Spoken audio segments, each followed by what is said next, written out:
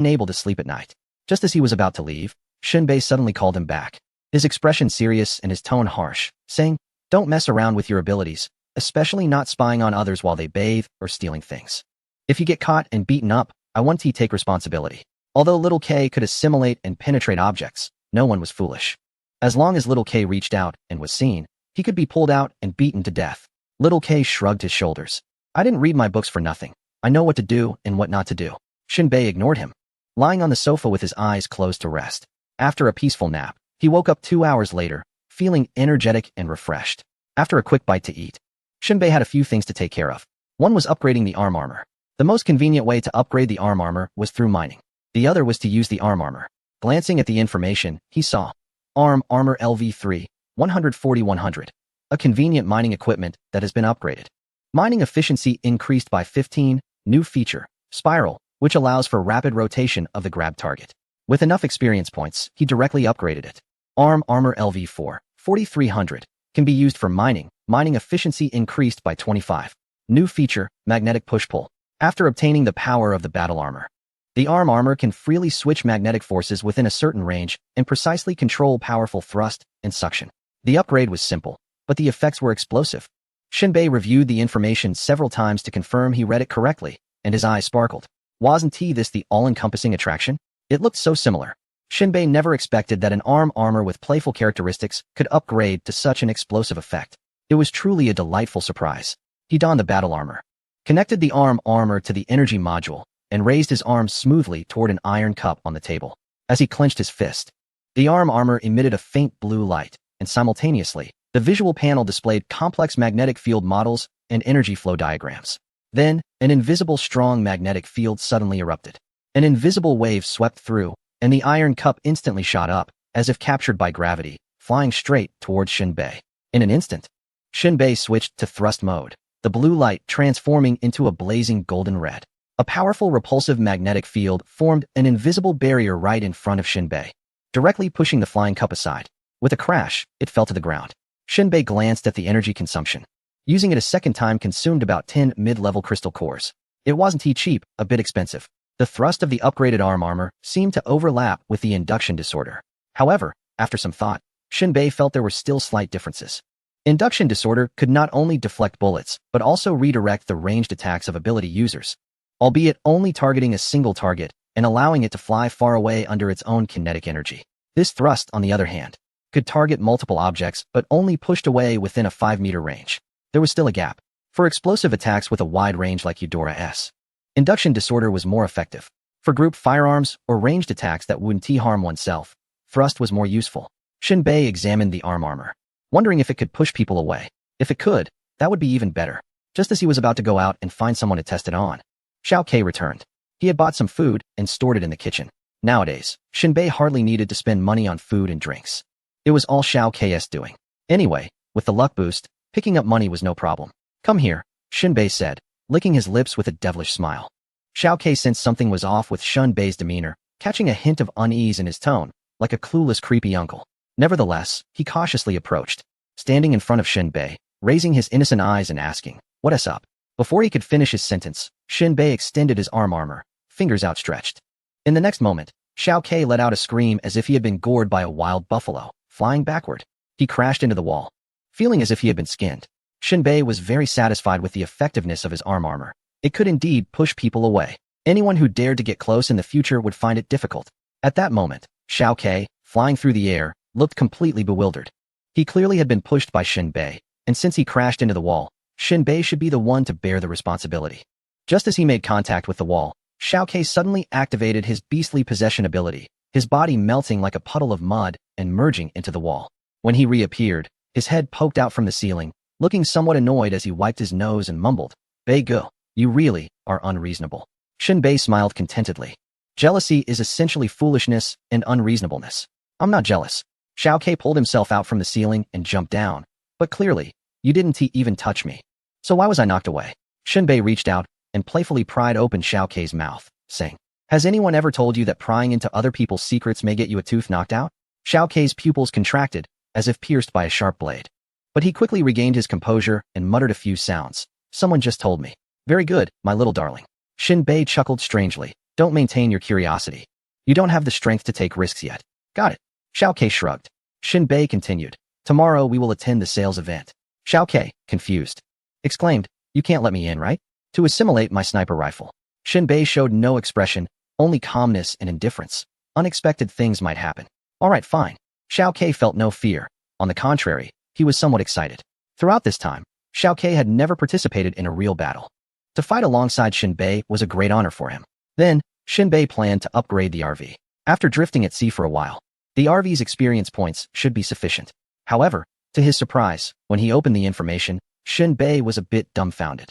RV LV6, 20, 00020. 000. Link function not activated. RV cannot be upgraded temporarily. Link function requires unlocking the connection door for the cluster fire disk. Upon seeing this message, Shin Bei's mind stirred. What does this mean? Why does the RV need to link with the cluster fire disk? This is a bit ridiculous, right? The last time the battle armor linked was understandable, as the control of the cluster fire disk was within the battle armor. And the control of the battle armor was in Shin Bei's hands. The RV had nothing to do with the cluster fire disk from the beginning. Shin Bei continued to read the text prompt, scrutinizing the words. About a minute later, an idea suddenly flashed in his mind. His eyes widened slightly, and his expression was somewhat astonished. Could it be that? Shin Bei seemed to understand. All the information pointed to 3 words, connection door. If he thought outside the box, then the next upgrade of the RV would reveal a door, which, once opened, would allow entry into the interior of the cluster fire disk. To unlock this function, the cluster fire disk must be upgraded. By reverse logic, if the cluster fire disk continues to upgrade, the internal space will expand, allowing personnel to enter and exit. As expected, it followed the trajectory he had envisioned. Shin Bei had a premonition long ago that since the cluster fire disk installed the Doomsday-level intelligent chip, it had increasingly taken on the shape of a warship with each upgrade. Now, looking at it, it was indeed the case. How could a warship be lifeless? It must have internal space. He speculated irresponsibly that once inside, there might be nothing, and he would have to collect various components. Currently, thinking about anything was useless. He still needed to upgrade the cluster fire disk to make it larger. Shin Bei was unsure how many times it needed to be upgraded to achieve linkage with the RV, but the goal was set. However, achieving that goal was not easy. The conditions for upgrading the cluster fire disk were too harsh, requiring artillery bombardment. Only after an explosion would there be experience points. It was truly a headache.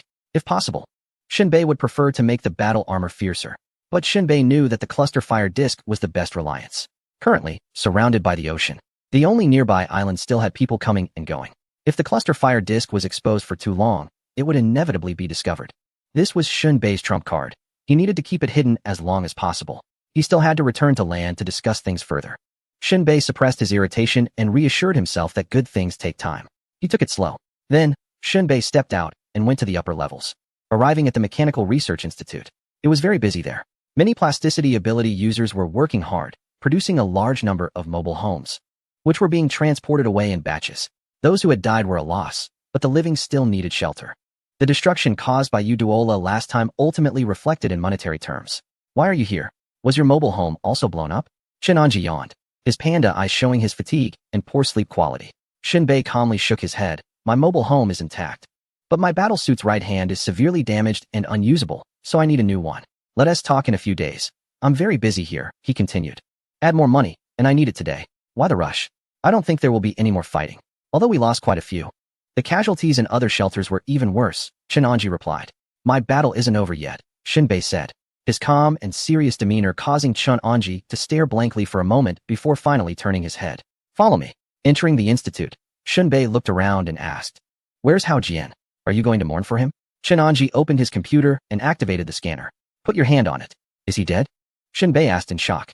Not much different from dead, Chenanji replied calmly. Shin Bei was puzzled. What does that mean?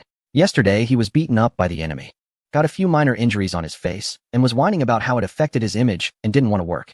He got whipped by Yu Wuchang, and now he won't be able to get out of bed for 10 days or so. Damn, he asked for it. Serves him right. About half an hour later, a new hand for the battle suit was completed, replicated one-to-one from the other mechanical hand. Although the materials were different, it didn't matter. The next upgrade would fill this gap and maximize the materials. Shin Bei had gone through this process many times, especially with battle suit repairs. After one upgrade, it would automatically be filled in. After wearing it, it felt just like before, as if nothing had changed. The cost was 50 intermediate crystal source cores. When Shin Bei heard the price, he thought Chenanji was extorting him and wanted to have a serious talk with him. But Chenanji was better at negotiating. That's just the price ratio. Shinbei was left speechless. In the old days, an electric car was worth 80,000. But replacing a battery would cost 100,000. Damn price ratio, he thought, giving Chenanji the finger in disdain. Chenanji didn't care, smiling and saying, "Welcome to visit again," as he pushed Shinbei out. The next day, the grand sale of the Second Awakening potion was held as scheduled at the official residence of Shelter 36. Perhaps it is the harmonious exchange of goods and trade. Perhaps it is the chaos and turmoil. The power of choice does not lie with Rock, nor with Yu Wuchang, and certainly not with the other shelter leaders. It rests in the hands of Shinbei. Chapter 220. Gathering of all parties. The weather today is poor. There are winds and rain, with fog covering the sea, and rain pouring down, splashing into the water, creating a rustling sound. However, this does not hinder Shelter 36 from holding its sale as scheduled. At this moment, the rain is getting heavier, and the sound of rain is becoming more urgent, almost indistinguishable in order. The rain has formed a white curtain, enveloping the world in chaos. The clouds on the horizon are low and dark, with neither thunder nor lightning. On the sea, mist is constantly surging, and even in broad daylight, visibility is frighteningly low. Shinbei arrived early at the venue, which was nearly empty. He stood by a concealed window. This is a spacious venue covering at least 500 square meters. The venue is resplendent, with a scarlet carpet laid out, and a grand ink painting of vast landscapes hanging in the center of the wall. At first glance, it exudes a majestic aura of who governs the nation. When Shinbei first saw this painting, it felt familiar. He had often seen it in the background of news broadcasts in his previous life. His eyelid twitched slightly, if it were in the old days. Just the weight of this painting would be enough for Yu Wuchang to be executed 100 times over. Damn it, the heavens are giving no face. Will those leaders still come in this rain? Rock shook off the water on him, grumbling. Meanwhile, Shinbei's gaze was extremely clear, passing through the glass window and looking into the distance. With the vision provided by his current armor, the dark clouds and heavy rain posed no impact at all. He could even see the distant scenery of Titan in its entirety.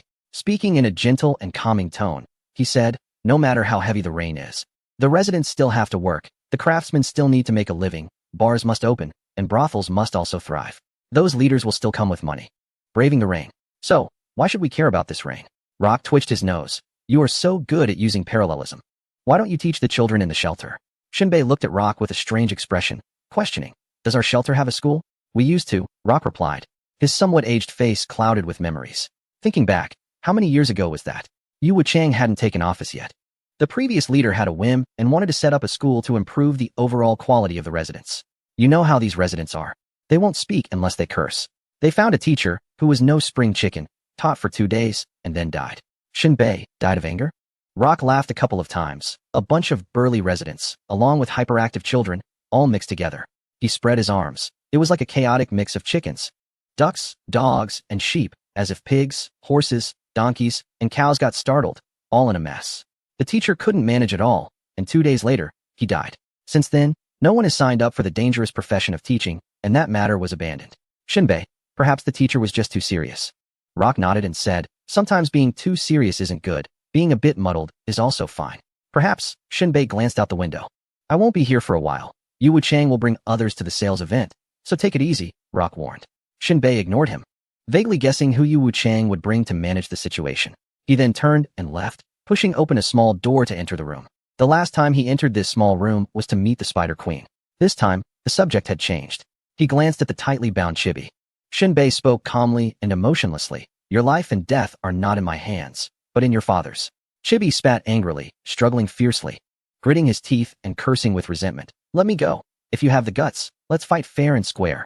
Shinbei pulled over a chair, crossed his legs, lit a cigarette, took a puff, and blew the smoke in Chibi's face. "Fair and square? Don't you find it pathetic and amusing to utter such righteous words in this world?" Shinbei patted Chibi's menacing face and continued, "This is not a gambling den. The winner can walk away, while the loser faces an endless abyss. Now it's a matter of life and death. If you lose once, there will be no chance for a comeback, and as the winner, you can only pray that the next one can defeat me. Learn a bit more reasoning. It can give you some edge beyond your brute force abilities." The rain had lessened. Oreron from the thought shelter stood up slowly and expressionlessly. A servant draped a raincoat over him. The label on the raincoat read Shelter Number 36. The light industry of Shelter Number 36 is second only to the Research Institute. Some shapeshifters unwilling to accept the management of the Research Institute create single-person sellable items at home, such as essential water bottles and small hardware components. During this Titan breeding season, Many items were quickly traded, and some residents hoarded goods regardless of their usefulness, simply because they were cheap. The core resources circulated rapidly. However, the raincoat Auron wore was not bought with money, but was snatched from an unfortunate soul. Auron glanced at the label, his lips curling, revealing a gleaming set of white teeth. Does this count as revenge? The servant trembled and replied, no, it doesn't count. Shinbei killed 5 of us and flaunted it. Auron asked again, then what counts as revenge? Blood. I like your answer. Auron wrapped himself in the raincoat and walked into the rain amidst wild laughter. Liang Zicheng stood in front of a rusty machine tool, watching it continuously cut metal shavings, lost in thought. He recalled the afternoon many years ago when he first saw the giant heart. It was the previous leader who took him to witness the true form of the core. Since then, Liang Zicheng's awe had deepened. Although he knew steam was somewhat outdated, the advantage was that the energy was free and inexhaustible. It was steel, sparks, noise, and surging power. At that moment, the 15-year-old boy was engulfed in an overwhelming shock that was hard to describe. From then on, hammers, gears, springs, valves, as well as the surging flames and steam, became the best companions of Liang Zicheng, who shared a deep understanding with them, just like today. The obscure and chaotic texts in the Book of Steam, along with its abstract and intricate diagrams, appeared to Liang Zicheng as vivid comic strips. He seemed to witness an unheard of primitive era. Various reptiles curled up beneath palm trees. The earth was covered in hard red soil. The ocean floor was dominated by bony fish, and the top predator was a giant dragonfly with transparent wings. While primitive bipedal humans relied on rudimentary iron tools to fend off various colossal beasts. Until one day, the bipedal humans discovered steam. Their lives underwent a revolutionary change. Inspired by the kettle, they proposed a brand new natural philosophy. From primitive shells to pottery and bronze, the creations of the bipedal humans evolved rapidly over centuries. Driven by their brains and wisdom, producing an ever-changing array of products derived from natural philosophy. Towering spires nearly touching the edge of the sky and submersibles diving deeper than 10,000 meters into the ocean marked their achievements. The bipedal humans ventured into the sky and the earth, capable of anything. They called themselves scholars and established territories known as nations, marking the zenith of their civilization. The scene is frozen. The old era fades away, a new era begins, with various bizarre and unimaginable technologies and knowledge flowing like a rushing river, washing over Liang Zicheng's soul. The deep space forces that once brought destruction to the earth, sealed in the history of the old era, also reveal a glimpse of their secrets to Liang Zicheng. The core's secrets remain in the hands of the shelter, and now, this glimpse is no longer solely theirs. There is an ordinary person named Shinbei added to the equation. Is he really an ordinary person? This has been a question that Liang Zicheng has pondered for a long time. Not quite. The disguise is very well done. Beneath the covered core exterior, he can still be accurately identified. He is either the master of the core or a lackey of the master. Moreover, it is said that last night, Shinbei killed a 10th tier ability user. Everything in the shelter operates under steam energy. If someone probes into the core, he would be the most failed and deeply sinful leader in history, akin to a last emperor. Is Shinbei hinting at something to me? Or is he issuing an ultimatum? Liang Zicheng finds it hard to gauge, but he feels a sense of unease that has persisted since Shinbei stepped into the shelter. At this moment, the machine tools emit a sharp, buzzing sound, flames flicker, and gears turn. Liang Zicheng puts on his single-sided copper-framed glasses, his thin shadow flickering uncertainly in the dim room, occasionally revealing the shadows of various unnamed steam tools in his hands, clawing in the firelight. Before long, a uniquely shaped steam device gradually takes form under Liang Zicheng's direction. It consists of a brass mask that covers the nose, mouth, and chin, connected to a single-handed copper arm armor and a similarly colored leg guard, resembling a tattered half-set of individual armor at first glance. Liang Zicheng sat on the ground, rolled up his pant legs, put on his leg guards, and gently wound the mechanism. 2 cruel hooks pierced through his inner thighs, causing his eyes to bulge, and he let out a muffled groan, sweat immediately forming on his brow. After about 2 minutes, Liang Zicheng stood up and took a couple of steps back and forth. Feeling no discomfort, expressionless, he donned a brass mask, and the brown pipes connected his single-arm armor to his leg guards. The dirt stains, messy sweat, and heavy brass gear gave him a somewhat surreal, post-apocalyptic steampunk appearance. With a click, Liang Zicheng finished putting on the armor for his right arm and surveyed the tattered room around him. Everywhere were remnants of machines he had dismantled and repurposed. Only a compact steam-powered unit remained intact, standing about 60 to 70 centimeters tall, with a slim and smooth structure, unlike the usual bulky units. Its steel limbs had curves indistinguishable from muscle, with 2 steam pipes running from the bottom up through its ribs and shoulders, and its neck was empty, lacking a head. Each part of the unit was detachable, wearable, and could perform simple combat actions independently without a pilot. Liang Ziqing stared at the compact unit for a while, reached inside to explore, and after twisting a knob, the entire unit suddenly fell apart into a pile of components. I don't want to initiate the war of judgment. But don't push me. Liang Ziqing pushed open the door, steam hissing from the canister like a spirit as he walked into the rain curtain. Chapter 221. Only life and death can make you understand the truth. Shelter number 12. Qi Yunlai stepped hard on the intelligent microfluidic system equipment. His foot pressed down with increasing force. The device emitted a distorted sound under the strain, like an egg under a hydraulic press. Boss, the rain has lightened up a bit. One of his subordinates reported expressionlessly. Qi Yunlai's temples twitched slightly. Am I being stopped by the rain? The subordinate bowed his head in silence, carrying an uncontrollable boiling killing intent. Qi Yunlai's cold voice came through clenched teeth. I'm just enjoying the last moment of peace before the slaughter. He then slowly stood up. The intelligent microfluidic system equipment beneath his feet instantly exploded, collapsing like perfectly stacked blocks. Parts scattered everywhere. Qi Yunlai let out a sinister laugh. So it's a trade. Huh, fine. Clean it up, pack it into a box, and I want to see how Shunbei plans to trade. If my son loses even a hair, I'll skin Shunbei alive. And I'll wash away that dog Yuachang too. Upper level of shelter number 36. Leaders from various shelters entered the meeting hall one after another. Without exception, these leaders were only allowed to bring one subordinate into the venue. The surface reason was merely the limited space of the hall. But everyone knew well that this was the rule of shelter number 36. Soon, all parties were gathered. The personnel in the hall maintained their distance, neither relaxing their vigilance nor pretending to be at ease. At this point, the expressions of the leaders from more than a dozen shelters were not good. Under normal circumstances, there should be some drinks or food prepared for everyone to pass the time in such an occasion. However, the venue has nothing at all, not to mention drinks. There aren't even any chairs. Everyone has to stand and wait for the arrival of a certain individual. Despite this impolite treatment, no one dares to voice their complaints. The chaotic brawl from the night before didn't inflict any significant damage on shelter number 36, which is their failure, especially since a tier 10 ability user died, and no shelter has come forward to claim them. Therefore, shelter number 36 has the upper hand and doesn't need to care about their expressions. Any discontent must be suppressed. At that moment, a small door on one side of the venue was pulled open. Everyone thought a certain individual was about to appear, but instead, they saw a person named Shunbei stepping out. Shunbei was dressed in blood-red battle armor, gleaming as if blood was thickly dripping. His demeanor was neither humble nor arrogant as he walked straight to the crowd, wearing an ambiguous fake smile. Ladies and gentlemen, I apologize for the interruption. Before the arrival of the guest, I have some personal matters to attend to. The crowd's Qi Yunlai approached with a smile, his hands resting on the table's edge, staring at Shunbei's armor. Recently, I've been dreaming intermittently, as if I were a mechanical designer sketching a set of battle armor capable of killing ability users. Perhaps my imagination isn't rich enough, but it truly is a smooth. Qi Yunlai pondered over his words, finally concluding. A smooth and aesthetically pleasing set of armor. Shunbei and he locked eyes for a moment, then rummaged under the table, pulling out an old-style Xinhua dictionary and pushing it towards Qi Yunlai. If you lack knowledge, you should learn more flattering words. How kind of you, Mr. Shunbei. Qi Yunlai replied with a somewhat sinister smile. But what if I don't know how to read? Does your son know how? Shunbei suddenly asked with a grin. Qi Yunlai spread his hands innocently and said, I don't know. That guy has run off somewhere. Do you know? Shunbei raised an eyebrow, slowly revealing a playful smile. Coincidentally, your son is visiting my room and is currently reflecting on his actions. Qi Yunlai waved his hand, and his subordinate placed a box on the table. Shunbei naturally reached to open the box, but was stopped by Qi Yunlai. Why the rush? I think you're more anxious than I am. I need to take a look.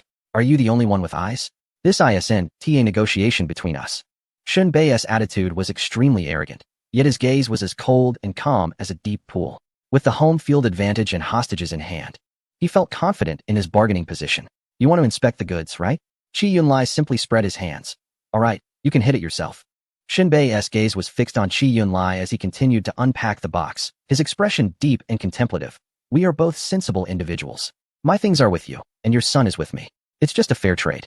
A sinister smile crept onto Qi Yunlai's fierce face. Indeed, a fair trade. Let us resolve everything one by one. Be proactive, organized, and rational. I like doing business with people like you. Before finishing his sentence, Shunbei's gaze fell into the box. It was a pile of junk, discarded items that no one would even glance at in a garbage heap. If Shunbei hadn't seen intelligent microfluidic system equipment before, he would definitely feel like he had been tricked by Qi Yunlai. The fact is, he was tricked. A good piece of intelligent microfluidic system equipment had turned into a heap of scrap. How about it?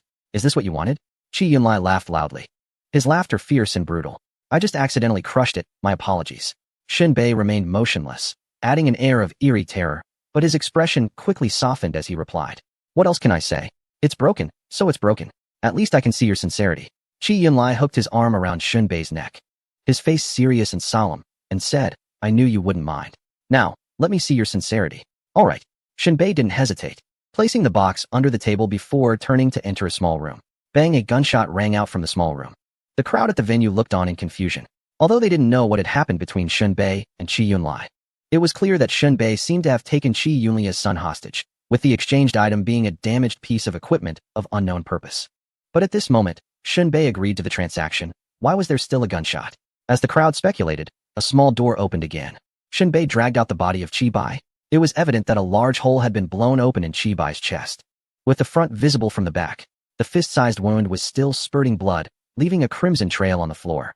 Shin Bei dragged the body as if it were a dead dog, an ominous and eerie aura emanating from him, making him appear like a ghost emerging from the underworld.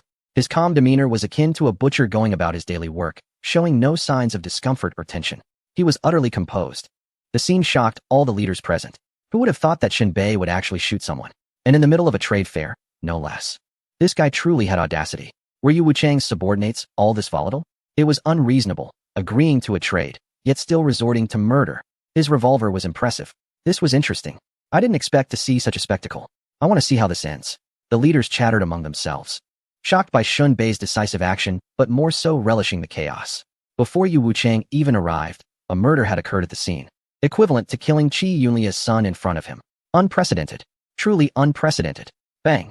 At that moment, Shin Bei tossed Chi Bai's corpse in front of Chi Yunlai. His gaze disdainful, and said slowly, How's my sincerity? Chi Yunlai's face was filled with disbelief, as he looked down at his son lying like a pile of mud at his feet. The blood is warm, and life has just slipped away. In other words, before this, the target was completely unharmed, yet was shot dead by a single strike. It was evident that the anger of the leader was rising steadily. His subordinates wore stiff, dazed, and eerie expressions. They had expected to see the target return alive, but instead, they witnessed a ruthless slaughter. One of the subordinates, filled with resentment, spoke in a low voice. This is a provocation. Do you even know who you just killed? We from Shelter 12 are declaring war on Shelter 36. The leader lowered his gaze and suddenly smiled faintly in silence. What is this? Are you harboring ambitions for the position? What qualifications do you have to declare war if you are not the chief? Stop playing word games with me. The subordinate gritted his teeth, his face contorted like a demon. You will suffer our merciless revenge. Just wait. Just wait. Oh. The leader narrowed his eyes and calmly said, Since you want to take revenge, you must be the vanguard. Bang after the gunshot. The leader had already holstered his revolver. The shouting subordinate had not yet realized what had happened. Just as the leader finished speaking, he saw the leader's arm lift and then fall. He wanted to continue cursing, but suddenly heard the gunshot, feeling his mind go blank, as if it had been wiped clean. There was no pain. In that brief moment, emotions of sorrow, regret, and despair surged like a tidal wave through his soul. He finally understood that the leader's action had occurred so swiftly that it left no chance for anyone to react. Then, his forehead exploded, and he fell straight to the ground, lifeless. Another one dead. The other leaders collectively gasped. At that moment, they all thought of one word: volatility. The leader was far too volatile. In other words, you killed the chief's son and still don't allow anyone to curse a little? The revenge hadn't even begun. Yet he was so calm and cruel in eliminating potential threats in advance. Although killing was a common occurrence for the leaders, it could be said that each leader took office stepping over a sea of blood.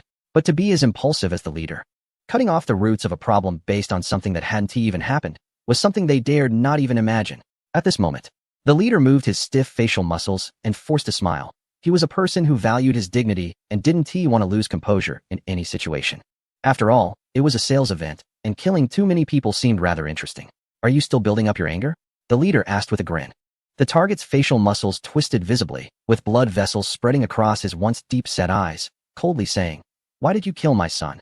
I also killed your subordinate. I'm asking you, why did you kill my son? The leader, like a statue, replied expressionlessly, You damaged the items to be traded. Is that your reason? Of course. The leader raised his chin and continued, When did I ever say that the target you were to receive would be a living person? You damaged my equipment, so I will return to you a corpse. Shin Bei's previously expressionless face turned extremely terrifying as he emphasized, How reasonable is that? Think about it. Abandoning your children. Dying with your eyes closed. Isn't that the logic? Chapter 222. You are raising your heads too high. Is there anything wrong or out of place? Shinbei believed there was absolutely nothing wrong. Qi Yunlai had given his intact, intelligent microfluidic system. He himself had given a living Qi Bai. Now, after damaging my equipment. Although it was stolen, in this world, whoever has the stronger fist owns the items. Trade is merely a way of circulating materials.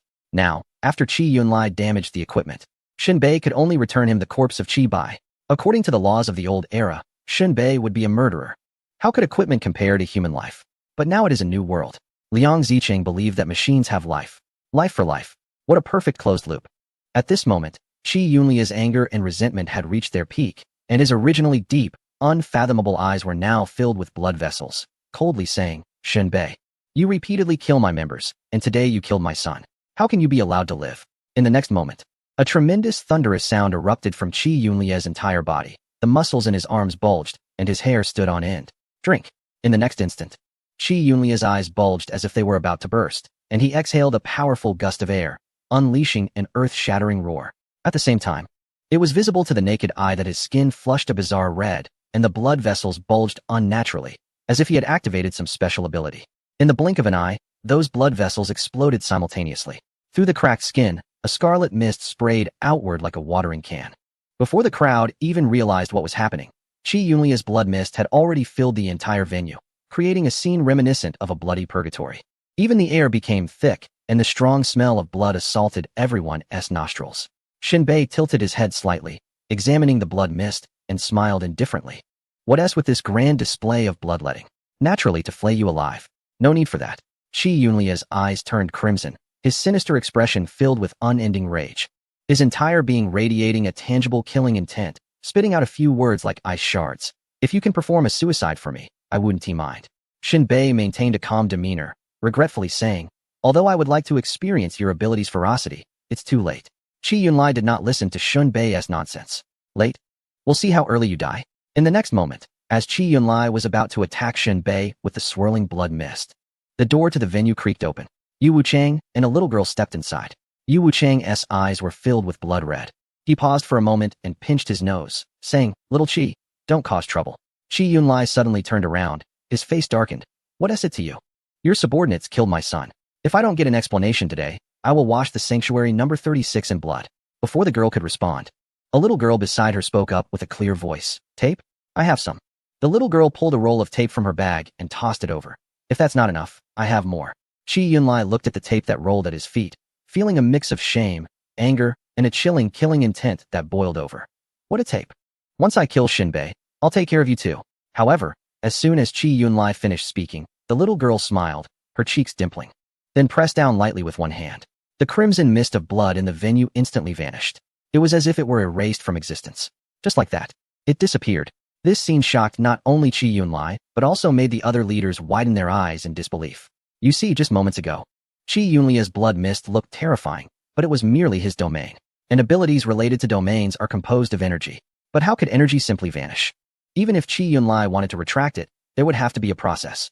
Moreover, it wasn't even Qi Yunlai who retracted it. Now, that little girl merely pressed down, directly nullifying Qi Yunlia's domain. How terrifying is that? Even the Spider Queen couldn't achieve this, could she? Forget Qi Yunlai. None of the others had ever witnessed such a bizarre occurrence. In an instant, many leaders took 2 steps back, their gaze fixed on the mysterious little girl. Even more astonishing was that the little girl's rank was completely indiscernible. Or rather, she seemed just like an ordinary person, akin to Shinbei. The moment this thought crossed their minds, many nearly had their heads explode. After all, Shinbei's attitude was far more arrogant than this little girl's. Could it be that Shinbei also belonged to an inscrutable rank? Each leader began to wildly speculate.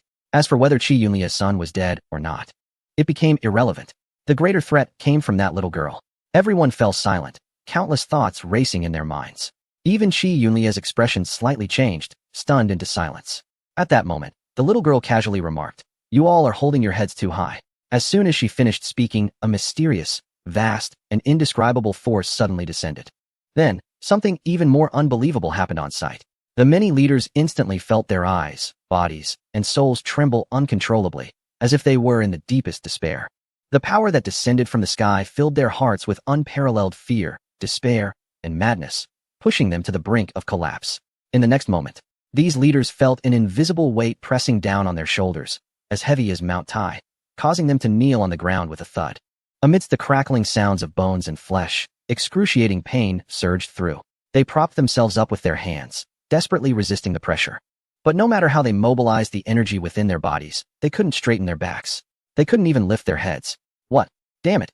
How could this be? Get up. At this moment, many leaders looked pale, and their eyes seemed to be bursting. They were all tier 8, 9, or even 10 abilities users. Yet, a mere pressure from the little girl had forced everyone to kneel and unable to raise their heads. In that instant, their hearts raced, their eyelids and eyebrows twitched uncontrollably, and the shame and anger left them with dry throats. But they felt utterly powerless. What a gap. What kind of gap was this? Their expressions changed dramatically, first showing shock, then disbelief, and finally a face filled with incredulity. Their gazes twisted momentarily, yet they dared not show any anger or hatred, only lowering their heads deeply and gritting their teeth. It was simply terrifying. However, apart from Yu Wuchang and Shunbei, there was one person who remained standing. That was Liang Zicheng from the Mazu Sanctuary. He was wearing a steam-powered suit that was hissing with steam, feeling dazed for a moment. Everyone else had knelt. But why was he unaffected? The little girl turned her gaze towards Liang Zicheng, tilted her head, sniffed as if sensing something. And then her beautiful eyes sparkled as she softly said, "I see you." After this simple statement, the little girl followed Yu Wuchang towards the main table. At this moment, Yu Wuchang's voice was deep and authoritative, carrying a soothing tone. "Everyone, please do not be nervous. The blood mist is quite foul, and the visibility is low, which affects our grand sale ahead." In the crowd, Baba Tu from the 5th Sanctuary gritted his teeth and spat out a venomous remark. "Yu Wuchang, what do you mean by this? We came to participate in the sale, and you make us kneel like this. It's too much." Yu Wuchang, however, was unfazed and replied with a smile. "Many people have died in my sanctuary, and you all have participated to some extent, so consider it an apology." Yu Wuchang turned to look at the little girl. She raised her hand, and the unnamed force on the shoulders of the leaders vanished instantly. They stood up in shock, collectively staring at Yu Wuchang and the others, their eyes filled with dissatisfaction. Yu Wuchang ignored their glances and turned to Qi Yunlai, smiling as he asked, "Little Qi, in the end, it's just a few dead people, right? Haven't people in my sanctuary died too? Now, I ask you one question. Can you be a bit more magnanimous? After all, it wasn't your son who died." Qi Yunlia's voice was deep and resonant, vibrating the air and causing the windows to rattle. Yu Wuchang grinned and said, "What's wrong? Does your sanctuary not have any women left? Is your little silkworm unable to rise? I'm giving you another chance to answer my question." Qi Yunlai cast a sideways glance at the little girl, and then at Shun Bei, snorted, and waved his sleeve. "What are you hesitating for? Hurry up and sell. We'll leave once we've bought everything." "Very well." Yu Wuchang smiled in satisfaction and clapped his hands. "Now that we have no disputes, we can continue." He nodded towards Shun Bei. Shun Bei understood and stepped into a small room, bringing out a small cart. "Uncover the red cloth above." And Yu Wuchang won't hesitate. On rainy days, it's more suitable for sleeping rather than haggling here. The secondary awakening potion, 1,000 vials. Each priced at 500 high-grade crystal source cores. Limited quantity, first come first served. By the way, there are no purchase limits. Once this price is announced, the leaders feel even more furious than the earlier humiliation they suffered. Is this the price a person can come up with? Have you gone mad thinking about money? Wake up, stop dreaming. You really dare to say that? Yu Wuchang, I went around in circles just for this? Is this your sincerity? You could just rob people. Why bother with business? Have you misunderstood something? Selling it means money. If it doesn't sell, it's just a pile of garbage. I'm not boasting, Yu Wuchang, but right now, the Titan is motionless at sea. Have you heard of cases where shelters were completely slaughtered? Exactly, this price is simply mocking us. If this gets out, we can't control what our subordinates might do. The price of 500 crystal source cores is not cheap. You must know that this is a secondary awakening potion with a 30 death probability. Although every leader wants to increase the number of extraordinary individuals in their shelter. If it awakens well, that's fine, but if it fails, both people and wealth are lost, making it not worth the cost. These leaders threaten and entice, trying to get Yu Wuchang to lower the price. Yu Wuchang spreads his hands. This is the price. Accept it if you want to buy. If not, you can leave now. If you think Shelter 36 can't withstand your siege, you can come again. By the way, Yu Wuchang looks around and smiles. That tier 10 woman hasn't been claimed yet, right? Coincidentally, I have a little girl here who also wants to practice with everyone. Yu Wuchang smirks. I ask, do you dare to take the challenge? Chapter 223. The Aftermath of Zero. The gate of the mansion opens. Leader Baba leaves with a dark expression. However, he holds the secondary awakening potion, each priced at 500 high-grade crystal source cores. Baba buys 20 vials without hesitation and walks out. It must be said that Yu Wuchang is making a fortune, even making others envious. At this moment, Baba quietly tells his subordinates, find out who is leading this project, bring them over, and if you can't, just rob them. His subordinates frown, feeling apprehensive, but that little girl. Baba turns back to glance at Yu Wuchang's mansion and chuckles. A girl even more formidable than Yu Wuchang. Comparable to the Spider Queen, not only is she not the leader of Shelter 36, but I've never even heard of her.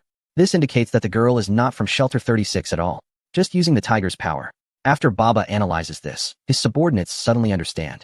Feeling that it seems to be the case, the action plan will wait for the Titan to return to land before implementation, at which point everyone will go their separate ways.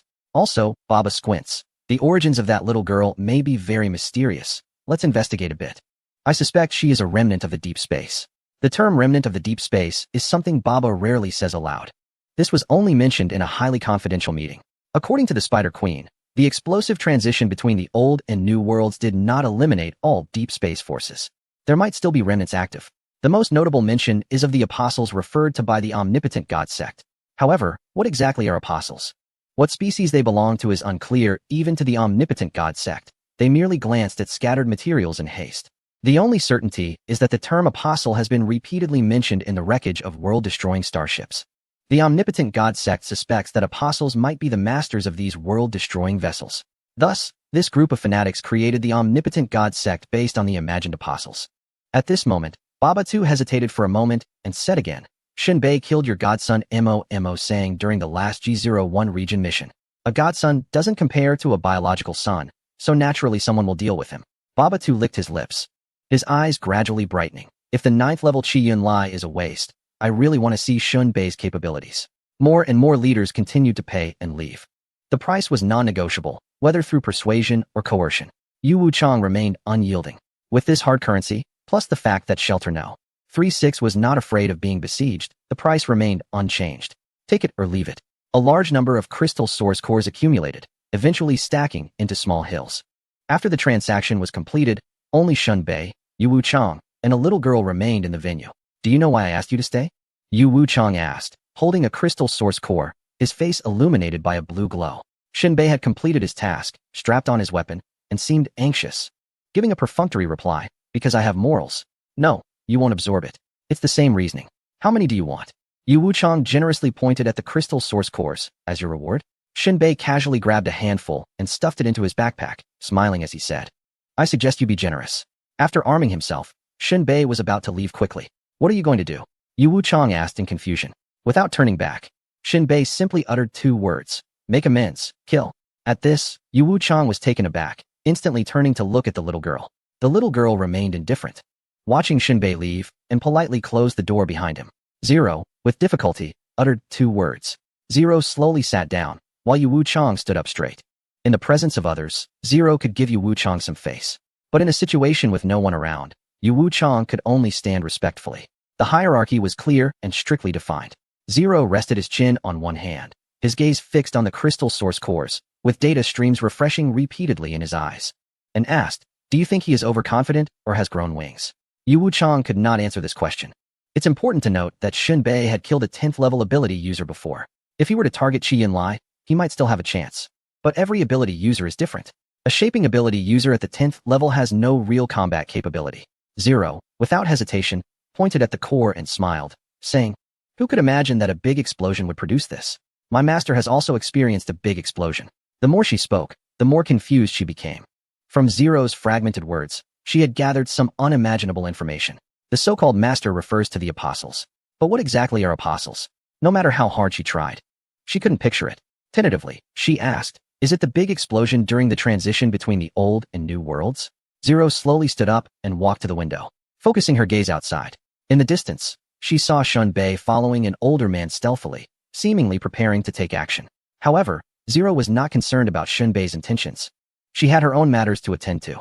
Her attention shifted to a shelter in a clockwise direction as she answered Yu Wuchang's question. No. It's the Big Bang of the universe. Upon hearing this, Yu Wuchang's eyes widened in disbelief, filled with unparalleled shock and fear. The Big Bang of the universe? A singularity? How could that be possible? What could survive such a catastrophic and world-altering explosion? It was simply unimaginable. Life originated from this. Zero continued calmly. Whoever granted the creation of the Big Bang is the master of all things. Yu Wuchang couldn't comprehend this. His head throbbed, and he felt dizzy. But he realized that Zero had said so much today for a reason. He boldly asked, "What do you need me to do?" Zero pointed to a shelter in the circular arrangement, her tone indifferent yet astonishing. "Prepare for war. I want to reclaim what belongs to me." Yu Wuchang was taken aback. At the same time, Qi Yunlai returned to his shelter, completely soaked. He wasn't sure if it was due to Zero's intimidation, the rain, or a combination of both.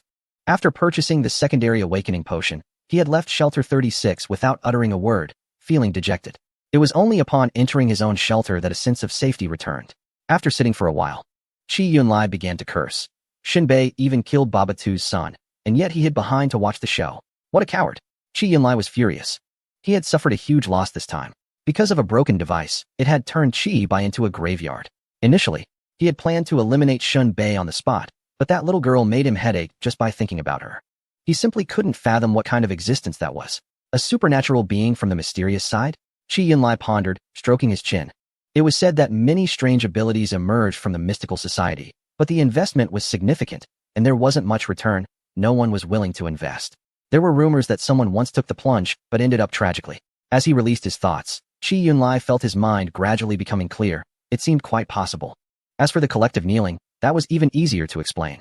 In the realm of artistic creation in ancient times, there was a technique known as catching a blade with bare hands. It meant that no matter how the opponent attacked, one could catch their blade with both hands. Although it may seem like mere fantasy, can we imagine how people in ancient times envisioned a world of hardship? Thus, while the little girl's abilities are enigmatic, it doesn't necessarily mean she is exceptionally powerful. It could simply be that she happened to acquire this unique ability to make others kneel in fear. With this thought, Qi Yunlai felt much more at ease.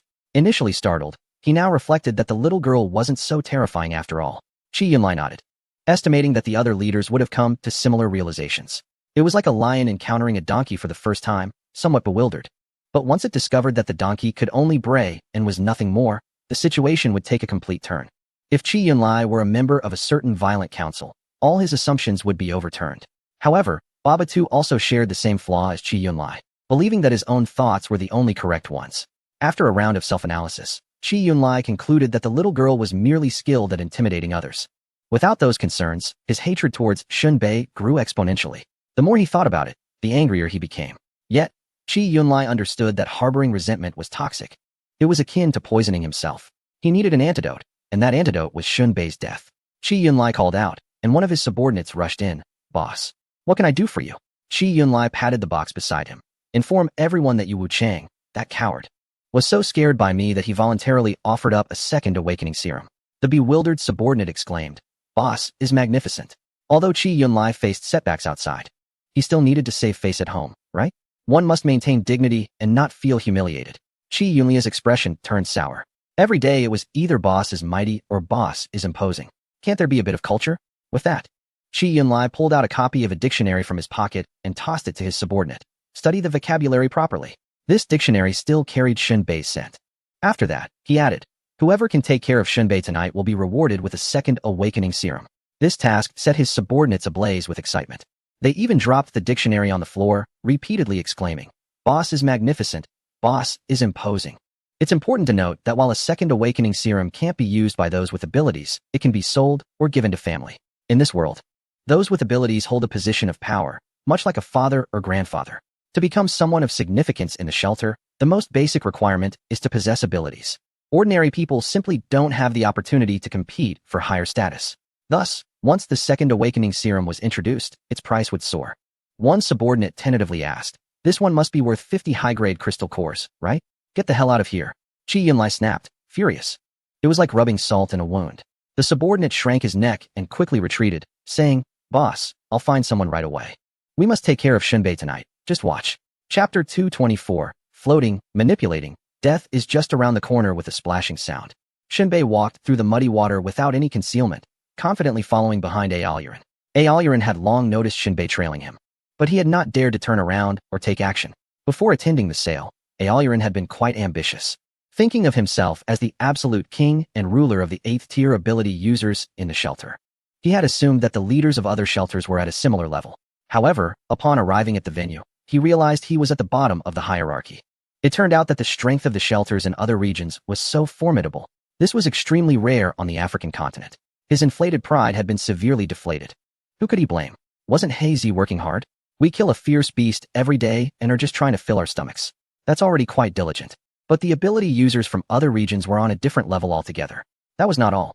The little girl at the venue had left Aolurin utterly horrified. Even now, he couldn't understand what that twisted being was. It seemed to surpass the existence of ability users. He really couldn't afford to provoke such a presence.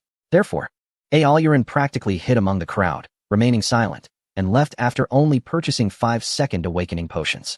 As for seeking revenge on Shunbei when leaving, forget it. Didn't the 9th tier Qi Yunlai also leave in disgrace? Compared to that kind of life-and-death grudge, merely sending an ability user to ambush Shunbei was trivial. Shunbei might have even forgotten about it. Better to forget. He could just stay home, wait for the Titans to reproduce, and then return to Africa to live like a king again. However, the truth proved otherwise. Shunbei not only hadn't forgotten, but had also followed him closely. The intention was clear. It was no longer Aolurin seeking revenge on Shunbei, but rather Shunbei wanting to settle the score with Aolurin. At this moment, Aolurin walked quickly, not stopping until he was completely out of sight of the Yu Wuchang residence. He then turned around, glancing back at the slow-moving Shunbei. He handed the second awakening potions to his subordinate, instructing him to keep them safe for the return. Before he could finish his sentence, a gunshot rang out like thunder in Aolurin's ear. Before the sound had faded, a splash of red and white blood and bone fragments splattered across Aolurin's face. The subordinate in front of him had his head blown off by Shunbei. Thud! The subordinate's body fell straight down, splashing mud everywhere, some of which even landed on Aolurin's face. At that moment, Aolurin's face was covered in blood and dirt. However, his expression was so dark that it was hard to see through the muddy mess. The advantage of having dark skin was evident. Even the dirtiest soul couldn't be seen clearly. Shunbei stopped 3 meters away from Aolurin, raised his chin, and spoke in a calm, indifferent tone. Only the drizzle hitting the muzzle produced a puff of steam, indicating that the bullet had just come from Shunbei's gun. Orin looked down at his fallen subordinate. His jaw clenched, breathing heavily, and said in a grave tone, "Shunbei, what do you mean by this?" Shunbei's eyes were sharp like a hawk, and he said ominously, "What do I mean? Don't you think this is a reenactment of history? It's just that I want to perform according to your script. Instead, you'll have to cooperate with my script now." A suffocating and chilling aura emanated from Orin that he could hardly suppress. He finally understood what was meant by a historical reenactment. It was merely the incident from the day before yesterday when he sent someone to rob Shunbei's second awakening potion. Now, it was Shunbei's turn to play the role of the robber.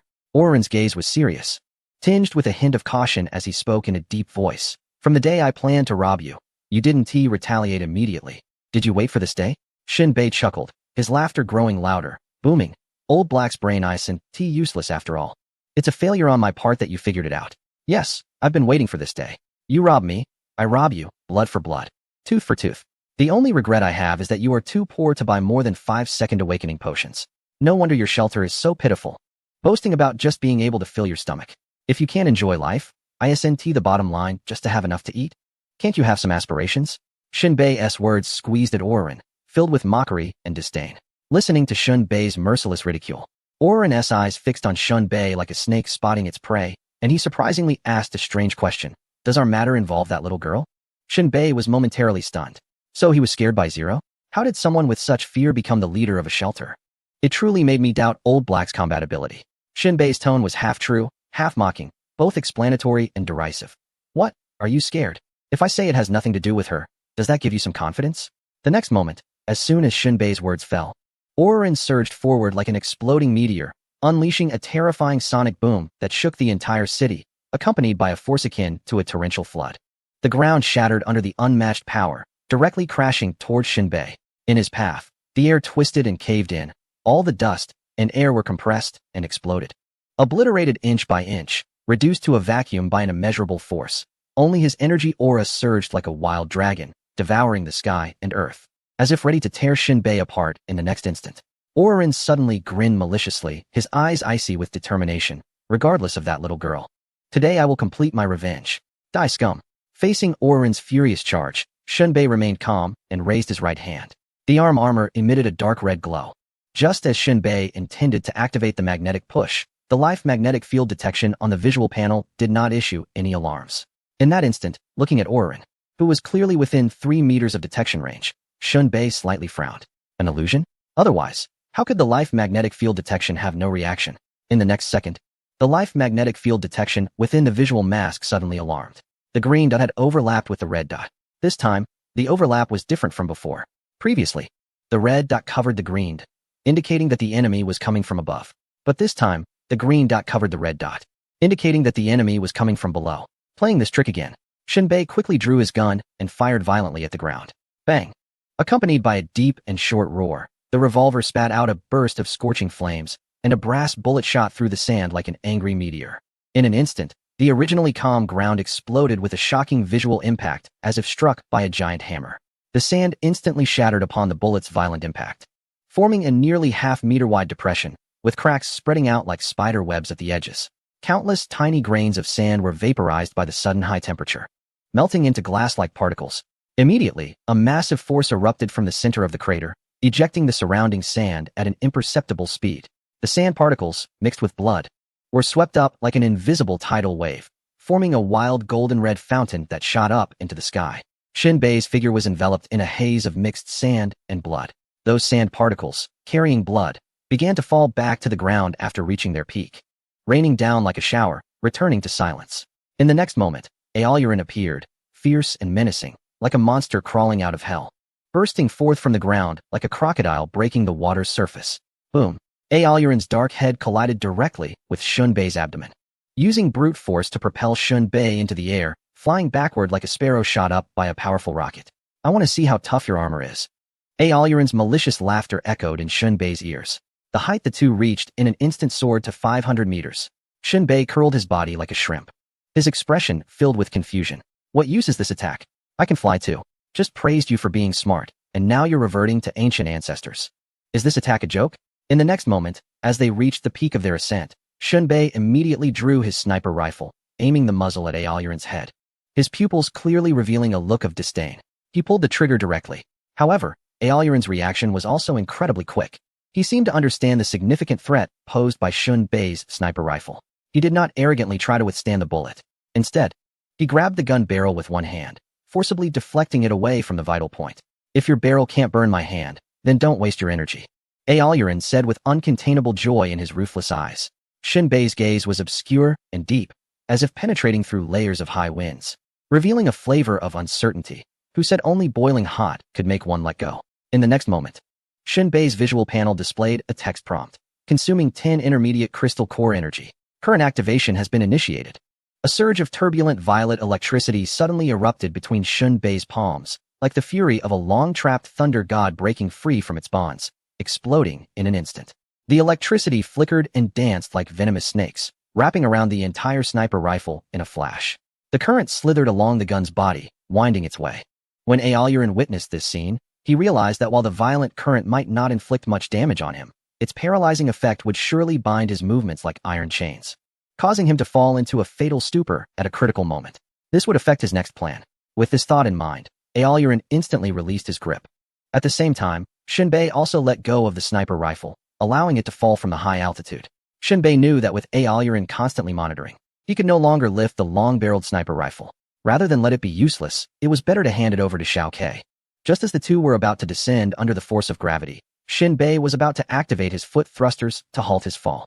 However, Aolurin gave Shinbei no chance. He reached out and twisted, flipping Shinbei, who was initially facing upwards, like a mere toy, with his head now facing down. Aolurin's next move was even faster. He turned and firmly wrapped his arms around Shunbei's waist, diving straight towards the ground. From such a height and speed, the armor's defense was completely ineffective. What Aolurin aimed to do was to secure Shunbei's upper body, absorbing the tremendous impact with the ground, a force that would completely snap Shunbei's neck and spine. It's important to note that the joints and connections of the armor were designed to be flexible to accommodate various complex movements of the wearer. But this also meant that under such a violent impact, the armor would mercilessly bend with the external force, failing to provide effective protection for Shinbei. As the two plummeted, the air was compressed, producing a sharp whistling sound, and the ground seemed to rapidly enlarge, as if it were going to mercilessly swallow them whole. To Aolurin, Shinbei was mere seconds away from death. At this moment, a fierce, cold, and eagerly expectant smile suddenly appeared on Aolurin's face. His voice harsh as if scraping against steel. Have you thought about how you will die? Shinbei, understanding Aolurin's intent to kill, replied calmly. What a clever assassination design. I have seen many confident people like you, yet I am still alive. In the next moment, the situation that Aolurin believed would surely kill Shinbei slipped beyond his control. Shinbei took the opportunity to drag him into the abyss. Chapter 225, Multiple Calculations. The deer falls into my hands, a high-altitude back slam. An extremely treacherous move. Aolurin had pushed his scheming to the limit. First, he feigned a shot, sending Shinbei flying into the air. Then he flipped Shinbei head downwards, directly slamming him towards the ground. Even though Shinbei had the thrusters to ascend, he dared not use them, as the acceleration of his descent would only increase. At this moment, Aolurin was filled with a boiling rage. His voice hoarse. You say I'm too confident? As death approaches, are you really that confused? Shinbei smiled faintly, a hint of dominance and control flickering in his eyes. Let's wait and see. In the next moment, with a thought from Shinbei, Aolurin heard a cracking sound. In his eyes, Shinbei resembled a shedding venomous snake, a transforming cicada pupa. The entire upper half of his armor detached from him. He looked just like a fledgling eagle breaking free from its shell. What? At that moment, Aolurin, holding the now empty armor, looked up at Shinbei, who was already turning his body, propelling himself with energy, slowly halting his downward momentum. Aolurin was completely stunned. His pupils constricted violently, his expression changing wildly. Deep within, a thunderous explosion resonated, leaving his mind blank for a moment. At this instant, his expression mirrored that of Eudora. He never expected Shinbei to break free from the armor so quickly. It was so fast that he couldn't react. Aolurin had initially thought he had a guaranteed kill, but in the end, Shinbei managed to escape, leaving only an empty shell behind. What good is an empty shell of armor? He intended to kill Shinbei, not to smash an empty suit of armor to the ground. At this moment, Shinbei, who was now hovering in the air, looked fierce yet calm. He gazed down at Aolurin's exaggerated, shocked expression, much like a clown. Shinbei touched his waist, a slight twitch at the corner of his mouth. A revolver hung from the upper half of his armor. However, Shinbei showed no sign of regret. Instead, he seemed to be enjoying the moment. He raised a finger, closed one eye, pointed at the still descending Aolurin, and his lips moved, letting out a popping sound. Upon seeing Shinbei's action, countless complicated thoughts flashed through Aolurin's mind. What is he doing? Shooting with his finger? Is he some sort of supernatural being? Playing tricks? Yet, in that fleeting moment, a gunshot rang out from below Aolurin. Aolurin's gaze widened in alarm. A gunshot? How can there be a gunshot? Shinbei's sniper rifle had already been released and was falling through the air. His revolver was still in his hand. What was Shinbei using to shoot? That ridiculously amusing finger? Even if a finger could shoot, the sound should come from above, not from right beneath him. Aolurin's first thought was that Shinbei had companions coming to his aid. However, Aolurin felt no fear. Although the gunshot sounded strange, like the distorted noise of a high-powered motor starting up, it definitely wasn't the sound of a shot fired by a marksman. Aside from the specialized shooter and Shinbei's bullets needing to be dodged, the guns of others were practically worthless. There was no need to evade. Even if you shoot, you won't penetrate my defenses. Gaining confidence, Aolurin looked down at the empty space below. At that moment, he realized that the flying bullet seemed to be a glass bullet shell, and the trajectory of this glass bullet was actually coming from Shinbei's sniper rifle. Crack! The glass bullet exploded against Aolurin's thigh. The yellow-orange liquid splashed and flowed into the shallow wound. How could this be possible? In that moment, Aolurin didn't feel much pain from the bullet. It was even less painful than a mosquito bite. But what was bizarre was how the sniper rifle fired without anyone controlling it. This was truly unbelievable. However, Aolurin hadn't yet figured it out. The rolling sniper rifle was the first to crash to the ground with a loud bang. Various parts shattered like glass, scattering everywhere. At that moment, Aolurin was even more shocked to see a small boy tumble out from the broken sniper rifle. An explosive scene unfolded right before his eyes. Who could imagine that amidst a pile of scrap metal, a living person could emerge? It was more astonishing than a monkey jumping out from a rock. At that moment, the veins on Aolurin's forehead throbbed violently, as if he were about to burst with rage. His face twisted and flushed, his scalp tingling with disbelief at this astonishing surprise. Although he didn't know what kind of ability allowed someone to hide inside a weapon, it was clear that the shot fired was the result of that little boy. The figure above, Shinbei, was out of reach, but the boy below reignited Aolurin's murderous intent. With a cold, sinister gaze that sent chills down one's spine, Aolurin turned his attention to the boy. He discarded Shinbei's armor and, like a meteor falling from the sky, launched a ferocious punch at the small boy. The boy, looking up at the overwhelming force and the threat of death descending upon him, suddenly crouched down, vanishing into the ground in an instant. The next second, boom. Aolurin's fist slammed heavily into the ground, creating a deafening roar that shook the heavens and earth. The ground beneath the Titan trembled violently. The unstoppable surge of energy erupted like fire meeting oil, forming a series of violent ripples, akin to a tsunami of energy, sweeping in all directions. Under the storm's onslaught, the houses around Orin shook incessantly. Orin's strike was a force to be reckoned with. Like the collapse of the sky and the earth, he was barehanded. Yet his punches carried the weight of mountains and seas. Each punch exploded with a thunderous sound, and the destructive force ignited all the air within 100 meters, creating a wave of pressure that was hard to fathom. However, despite the grandeur of the scene, there was no blood or flesh splattering on the ground. Layers of soil were thrown into the air, revealing the Titan's incredibly stiff back. Other than that, Orin saw nothing else. Teleportation? Orin slowly stood up, scanning his surroundings as if trying to catch a glimpse of the boy. But apart from a large number of terrified residents, there was no sign of the boy anywhere. No, it wasn't teleportation.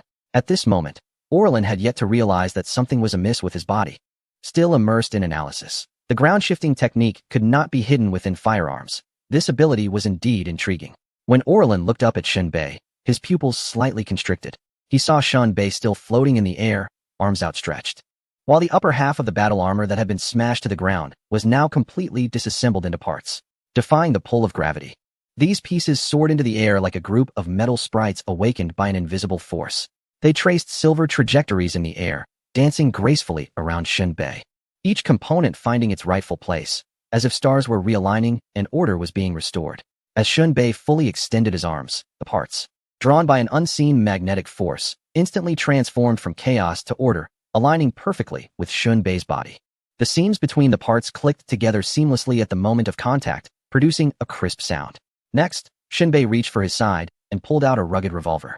His gaze somber and expression flat, aiming the muzzle at Orlin. The lament of a bug, pitiable and helpless. Orlin laughed heartily, his strange tone echoing through the air. Your sniper rifle is shattered. All you have left is a revolver. How will you fight me? In the next moment, Orlin bent his legs, resembling a spring ready to launch, poised to leap and strike Shin Bei. However, just as he was about to jump, the energy that had filled his legs suddenly drained away. It was as if a deadly black hole beneath his feet had invisibly consumed all his energy. In an instant, Orlin was left dumbfounded, his gaze growing increasingly strange, a bizarre feeling rising within him. My energy. Orlin then looked down at his thigh. His heart sank. The once dark thigh had inexplicably turned golden, and the muscles on his thigh began to fall off like pieces of tape that had lost their adhesive. For Orlin, the loss of flesh did not cause him any pain. His main ability was close combat, and he had long activated pain suppression to help him focus on battle without being distracted by suffering. But it was precisely this pain suppression that prevented him from noticing the abnormality at the bullet wound on his thigh in time. And that was not all. More frighteningly, he could sense that the energy within him was continuously vanishing. It felt as if a thief specialized in stealing energy was absconding with his power. Orlin's expression stiffened, his body rigid, and his heart shook like a storm. His face twitched in inexplicable terror. The bullet, that glass bullet, must have been cursed. With this thought, Orlin wasted no time. His survival instinct propelled him to flee. Run. He had to run. Without energy, he would be nothing more than a moving target. In the blink of an eye, Orlin ran frantically, not uttering a word, sprinting for his life. Meanwhile, Shin Bei sighed softly. Time has changed. Now it's my turn to chase. Shin Bei moved. The foot thrusters suddenly erupted with immense thrust. The dark red battle armor sliced through the air like a stream of light. In the blink of an eye, that stream of light had caught up with the turbulent air currents above Orlin's head. After all, Orlin was an 8th-tier ability user, and his running speed couldn't be compared to Eudora. Even Eudora, while continuously losing energy, couldn't outrun Shin Bei, let alone Orlin.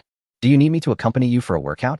Shin Bei suddenly burst into wild laughter, his eyes filled with ferocity, excitement, and sheer enjoyment. Orlin's eyes widened in shock as he looked up at the approaching Shin Bei. The oppressive aura, deep and vast like an abyss, made his heart feel as if it were being struck by a heavy hammer, leaving him extremely grim, distorted, and even filled with a sense of disgusted fear. Shin Bei raised his revolver, a playful expression on his face. My bullet will surely remind you of running under the sunset. Save some energy to greet your death. Bang Chapter 226. A Big Profit. The oversized caliber revolver unleashed bullets of unimaginable power. The 5th-tier bullet, engraved with intricate patterns, spun rapidly through the air. The shockwave created by the bullet's tip split the white mist to either side. To Orlin, in a moment of daze, it felt as though the Grim Reaper was crawling out of the gun's mouth, taking a vicious bite out of him. With a thud, there was no chance of escape, and the tremendous impact directly exploded against Orlin's back. After being shot, Orlin felt as if he had been struck by a meteor falling from the sky. Under the overwhelming force of the bullet, amidst the cracking sounds of bones, he was violently thrown forward, blood spraying from his back into the air. Gulyalu. Orlan's uncontrollable body rolled over 100 meters on the ground before finally coming to a stop. Although he had been shot in the back, it was merely an injury, not a fatal threat. As Orlan got back up, Shinbei's gun flared up again. Bang bang, 4 shots were intentionally fired into the air. The 5th shot. The last bullet struck Orlan's chest, sending him flying once more. Shinbei didn't even land on the ground. Hovering in midair, a cluster of orange-yellow shells clattering down. With a quick motion, 6 new bullets were precisely loaded into the chamber. As the chamber whirred back into place, Shinbei raised his revolver again, continuing to shoot. My methods may not be very elegant, so bear with me. I hope you don't mind. One bullet after another flew out. Orlan's robust body kept retreating, flesh and blood bursting forth. At that moment, Orlan suffered severe energy loss, and his pain receptors were gradually failing. He finally felt as if the bullets were gnawing at his flesh like thousands of ants, as if he were plunged into the depths of hell, experiencing unimaginable pain. His face contorted in agony, as if enduring a terrifying punishment. He screamed wildly, trembling and struggling. You bastard, just die already. Orlan poured out his remaining energy and launched a desperate counterattack with a punch at the airborne Shinbei. After this punch was thrown, the shockwaves surged upwards into the sky, and the residual waves swept through, causing the shattered clouds at high altitude to crack open layer by layer, forming a massive trajectory of force nearly a kilometer wide and over 5 kilometers long, extending all the way to the edge of the sky. As if the heavens had completely torn apart. One punch split the sea, another cracked the sky. In that moment, a huge fissure appeared in the clouds above, splitting the indigo sea that covered the void in two. The oppressive power of the punch was terrifying and fearsome. The sky cracked, the sea collapsed, and the rivers surged chaotically, all of which were insufficient to describe the scene. Amidst the thunderous sound of the explosive shockwave, Shinbei's figure had already vanished from the spot. As Aolyuran raised his hand to counterattack, the power module of Shinbei's armor was fully activated. He did not dodge within Aolyuran's fan-shaped punch trajectory, but instead charged straight towards Aolyuran's back. Perfection brushed past this punch. One had to admit, your extraordinary punching technique is truly the most domineering I have ever seen. In the blink of an eye, Shinbei changed his expression to one of gentleness and humility. Continuing, but what use is it if you can't hit anyone? Such grandiosity, yet not a single feather touched. Bombarding a mosquito, you must actually hit the mosquito. Breathless, Aolyuran listened to Shinbei's cold, contemptuous words, which sounded like the tolling of death's bell. Feeling a surge of pain that instinctively made him feel as if he were about to plunge into an abyss. In Aolyuran's eyes, there was no longer any resentment or anger, only profound fear and despair. Let's continue. Shinbei's chilling, eerie laughter floated out. If you can survive until I kill you, I will let you go. By the way, I also hope you remain emotionally stable after death. Bang, bang. Shinbei held the advantage, looking down from above, circling around Aolyuran and shooting mercilessly. At this point, there was no possibility of struggle. Aolyuran was like a frail child, bullied by Shinbei's bullets, reduced to the utmost misery and helplessness. Even though Aolyuran's body was strong, as the last trace of energy was drained by the N6 solution. In the blink of an eye, Aolyuran's pupils dilated, his body stiffened and collapsed to the ground, like a soulless shell, motionless and breathless. Shinbei exhaled, slowly descending to the ground. He put away the hot revolver, calmly gazing at Aolyuran's corpse. Your sacrifice might be a good thing. Then, Shinbei walked over to the already deceased body of Aolyuran's subordinate, picking up his bounty. Shinbei pushed open the door to the venue. Inside the venue, only Yu Wuchang and Rock were whispering to each other. When they saw Shinbei return, they stopped talking and stared at him in unison.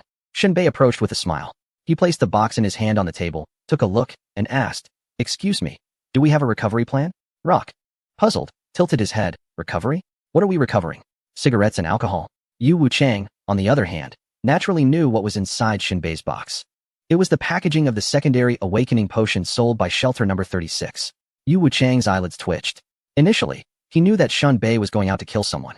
At that moment, he didn't have the time to deal with Shinbei, thinking that Shinbei would need several days to plan before taking action. But he didn't expect Shinbei to act so quickly. 10 minutes? Looking at the time, Yu Wuchang realized that it had been less than 10 minutes.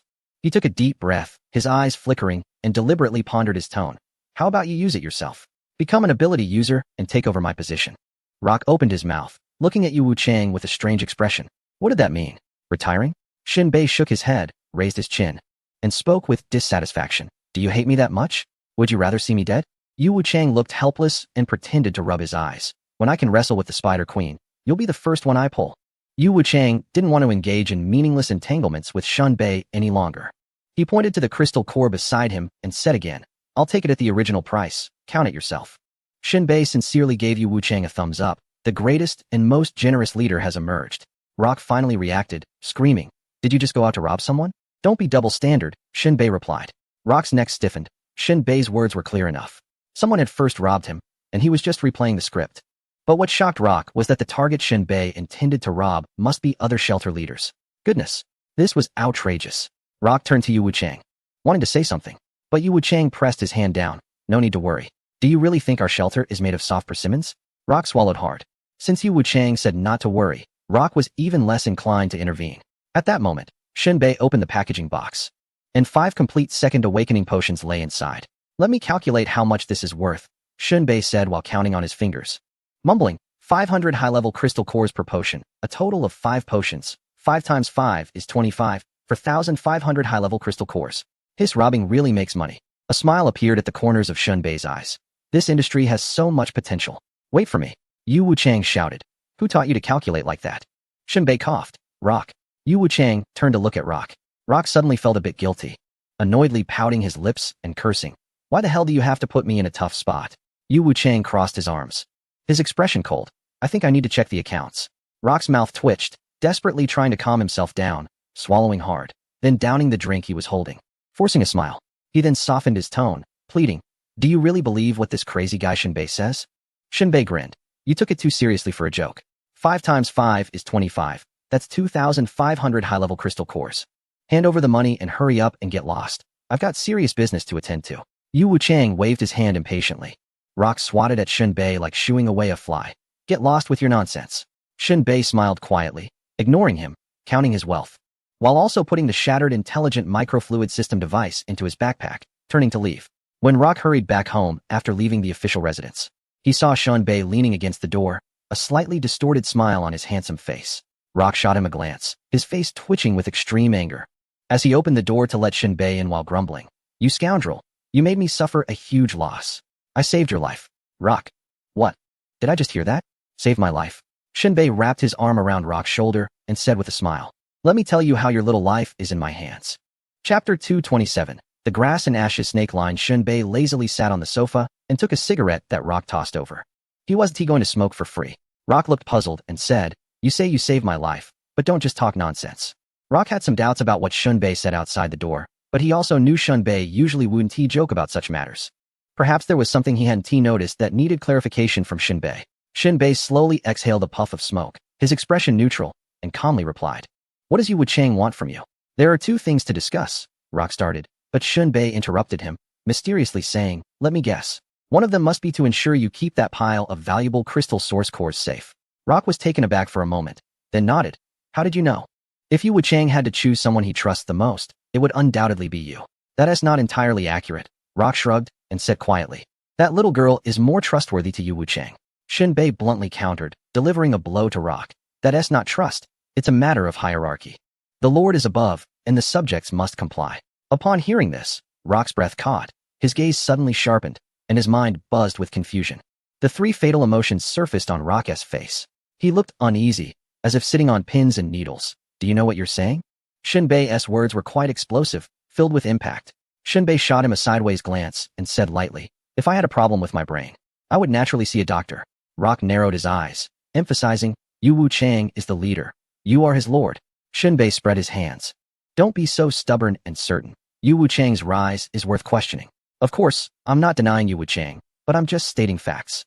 The mastermind behind shelter number 36, I won't spell it out for you. Think for yourself. At this moment, Rock's heart was shaking wildly, and it felt like his heartbeat missed a beat. His shocked gaze gradually became chaotic and dazed. How is this possible? It doesn't matter, Shin Bei said casually. Whoever it is, as long as Yu Wuchang is around, you, Rock, are part of the upper echelon. Just keep it in your heart. Shin Bei's response was firm and decisive, leaving no room for doubt, seemingly alleviating Rock's confusion. He took a deep breath and fell silent. What Shin Bei said was shocking, and Rock was not mentally prepared for this revelation. But upon careful consideration, it seems unrelated to oneself. Or rather, after the last appearance of the Bermuda, Rock had doubts about that little girl. Suddenly, a big figure emerged out of nowhere. Someone no one had ever heard of or seen, which was indeed suspicious. But Rock didn't dare to think too deeply. Shinbei was right. What did it have to do with him? As long as Yu Wuchang was the leader, there would be no division or riots in Shelter 36. Rock rubbed his face and shook his head. I don't know anything. Where were we? Shinbei was quite impressed. That's right. It's rare to be muddled. The more muddled you are, the longer you live. What about you? Rock asked one last question. You, Shinbei, know more than I do. Your time is running out. Isn't it? Me? Shinbei stroked his chin, briefly pondering. I have been pushed onto the stage of history, with a script in hand. Even if I can't be the lead actor, I should at least be a supporting actor. Shinbei's tone lacked the previous certainty. There are only a few lead characters. Zero, the Apostles, the Shadow Immortal Worship. According to the configuration, Dr. Badu should also be one, but the information is unknown, a world-ending starship. The other one is Shinbei himself, who also wants to step onto the stage. But who knows if the audience will welcome him or throw rotten tomatoes. Rock found it hard to understand Shinbei's meaning. The more they talked, the deeper he felt he was getting trapped. Shinbei continued, let us not talk about this. Back to the main topic. Yu Wuchang will not disobey. He trusts you below. After all, you saved his life. Therefore, he will definitely want you to manage this vast wealth. Rock clicked his tongue and said, strictly speaking, that's not entirely accurate. This is more useful than wealth. Shinbei chuckled. Do you know why those shelter leaders are willing to be sheared and still by the second awakening potion? Naturally, it's needed. Is there any doubt about that? I have a crystal core here, in my hands. It's mine, and in yours, sorry, it's still mine. Shinbei's voice was sharp, each word pronounced clearly, and then he continued. Wealth only transfers. It doesn't just vanish. There was some error in Shinbei's statement. If placed in the old era, it would definitely be correct. But in the world of fleeing, crystal cores can be absorbed by ability users to activate skills. However, there is a significant barrier in front of the ability users, which is that if their rank doesn't increase, absorbing the crystal core is useless, and they cannot break through to the next stage of skills. Therefore, although Shinbei's words had flaws, the reasoning was universal. Shinbei believed that even if he just hinted at it, Rock would understand. Rock pondered for a moment and then smiled. But they have to be able to take it back first. Shinbei said meaningfully, all it takes is one opportunity. And they will come back to kill, not just to reclaim their money, but to take the money from other shelters as well. This is a ticking time bomb. It might not explode, but once it does, regardless of whether they can take it back, you just have to say that you are managing this wealth. Won't the one in trouble be you? Rock's expression shifted. Externally, you must be cautious everywhere. Internally, you still have to be responsible for Yu Wuchang. Shinbei spread his arms and continued. You're just a little mouse, stealing a bit here, and there is one thing. But this large sum of money? You can't handle it. That's why I had Yu Wuchang keep an eye on you in front of me. So, is it safe to say you don't need to worry about this money anymore? The more Rock listened, the more frightened he became, his mind racing. He suddenly bit his tongue, the pain jolting him awake. Initially, Yu Wuchang did want him to safeguard this money. Rock had even thought about getting a little cut from it. But now it felt like a hot potato. Shinbei was right. Other shelters might not care about their money, but when all the funds from various shelters come together, even the most rational person can lose their mind. Although Shinbei made a miscalculation, wasn't he also revealing his own greed? Is Shinbei rational? To Rock, it was more than just irrational. It was downright insane, willing to sacrifice his own life for revenge. Yet, in other matters, he seemed clear-headed. In this situation, if Shinbei was greedy for money, then one could only imagine what others were like. At that moment, Rock let out a long breath, calming his tumultuous emotions. Thank you very much. How about something more practical, some money for risking our lives? Shinbei suggested. Rock jumped in surprise. Do you really need me to remind you how much money you have? Isn't it your responsibility as my godfather? What do you mean? Little K's mysticism still needs investment. If you don't put in money and I don't put in money, aren't we just delaying the kid's progress? Rock was left speechless, his throat tightening with anger. Is there really any need to develop that wall-passing technique? Shinbei smiled without responding. That wasn't just a wall-passing technique. In the last real combat, Little K caught Aolurin off guard just before the sniper rifle was smashed. If it weren't for Little K, Shinbei might have had to struggle for a while longer to deal with Aolurin. Therefore, Shinbei recognized Little K's immense potential. A parasitic beast. It could be said that the two of them had completely merged. By investing more in Little K and unlocking some strange abilities, it could effectively compensate for his own lack of strength. A humanoid power-up is the most lethal. At that moment, Rock symbolically took out a high-grade core and tossed it to Shinbei. My life. It's really not worth much. Shinbei didn't mind. He accepted it gladly. Rock, unfazed by Shinbei's sarcasm, self-deprecatingly said, I really overestimated my own value. I did get a premium when I saved Nyogonben back then. But let us not talk about it. It hurts the Supreme. Rock crushed the cigarette, but fiercely. Let's talk about the second matter. Shinbei leaned back on the sofa. Rock took a deep breath and warned, You better sit tight. Shinbei stood up anyway. I want to hear what could possibly scare me enough to sit down. Rock's temples throbbed, his face twitched, and after a long time of struggling, he finally squeezed out the words through clenched teeth. Yu Wuchang plans to attack the Mazu shelter. Shinbei waved his hand upon hearing this. I thought it was something worth making a fuss about. Rock looked at Shinbei, who appeared quite composed. With a face full of surprise, questioning, aren't you shocked? Shocked. Shinbei let out a light snort. From the moment Liang Ziqing entered the venue wearing a steam-powered exosuit and was seen by Zero, the outcome was already determined. Otherwise, how could Zero have inexplicably said, "I've found you"? The weight of those 5 words was immense. Was the steam just steam? It was mixed with energy that only Zero could perceive. Was that core something to be toyed with? Would Zero let an opportunity slip away? If Zero couldn't sense anything, Shinbei would have to scoff. No one can define who something belongs to, but strength can.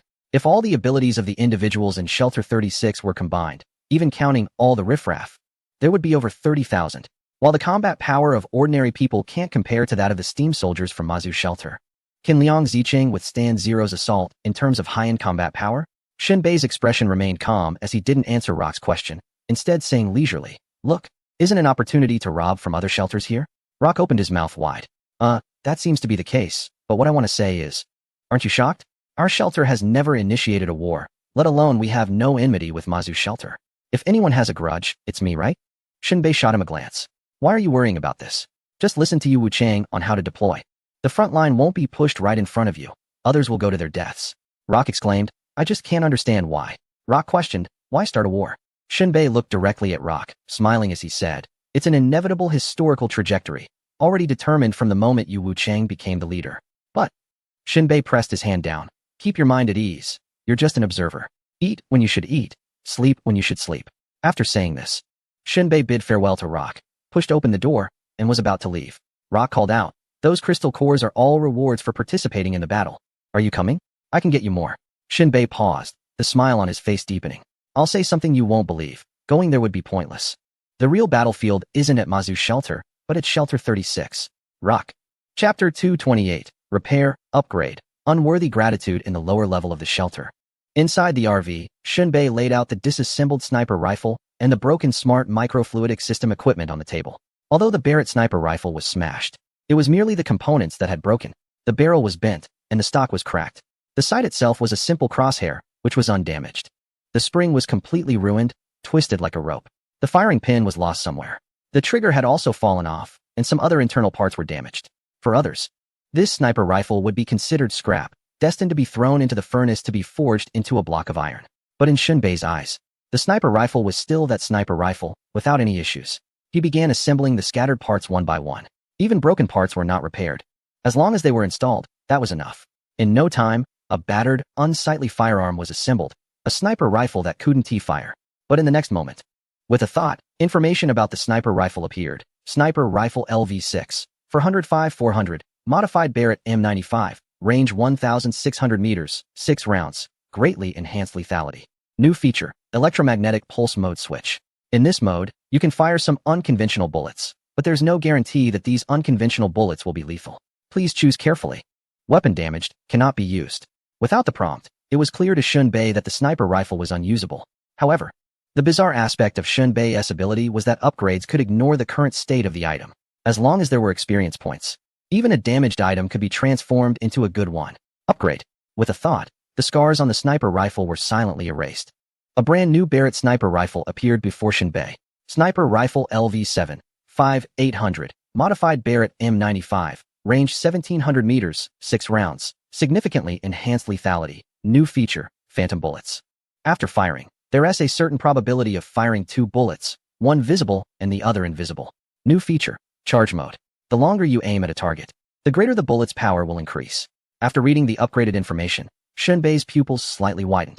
He initially thought of preserving the upgrade experience for the sniper rifle and obtaining a usable one. The upgrade was merely a secondary consideration.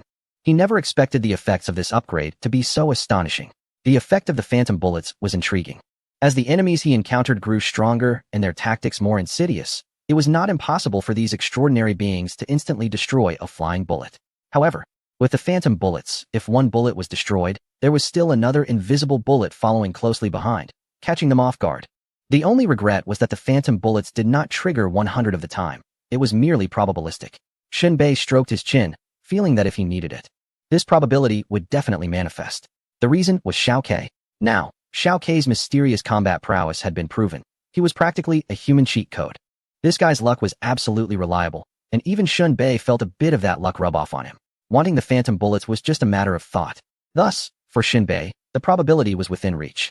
The other charge mode also had significant effects for the first shot in an active assassination. Although it didn't specify how much the bullet's power would increase, the effect would surely be explosive. According to Shinbei's estimates, in charge mode, even solid 8th tier defensive abilities would be breached, and 9th tier would still suffer some damage. As for those high-tier extraordinary beings with lower defense levels, it would be a one-shot kill without a doubt. In a mobile combat scenario, the enemy will certainly not give themselves a chance to be targeted, rendering the charging mode less useful. However, having it is better than not having it at all. It's fair to say that this represents a further enhancement in strength. Shinbei calmed his excited emotions, set the sniper rifle aside, and took out the revolver. This revolver is most commonly used in combat. He glanced at the current information. Revolver LV6, 280-120, 6 bullets, significantly increased damage. New feature, pulse visibility, when bullets are equipped with electric explosives, can illuminate concealed units within a certain range along the bullet's flight path. After seeing this information, Shinbei paused for a moment, knocked his head lightly, and muttered to himself, "How could I forget? This revolver has the capability to illuminate concealed units. I should have used this feature when I was robbed by the ability user at the old black shelter. Wait, it seems like I can't actually use it." Shinbei self-doubted. The last time I crafted bullets, I didn't add electric explosives. However, it's not too late. There are still some electric explosives left. Shinbei secretly noted this information, planning to disassemble some revolver bullets later and modify them. Being able to illuminate concealed ability users is crucial for this territory. At least it's much better than the 3-meter life detection range. As long as it's within the revolver's shooting range, there will be no place to hide. The safety factor is greatly improved. Soon, the revolver was upgraded. Revolver LV7, 160-320, 6 bullets, range increased by 100 meters, significantly increased damage.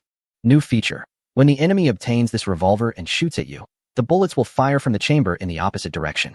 Shinbei remarked, "This new effect seems familiar. Is it like a domestic 007?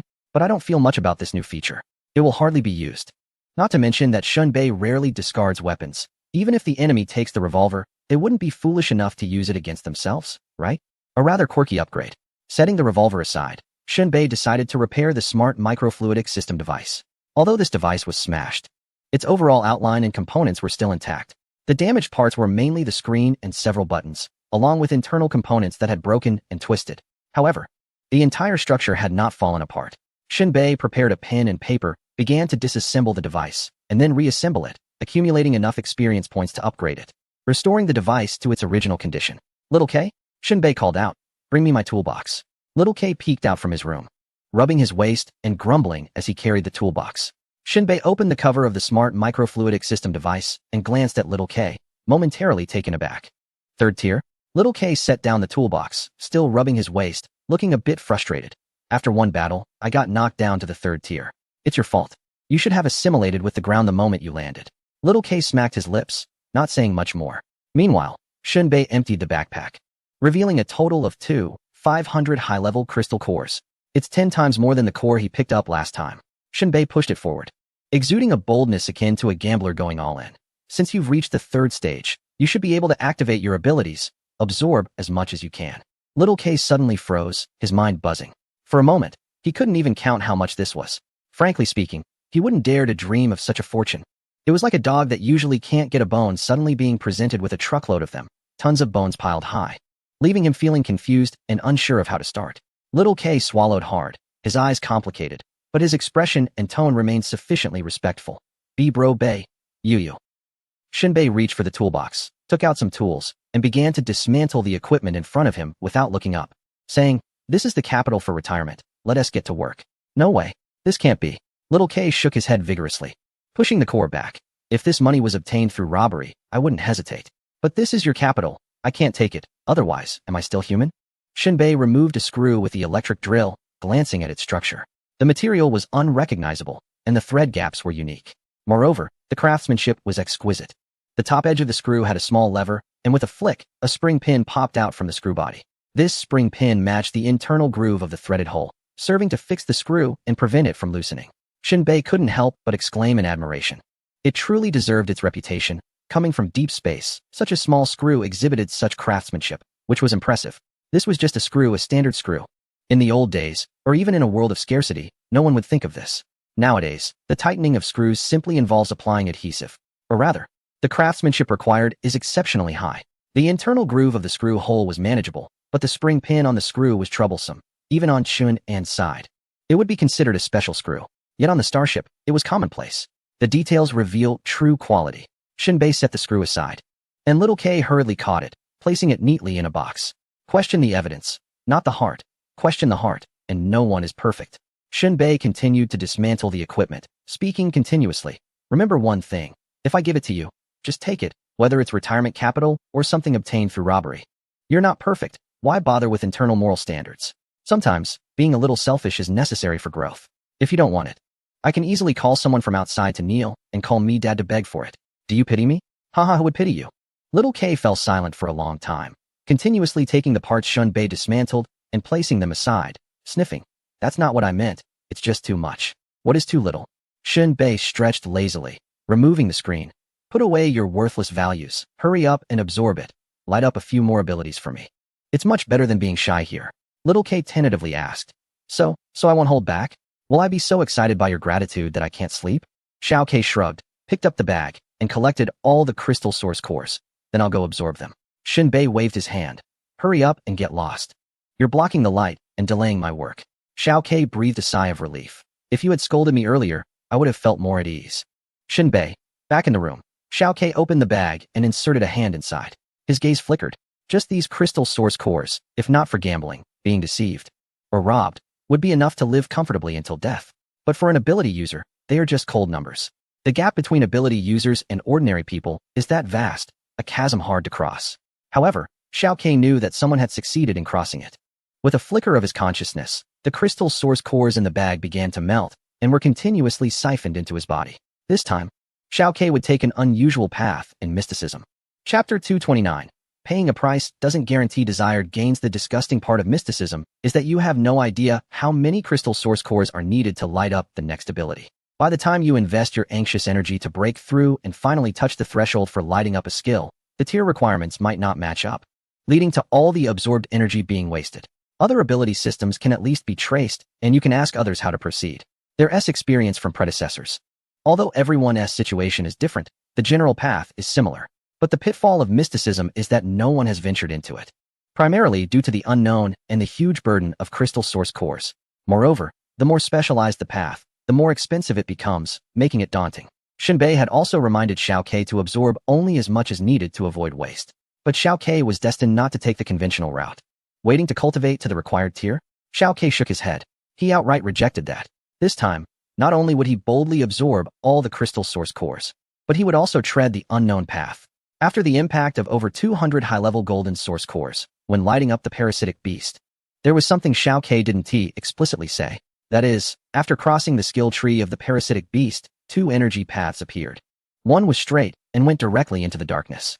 According to Xiao K's guess, this was the main path of the mysticism skill book. Conventional people would choose to use energy impact on this path. The other path was crooked and veered off to one side. At a glance, it looked dubious.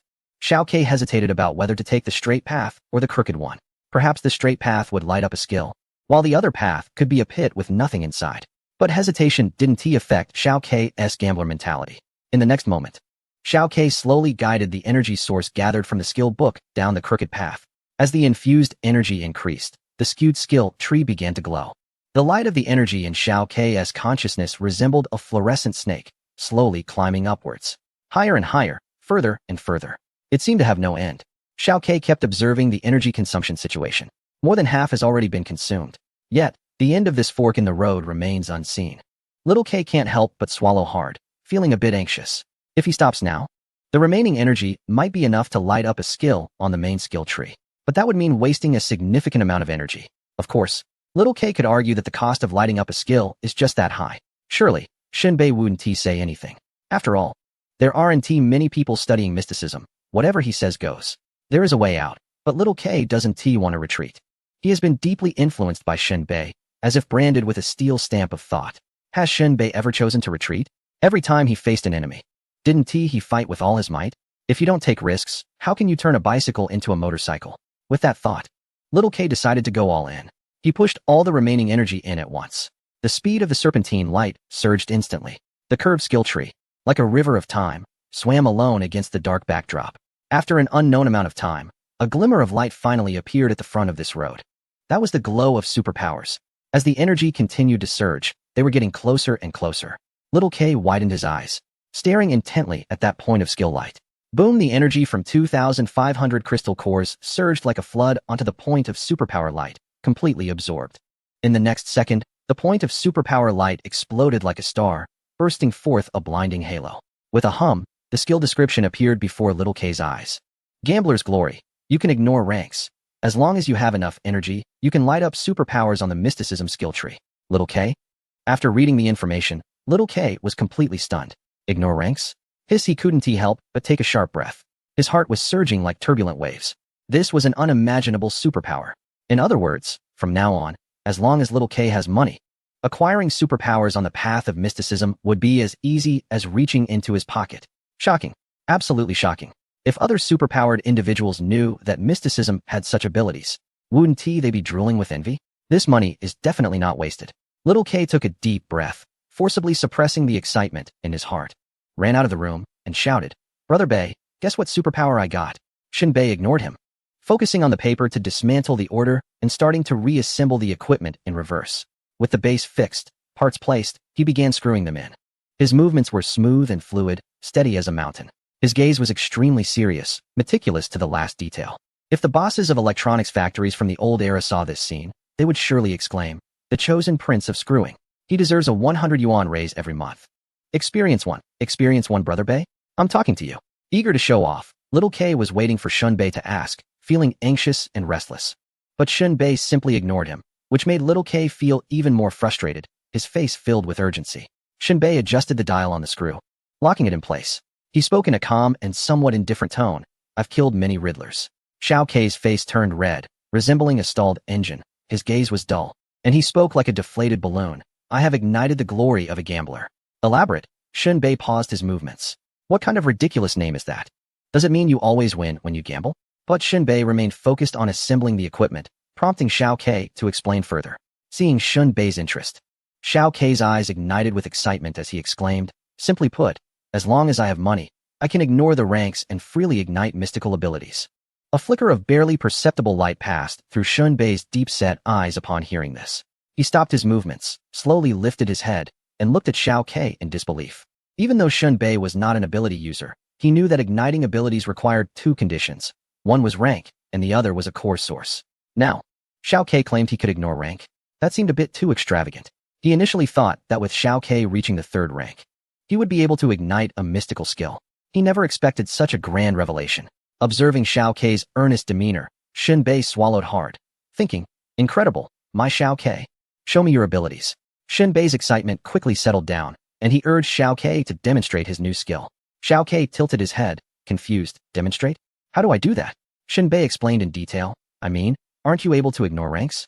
What is your new ability?" "This is my new ability." Xiao K nodded. "Don't tell me that with 2,500 high-level core sources, this is all you've ignited." Xiao K nodded again. Shun Bei's mouth twitched as he leaned back on the sofa, speechless. "Isn't this something to be proud of, Brother Bei?" Xiao K couldn't comprehend Shun Bei's despondent expression. After a moment of silence, Shun Bei's gaze darkened. "Have you considered a question? Even if you were given a 10th rank mystical ability, with your current 3rd rank strength, would you be able to activate it?" Xiao K. Shun Bei picked up the electric drill and continued with his work. Meanwhile, Xiao K stood frozen in place, seemingly beginning to understand the implications. Ignoring ranks was indeed extraordinary. However, without the corresponding energy within to support the activation of a higher ranked ability, it would just be an empty shell. It would be like giving you a nuclear bomb without a remote control. It wouldn't explode. What's the use of that? A shaky foundation renders even the most powerful abilities useless. Xiao K scratched his head, trying to regain some dignity. I feel okay about it. The path is yours to walk." Shun Bei installed the shattered screen, connecting the labeled wires, and continued, "From a long-term perspective, you have gained. In the short term, it's a bit of a loss. All those core sources used to ignite some glory only bring about future prospects. If it were a new ability, it might be more useful. Of course." Shun Bei didn't forget to comfort Xiao K. "Everything has two sides. You can level up your skills step by step and also activate your abilities. Relying on the glory of a gambler can also activate abilities. Looking at Xiao Ke, Shin Bei raised his head. Are you planning to take it easy? The more Xiao Ke listened, the more frustrated he became. Shin Bei's analysis wasn't wrong. He seemed to have lost focus and gotten things backward. He slumped his shoulders, sat down on the ground, and was on the verge of tears. What a waste of joy. At least it wasn't at the cost of blood and tears. Money can always be earned back. Shin Bei finished assembling the last component. Experience 1. Experience points are full. You can level up. Shin Bei's attitude was indifferent. Mysticism is inherently a pitfall. Xiao Ke was just feeling his way through, making mistakes along the way. No one is perfect. You can't return something without reason after 7 days. Once the core crystal is invested, it can't be retrieved completely, so what can you do? The best approach is to relax. Then, Shin Bei upgraded the smart microfluidic system equipment directly. In the blink of an eye, the originally broken device was as good as new. As for the information on it, Shin Bei didn't even look at it. It was useless to him, just a part of producing the X solution. Thinking of this, a sudden flash of inspiration struck Shin Bei. He looked at Xiao Ke again, and an evil thought involuntarily emerged. Right now, Xiao Ke could activate his abilities with money.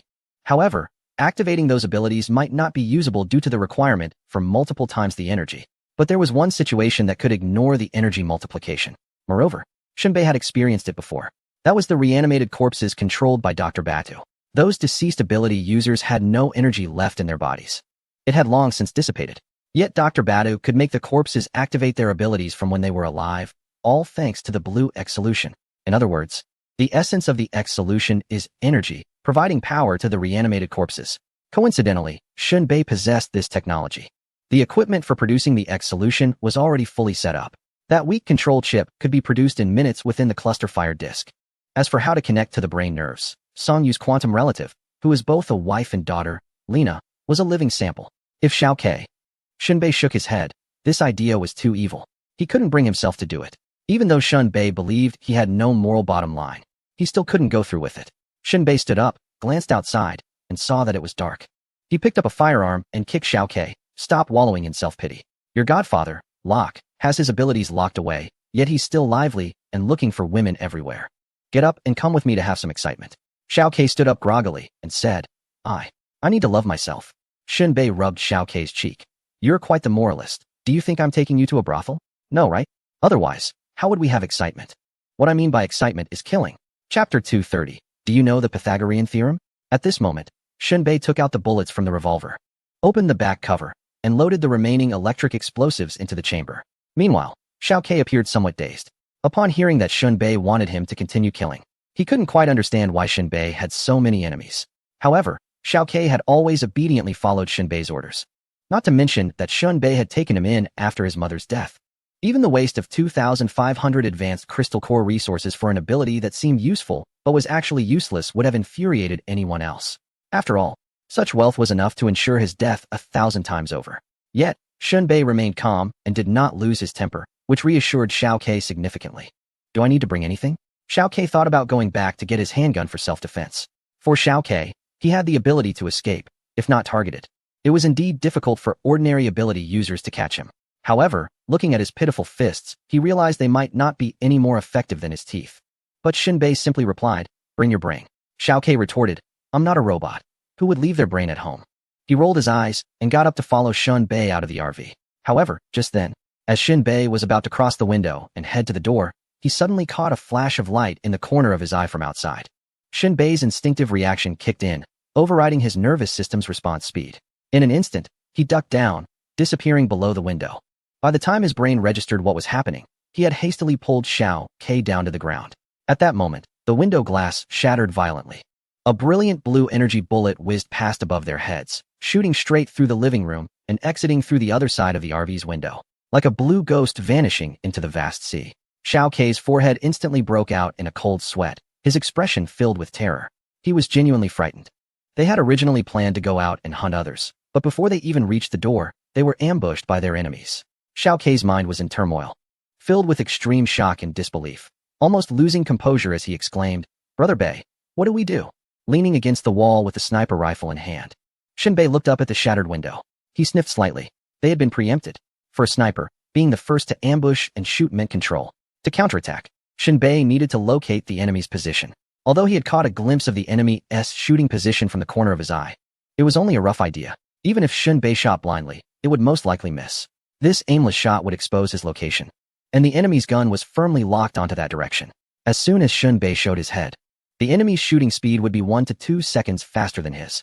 Even a 1-second difference could mean life or death. There was no doubt about the power of the energy bullets from ability users specialized in shooting. Even those of the same level would have to dodge. A single energy bullet might not cost a life, but it would definitely plunge one into the depths of serious injury. "Hey, are you there?" Little K called out again when Shunbei didn't respond. Shunbei placed a finger to his lips and shushed, "Patience. Panic leads to chaos. Stay calm at all times." Upon hearing this, Little K blinked, his heartbeat gradually slowing down. If Shunbei wasn't panicking, he wouldn't panic either. If trouble arose, there was someone watching over them. Thus, Little K nestled beside Shunbei like a chick under a hen.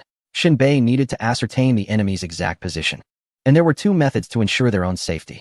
One was to let Little K merge and penetrate the RV to observe, then return to report the coordinates. However, that was somewhat risky.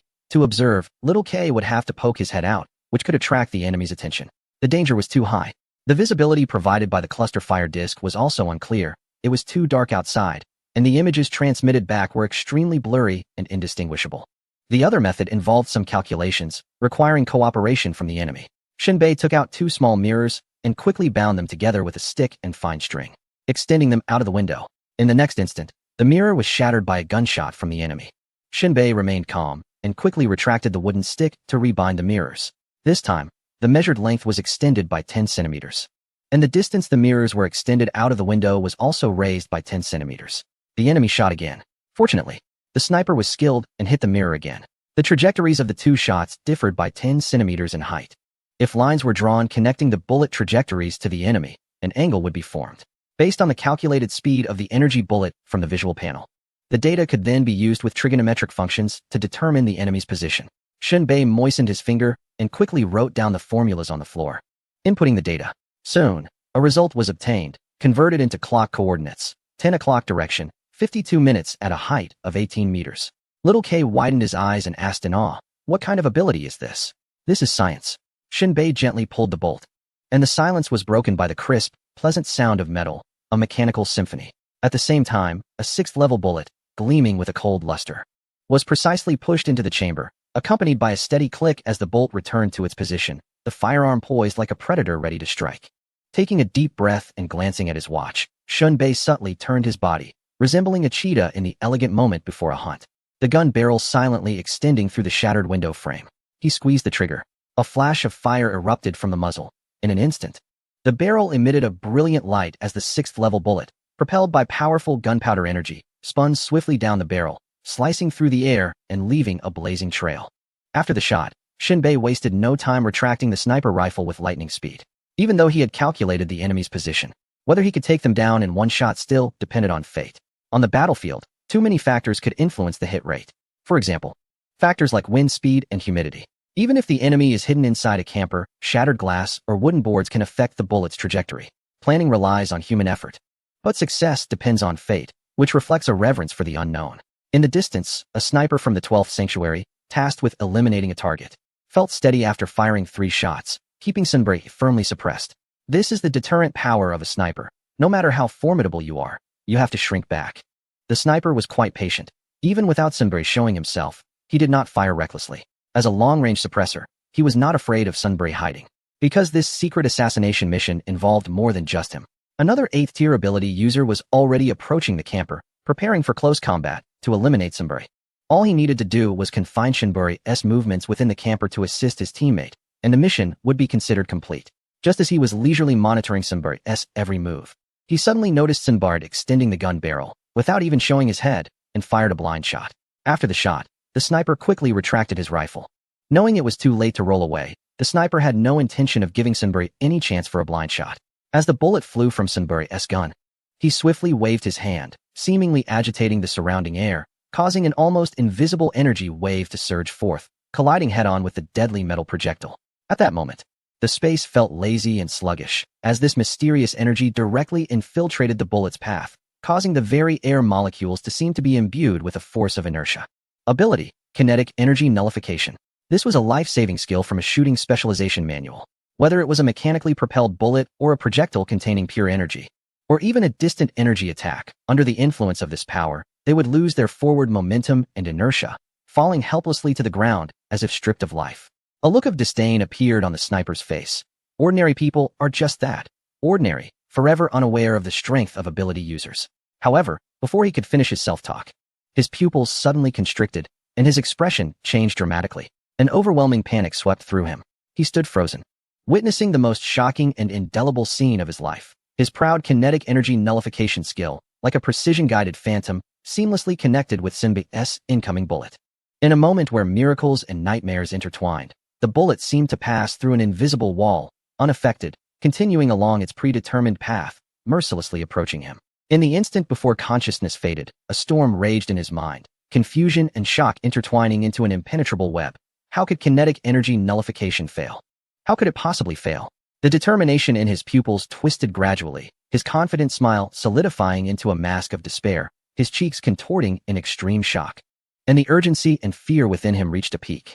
Unbelievable. He couldn't believe it. It was the first time he encountered a bullet whose kinetic energy couldn't be dispelled. In an instant, the bullet pierced through his forehead, the scorching bullet head rolling in his brain, causing a searing pain, yet he felt an indescribable chill. Almost simultaneously, a blood-red flower blossomed from the back of the sniper's head as the bullet exited through his skull, taking away his last pride and dignity. As his body slumped helplessly to the ground, his eyes remained wide open, filled with unwillingness and deep resentment, refusing to close even in death. Until the very end, he wanted to know the answer, why his abilities had no effect. In reality, it wasn't that his abilities had failed. It was just that the bullet he encountered was a level 6 bullet. This level of bullet had an extra characteristic. Its kinetic energy would not dissipate during flight. The priority far exceeded any special abilities, kinetic energy failure. If he didn't die, it would be a waste of the theorem of Pythagoras that had just been invoked. Inside the RV, he held the sniper rifle, standing boldly in front of the window, peering outside. This startled little K. Just moments ago, when he fired, he had done so blindly, not even looking to see if the enemy was dead. Who knew if the enemy was alive or not? Standing so boldly in front of the window, wasn't he afraid of being shot again? But the confidence that filled him came entirely from the prompt of the external aid. Sniper Experience 1. According to the characteristics of the aid, if he didn't hit a person or a beast, there would be no experience points to discuss. The prompt indicating that he gained experience points meant he had definitely hit something. And if he hit something, it was certain death for them. That was his confidence. However, the next moment, just as he was about to leap out of the window, a large hand suddenly reached out from below the window and grabbed his neck. Accompanying this was a heavy, brutal voice. "Little lamb, hello there." Boom. It was another one who had shielded the life magnetic field, evading detection and sneaking up close. At that moment, Shinbei was indeed a bit careless, thinking there was only one enemy, only to realize there were two, coordinating from afar and nearby. Now, Shinbei was caught by a large hand, unable to react, and his whole body was already in close contact with the ground. Boom, under the tremendous force. Shinbei felt dizzy, nearly spitting blood, and the wooden planks beneath him shattered. If the enemy's henchmen hadn't been holding onto him tightly, he would have likely fallen into the sea. Then, Shinbei was slowly lifted by the grip on his neck. Only then did he see the enemy's appearance. It was a man with a chiseled face, exceptionally handsome, with long arms and a slim waist, standing tall.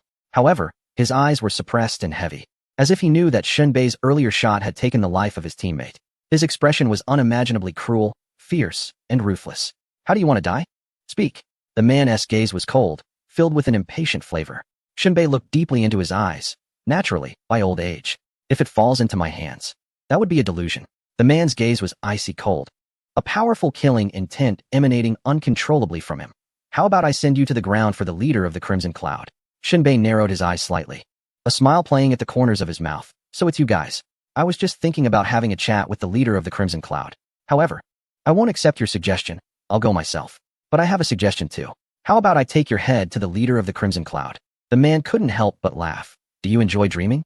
The key was that Shinbei spoke lightly, his demeanor calm, and then paused for a moment. At the same time, he suddenly pushed forward with the armor on his arm.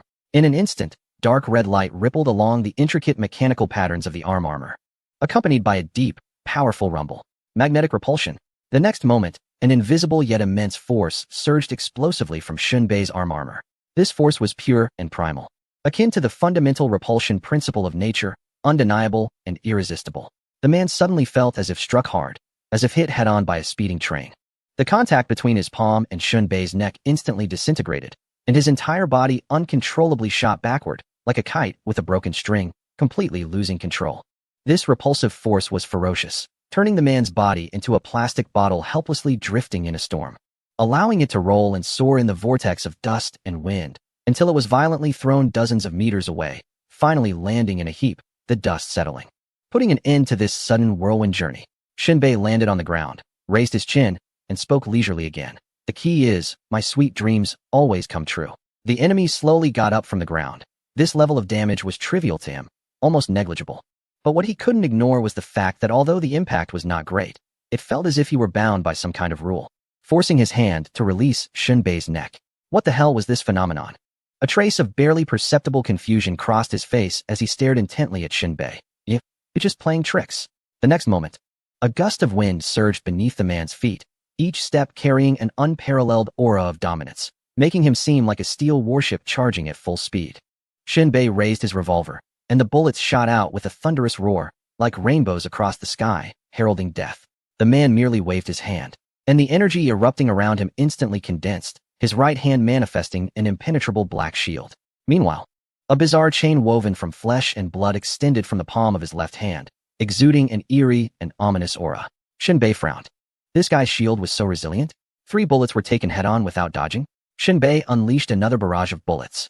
The bullets rained down on the heavy shield, causing them to scatter and spark brilliantly, while the man held his shield high with his right hand, the chain in his left hand not budging an inch. Then, the man grinned wickedly, seemingly reveling in Shinbei's astonishment. Looks like you can't make your dreams come true. A cruel smile curled at the corners of his mouth, as if he derived particular pleasure from Shinbei's shock. As he stretched his body, crossing a space of dozens of meters, the chain drew a sharp trajectory in the air, suddenly swung out like a rampaging beast. The confinement chain, used to bind enemies, rendered them immobile. The bound enemy retained their ability to attack. Although this chain, specifically designed for restraining opponents, lacked offensive power, it possessed formidable binding capabilities. The blood and flesh chain shot out from the man's hand, quickly wrapping around Shinbei's arms and legs, binding him tightly, like a silkworm cocoon. Unable to move. Can you still talk big? The man's resolute face revealed an extreme ferocity, a murderous intent. No last words? I will crush you to death with heavy force. That kind of mush like crushed beans. Shinbei's gaze shifted, his expression neutral, with deep and boundless eyes, a turbulent undercurrent swirling within. His voice coalescing into a line. Be a bit more graceful, and I 1T desecrate your corpse. I will give you a dignified way to die. Look at you now. The man's originally chiseled features displayed a different kind of terror as he continued. What? Do you still want to give me a dignified way to die? The enemy's disdainful and gleeful gaze met Shinbei's icy stare. You really make me laugh. A turtle in a jar. What do you have to fight me with? Shinbei remained unusually calm, his eyes slightly flickering, slowly saying, watch out for the bullet behind your head. Bang. In that instant, the man clearly saw the sniper rifle behind Shinbei, firing into the night sky. A bright bullet pierced the dark curtain of night, flying towards an unknown destination. The man stared for a moment. A flicker of confusion crossed his eyes, followed by a hearty laugh. Have you gone mad? Although I don't know how you fired the gun, shooting at the sky, what are you thinking? Want to be foolish enough to die? At this moment, Shinbei's eyes were pitch black, as if his energy had been drained in an instant, his face suddenly showing signs of fatigue. But in the man's view, his expression changed dramatically, his pupils suddenly constricting. In Shinbei's bright black eyes, he was clearly staring at him, but the reflection was not his front but the top of his head. The man's face still bore an expression of extreme shock. How could it be? How did the perspective in Shinbei's eyes change? In that moment, he felt a tingling at the top of his head, as if something was about to smash down on him. He suddenly looked up. In the night sky, a bullet appeared like a falling star, growing larger in his pupils. The ordinary bullet head resembling the gaping mouth of death. Overwhelmed by intense fear, the man's face twisted, speaking incoherently. A bullet that can curve? The subtle sound of the bullet cutting through the air gradually intensified, ultimately reaching a climax the moment it touched the skin. Puffed. As soon as the man finished speaking, the bullet, originally shot towards the sky from behind Shinbei, retained its immense momentum, like a dragon diving into water. Time seemed to slow down at that moment, as the bullet accurately pierced into the enemy's eye socket, like an arrow of fate. In an instant, a splash of blood erupted, like a tragic red lotus suddenly blooming on the enemy's face, their once proud expression twisted in pain. The eyeball burst under the impact of the bullet, liquid mingling with fragments splattering outward, reflecting the shattered and distorted scenery around. Then came a dull thud. The enemy's body shook, slowly collapsing, lifeless. At the moment the enemy fell, the flesh and blood chains on Shun Bei lost their energy and shattered with a loud bang. A cold smile appeared on Shun Bei's handsome face as he kicked the enemy's corpse into the sea, boring. At that moment, Xiao Ke crawled out from behind the sniper rifle, jumping onto the ground, staring blankly at the body floating on the sea, and asked dreamily, "Brother Bei, can your bullets curve?" He was also doubtful, but the price paid was life. Shin Bei replied with a smile. Xiao Ke exclaimed, "Then I won't ask anymore. Whoever asks dies, I understand." Shin Bei ruffled Xiao Ke's hair, and the two strolled leisurely towards shelter number 12 as if they were out shopping. Shin Bei yawned. It's not about who asks who dies, but discovering this question only before death. Essentially, it seems almost the same. You can't derive reasons from results, logically. Anything can be inferred from a wrong premise. Xiao Ke opened his mouth. Perhaps the logical cause and effect relationship still held some value for others, but applied to Shin Bei, even Xiao Ke felt it was too far-fetched. Turning hostile was quicker than flipping a book, shooting a bullet faster than blinking. Logic was just a bandit-esque logic. Those who didn't heed Shin Bei's twisted reasoning all ended up dead. Xiao Ke didn't argue back. If he angered Shin Bei, a stray bullet would make it none of his business. Before long, the two reached the upper level of the shelter. Shin Bei glanced at the logistics department. It was brightly lit, with many personnel coming in and out, moving weapons and ammunition stored in the warehouse. Given the situation, war against external forces was inevitable. However, Shin Bei had no interest in it. For ordinary people or those with abilities, it was merely a day trip. Shin Bei was 90% certain he wouldn't need anyone else's help. Shin Bei led Xiao Ke along the Titan, weaving through various shelters. It didn't take long before they arrived at the edge of shelter number 12. Shin Bei took out a glass bullet, shaking it to show the yellow-orange liquid inside, and handed it to Xiao Ke. Killing didn't require a fair and honorable duel. Any dirty means were acceptable as long as the goal was achieved. Brother Bei, don't hypnotize me. No, don't fool me, Xiao Ke said, tucking the bullet into his pocket. Just tell me what I need to do. Shin Bei's expression stiffened for a moment, looking a bit awkward. This isn't fooling. It's about giving you a flexible moral bottom line. Xiao Ke, infiltrate the official residence of Qi Yunlai, shatter the glass bullet, and poison him. Shin Bei spoke in a flat tone, continuing, remember, be patient. Time is the least valuable thing. What if I get caught? Xiao Ke asked cautiously, looking up. Shin Bei looked down at him. A smirk on his lips. Then your mother will miss you. Xiao Ke, I'm really going to thank you. There's not even a rescue plan. And you've just given up on me? Chapter 232. Heading towards your death at this moment. Shin Bei, with Xiao Ke, sneaked into the 12 shelters under the cover of night, gradually approaching the residence of the Red Cloud Fierce. For Shin Bei, before he could find him, he sent someone to deal with him instead. If the knot can't be untied, then it has to be cut through decisively.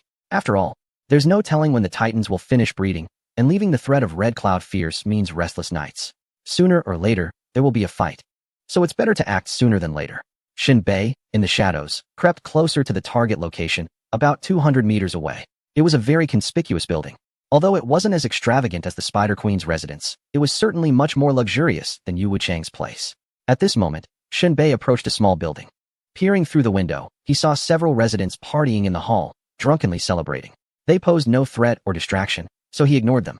Turning to Xiao Ke, he said, "Go ahead, use your abilities to complete the task assigned to you." Xiao Ke swallowed hard, showing a serious and sincere expression. Pouting, life is always full of surprises, that's absolutely true. Shin Bei's gaze turned cold as he scrutinized him. If everything is under control, then there are no surprises. Xiao Ke was momentarily speechless, and after a while, he said, "What I meant to express was," Shin Bei raised a hand to interrupt, "I will definitely save you. You've consumed so many core crystals from me, and you haven't returned any value yet." With Brother Bei's words, "I, Xiao Ke, will go through fire and water. Then you better get moving. You said that hunters must be patient with their prey. You're challenging my patience." Xiao Ke won't waste any more time. His figure swayed and slowly sank underground, disappearing from sight. Shin Bei then activated the armor's climbing system, silently scaling the roof of the small building. He set up his sniper rifle and began scanning the windows of the residence one by one. There weren't many lit windows. He could see a few shadows inside moving around, but he didn't spot Red Cloud Fierce. Shin Bei wasn't in a hurry. Once Xiao Ke completed the poisoning, he was sure Red Cloud Fierce would show himself. If necessary, he would just charge in. Skillful people have bold hearts. A surprise attack shows great power. The slogan needs to sound imposing. Time passed. Unbeknownst to him, half an hour had already gone by. Shin Bei kept checking the time, and increasingly felt that the residence of Red Cloud Fierce was unusually quiet. Not like the calm before a storm. Shin Bei muttered to himself. Although the wait felt long, Shin Bei was very patient. As long as Xiao Ke didn't make a mistake, the initiative was in his hands. Another 10 minutes passed. Xiao Ke's figure actually slowly emerged from the floor above Shinbei. Shinbei turned his head to look, puzzled. Why had this guy returned? Did he bail at the last minute? Shinbei felt Xiao Ke wasn't the type to do that. His dark, beautiful eyes gradually turned clear, coldly staring at him. If you tell me you got lost, I will definitely blast your dog head off. Xiao Ke's face was blank and confused. His expression exaggerated as he widened his eyes. I don't even have a dog. Promise me, read more books. Shinbei sniffled and then asked, what's going on? Why are you back? Xiao Ke gently responded with a serious tone. The saying that life is full of surprises is truly correct. Shinbei? Xiao Ke continued, I just infiltrated the target's residence and found no trace of Qi Yunlai. Instead, I learned from the servant's conversation that Baba 2 from Shelter No. 5 had visited Qi Yunlai, inviting him to discuss matters on a nearby island. He left? Shinbei frowned. Xiao Ke nodded. He indeed left. But that's not the point. The focus is on Baba Tuesday. Baba 2 is not the focus. Shinbei stood up holding the sniper rifle, half turning to gaze far out toward the sea, in the direction of the island. What business could they be discussing at this hour? Shinbei tilted his head, his tone growing heavier as he reiterated. The real focus is that I can't let Qi Yunlai survive tonight. Actually, a little more time doesn't matter. Xiao Ke seemed to sense Shinbei's attitude and what he was about to do. But those are two opposing groups. Wouldn't it be better to wait until dawn, when Qi Yunlai returns, to ambush him? At that moment, Shinbei's expression was cold, but his eyes held a hint of amusement. Xiao Ke, you should really feel fortunate. Xiao Ke tilted his head in confusion. Obsessive-compulsive disorder is truly incurable. Shinbei licked his lips, self-deprecatingly. Xiao Ke blinked rapidly, his eyes filled with trepidation, stammering. We're not really heading to that island, are we? Shinbei hung the sniper rifle on his back, praising, I like your choice of words, it's swing, which shows you've grown up. Growing up means you have to fight. Come on, let's go wild outdoors. Xiao Ke. Then, letting Xiao Ke merge with the armor, Shinbei unreservedly leaped from the rooftop, plunging toward the shimmering surface of the sea below. The splash was almost soundlessly devoured by the night. Shinbei quickly adjusted his posture, and the armor detected the underwater environment, automatically activating the underwater propulsion system and oxygen circulation device. Jets of bluish light shot from his feet, propelling him like a leopard underwater, swiftly diving into the deep ocean. The seawater grew colder, everything around cloaked in deep blue, with only the lights on the armor piercing through the darkness, illuminating a narrow space. Shadows danced in the waves, allowing him to navigate the currents easily, heading straight for the only nearby island.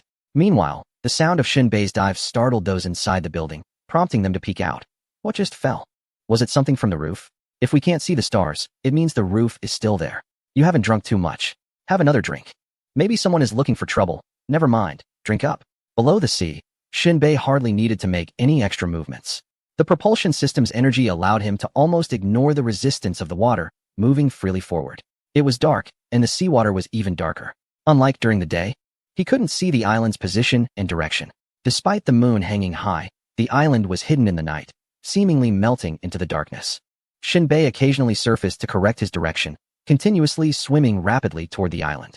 Not long after, Shinbei arrived at the outer waters of the island. He moved like a ghost, breaking through the dark sea surface, his eyes scanning the island. The surrounding sea roared with waves, sounding like an old gardener singing a vague yet proud tune as he tended to his own garden. A strong sea breeze swept through, causing the dense little trees on the island to sway chaotically, as if they were tied down and struggling to rise. With just a glance, Shinbei noticed that there were quite a few people on the island. It was likely that both sides had deployed significant manpower to ensure safety. After all, two shelters with little interaction were discussing matters on an island. Who knew if the talks would break down and escalate into a fight?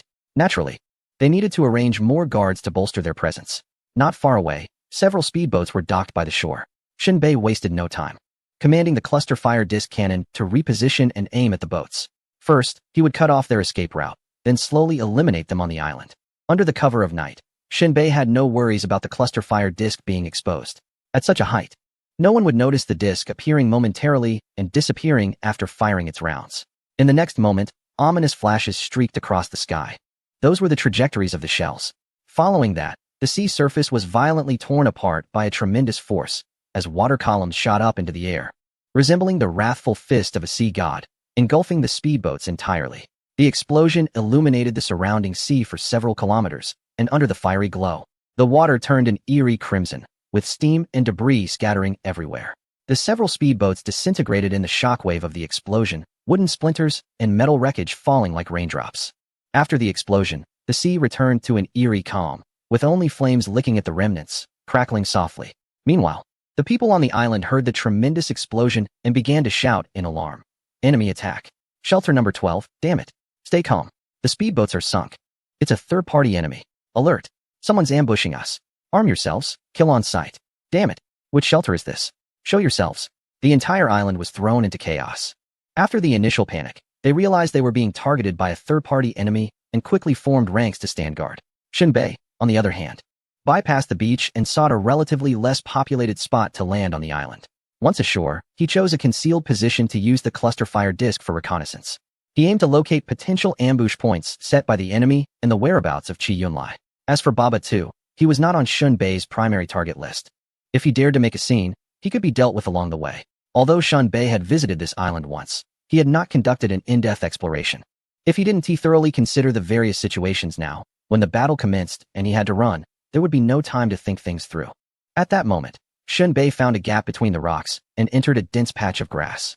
He rolled a few large stones down, wedging them in place to use as footholds. Then he crouched down and hid himself, placing a large flat stone above his head. If any enemies passed nearby, they would likely overlook the scattered rocks lying in the grass. The surroundings were pitch black and damp, with no sounds of insects or night birds. A faint mountain breeze stirred above, failing to penetrate the oppressive darkness. Shinbei was familiar with this feeling, the calm before the storm of battle. This tranquility awakened every cell in his body, igniting the ferocious bloodlust for killing. He was obsessed with the sensation of bullets piercing flesh, with the thrill of a dagger cutting across an enemy's throat, like a hound trapped in a dry well, barking in fear, using one pain to numb another. Let me see you, my lovely lambs. After stabilizing himself, Shinbei licked his lips and wirelessly connected to the cluster fire drone. To gain a better view, he commanded the drone to descend to 150 meters above ground. Despite the darkness, the camera could barely capture any images. However, the individuals accompanying Baba Tu and Chi Yunlai for negotiations would not remain still once startled. They would surely scatter. This would create a bright target in Shunbei's line of sight. After a moment, having roughly noted their positions, Shinbei gently pushed the stone slab and crawled out of his hiding spot. Although they would still be moving, knowing their locations allowed him to prepare in advance and even strike first. Shinbei continued to maximize the drone's energy, projecting a virtual image to test the enemy from 300 meters away. He crouched low, positioning himself at an angle to the virtual image, moving towards the 9 o'clock direction. A breeze passed by, only stirring the soft grass and leaves lightly, much less forceful than before. Before he could advance too far, Shinbei suddenly noticed the virtual image to his left shake slightly and then simulate being hit, rolling to the ground. In that instant, he spotted a flash the size of a pea in a large tree about 2,000 meters away, roughly at the 10:30 position. Clearly, there was a sniper hidden in the treetops who had accurately hit the virtual image 300 meters away. Shinbei climbed up a large tree, swiftly adjusting his sniper rifle and locking onto the target in his crosshairs.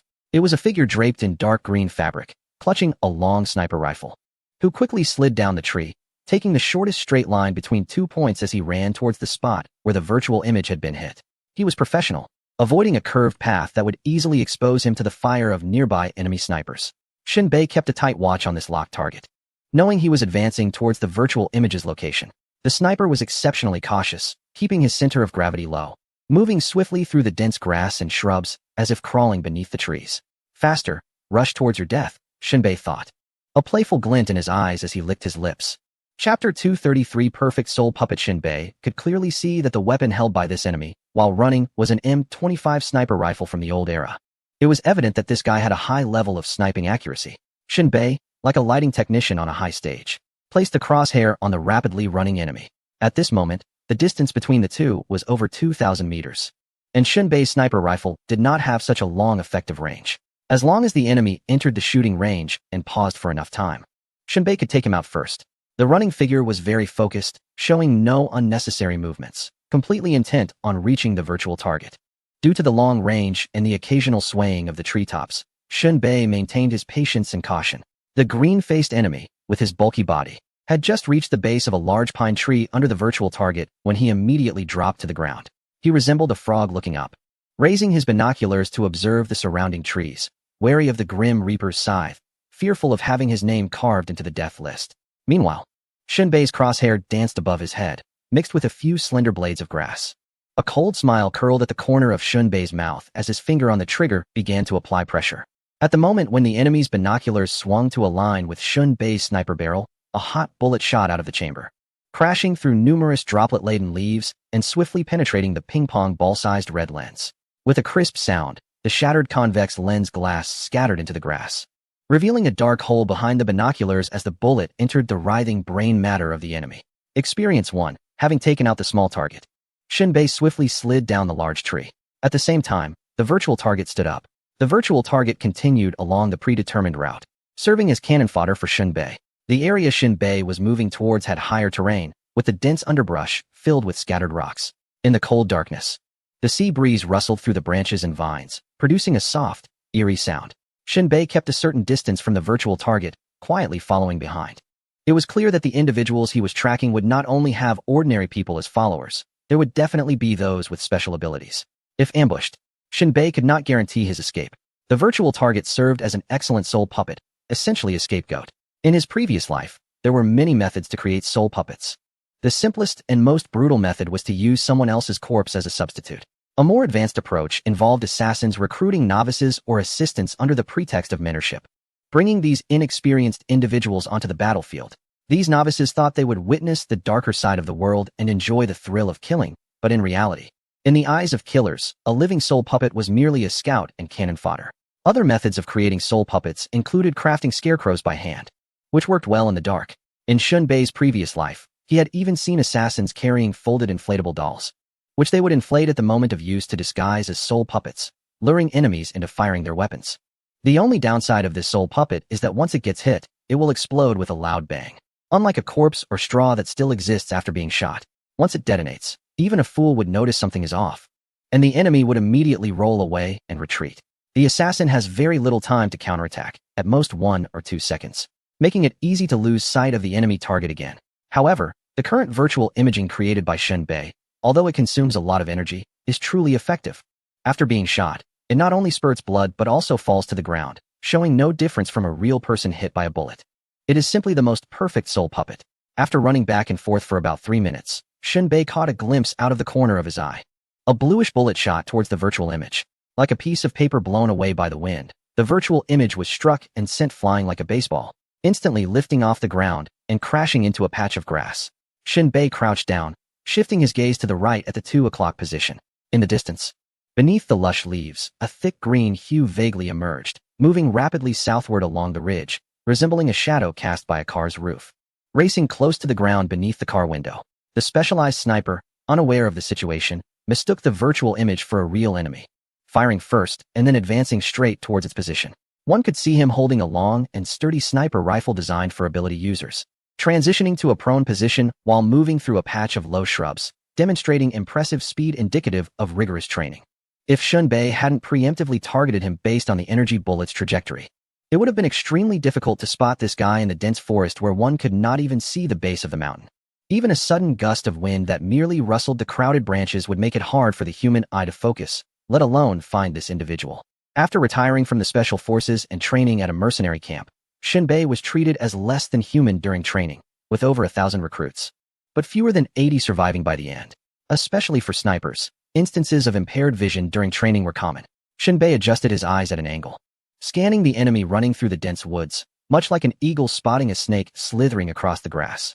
Once he locked onto its shape, speed, and slight color variations, there was no way it could escape his sight. The sniper, cradling a large sniper rifle, ran for a while after passing through the dense green underbrush, and only when he was about 100 meters from the patch of grass where the virtual image had fallen did he crouch behind a thick tree trunk, taking a moment to rest while fiddling with something in his hands. Meanwhile, the Barrett sniper rifle in Shun Bei's hands was like the claw of a soul-capturing ghost, with the crosshairs trained on the guy who revealed half of his shoulder. At this moment, shooting was quite risky. The target's arm movement caused his body to bob up and down, making him a fleeting target that could easily tempt the sniper into a careless shot.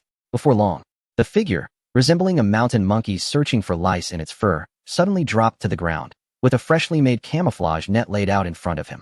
The enemy had just crouched behind a tree trunk, pulling out the nearby weeds of the same color to fill the camouflage net, using it to cover his body as he crawled across the open grassland towards the thicket. Rather than saying this guy was overly cautious, it would be more accurate to say he was a professional at the top of his game. In the midst of the more than 1 meter high green weeds, a tall tree stood upright in the center, He didn't recklessly rush to the isolated tree, but chose to crawl under it using the camouflage net.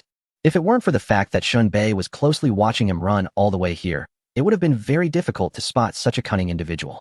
At this moment, Shun Bei was breathing quietly, with a crosshair set on the waist of this marksman with special abilities, but he didn't pull the trigger. If Shun Bei were to pull the trigger now, all he would see is the bullet drilling into the thicket. And whether it would hit a vital part of the enemy's body was uncertain. If the enemy feigned death or used some ability to sustain light injuries, still retaining the capability to counterattack, it would be a fatal mistake for Shun Bei. No need to rush. After all, the enemy speedboat had already been blown up by Shun Bei. These people had no other option but to maneuver around the Grim Reaper that is Shun Bei.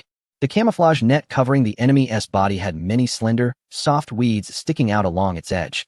Whenever the mountain breeze blew, it danced along with the surrounding grass, making it indistinguishable from the environment. Shun Bei's ambush position was at the 230 direction of the enemy. From this vantage point, the camouflage net of the marksman appeared more like a radar with a pot lid shape, occasionally moving and then stopping, slowly advancing towards the thicket. Using a sneaky crawl, this enemy quickly reached the position below the tall tree and gently pushed aside the weeds, his gaze just casting in. Suddenly, he was met with a terrifying sight.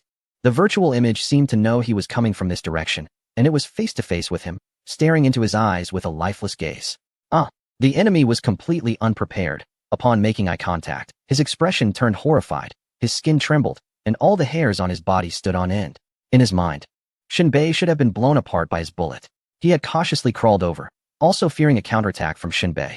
As a result, he was scared half to death, not knowing whether Shun Bei was alive or dead. It was unimaginable how terrifying this was. His heart raced at 180 beats per minute, nearly jumping out of his throat. It took him a second to realize he might have fallen into a trap. Although he couldn't understand why the target he had shot at could still look back at him, Shun Bei made no retaliatory move. It must be an illusion controlled by a special ability. He immediately grabbed a handful of stones and threw them. Sure enough, the stones passed through Shun Bei's body and fell to the ground. Grass. He quickly realized something, curled up his bulky body covered in green cloth strips, and quickly shifted into a squatting position, wrapping his arms tightly around the tree trunk as if mating with a goat, desperately trying to climb up into the lush canopy. Without a doubt, a fake decoy, and behind it must be the real killer. He needed to climb up and hide. At this moment, Shun Bei seized the advantageous shooting opportunity, aiming the crosshair at the back of the target, who was like a nailed figure on a cross.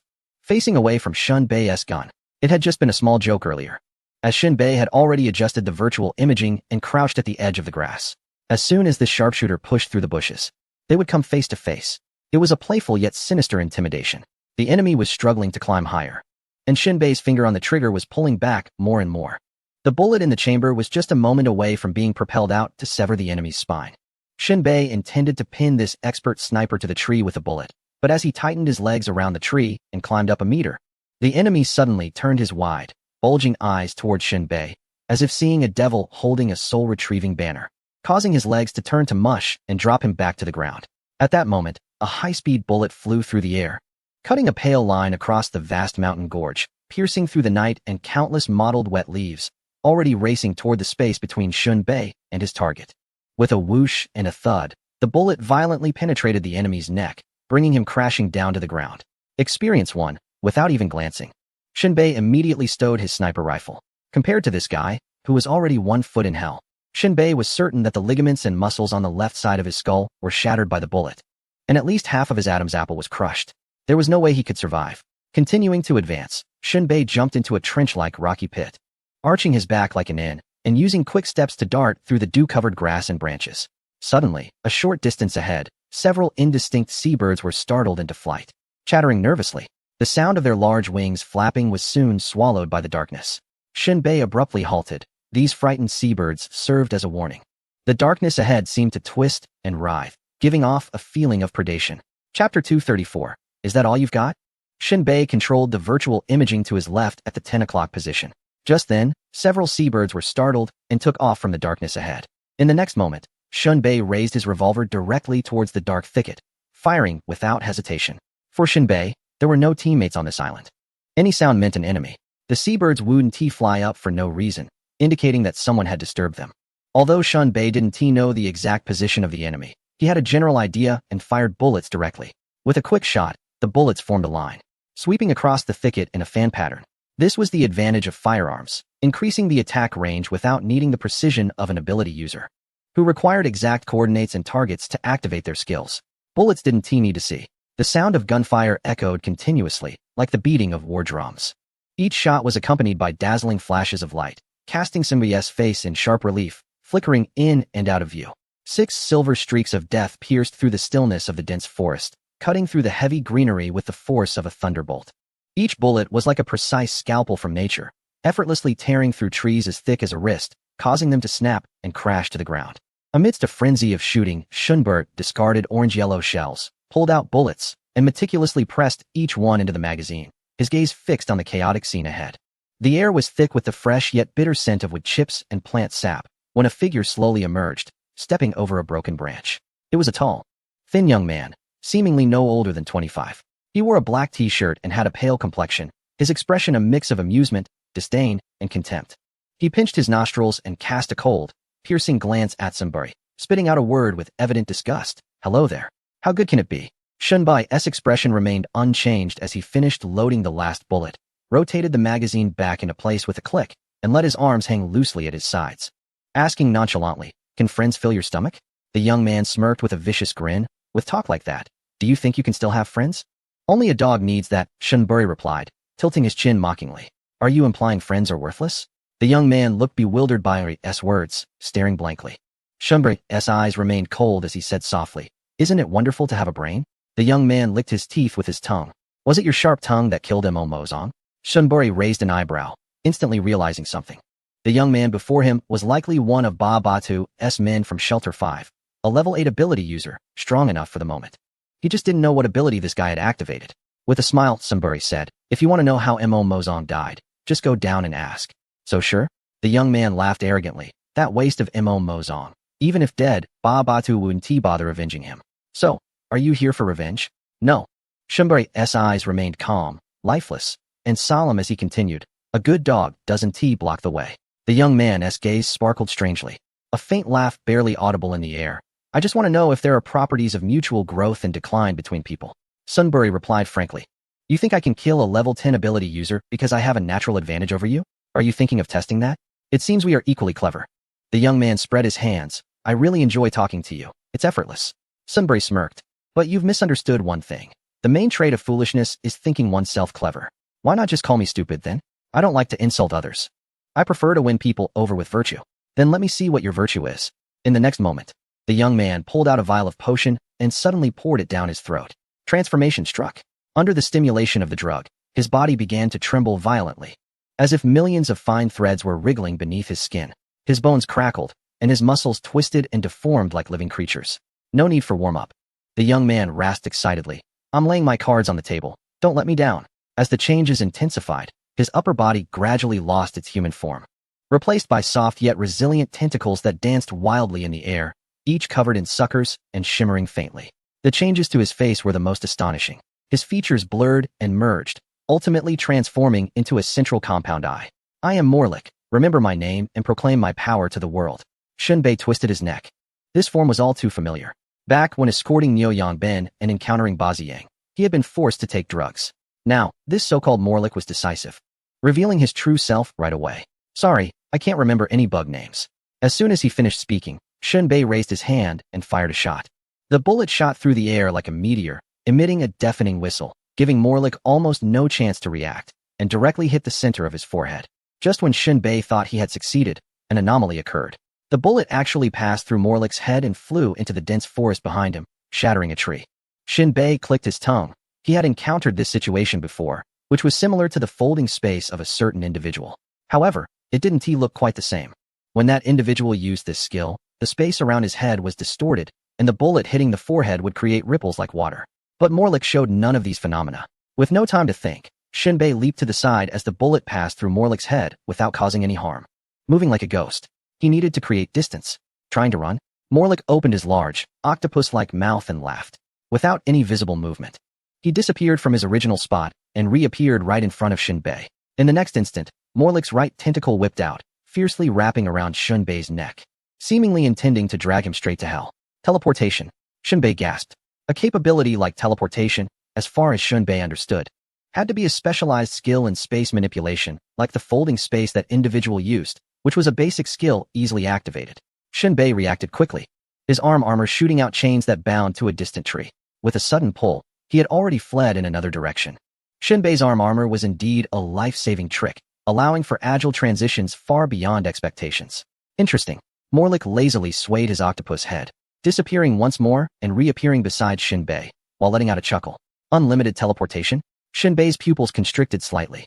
Teleportation alone wasn't terrifying, but unlimited teleportation over time was truly frightening. But how could that be possible? It's not pleasant to say, but any active ability requires a certain amount of charging and a process for release. Every ability has its limitations, such as the time before it can be activated again. This is why Kay was always worried about being caught before infiltrating the Red Cloud's official residence alone. When he pops up, retracting back isn't as simple as wanting to. It takes time. Even a second could cost him his life. Now, Shinbei had to admit that he seemed to have encountered something supernatural. Could this guy, Malik, really use his teleportation ability at will? Shinbei immediately drew his dagger and swung it at Malik as he approached, the blade cutting through the air with a sharp sound, as if slicing through silk. Faced with Shinbei's aggressive attack, Malik merely tilted his head slightly. A look of disdain in his eyes. Your bullets can't hurt me. What use is a dagger? It's futile. Shinbei was momentarily stunned. Yet he still thrust the dagger forward. Just like the bullets before, the dagger pierced through Malik's head without any obstruction, as if striking at an illusion. Failing to hit anything solid. An invincible stance. As Shinbei's strike missed, lost in thought, Malik's tentacles struck upwards, crashing into Shinbei's chest. The attack was fierce and sudden, sending Shinbei flying backward for several meters. The powerful impact propelled him like a kite with its string cut. His body soared through the air in a parabolic arc, cutting through dense forest. Trees rushed past him, and the air was filled with the scent of torn leaves and soil. With a deafening crash, Shinbei slammed into several large trees, which couldn't withstand the force and broke apart with a heart-wrenching sound, accompanied by the noise of collapsing branches. Waves of green rolled through the night, leaves and twigs falling like rain. Is this all you've got? Malik looked at Shinbei with a mocking and ruthless gaze, cruelly sneering. You do have some skill. The armor's defense is decent, but ultimately it relies on external power and will never know what true strength is. Shinbei climbed up from the wreckage of trees, his cold eyes filled with surprise. So this is all you can do? Teleportation and the ability to phase through? Is this your only trump card? Malik laughed heartily, his tentacles thrashing wildly, the sound echoing. Is this not enough? Can you hurt me even a hair? Unfortunately, you are not truly invincible. Shinbei replied coldly, adjusting the settings on his sniper rifle. No matter what, he couldn't believe that Malik could be strong enough to be completely invincible. If that were the case, why had no one ever heard of him on the continent? If that were the case, what about the Spider Queen? He must have a weakness. Do you have memory issues? Malik scoffed as he saw Shinbei setting up his sniper rifle. I told you, bullets are useless against me. With a flick of his finger, Shinbei inserted a crystal core under the sniper rifle and calmly said, Who told you? Boom. Shinbei pulled the trigger directly, and a fierce flame suddenly erupted from the muzzle. Who told you I was going to fire a bullet? Chapter 235. Come on, let's perish together. Boom, the rifle didn't actually fire any bullets. Instead, it spewed forth a scorching and dazzling orange-red flame, like the breath of an angry dragon, rushing towards Molik to engulf him. The flames crackled with explosive sounds, blooming like a fiery lotus. The air was filled with a burnt smell, waves of heat rolling in, and even the surrounding ruins were sizzling under this irresistible high temperature. It was as if time itself recoiled in the face of this blaze. The flames gnawed at Molik's body. The flames appeared almost alive, quickly spreading, starting from Molik's upper body, like a hungry beast licking every inch of his grotesque skin, greedily climbing up his limbs. The skin that the flames touched instantly turned to ashes, revealing the pale muscle texture beneath, which blazed from white to a horrifying red at the moment of contact with the fire. The flames curled and danced, slicing the dark night into two worlds of light and shadow. The heat radiating from the flames distorted the surrounding air, creating rippling waves of heat. At the same time, a mouth-watering aroma of grilled squid wafted through the air. However, despite the effectiveness of the fiery attack, there was no surprise on Shinbei's face, because he did not hear any cries of anguish. Logically, such a degree of injury, with flesh starting to char, would inevitably cause pain. In the face of suffering, any tough guy would struggle. Even Shinbei would have to gasp, his teeth chattering, nerves screaming. At this moment, Shinbei coldly watched Molik, his tone revealing an infuriating oddness. Forgot to bring the cumin. What a waste of your good intentions. Hee hee hee hee hee. Molik, engulfed in flames and with blood-red eyes, seemed to want to penetrate Shinbei's soul, staring intently through the distorted flames. If you want a taste, I can cut off a piece for you to try human flesh. Are you still human?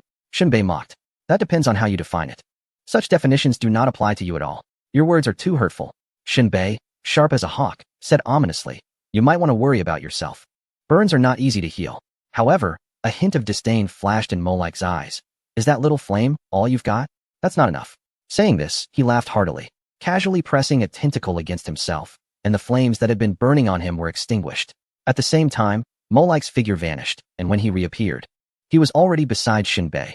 His tentacles reached out swiftly, striking fiercely towards Shinbei's throat. This attack was clearly much more rapid and vicious than his previous ones. Morlik mocked mercilessly as if toying with ants, saying, If you kneel down now and consume my dead skin, I can allow you to die with dignity. The dignity you offer is the greatest shame. Shinbei raised his revolver in response, not backing down, aiming directly at Morlik's incoming tendril and firing. This counterattack from Shinbei was both fierce and swift, catching Morlik completely off guard. Bang! The bullet struck the tendril directly, shattering its tip and sending flesh and blood flying. Damn it! Morlik let out a furious roar filled with resentment. It had been a long time since anyone had been able to injure him directly. The impact of this was much greater than the previous fire damage. You. He glared at Shinbei. Shinbei shrugged and replied, You can't just make the hand that hits me intangible, can you? By now, Shinbei had thoroughly grasped the composition of Morlik's strength. Instantaneous movement was not a big deal. The other body becoming intangible was the real trouble. Aside from fire attacks, Morlik could evade any other attack. However, Morlik's weakness was also glaringly obvious. In order to attack an enemy, the part he used to attack must also be solid. Otherwise, his attacks would pass through the enemy's body like a shadow. This was why Shinbei chose to shoot at the incoming tendril rather than aiming at other parts. At this moment, having never been humiliated like this before, the young Morlik screamed, Bastard! You've made me angry. I thought I had already made you angry. Shinbei laughed heartily and stepped towards Morlik, saying, Come on, let's exchange injuries and see who dies first. At this point, Morlik suddenly let out a loud roar. With this shout, a tremendous wave of energy surged around him, shooting up into the sky. If Morlik's previous fighting had seemed like a game, even with Shinbei causing him some minor damage, it had only slightly irritated him. Now, however, Morlik was just beginning to reveal his vicious side.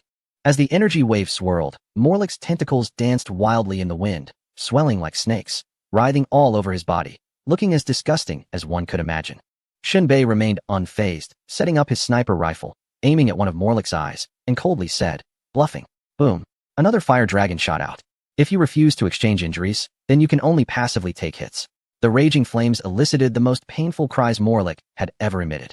His right eye socket was engulfed in intense flames, tormenting Morlik's nerves as if grilling his eyeball.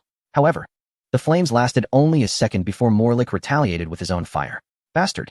Morlik's tentacles shot out simultaneously, wildly striking at Shinbei. This round of strikes was even more ferocious than before, like countless chains whipping against Shinbei. The armor on Shinbei made a scraping sound. It must be said that the force of Morlik's strikes was truly terrifying. However, Shinbei showed no signs of backing down. The more frantically Morlik attacked, the more opportunities Shinbei had to inflict damage. After a long period of disuse, he pulled out a shotgun. With a low growl, Shinbei pulled the trigger, and the gun's muzzle erupted with intense firepower. The pellets struck Morlik's numerous attacking tentacles like a torrential rain. The surface of the tentacles burst from the heavy blows, creating nauseating dark red mist that spread everywhere. Where the bullets penetrated, Morlik's muscle tissue was sliced open as if by invisible blades, bursting apart and splattering blood and tissue fragments around, while the suckers on the tentacles shattered under the explosive force, releasing chilling hissing sounds. Bang! Just as Shinbei dealt a heavy blow to Morlik, he was ruthlessly flung away by one of Morlik's tentacles. His armor began to deform and twist under the immense force. Fortunately, he was not severely harmed. However, this time he was tossed like an uncontrollable top, spinning and flipping, with everything around him becoming a blur, leaving only a chaotic whirlwind.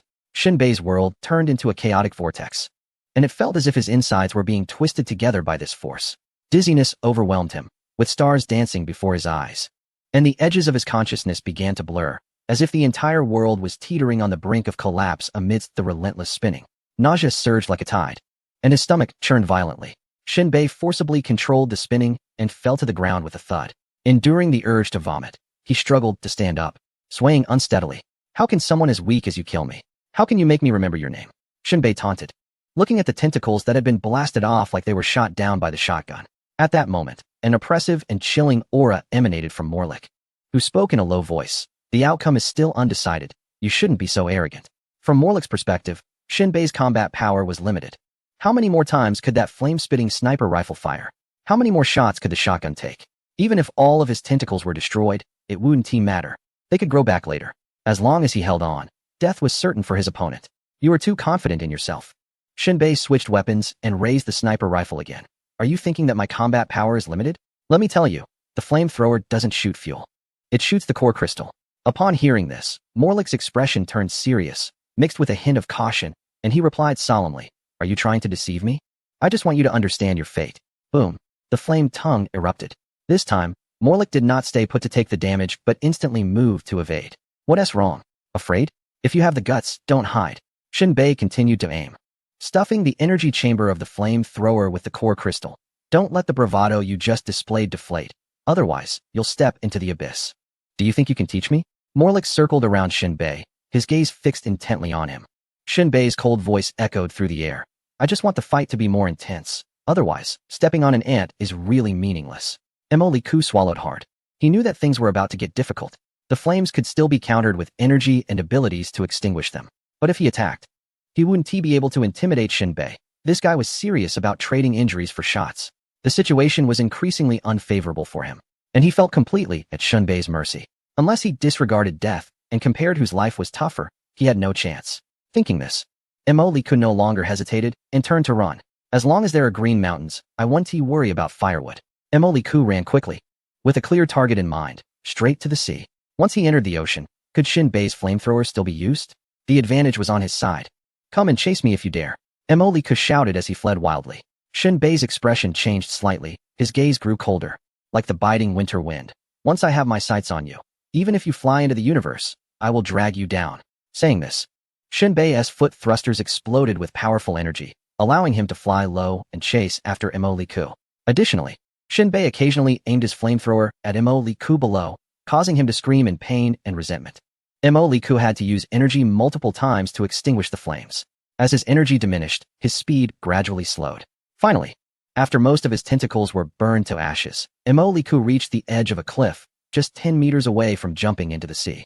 However, at that moment, he suddenly saw Shinbei's dagger fall from the sky and land on the path he needed to take. Liku paused for a moment, confused, but still ran forward determinedly. As he passed the dagger, he caught a glimpse of a human head on it. In the next moment, the head reached out a hand and grabbed his ankle. With a thud, Liku fell to the ground. Turning his head back, he saw a small boy with his lower body hidden among the rocks, looking somewhat frightened, but still gripping Liku's ankle tightly. Earth escape technique? Liku didn't have time to think about it. His gaze turned icy, seemingly suppressing his anger, and he spat out, "Let go of me, damn it." The little boy sniffled, his expression indicating he wanted to let go but seemed bound by some command, shaking his head. A third-tier trash, seeking death. Liku swung his remaining tentacles, aiming to strike the boy. If he hit, the boy's head would surely burst. However, in the next moment, Shinbei descended from the sky, grabbing Liku's tentacle, twisting it and neutralizing his strength. At the same time, Shinbei reached out with both hands, firmly holding onto Liku, and they rolled away from the cliff. Damn it! Liku's tentacles used the momentum to bind Shinbei. Move again. Shinbei pressed down on Liku with an expression as fierce as ice, as if looking at a dead man. Now that's more like it. You will die like a dog, worthless. Huh, neither of us can move. Who is the dead one? But I have teammates. Just as the words fell, Morlick saw that the little boy had raised the sniper rifle, aiming at the two figures. Morlick felt as if he had witnessed the most terrifying sight in the world, his eyes almost bursting from sheer horror. Do you want to take me down with you? Shinbei smirked slightly and said playfully, "Let's see who can reach medium well first." Boom. The little boy pulled the trigger of the sniper rifle, and a scorching fire roared out once again. It was as if the high-temperature flames that burned everything enveloped Shinbei and Morlick completely. Chapter 236. The Suspiciousness of the Battle Armor Fire. Little K's eyes were filled with a roaring flame. He held Shinbei's sniper rifle, his fingers trembling, his gaze shaking, his soul quivering. As the two pursued Morlick, Shinbei quickly instructed what he needed to do. There was only one thing. When Shinbei protected Morlick, open fire. Real firing. Not bullets, nor the swinging of a gun, but it was true firing.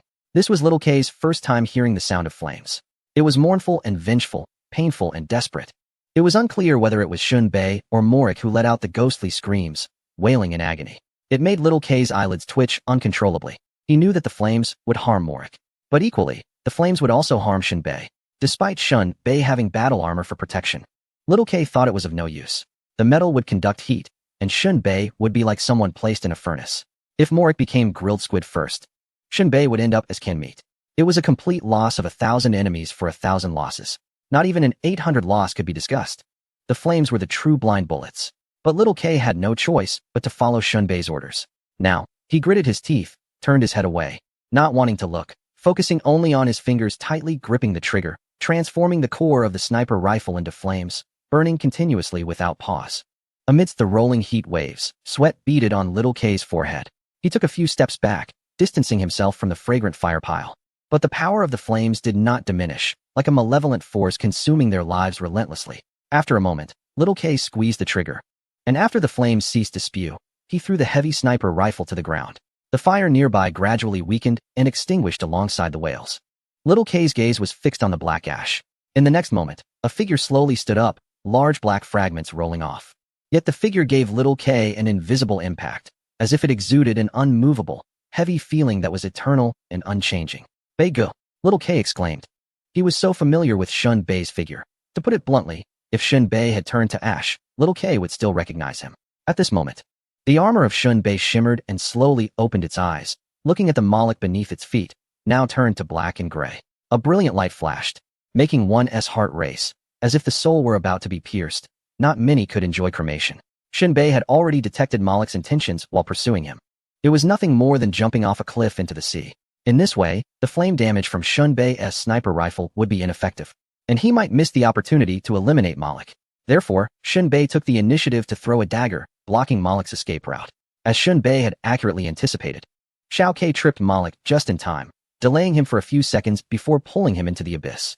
At this moment, Shun Bei remained unfazed. Despite the high temperatures that could turn a person to ash, he was unaffected. Although his armor could insulate against heat, the flames exceeded the armor's thermal tolerance limit. However, the armor had another function, internal cooling. A large amount of cold air resisted the high temperature, allowing Shun Bei to ultimately defeat the once mighty Moloch under such a self-destructive attack. After hearing Xiao Ke's call, Shun Bei slowly raised his head, his gaze calm and profound, as if containing an endless sea, and smiled lightly. Your grilling skills are lacking. You won't be able to enjoy a good squid now. What a pity for a lost craft. Xiao Ke, I almost threw up. Moloch was a human. Even if he turned into an octopus, or a dog, he wouldn't be edible. Shun Bei waved his hand, having no time to waste with Xiao Ke. He needed to find the location of Qi Yunlai and eliminate him. Otherwise, he felt like he was holding in a breath of anger, which was extremely uncomfortable. This time, Xiao Ke wanted to merge with Shun Bei's armor. However, the armor detected an abnormal intrusion, activated an electric current, and forcefully ejected Xiao Ke. With a thud, Xiao Ke fell to the ground, his face displaying a look of disbelief and despair. The two stared at each other, both surprised. Xiao Ke hadn't expected that a mechanical armor could not merge with him. Shun Bei also did not anticipate that Xiao Ke's extremely useful ability would fail on the armor. Xiao Ke glanced sideways and uttered a chilling remark. Bei Ge, your armor isn't a living thing, is it? Xiao Ke had this thought based on theoretical grounds. His parasitic beast could not merge with living organisms, but could easily merge with other objects without any resistance. Setting aside all impossibilities, there was only one truth. Shun Bei's armor was a living entity. Shun Bei's expression appeared stiff and eerie in the night, his eyes pitch black. Such a bizarre occurrence was absolutely impossible. The technological path he had taken was purely mechanical. Although the armor exhibited unconventional capabilities, they could all be explained and realized from a science fiction perspective. Indeed, Liang Ziqing believed that machines could be alive. But that was an illusion caused by the steam generated from the core. Shun Bei stroked his chin, pulled out his sniper rifle, and inserted the crystal core once again. Pulling the trigger, a bright orange fire dragon erupted, rolling and roaring in the air, burning recklessly. Try to merge with the flames, Shun Bei commanded Xiao Ke. Xiao Ke's eyes widened, and his expression changed as he exclaimed, that's too risky. Saying this, Xiao Ke took out a match. This is safer. Shun Bei chuckled silently. Still want to test my barbecuing skills? Xiao Ke shivered. Luckily, he was clever enough. Otherwise, he would have fallen into Shun Bei's trap. Xiao Ke struck a match, planted it in the ground, and then attempted to merge with the flames. As a result, he got burned and yelped, unable to enter the flickering firelight. I understand now, Xiao Ke said, blowing on his burnt fingers and extinguishing the match. Elementals cannot merge. His face turned serious as he continued, like wind, lightning, clouds, and so on. Shun Bei corrected his thinking. It's everything that lacks substance. You cannot merge with them. Xiao Ke lifted his head, admiring the succinct summary, and said, "Can I give you a thumbs up?" Such old flattery. Shinbei reached out and stuffed Xiao Ke into his revolver. It felt like putting a living person into a syringe, strange yet astonishing. At that moment, Shinbei's expression was somewhat abnormal. A new limitation or flaw in the beast that Xiao Ke inhabited had been discovered. However, Shinbei's problem remained unresolved. The armor was not without substance, real, solid super-strong alloy. It had no consciousness. How could Xiao Ke not merge with it? Yet, merging with firearms was not an issue. This indicated that the fundamental problem was not caused by an upgrade. Shinbei couldn't figure it out for now. He also did not believe that one day the armor would develop self-awareness. He could only set it aside for the time being. Shinbei turned around and kicked the almost turned-to-ash body of Morik off the cliff. "Your wish, I have fulfilled." He left behind a light remark and dove back into the jungle. At that moment, no one knew that this incomplete fellow, tossed by Shinbei from a 2,000-meter-high cliff, would be plunged into the rushing stream, and regardless of which animal eventually consumed him, it had nothing to do with Shinbei. The yellow moon was large and round, casting silver-gray light diagonally into the narrow mountain gorge. The insects in the grass had long since lost their patience and began their collective performance. Nearby seabirds, frightened by the earlier battle, hid in the darkness, not making a sound. The earlier chase of Morik had already caused Shinbei to deviate significantly from his planned route. Shinbei kept correcting his path, running through the jungle. According to his estimate, after about 10 minutes of running, he would return to his previous route. In a short while, aided by the waning moon nearly hidden in the dark clouds, Shinbei reached a spot, moved a few large stones, and lay down in a patch of higher grass. Surrounding him were chaotic large stones, like mythical beasts that hadn't awakened for 1,000 years, effectively concealing Shinbei's figure. Once settled, Shinbei gently poked the disguised barrel of the battly-long rifle out of the tangled grass. The air around was humid, with wet plants beneath him, and small insects occasionally crawling by. A colorful snake had even coiled around Shinbei's neck, seemingly frustrated that it couldn't deal with the tin can, flicking its tongue as if it were cursing and slithering away. Shinbei couldn't be bothered to waste effort on this ungrateful snake. If it were a fierce beast, it would have already become a meal. I must say, the meat of the fierce beasts in this world is truly delicious. If these creatures weren't so ferocious, they would have long been considered protected species. At this moment, Shinbei was lying low in the thick grass, slightly tilting his neck as the visor's magnification function stretched his field of vision, observing the trees on both mountaintops. Though they were called mountaintops, they were merely elongated mounds. The darkness gradually dissipated, and the sun began to rise, yet the entire island remained in a state of lifelessness. The night wind blowing down from the mountains was uncomfortably cold, as if one were wearing short sleeves in the dusk of late autumn or early winter. Shinbei did not activate the heating function of his armor. The temperature was just right, and could even be lower, avoiding detection by the infrared sensors of those specialized in shooting. He continued to control the virtual image sneaking around not far ahead. Suddenly, with a whoosh, a bullet struck the virtual image. However, Shinbei didn't notice the direction from which the bullet had come, causing the virtual image to hesitate for a second before collapsing. Moreover, he had no way of knowing if the direction it fell was correct. It could be that the bullet came from the left, but the virtual image fell to the left, which clearly defied logic. Shinbei could only gamble, although there was a slight error in his operation. Shinbei was not worried about being exposed at all. The ambush point he had set up was established during the darkness, and after the sky cleared. As the sun began to rise from the faintly ink-colored horizon, he had remained still. The enemy would not be able to detect Shinbei behind the virtual image. Now, the wisest choice was to remain still and continue observing. Time passed without Shinbei noticing. When he spotted a pair of rapidly running feet, the enemy had already appeared 500 meters away, which startled Shinbei. They were actually running towards him from behind. Was this a flanking maneuver? Quite clever. It was only due to Shinbei's high combat training, combined with the amplification system of his armor that allowed him to hear faint sounds from a distance. Otherwise, he would have become the prey instead. Shinbei pressed his eyes tightly against the sniper scope, the crosshairs following the slowly twisting barrel, quickly locking onto the two small legs darting through the trees. He intended to shoot at the opponent's head or chest, but the lush branches and leaves hanging from the trees obscured the upper body of the target. The view through the dense undergrowth was very limited, only allowing him to see the two legs flashing by, moving swiftly. Slow down, just a bit more, look up and embrace your kiss of death. At this moment, Shinbei originally intended to lie among the scattered rocks, searching for the enemy's figure, from blowing up the speedboat, to landing ashore, and then to killing Morik. During this time, the enemy would surely be able to determine the direction of Shinbei's attack. It seems that these adversaries have found suitable positions and formed a series of overlapping firing points, much like the connected moves of knights and cannons in a game of Chinese chess. No matter which one is taken down, the likelihood of losing one's life is quite high. Therefore, Shinbei waited among the rubble and grass until dawn. He had not made a move. Yet the enemy struck at the virtual image. Soon, Shinbei noticed that an enemy was flanking him, passing by him on the side, heading straight for the virtual image. Whoosh! Shinbei set up his sniper rifle, seizing the opportunity, and just as the enemy's running legs suddenly halted, waiting for the brain to send the command to change direction, Shinbei abruptly pulled the trigger. A shrill bullet shot out of the chamber, shattering the obstructing grass leaves and flying straight towards the target.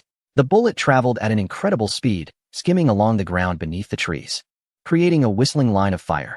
The damp, sleeping withered leaves trembled in the gusts of wind, as if a seriously ill person wanted to sit up suddenly but lacked the strength. The heavily camouflaged enemy was just about to lift his foot to run when the bullet struck the protruding bone of his left ankle, causing him to fall heavily. Like a galloping horse suddenly tripping over a tether, crashing forward without restraint, breaking his nose, losing teeth, and tearing his lips without any chance to avoid it. The shot enemy lay on the damp leaves, his face turning pale and lifeless, accompanied by the immense pain of the bullet penetrating flesh and bone. His blurred features twisted into a grimace, letting out a horrific roar. Damn. Damn. Damn. Perhaps the curses would alleviate the pressure in his heart and the pain in his leg, but it was not enough to dispel the massive damage inflicted by Shinbei's bullet on his flesh. In sheer panic, he curled his legs, attempting to crawl behind a large tree, seeking shelter for his life. In the crosshairs, rows of trees stood like soldiers in formation. To avoid losing that narrow gap for a straight shot, Shinbei swiftly ejected the spent cartridge from the chamber, his finger pulling the trigger again. His eyes glued to the scope, never letting up on the target. The Barrett sniper rifle, like a vicious snake, struck again at its prey. In a very short time, the bullet re-entered the enemy's lower abdomen along the still warm trajectory in the air. However, Shinbei knew that these two shots were not fatal. Although the upgraded sniper rifle and bullets were quite powerful, this power merely stripped away the abilities of the enhanced individual, bringing them down to the level of an ordinary person. As long as the bullets did not hit a lethal spot, the enhanced individual could still survive. Shinbei was immensely satisfied with the upgraded equipment. Now, he had the courage and strength to confront those with abilities, all thanks to the upgrades. Otherwise, in this world of hardship, he would be nothing more than an unnoticed ant. Shinbei constantly found self-satisfaction and never complained about why the upgraded firearms could not fire a single bullet that could create devastating explosions like those with abilities, expanding the damage range.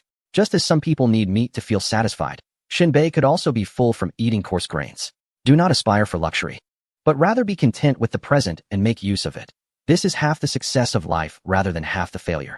At this moment, to prevent the enemy from calling for reinforcements after being hit, Shinbei had to pull the trigger a third time, adding another bullet to the bleeding wound in his lower abdomen. The marksman, specialized in shooting, struggled and twisted under the trees in excruciating pain. His injured ankle was severely shattered. Although his foot was still attached to his calf, it would have to be sawed off if presented to a doctor. Shinbei stopped shooting, his eyes still fixed on the target lying across the ground.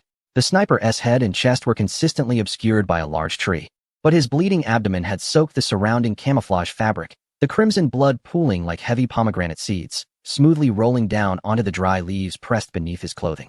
As he watched the twitching enemy gradually stiffen, Shinbei finally let out a sigh of relief. It was indeed risky to take down this specialized marksman. The third bullet must have embedded itself within his spine, destroying the nerve network, rendering him unable to make a sound, allowing Shinbei to maintain control of the battlefield. Shinbei pulled out a piece of dried fish from within his armor, food dried by Xiao Kei, and slowly chewed it. In his previous life, Shinbei was born in a mountain village that wasn't even marked on the map. The village was near the border, impoverished and desolate, until he was 17. Shinbei had never known the satisfaction of a full stomach. It was only on the day he joined the military that he realized how truly blissful it was to be full. However, when he retired and joined foreign mercenaries, that sense of fullness was replaced by fear. He had killed many innocent people, for sometimes the enemy is also innocent. Shinbei felt like a child caught between the clutches of both God and the devil, his arms torn by fear and pain, as if iron thorns were binding his heart. But Shinbei understood that he must live in freedom. No one knows the kind of fear that comes when a vibrant life is concealed on the skin of nature, only to have its head suddenly blown apart. The virtual imaging projected by Shinbei's clustered firepower is like a soul clone, essentially duplicating his existence. The battlefield was like a pool of blood, and Shinbei crawled and fought within it, believing in a principle. Both sides in combat must shoot at each other, and both have the potential to hit their targets. Shinbei's armor might not withstand the damage from a specialized ability user, and those high-level ability users might not be able to withstand a bullet from Shinbei. Therefore, he infused his life into the virtual imaging soul clone, allowing it to shoot and hit, thus enabling him to slip through the funnel of death. This is an invisible balance principle originating from the cosmos. Ignoring this depth while wishing to survive is akin to destroying something called eternity. The wheels of God will naturally crush such existence. The dried fish in Shun Bei's mouth tasted as bland as mud, but at least it could fill his stomach. Xiao Ke had it worse, still starving with only a revolver. Shun Bei dared not let him out.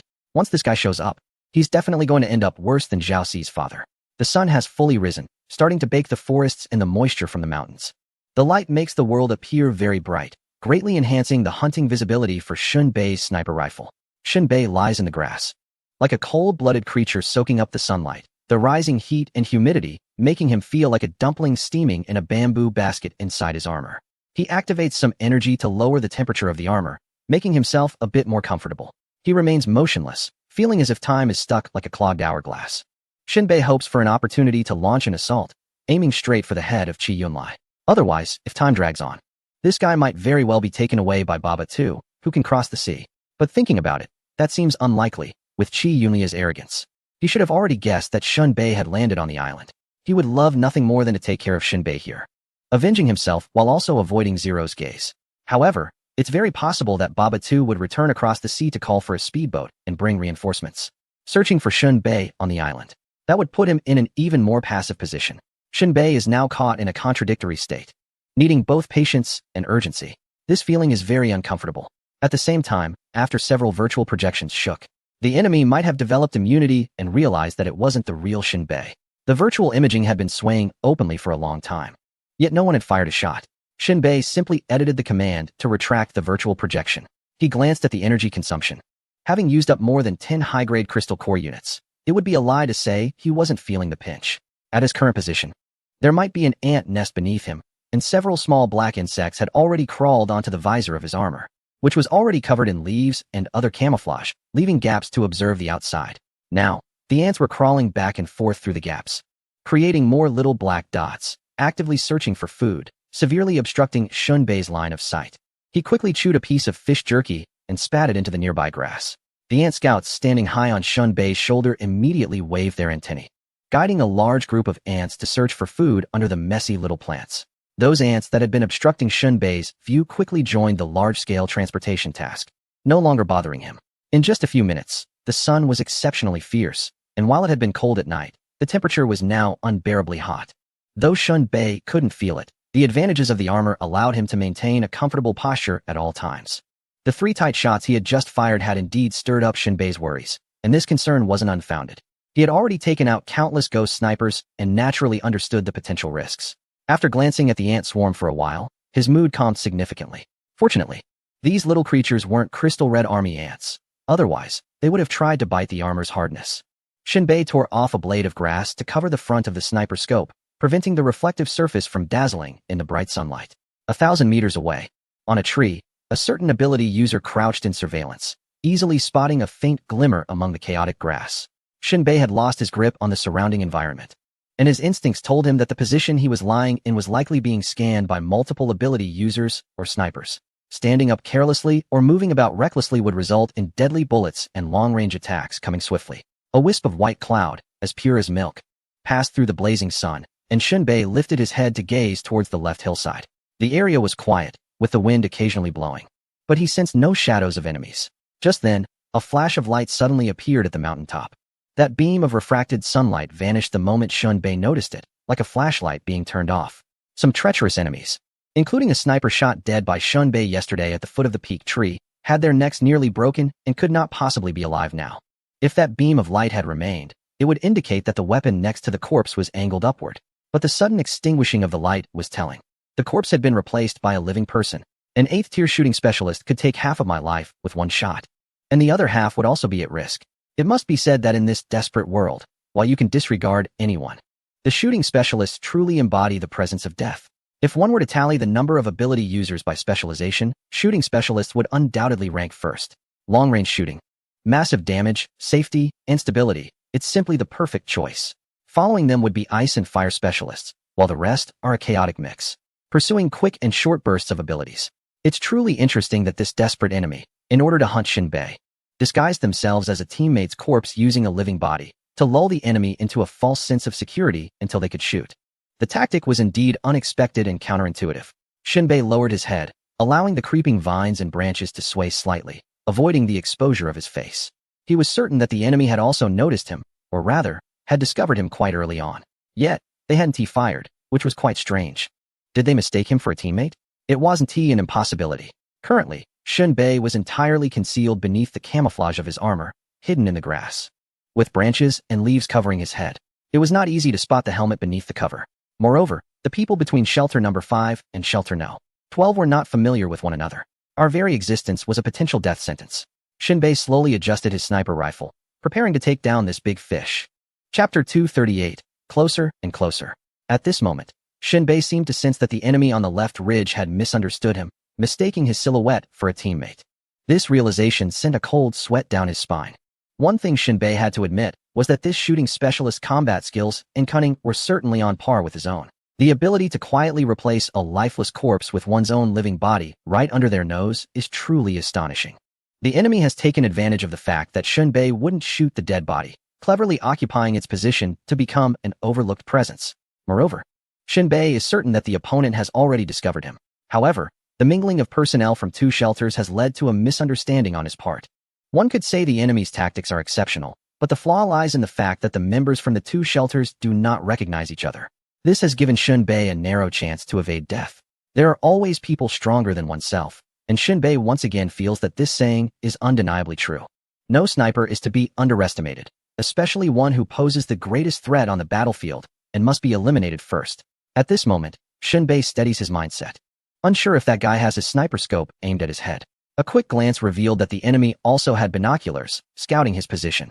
Shinbei quickly thought through the situation, chewing slowly to feign the appearance of casually eating. In order to deceive the enemy into thinking he was merely a comrade taking a break and not in a hurry to retaliate recklessly.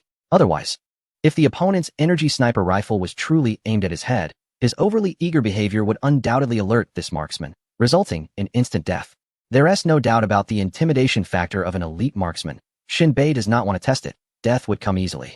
At this moment, under the camouflage of his armor and the cover of branches and vines, his eyes began to align with the crosshair on his weapon.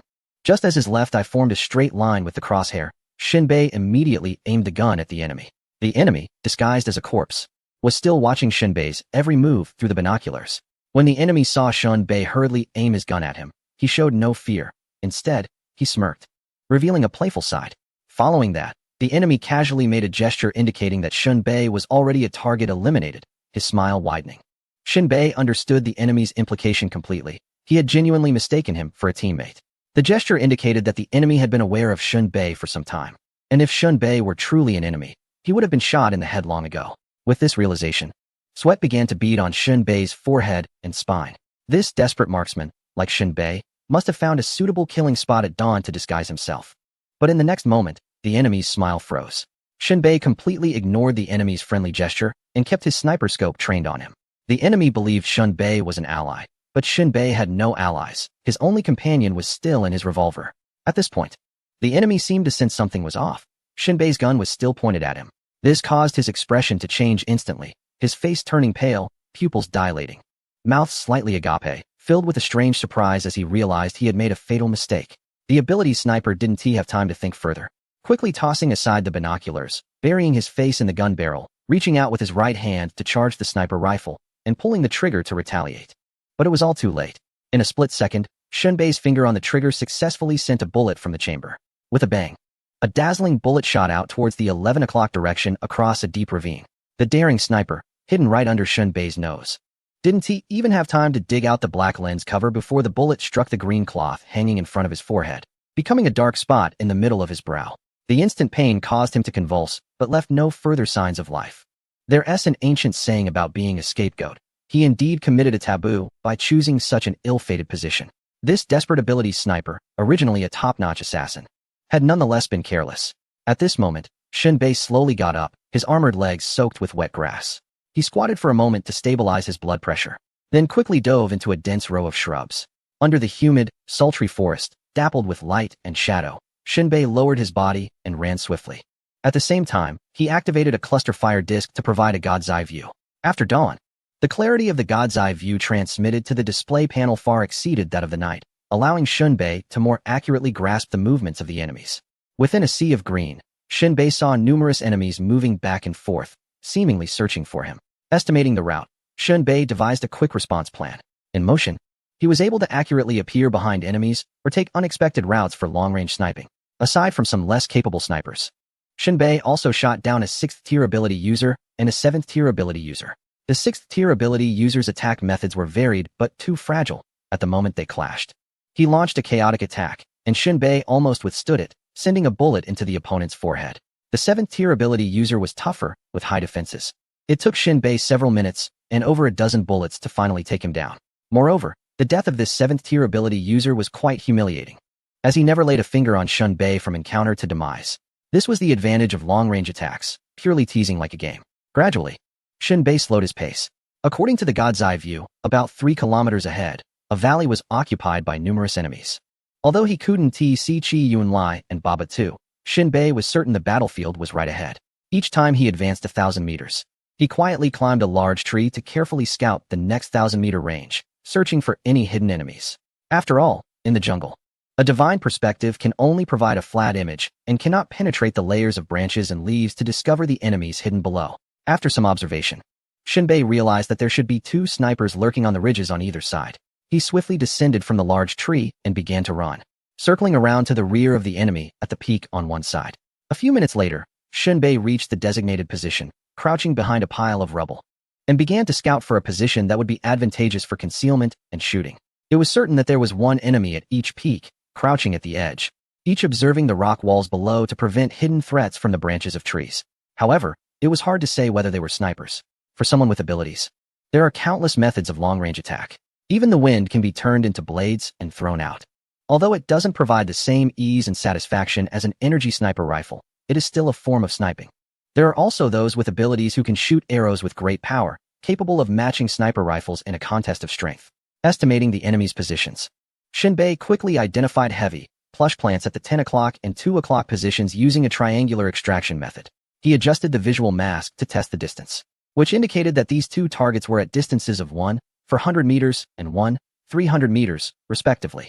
The targets were 500 meters apart, and simply put, according to Shunbei's plan to eliminate the enemies, the 3 enemies at the peaks formed an isosceles triangle with a base of 500 meters, with the apex guarding the valley and the 2 base angles watching over the apex. Death is an ancient joke, but it is new for everyone. Shunbei silently praised as he tightened his finger on the trigger. His backpack was well stocked with ammunition, so it was necessary to fire a few test shots at the 2 suspicious piles of grass.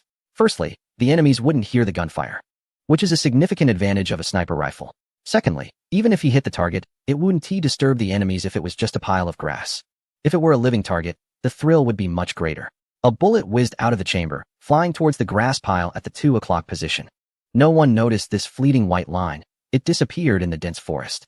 The sunlight and shadows on the bullet's tip alternated at an extreme speed, ultimately causing a few grass stalks on that dense green patch to tremble slightly before disappearing into the depths. Quickly pulling back the bolt, a golden shell ejected, sticking to the sniper's eye, and soon the moving barrel captured the grass pile at the 11 o'clock position. Another bullet shot out, filled with Shunbei's expectations, striking the middle of the grass pile. If that were an enemy, there would surely be an entry wound on their back.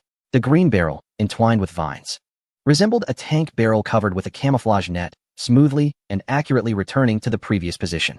Through the sniper scope, Shunbei carefully observed the first grass pile that had been hit, hoping for a warm liquid to soak through, creating a scarlet spot. The flesh and blood enemy was not a rock. If blood flowed from their back, it would have to seep through layers of clothing, especially the heavily colored green camouflage outfit. Shunbei silently watched the 2 grass piles. The target at 11 o'clock direction trembled slightly first. Shunbei was most familiar with the state of dying after being shot. The residual nerve signals in the muscles, like magic, continuously causing convulsions. After a while, blood flowed out along the sharp, flattened grass blades of the corpse, and Shunbei let out a long breath. He hit the target. The target at 2 o'clock also bled out, staining the green grass beneath the corpse's pant legs with red, confirming the deaths of both enemies. Shunbei slowly withdrew his long sniper rifle from between 2 large rocks and held it in his arms as he ran towards the 2 o'clock direction. According to the rules, with 2 enemies remaining, he could rush into the valley. Shunbei's blood gradually boiled. Was he sending himself to death? or enjoying the thrill of the bullet extending out? The answer was about to be revealed. Chapter 239. The Final Battle, charging into the valley based on the enemy's formation. There were still 2 enemies left to deal with before he could enter the valley and search for Chi Yumiya's location. This prolonged sniping was coming to an end. The closer he got to the valley, the more Shunbei's blood surged, and he felt a tingling sensation throughout his body. Shunbei knew this was the awakening of his desire for slaughter. Under such extreme adrenal stimulation, even if he had a leg crushed by the enemy, he could still sprint hundreds of meters. In his past life, he had seen a bloodthirsty killer who, despite having his throat cut and blood gushing out, chased the enemy for a long time before collapsing. This was the madness induced by adrenaline. At that moment, Shunbei also began to enter this state. Shunbei's breathing became short as he crouched forward to find a suitable sniping position. He quickly crawled up a rocky outcrop, with lush mugwort grass growing between the large stones, long and green. Shunbei gently poked out his sniper rifle, and the scale on the visual mask showed a distance of 800 meters to the peak's edge. The ambush point was ideal. On the left, a thin, short acacia sapling had 2 black cicadas mating, which paused only for a moment when Shunbei lay down, then resumed their loud noise. The scorching sun beat down even more intensely. Shunbei firmly believed that the enemy in such conditions, akin to being in a sauna, must be very uncomfortable. Shunbei pressed his eyes back to the sniper rifle, aligning the crosshair. After thinking for a moment, he decided not to shoot the hidden enemy at 800 meters directly, as the peaks on either side were only 100 meters apart. The enemy on the opposite peak was less than 1,000 meters away from Shunbei, so a seemingly casual shot could alert another unknown enemy, who would then become the unsuspecting prey in front. Based on the terrain ahead and the positions of multiple corpses, he quickly deduced the prone point of the enemy at the top angle. Under the visibility provided by the concentrated firepower, the enemy lay between 2 large rocks. With his head wrapped in green vines and small branches for camouflage, the leaves above already wilted from the sun. This enemy held a dark red large bow, but had no arrows. Shunbei knew that this was not a case of the enemy forgetting to bring arrows. This ability user could shoot arrows without the traditional arrow shafts. By harnessing the energy within their body, they could launch various types of energy arrows, such as ice arrows with freezing properties or fire arrows with flame effects. Compared to specialized shooters, this archer could choose different energy arrows based on the situation. The downside was that it consumed a lot of energy, had a shorter range than energy sniper rounds, and was less precise. However, it wouldn't be fair to label the archer as weak. Specialized shooters could only fire energy rounds and did not have the versatility of an archer. It could be said that in certain environments, archers could handle more situations effectively. At that moment, Shunbei only needed 1 bullet to shatter this guy's skull. But he refrained from doing so and continued to elevate his gun barrel, aiming at the enemy on the edge of the ridge. Using geometric principles in conjunction with the terrain across from him, he spent a minute observing the edge of a concave stone pit, spotting a greenish face. It was a sniper, not low in rank, having reached the 7th tier, hiding behind the grass and seemingly chewing on something. Shunbei scanned the overgrown stone pit 3 times, finding no other anomalies apart from this enemy. However, when his gaze swept back, the enemy suddenly tilted his neck to drink water. Professional snipers typically used a water bottle with a straw.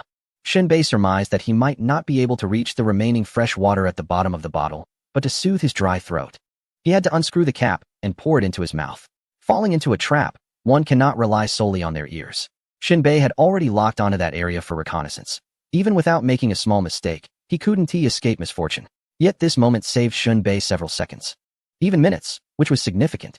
He decided to deal with this sniper first. Relatively speaking, the archer posed a threat, but it was nowhere near the oppressive feeling he had from the sniper. Perhaps because Shunbei himself was a sniper, he focused his strengths on eliminating the other sniper. In his stubborn belief, the first target to take down had to be the sniper. Only those of the same kind understood each other. Shunbei's sniper rifle's crosshair swayed back and forth over the blurred green face behind the weeds, then stabilized on the center line, waiting for his finger to pull the trigger. Bang! As the shot rang out, the 2 black cicadas mating in the tree were startled and immediately fell, their earlier eagerness to embrace turning into a frantic scramble for survival. Unfortunately, their tails got caught, and after flapping their wings desperately, they managed to detach from their reproductive organs and fled in panic to what they deemed safe directions. The bullet Shunbei fired sliced through the soft plants at the edge of the stone pit with lightning speed, piercing into the right side of the blurred green face, shattering several molars behind the thin flesh. Yet the fierce bullet continued to push forward unabated. The small brain behind the enemy's neck eventually bulged out, creating a small hole. The released bullet was akin to a child spitting out the pit of a crisp date after eating it, flung far away. Bang! Immediately following, He swiftly turned the gun towards the opposing archer without any hesitation, firing a second bullet. The archer was momentarily stunned, realizing the danger as he saw his companion from the opposite side covered in blood. This individual was quite professional and understood that the second bullet from Shun Bei was aimed at his life. So he desperately sat up and rolled towards the rocks below the hillside, trying to evade the lethal bullet. Although Shun Bei anticipated the archer's reaction, and before shooting the sniper targeting his companion, he had already practiced shifting the crosshairs back and forth between the two enemies. After adapting to this feeling, the instant the first bullet hit its target, the gun barrel was directed towards the green, head peeking out from the bushes. However, the archer's reaction speed was still a step ahead, and Shun Bei's second shot missed its mark. In that moment, Shun Bei fired a third bullet, which shot forth from the gun like a venomous snake locking onto its prey, swiftly aiming for the archer. The archer, with remarkable speed, had already located Shun Bei's exact position as the second bullet approached. As the third bullet roared forward, he had completely spotted Shun Bei hidden in the grass. Still rolling, he drew his bow to full tension. A flaming arrow was instantly formed. Whoosh, the fire arrow sliced through the still air, leaving a blazing trail in its wake. As the arrow flew, it accelerated, its brightness intensifying until it transformed into a dazzling fire meteor, hurtling straight towards Shun Bei. In that instant, time seemed to freeze as the bullet and the flaming arrow, two distinctly different forces, converged in the air. The flaming arrow and the lethal bullet collided fiercely in that confined space. Yet contrary to expectations, there was no explosion or mutual destruction. Instead, they brushed past each other like two inviolable wills, creating a delicate balance of kinetic energy and opposing forces that kept both on their original trajectories. The fire arrow continued forward, its flames becoming wilder after the collision, resembling an enraged fire dragon, with the surrounding air distorting from the heat, forming a brilliant trail. Meanwhile, the bullet, although marked by faint traces of the flames, maintained its astonishing speed, resembling a beam of cold death light. Clearly, the bullet was faster. Before the archer could stabilize himself from the rolling position, the bullet penetrated his skull from the back, causing his grassy head to burst open like a manhole cover during an underground explosion. Brain matter and blood splattered chaotically, sticking to the surrounding leaves and grass stems. Swaying precariously, as Shun Bei sprang up, he flicked his arm armor, and the iron chain coiled like a spring, hooking onto a large tree. At the moment the fire arrow exploded, Shun Bei was propelled forward as if drawn by the gravitational pull of a planet. Boom! The swiftly approaching fire arrow, wrapped in dancing flames, resembled fragments of the sun stolen from the sky, intensely hot and oppressive. As it touched the leaves of the jungle, it did not immediately extinguish. Instead, it burst forth with a life of its own, radiating an even more dazzling light. In an instant, the flames blossomed like a fiery red lotus flower. And with the explosion of the flaming arrow, a wave of scorching heat swept out.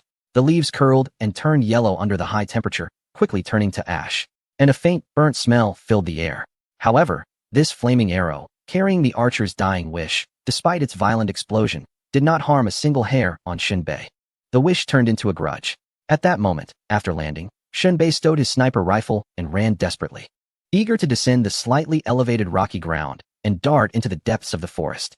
As he emerged from the dappled shadows of the woods, a vast expanse of bright yellow wildflowers appeared before him, resembling dandelions or sunflowers, growing to the height of Shun Bei's waist, leaving him at a loss for their names. Furthermore, a layer of light blue mist hovered around the roots of the wildflowers, gathering and not dissipating, as if it were one with the flowers. At the same time, there were numerous animal skeletons scattered across the ground, resembling a field of death. The bones showed no signs of gnawing or injury, as if these small creatures had all died of natural causes. Shun Bei scanned the valley ahead. If he charged straight in, it would be the shortest distance. But the wildflowers that lay before him inexplicably made him feel wary. He controlled the cluster fire disc and took another look at the situation in the valley. The field of wildflowers extended into the valley, like a long yellow sword piercing into the mouth of the valley. The wildflowers occupied about the middle third of the entrance. However, behind this patch of wildflowers, Shun Bei did not see anyone waiting to ambush him. The scattered enemies were positioned on both sides of the entrance. Shun Bei picked up a pebble and tossed it in. There was no reaction. That blue mist must be toxic, Shun Bei pondered. Without hesitation, he trusted the seal of his armor, which had an internal oxygen supply system, making him completely unafraid of toxic gas. Entering from either side of the valley would inevitably expose him to enemy ambushes. It would be a waste of time. Shun Bei plunged into the patch of wildflowers, rolling for over 20 meters before quickly crawling forward. He decided to take the enemy by surprise, using the cover of the wildflowers to sneak behind them. If luck was on his side, he might even see Qi Yunlai directly. Chapter 240. The conspiracy of cooperation. Few would expect Shunbei to crawl through the wildflower patch that others feared. After all, beneath the seemingly harmless yellow flowers lay a swirling mass of toxic gas and animal bones. However, those with common sense could see that this flower patch was undoubtedly a death zone. To the enemies, even though Shunbei was fully armored, he still had to exchange air with the outside. Thus, the enemies stationed in the valley focused their attention on the sides of the valley entrance, waiting for Shunbei to walk into their trap. Some even boldly stood in the path he would have to take, waiting for this phantom killer to arrive. Inside the valley, Babatu leaned against a tree trunk, his head down, showing little emotion. "What do you think of my suggestion?" he asked quietly. Meanwhile, Qi Yunlai seemed lost in thought, his gaze fixed on the entrance of the valley, as if anticipating the arrival of Shunbei. After staring for a while, Qi Yunlai took a deep drag from his cigarette and said with a slightly unfriendly tone, "Killing and blowing up boats, Babatu. You really know how to keep your composure." Babatu lifted his head, his demeanor becoming much sharper. "It's just a clown. We should look further ahead. Like the bull in Shelter 36. Qi Yunlai turned to him, his tone growing a bit heavier. "While I'm quite interested in the second awakening serum, right now, I want Shunbei's head even more. This guy is unpredictable, and with such a vast island, relying solely on our manpower for the search is a bit overwhelming. You are overestimating Shunbei's intelligence. He will definitely come to kill us." "How do you know?" Babatu squinted, disdainfully curling his lip, his voice icy. "Even if his trajectory is heading toward the valley, there are plenty of cross forces set up at the entrance. Shunbei just needs to take a look to know this is a dragon's den and a tiger's lair that he can't enter. Who knows? He might have already retreated." Qi Yunlai straightened up involuntarily. "That would truly disappoint me. Now, you need to give me accurate information about whether our cooperation can be achieved. What if I say no?" Babatu replied, his smile undiminished, growing colder. "I wouldn't hesitate to stand on Shunbei's side," Qi Yunlai said. Babatu's smile remained, but it was increasingly sinister. Qi Yunlai understood the implication and responded, "Babatu, you brought me to this island just to pull me away from the shelter's main stage. If I don't agree to cooperate, you're certainly thinking of eliminating me to prevent any leaks." Babatu shrugged. "You're so clever. I find it hard to imagine you ever have moments of confusion." Qi Yunlai snorted with laughter. "You just want to use my shelter as cannon fodder. And you don't need to deny it. That's a bit excessive. Cooperation is the way to win together." Qi Yunlai ignored Babatu's defense and said straightforwardly, "Although you are a member of the Bloody Conference, I wouldn't mind replacing you." Meaningless threat. Your words are the same. The two stared at each other, and the atmosphere began to grow tense. This time, Babatu sought cooperation with Qi Yunlai, and there was certainly a basis for it. Their shared hatred was built upon Shunbei's lawlessness. Their emotions resonated, as both of their sons or adopted sons had died at Shunbei's hands. Babatu saw this as an opportunity, but the negotiations seemed to be going poorly. Just last night, their speedboat had been blown up. The cooperation that could have continued, including profit distribution, suddenly lost all appeal for Qi Yunlai. He firmly believed that Shunbei was the one causing chaos. Without hesitation, he commanded his subordinates to form a search formation for Shunbei's whereabouts and insisted that Babatu's men join in as well. Babatu didn't care much about this. Killing Shunbei would be considered settling an old score. However, the situation on the battlefield seemed very unfavorable. The people sent out had not returned after a night. Their negotiations had been delayed until now. Babatu didn't want to wait any longer. He was eager to finalize the plan to rob the cattle. He also didn't want to cheer for Shunbei at this critical moment, so he took a step back after obtaining the technology. "How about I control the production capacity and we split it 6-4? Qi Yunlai, originally serious and solemn, suddenly smiled, revealing deep wrinkles that made him look both old and genuine. "This is not a concession that members of a bloody meeting should make. The production capacity doesn't matter. Both our sides can control it, but the shelter must not be controlled, or it will overflow. How about this? Once the Titan breeding period ends and we return to the mainland, we collaborate again to eliminate all the researchers at Shelter Number 1, and we 1T undercut each other." Upon hearing this, Babatu extended his hand and grinned widely, revealing his toothless gums. "You've revealed my plan." Qi Yunlai grasped Babatu's hand. "Pleasure doing business. Wealth is beckoning us. Aside from the Spider Queen, our two sides will become the true second tier." Qi Yunlai did not deny this. The strength of a shelter does not only depend on its leader, but also on the subordinates. The more exceptional the subordinates are, the larger the snowball effect. Although Babatu claimed to be the second tier aside from the Spider Queen, Qi Yunlai believed that once the collective strength erupted, it could overshadow the Spider Queen. At this moment, Babatu, a level 10 ability user, slowly rose into the air and said, "I'll gather personnel." Qi Yunlai shook his head. "I told you, Shunbei will definitely break in. This is where you're confused. He is not that foolish. But he is not necessarily very smart either." Babatu looked down at Chi Yunlai and let out a strange cold laugh. A sniper's greatest strength is flexibility. Especially since he is not a shooting specialist, he must be cautious. Shinbei would absolutely not dare to barge in. We need personnel to search the entire island. And once we find him, we'll eliminate him in one go. Chi Yunlai looked down on Babatu's stubborn thinking, waving his hand. You can go. I can handle Shinbei alone. Babatu's smile faded. Trust my years of combat experience. He wouldn't be that foolish. He wouldn't dare to come in directly. Unless he sneaks through the flowers, in which case we wouldn't even need to act. He'll die from the gas himself. Chi Yunlai remained silent. Babatu did not say more and flew straight up, heading towards the Titan. Shinbei crawled through the flowers for half an hour. He vaguely felt he was nearing the end. He reached out to part the flowers in front of him. To the left was a forest, with the terrain gradually rising like a slide.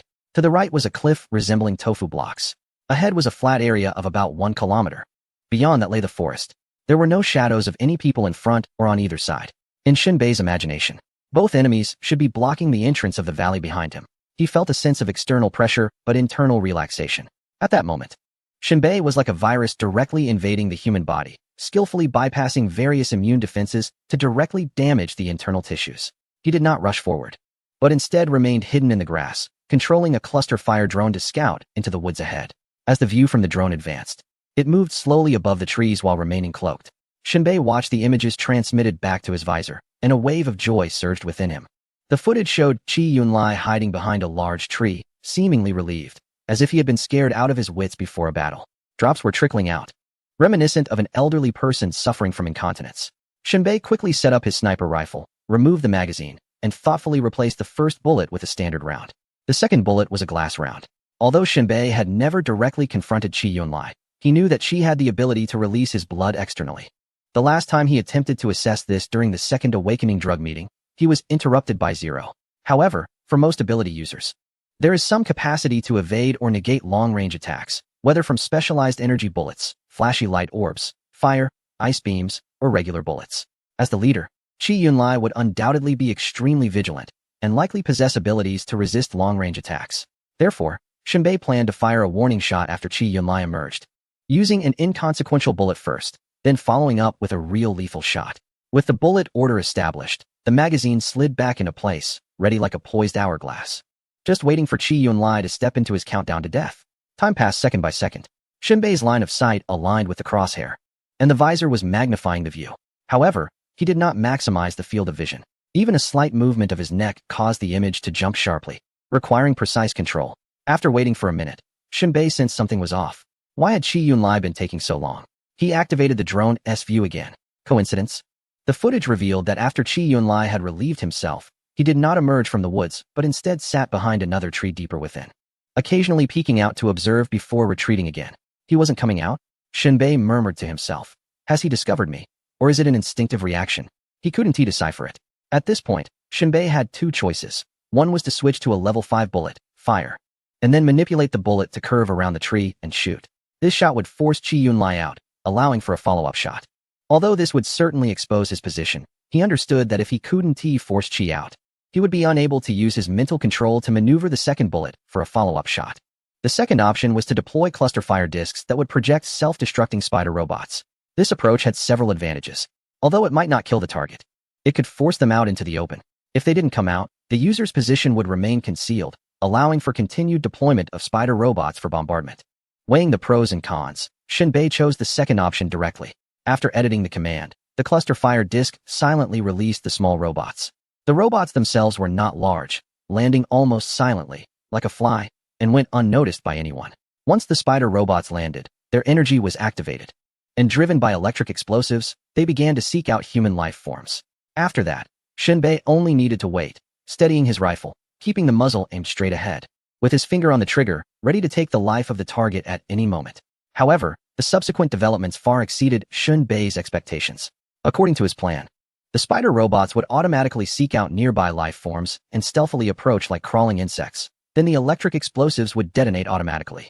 Everything was supposed to proceed in an orderly manner. But to Shinbei's surprise, after waiting a few seconds, the explosion still hadn't occurred. Logically, the self-destructing spider robots were deployed directly above the target.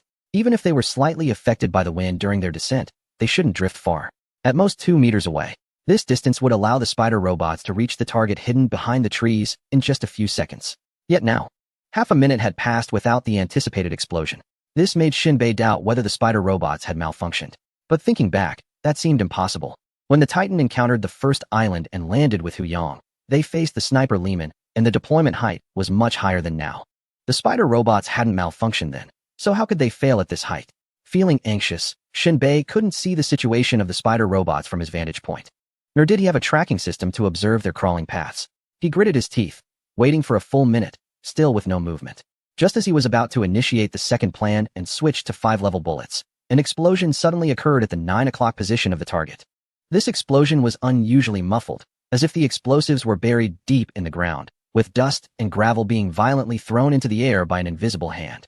Clumps of soil appeared to be struck by an unseen giant hammer, rising and revealing a deep and wide pit, with the surrounding soil rolling like waves. The joy in Shinbei's heart instantly turned into immense shock. The direction of the explosion had changed. Moreover, the effect of the explosion was different from usual. The sound was dull, and more soil was being thrown up. What was going on? How did the spider robots crawl in the opposite direction to detonate the explosives? Countless complex thoughts flashed through Shinbei's mind. He took a deep breath, his gaze steady, and suddenly realized something. The figure of Chi Yunlai directly in front was a clone? The thought flashed through Shinbei's mind, feeling there was a 99 chance of it. A clone is just a clone. It doesn't possess a complete life force.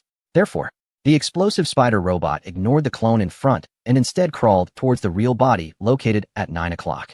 Moreover, the spider robot had detonated explosives buried deep in the soil, indicating that the real Chi Yunlai was likely hiding in a pit that the robot had scanned.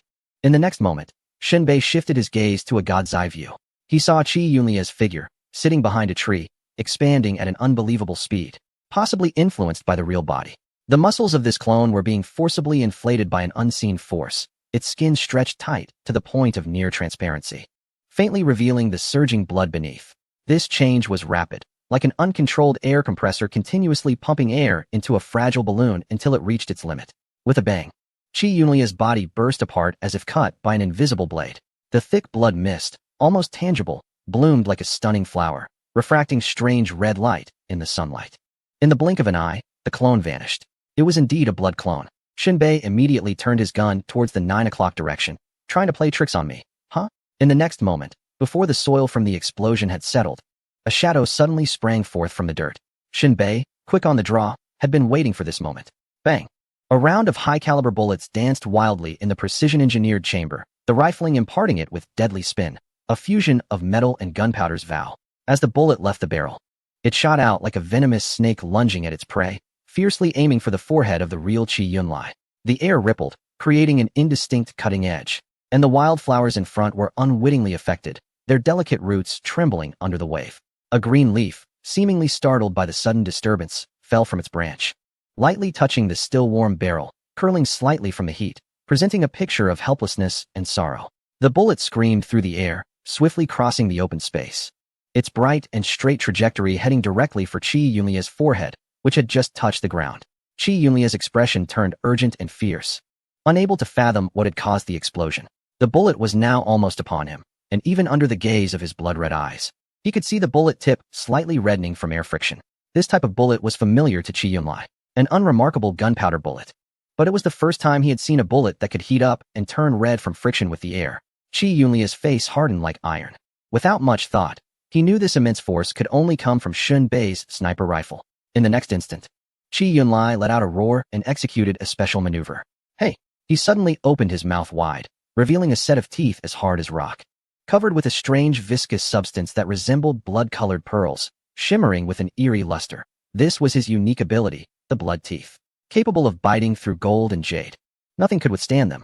Facing the bullets racing towards him, carrying the breath of death, Chi Yunlai not only did not avoid them, but instead charged forward, adopting a nearly provocative stance, and bit down fiercely. Crack! At that moment, the bullet, laden with immense kinetic energy, seemed to be frozen in time, firmly locked by Chi Yunlia's blood teeth, like a small beast trapped in a snare, unable to escape the iron cage no matter how hard it struggled. With a sinister grin on his face, Chi Yunlai exerted force once more, as if cracking seeds, and directly shattered the metal bullet. The fragmented bullet, like baked potato cakes, instantly broke apart in Chi Yunlia's mouth, transforming into countless tiny shards. with a blood-red glow in his eyes. Qi Yunlai gazed at the cluster of yellow wildflowers before him.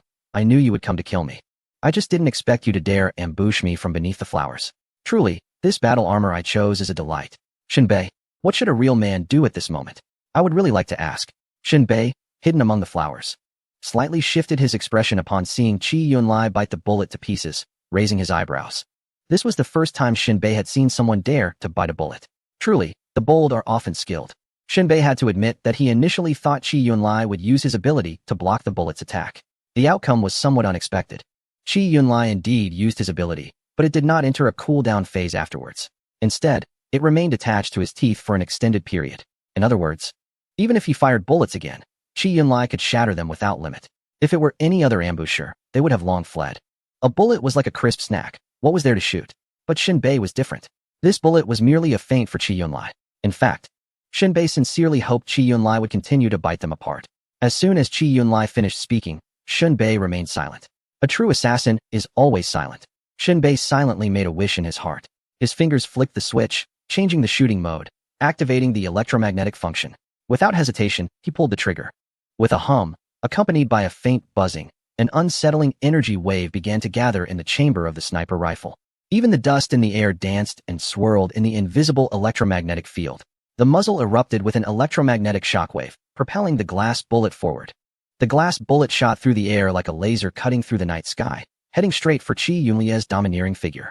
The bullet traversed the heavy obstacles in the air, leaving a winding light trail, and a subtle burnt smell permeated the air, evidence of high-speed particles slicing through the atmosphere. Qi Yunlai was no fool. With his blood-red eyes activated, he noticed that the bullets Shinbei fired consecutively had a fundamental difference.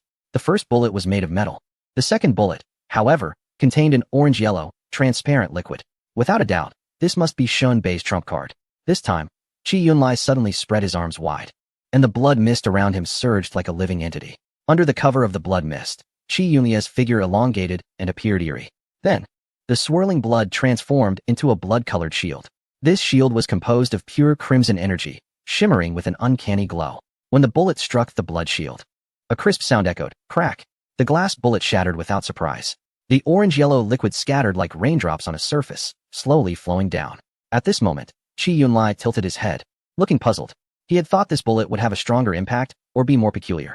However, the outcome was completely different from what he had envisioned. The force was even less than that of the previous metal bullet, and nothing terrifying happened at all. Was it just a bluff? The hopeful expression in Qi Yunlai's eyes gradually turned into extreme disappointment. He had expected Shinbei to add some excitement to this battle, but here he was, propping up a blood-colored shield to resist such a strange bullet. And for this? Really? This was utterly disappointing. Qi Yunlai felt let down by Shinbei. It was not thrilling at all. What a waste of this battle armor. Take it off. I really don't understand how you defeated a 10th tier ability user. Could you please give me some real intensity? Qi Yunlai mocked.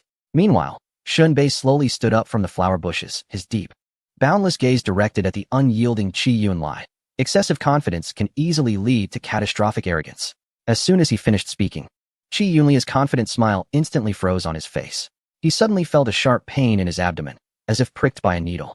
Although the pain was almost negligible, he still looked down. To his surprise, a glass bullet had struck his belly, breaking the skin. The orange-yellow liquid was writhing at the wound, as if the broken skin was an invisible vortex, drawing the liquid in. What the hell? How did this bullet get shot? Why didn't my blood eye technique detect it? A cloaked bullet? How could that be possible? Moreover, Shinbei had clearly only fired 2 shots, yet somehow there were 3 bullets? Qi Yunlai suddenly realized that even if it was a cloaked bullet, it shouldn't have hit him. His defenses were still intact. He looked up at the blood-colored shield in front of him, which was still holding but had already been breached with a hole the size of a fist. Around the hole, the orange-yellow liquid was rapidly corroding. At that moment, Qi Yunlai witnessed this scene, his eyes filled with deep disbelief, his throat swallowing hard. Cold sweat pouring from his forehead, seemingly overwhelmed by an uncontrollable horror. If the orange-yellow liquid from the first glass bullet had a corrosive effect on the blood mist, then the second bullet that struck his belly must be the same. After all, the blood mist is a real explosion of one's own blood, not some illusion or supernatural ability. In other words, the blood mist shield in front of me can corrode and will happen to myself. At this thought, Qi Yunlai's expression changed drastically, his eyelids twitched violently, and he was instantly in an uproar. He had been played. Shinbei's second shot fired a total of 2 bullets. One silently corroded the blood-colored shield, and the second invisible bullet followed closely, passing through the hole and hitting his own abdomen. In the next moment, Qi Yunlai didn't even consider what that orange-yellow liquid was. He only knew that he wanted to survive, or he would face unimaginable consequences. With one hand, he lifted, and a blade made of blood formed in his hand. His expression was extremely decisive and ruthless. With a wave of his hand, a piercing sound was heard as the blood-colored blade stabbed directly into his abdomen, quickly cutting around the wound. In the blink of an eye, in order to avoid the invasion of that strange liquid, Qi Yunlai actually hollowed out a large hole in his own belly. With a plop, a piece the size of a palm, still steaming and bloody, was thrown to the ground by Qi Yunlai. With a crash, the intestines inside his belly, like worms trapped in a maze for decades, squeezed out as if they had found an exit, crashing onto the ground with a bloody, choking smell.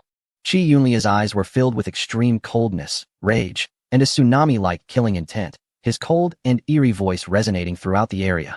"You damn it. Wanna harm me? You're still too young." Shin Bei's eyelids twitched. This was an outcome he had never expected. Qi Yunlai was so decisive in hurting himself, without a shred of hesitation. As soon as he said to cut, he cut. Shin Bei couldn't help narrowing his eyes, his body slightly tensing. "Very well, you like to remove parts of yourself, right? Let me help you lose weight today." Shin Bei flipped his hand, and another glass bullet appeared in his palm. Just as he was about to push it into the chamber, a sudden commotion erupted from behind. "What's going on? Someone's coming." Shin Bei appeared in the valley. "Damn, how did he get in here? Charge. Kill. Boss. Boss, why are your intestines out for a stroll?" Shin Bei glanced back and saw many startled enemies rushing in from behind. Each one was filled with murderous intent, their fierce presence surging like a tsunami through the air. Shin Bei narrowed his eyes and decisively dashed towards the left side of the sloping woods. He couldn't act hastily, once surrounded and attacked. It would be impossible to escape. Everything has an end, so patience is a means to success. As Shin Bei fled, he laughed wildly, the mocking sound sweeping across the land. If a lowly person realizes their own lowliness, it's a form of mockery. "Little brat, please give me some strength. Let me recognize my own matters. I'm counting on you." Qi Yunlai was busy stuffing his intestines back into his belly, and these two sentences were like adding fuel to the fire, revealing endless malice and fury in his blood-red eyes. "Kill for me. I want him to eat my belly. I want him to be torn to pieces." Chapter 242. The puppet hanging from the tree. Shin Bei fired a shot with a ghost glass bullet, severely wounding Qi Yunlai. Although two glass bullets hit his abdomen, one after the other, Qi Yunlai's reaction was so decisive that it exceeded Shin Bei's expectations and control. These two glass bullets were considered wasted. However, Qi Yunlai was not in a much better state. In order to save his life, his abdomen was literally ripped open. Shin Bei did not hesitate at all. The opportunity was still there, and the battlefield had not fallen into an irretrievable situation. Using his foot thrusters, he charged into the dense forest at a speed of 120 miles per hour, creating distance from the pursuing enemies. The enemies behind were completely bewildered, unable to fathom how Shin Bei had infiltrated the valley. Even more horrifying was Qi Yunlai, who was gripping several meters of his own intestines, steaming and trying to stuff them back into his abdomen, a scene that was truly nerve-wracking. Under Qi Yunlai's furious roar, these enemies clawed and chased after Shin Bei. However, in that brief moment of confusion, Shin Bei had already created a distance of over 800 meters. Shin Bei quickly deployed cluster firepower to project a virtual image. A phantom version of Shin Bei, following the editing commands, continued to jog leisurely into the depths of the forest. Meanwhile, Shin Bei, holding onto his sniper rifle, jumped into the lush grass and lay flat on the ground, using his hands and feet to scuttle like a startled lizard, quickly turning to the right at a 90-degree angle. As a result, by the time the enemies reached the grass, Shin Bei was already over 300 meters away on their right side. This was made possible by the armor, which allowed 80% of his stamina to be driven by its tight-fitting design. In a physical state, not to mention crawling 300 meters, even 30 meters would be a blessing. At this moment, Shin Bei steadied himself against a tree, quickly changing to level 5 bullets. The crisp sound of bullets colliding and the pleasing mechanical sound of the magazine locking into place brought him immense reassurance. He was no longer stingy with the scarce bullets. He aimed to increase damage output, striving for a one-shot kill. Taking a deep breath, Shin Bei peered through the crosshair of his sniper rifle. Behind him, at least 20 enemies were forming a fan-shaped encirclement. Shin Bei was positioned just over 200 meters on the edge of this encirclement, perfectly placed. Shin Bei's index finger instinctively hooked onto the trigger as he focused on 3 hunched enemies running like demons. He knew very well that any upright creature was an enemy. Bang, bang, bang. In just 3 seconds, the crosshair systematically focused on the 3 targets. The red bullets traced crimson lines, violently shooting towards the right ear of the enemy on the far right. The light at this moment was bright, and the splattered red mist was blinding. Shinbei knew that the bullet's size was far greater than the enemy's ear canal, and it would twist and turn through the ear. Thus, the destructive power of the vertical strike reached its peak. The second enemy, who was hit, was wielding a long knife that was about 5 meters in length. The glint of that long knife was enough to instill fear. He looked flustered as he ran between two large trees, just in time to see his companion on the right suddenly tilt his head and collapse to the ground. For a moment, he seemed confused, not understanding why Shinbei was running ahead while bullets were flying in from his right side. If this guy had been quick on his feet, he could have swiftly rolled to the inner side of the tree. However, just as he turned his gaze back from the sight of his fallen comrade, before he could locate Shinbei in the midst of the sudden gunfire, the second deadly bullet pierced through his neck. Perhaps the bullet didn't hit his throat directly but entered from the side, severing a row of nerves and muscles before exiting from the other side. But this enemy, who was hit while wielding a large knife, was surely not going to survive. Eventually, the knife fell to the ground alongside his body as he clutched his neck with both hands, curling up in agony. The pain and lack of oxygen made him begin to experience the struggle of dying. The third enemy, whose upper body had just emerged from behind the tree, was caught off guard as blood from the second enemy, whose neck had been pierced, splattered into his eyes. As he rubbed his eyes and tried to pull back to find cover, Shinbei had already finished off the second pirate, ejected the spent cartridge from his gun, and pulled the trigger again. When the third bullet struck this enemy hard in the lower back, it felt less like being shot and more like a condemned man being kicked by the executioner before his execution, collapsing forward onto the ground, his head rolling, never to move again. The fourth enemy, advancing in a fan shape, noticed something was wrong on his left after seeing 3 people go down, and immediately realized that Shinbei was audaciously flanking them. He briefly panicked, rolled on the spot, and took cover behind a rock. As a close combat ability user, he understood that charging towards Shinbei was unwise in the face of gunfire. However, he had his own means of retaliation. He quickly unholstered the handgun at his side. As a close combat specialist, he generally looked down on firearms, but despite his disdain, he recognized their effectiveness. He preferred to carry one for unexpected situations. Extending his long arm, he aimed the FN-57 pistol and fired several shots in Shinbei's direction. This model of handgun originated from a bygone era, but had been technologically modified for the harsh conditions of the survival world, making it far superior to old-world short-barreled firearms in terms of lethality. 4 or 5 sporadic bullets flew swiftly towards Shinbei, who hurriedly crouched down and squeezed into a crevice in the mountain wall. The tree he relied on for sniping wasn't chosen at random.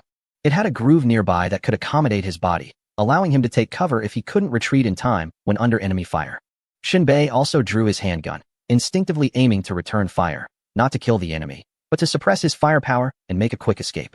Engaging in a shootout with this guy would be utterly irrational, especially since those enemies who sensed something was amiss would surely be closing in. The sound of gunfire echoed as Shinbei rapidly pulled the trigger, emptying a revolver of bullets. After reloading, he secured the revolver to a branch of a tree and crawled toward the valley.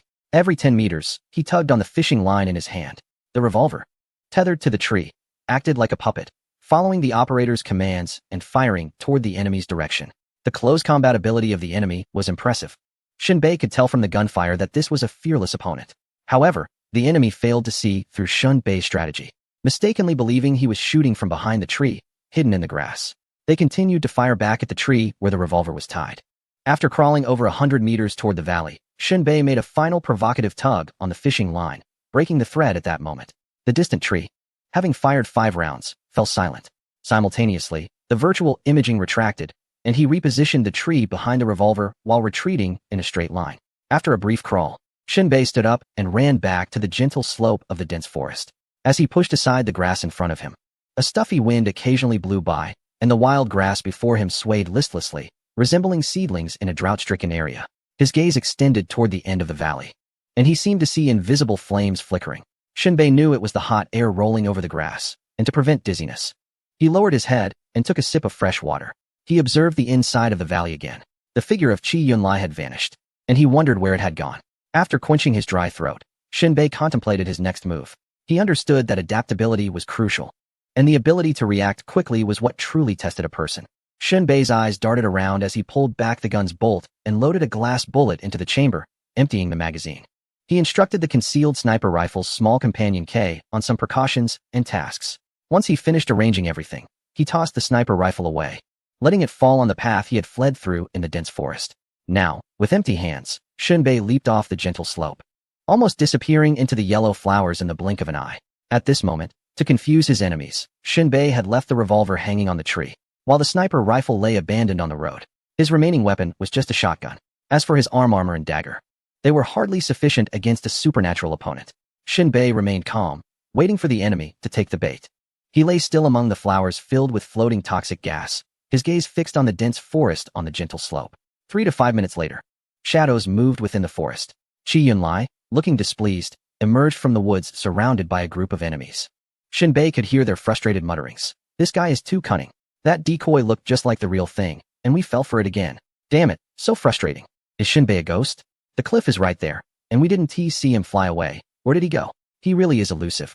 Don't let me find him, otherwise, I'll skin you alive. You'll have to deal with the leader yourself. At this moment, Qi Yunlia's face was pale.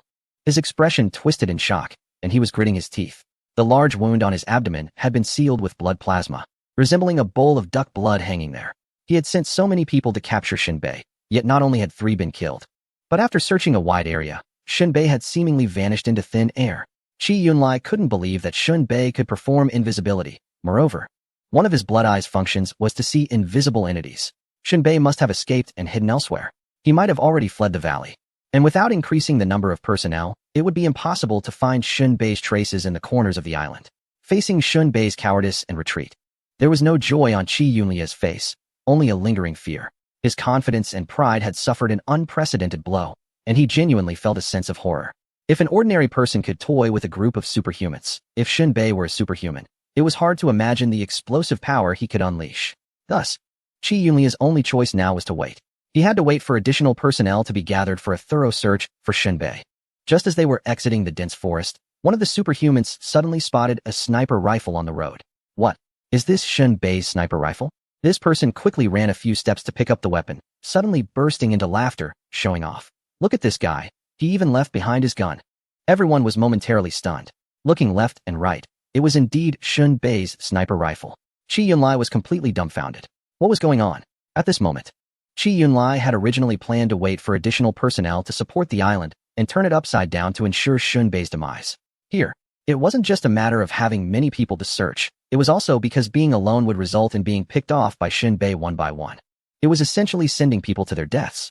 Shinbei's tactics were bizarre and difficult for ordinary people to decipher, always attacking unexpectedly and catching others off guard. This was why Qi Yunlai, after losing track of Shinbei, had not dispersed his men to continue searching but had instead gathered them together, maintaining their formation even after leaving the forest. Qi Yunlai had learned from his mistakes. Although Shinbei had left him in a miserable state, he had not lost his rationality. And now, unexpectedly, they had found Shinbei's important weapon, his sniper rifle. Not only was Qi Yunlai surprised, but others were also perplexed. It should be noted that Shinbei's only means of showing off was this sniper rifle. Without it, Shinbei was nothing. Even a dog would look down on him. Of course, the role of Shinbei's armor should not be overlooked. But for superhumans, without the sniper rifle, Shinbei was like a toothless tiger. At this moment, Qi Yunlai examined the sniper rifle in his subordinate's hands, rubbing his eyes in disbelief and gasping. What trick is this guy playing? Upon hearing this, others were somewhat confused. Boss, what do you mean? Trick? Are you overthinking it?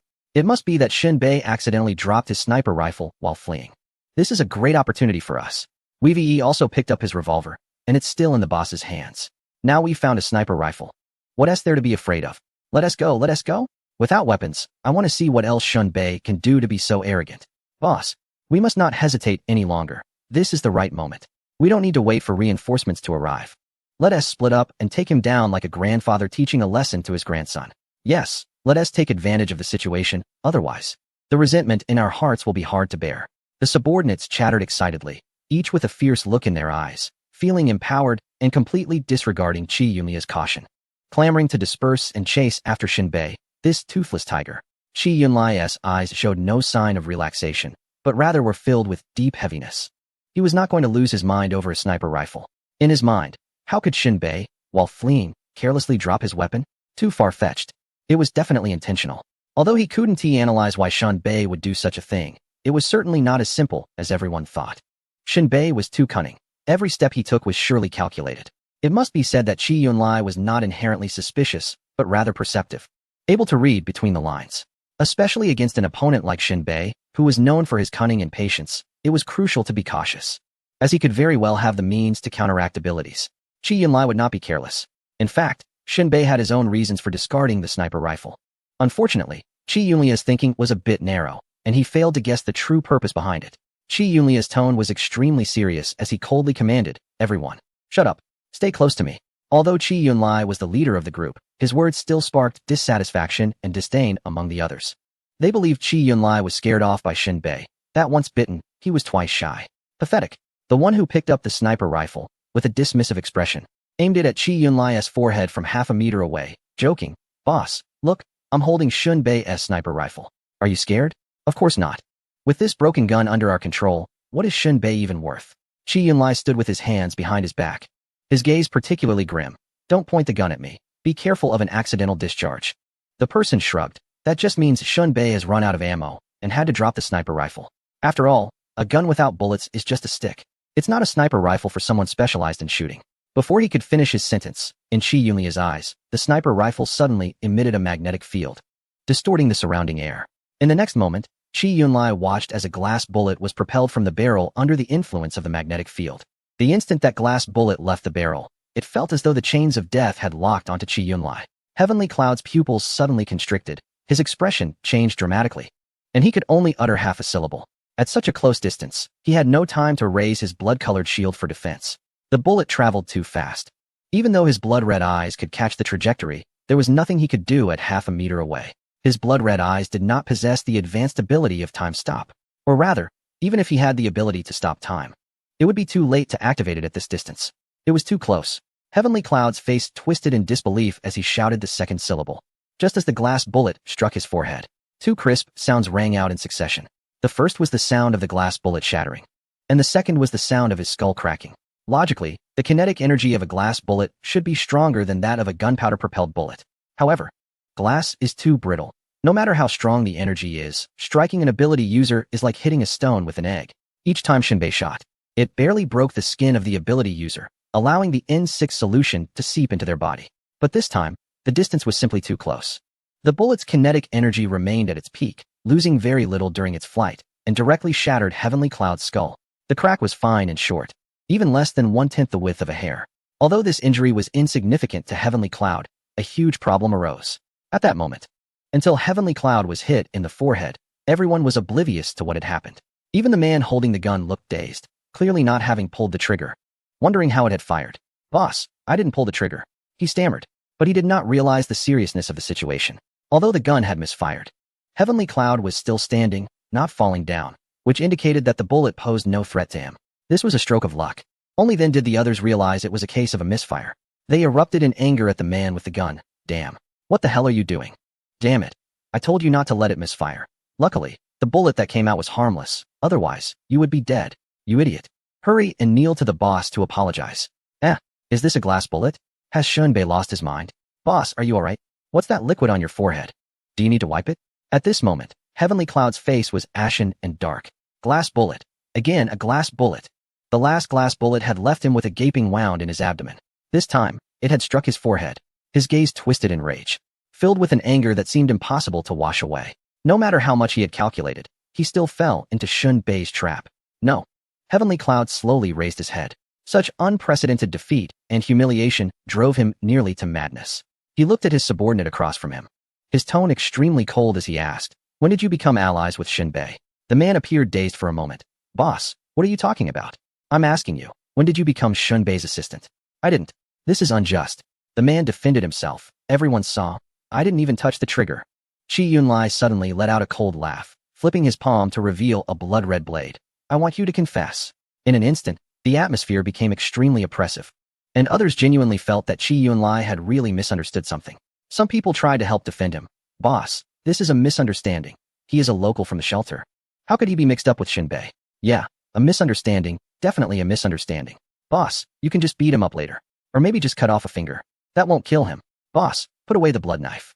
However, the next moment, everyone saw the blood-red veins on the blade suddenly glow, as if opening the gates of hell, dragging out a long, eerie, terrifying, and violent blood rainbow. With a squelch, the gunman's head was sent flying, his eyes filled with shock and unwillingness, blood gushing from his severed neck.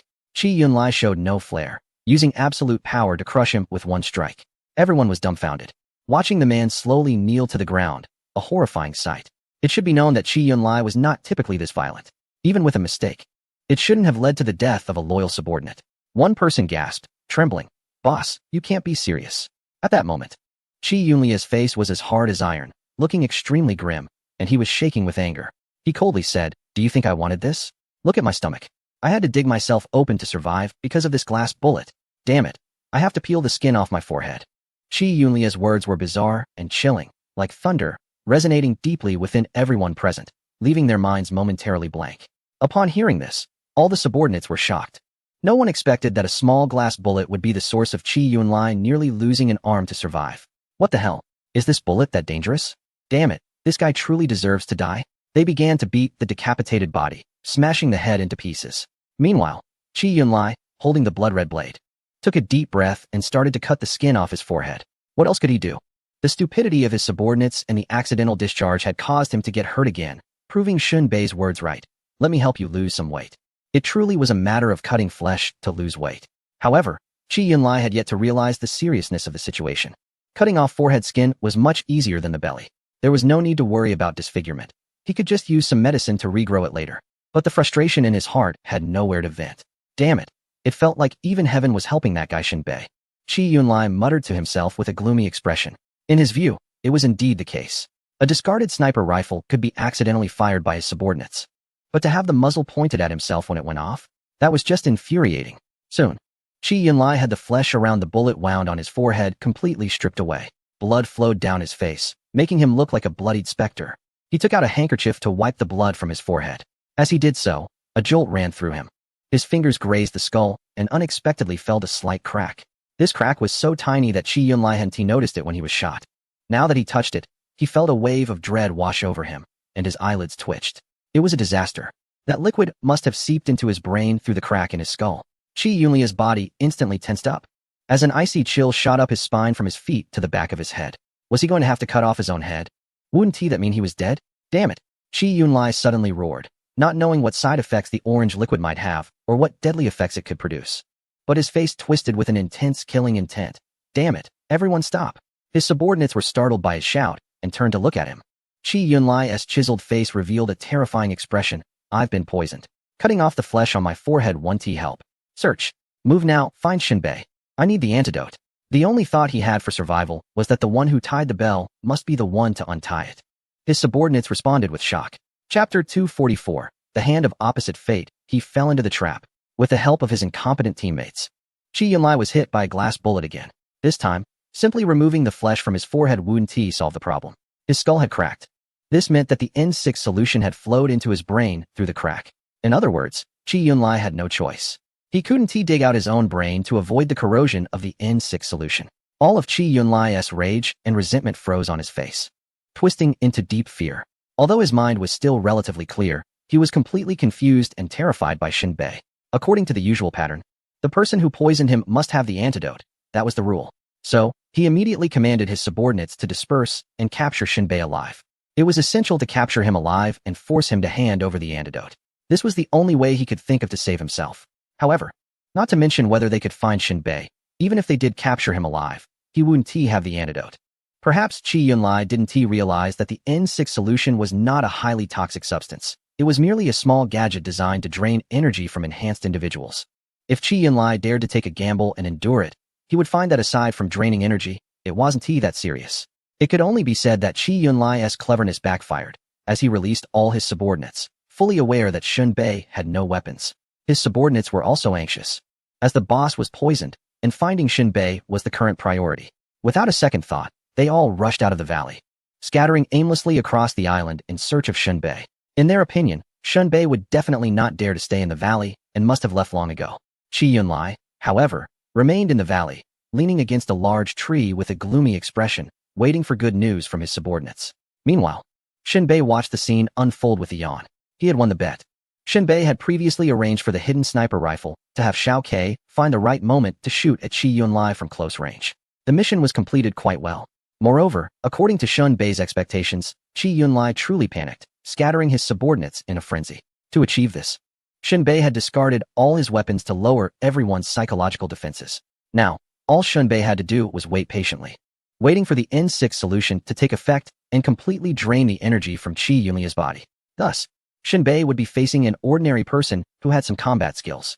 Fighting an ordinary person was something Shinbei had ample experience with. He had done the same with Eudora back in the day. As time passed, less than 30 seconds after Qi Yunlia's subordinates left the valley, he finally sensed something was off.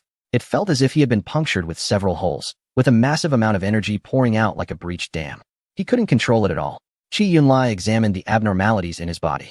Was it just the release of energy? A deep, cold look flickered in his eyes. Was there no other sign of poisoning? He checked his body, left and right, but saw no other abnormal states. Yet, he couldn't be sure if the energy loss was just a surface phenomenon. There could be more lethal tricks up ahead. His face changed dramatically, and uncertainty filled his gaze as he endured each second of torment. About 5 minutes later, Qi Yunlai could no longer sense any energy within him. He felt utterly exhausted, as if he had been vigorously worked over by a high-powered vacuum cleaner. At the same time, he had not discovered any other fatal signs of poisoning. At this point, Qi Yunlia's heart sank, and his face turned pale. It seemed he realized something. He had been tricked. Qi Yunlai understood that the glass bullets shot by Shinbei had the primary effect of draining the energy from the ability user. As long as the ability user had no energy, what was the difference from an ordinary person? In that instant, Qi Yunlai grasped Shinbei's combat intent. Unable to remain an ability user, Shinbei brought the ability user down to the level of an ordinary person, and then used his extensive combat experience to defeat his enemies. Damn! With his thoughts clear, a huge sense of crisis suddenly surged within Qi Yunlai. Did that mean Shinbei had not shown up for so long because he was watching him from somewhere, patiently waiting for him to become an ordinary person? And in a moment of confusion, he had scattered his subordinates around him and had been played. Qi Yunlai suddenly stood up, raising his head.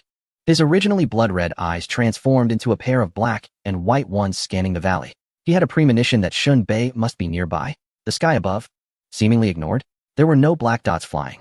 He looked left and right, but there was no sign of movement in the grass. Until he saw the yellow flower bushes ahead. Qi Yunlai gasped, his eyes filled with resentment and fear, fixated on them. The next moment, a rustling sound arose. From within the yellow flower bushes, a figure emerged. The figure bent over, and as it moved, petals scattered around, like a fairy surrounded by flowers. Damn you, Shinbei! Qi Yunlia's face twisted with rage, letting out a piercing scream like a vengeful spirit. Do you really enjoy playing tricks? At that moment, Shinbei straightened his back amidst the cheers of the petals, exuding an aura that felt as vast as the heavens and the earth. The brilliance reflected from his armor alone created an overwhelming sense of pressure. Shinbei slowly smiled, speaking leisurely. Ignorance can be bliss, but cleverness can lead to foolishness. Little Qi, every decision you make pushes you closer to the abyss. Shinbei stepped forward, radiating a chilling aura like a goddess of vengeance, pressing closer to Qi Yunlai. Qi Yunlia's face was dark as if water could drip from it, gritting his teeth. Do you think you control the situation? The excitement and cruel light flickered in Shinbei's eyes as he spread his arms. The hand of fate can seize us at any time and pull us into its insatiable teasing. What do you think? Can you escape this hand of fate? He chuckled, then laughed. Qi Yunlai suddenly raised his right hand, gripping a rugged revolver tightly, aiming it at Shinbei, who was 5 steps away. His sharp eyes swept over like a hawk, his voice cold and hard like metal scraping. Does this revolver look like my hand of fate? Shinbei's gaze was indifferent as he replied calmly. To be precise, that's a revolver you cannot control, one that will leave you regretting it. I suggest your best struggle for survival is to fight me in close combat. That's your only remaining hope. Qi Yunlai revealed an extremely strange arc that resembled a smile. A sound like a mix of a scream and laughter escaping his throat. What?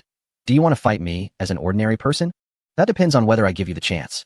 Shinbei, every step you've calculated has taught me a lesson, but the one who laughs last will still be me. No matter how many calculations you make. Did you factor in that I would pick up your revolver? Did you consider that there's still a bullet in it? Did you think you would die by your own bullet?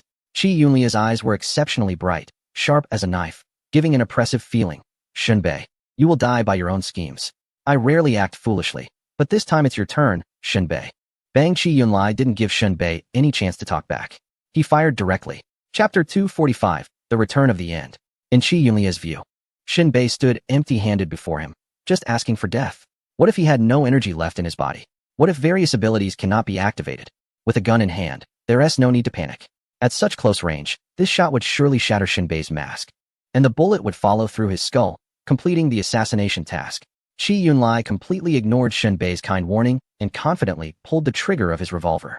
Yet, at the moment the gun fired, Qi Yunlai saw Shinbei still wearing a dismissive expression, even a hint of pity. In Qi Yunlia's mind, Shinbei was merely pretending to be calm in the face of death. Bullets show no mercy to anyone. Bullets do not pity anyone. It was as if they shared a connection, or perhaps it was just a coincidence, but Shinbei unexpectedly voiced a thought that was in Qi Yunlia's mind. The next second, Qi Yunlia's pupils suddenly constricted, his skin twitched violently, and every hair on his body stood on end.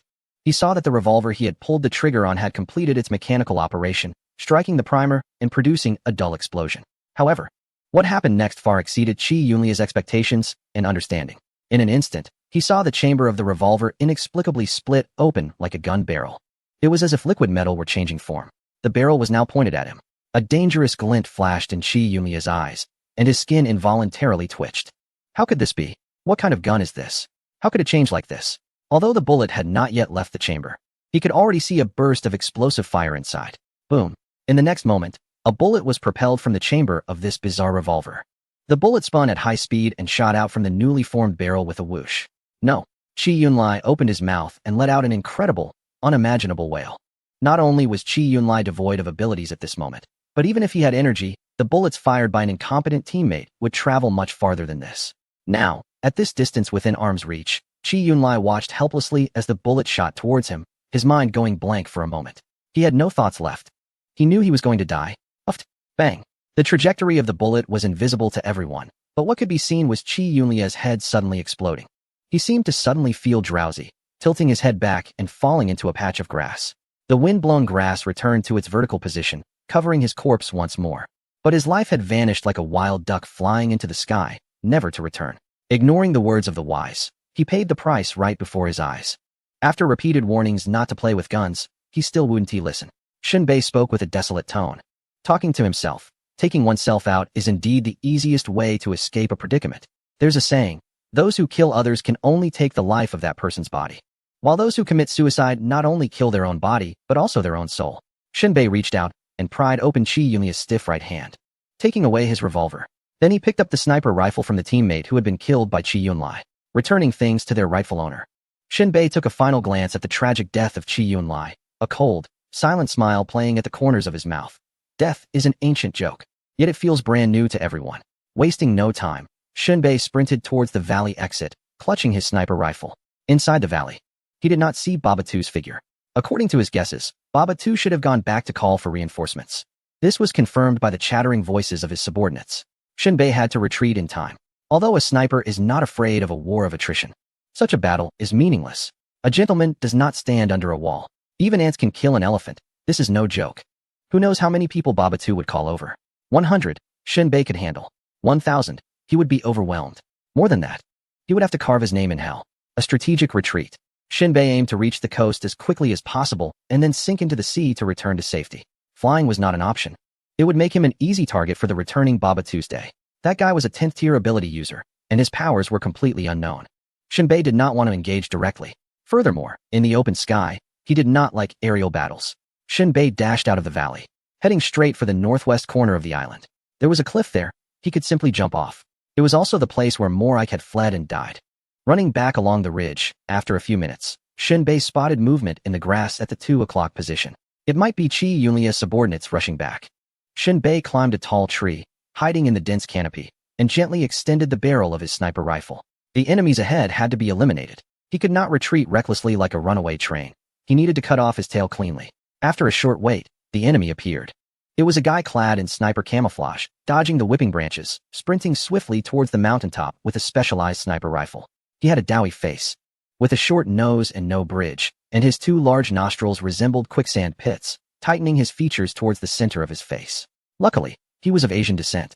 Had he been a shiny black man, it would have looked like a big gorilla running with a gun. Seizing the moment, Shinbei fired as the enemy paused mid-run and jump, his finger pulling the trigger like a hook of the Grim Reaper's scythe. Bang! The bullet shot out of the muzzle, igniting a thrill deep within his heart. Shinbei had never felt such a sensation when taking down an 8th-tier shooting specialist sniper. From killing the first enemy landing on the island to now sniping, countless opponents had fallen under his ghostly cold gun. The bloodstained scene in the crosshairs seemed to guide an amnesiac back to his true nature. This doughy-faced man, like a clumsy mountain bear, had just shouldered his sniper rifle and was leaping over the rocks when the bullet drilled into the back of his head. He collapsed like a penitent prisoner. Kneeling on the ground clutching a large stone, his broad right shoulder ultimately unable to support his upper body, falling onto the rock below. He looked pious, as if that stone were a divine object. The splattered dirt and dust drenched him as if to bury a corpse. The back of this guy's head, resembling a small hole made to check the ripeness of a watermelon, revealed a gruesome red pulp. Thick, fresh blood quickly soaked the ragged cloth wrapped around his head, flowing onto the damp, cold rocks. The mountain wind continuously blew past Shinbei's body, the small leaves propped up on the sniper rifle's barrel twitching like a little tail. As the crosshairs settled down, Shinbei took a deep breath of the hot air, quietly observing the movements ahead. The entire island fell silent, as if a noisy concert had lost power. Shinbei quickly climbed down the large tree and continued running. The mountain wind rolled down like a boulder, causing the nearby bushes to struggle, resembling a little girl covering her face while crying. Shinbei's figure swiftly passed through, advancing toward the cliff. Chapter 246. Death is a rest after suffering last night. While chasing Morik in the darkness, Shinbei's vision was suppressed and focused solely on hunting the enemy. He had not observed the surrounding environment. Now, returning along the same path in daylight, he discovered a large patch of grass along the way. It was a type of purple grass, only about 30 centimeters tall, with curled leaves resembling springs growing from the ground. He didn't know its name or if it was edible, but this patch of grass almost reached the cliff. As the larger plants thinned out, it became difficult to find a lush slope to run up. Drawing the dagger from his lower back, he cut down a few strands of purple grass that had entangled themselves on his battle armor, which changed to a purple hue for camouflage. Shinbei moved forward in a leaping manner, pausing every 10 meters, using the movement for disguise. After 20 minutes of progress, he merged into the purple grass. Feeling his way toward the cliff above, the grass clumps swayed like bashful women ready for marriage, their pretty faces lowered, moving with the wind. Countless purple stems supported the grass path, tightly cutting off the line of sight, making it impossible to see far ahead. Through the god's eye view of the clustered firepower disc, Shinbei saw two enemies lingering at the edge of the cliff in his visored view. They crouched at the precipice, cautiously observing the Morik's body below, pointing and discussing. Shinbei was also surprised. The nearly charred Morik, thrown down, had not been swept away by the currents, but was stuck in the crevices of the rocks below. Shinbei licked his lips and rushed along the edge of the grass patch, bending low and sprinting fiercely into the purple sea. The howling mountain wind rustled the grass, creating a constant noise around him. Occasionally, a few seabirds seeking warmth were startled into flight as Shinbei brushed past with his purple face, their bloodshot eyes glaring. Even across species, he could feel the intense and fierce killing intent. However, these seabirds were small species, not ferocious beasts, so Shinbei was naturally unafraid. In fact, one could say, after plucking their feathers and roasting them, they would be crispy and delicious. The entire grass patch was over 200 meters wide, and Shinbei advanced in a Z-shaped path, ensuring he did not miss the enemies while effectively protecting himself. The current gentle breeze felt more like fine needles, piercing through the long, soft grass, and Shinbei crouched as low as possible. Suddenly, a strong mountain wind blew from deep within the grass, like an invisible hand caressing the fur of animals, bending the slender grass stalks nearly to the ground. The branches on Shinbei's battle armor trembled in the wind. The purple gauze curtain in front bent and bowed, collectively leaning towards the hillside. 40 meters ahead, two enemies dressed in camouflage were exposed to Shinbei's view. They had returned from the cliff, holding automatic rifles and scanning the purple grass. What surprised Shinbei was that one of these enemies was an ordinary person, while the other was a first-tier shooting specialist with powers, someone who couldn't even afford a specialized sniper rifle but had come out to earn money. Shinbei clicked his tongue, feeling as if they resembled someone who had not yet matured but was already out working hard. At this moment, the two maintained a parallel position, 50 meters apart, able to effectively coordinate either to attack or retreat. After the wind passed, the grass returned to its height, obstructing the view ahead, leaving only a dense patch of dazzling purple grass stalks. It was unclear if the enemy on the left had changed position, but the ordinary person on the right appeared very frightened, not daring to move. He must have been startled by the gunshot that Shinbei had just fired. The sound of the Barrett rifle was particularly distinctive. There was only one Barrett sniper rifle still operational on the entire island, and it was Shinbei's. This rifle was supposed to be located in the valley and was out of ammunition. When the gunfire rang out again, it signaled the return of Shinbei, the ghostly killer. Although this ordinary person did not know where Shinbei was, the sound of the gunfire was close, meaning death was near, which naturally filled him with fear. Sometimes, killing and death are not the most terrifying aspects. The most mentally crushing zone on the battlefield is the thin line between life and death. This situation left the two men in a state of acute conflict. Caught between advancing towards the cliff and feeling helpless, they wanted to return to the valley, but were also afraid of encountering Shinbei. Such conditions are cruel and torturous for a combat mindset, leading only to a meaningless passage of time. Shinbei put away his sniper rifle and gradually approached the enemies. He did not want to fire again. Being so close to the cliff required silence. The closer he got to the escape route, the more cautious he needed to be. Shinbei decided to resolve the matter in close combat. If given the chance, he crawled on all fours in the mud, adjusting his speed according to the wind. He inched closer to the khaki-clad enemy. When he was 4 meters behind the enemy, Shinbei stopped. His bloodshot eyes fixated on the prey that was about to die in his hands. This guy's attention was still focused on the distant mountaintop, where the gunfire had long since faded, unaware of the possibility of being encircled from behind. Now, all Shinbei had to do was aim at the back of this man's neck and gently pull the trigger of his revolver to blow his skull apart. However, Shinbei had to fully consider one situation. If the shooting specialist on the right heard the gunshot, he would immediately realize that he was being ambushed. He might randomly fire towards this side or escape to another position, both of which are detrimental to Shinbei's goal of silently infiltrating the sea. At this moment, Shinbei curled his knees in the muddy water, quietly crouching down, his right hand drawing a dagger as he approached the back of this person step by step. The enemy still held an automatic rifle, occasionally using the scope to check if the gun was aimed at his forehead from the mountaintop. In his mind, he might still believe that Shinbei was lurking along the ridge. The wind rustled the purple spring-like grass, masking the sound of Shinbei's movements against the vegetation. Just as he got within a meter of the enemy, the latter suddenly froze, as if sensing an invisible pressure approaching from behind. Without waiting for him to turn his neck, Shinbei forcefully pushed off the muddy ground, his left arm striking like a sudden attacking python, wrapping around the enemy's throat. The mechanical grip covered the enemy's mouth, and the dagger in his right hand plunged fiercely into the neck beneath his right ear. The enemy, held tightly in Shinbei's embrace, convulsed violently, trying to break free from Shinbei's grasp. However, Shinbei was clad in armor capable of withstanding blows from higher-level opponents, delivering an unimaginable amount of force.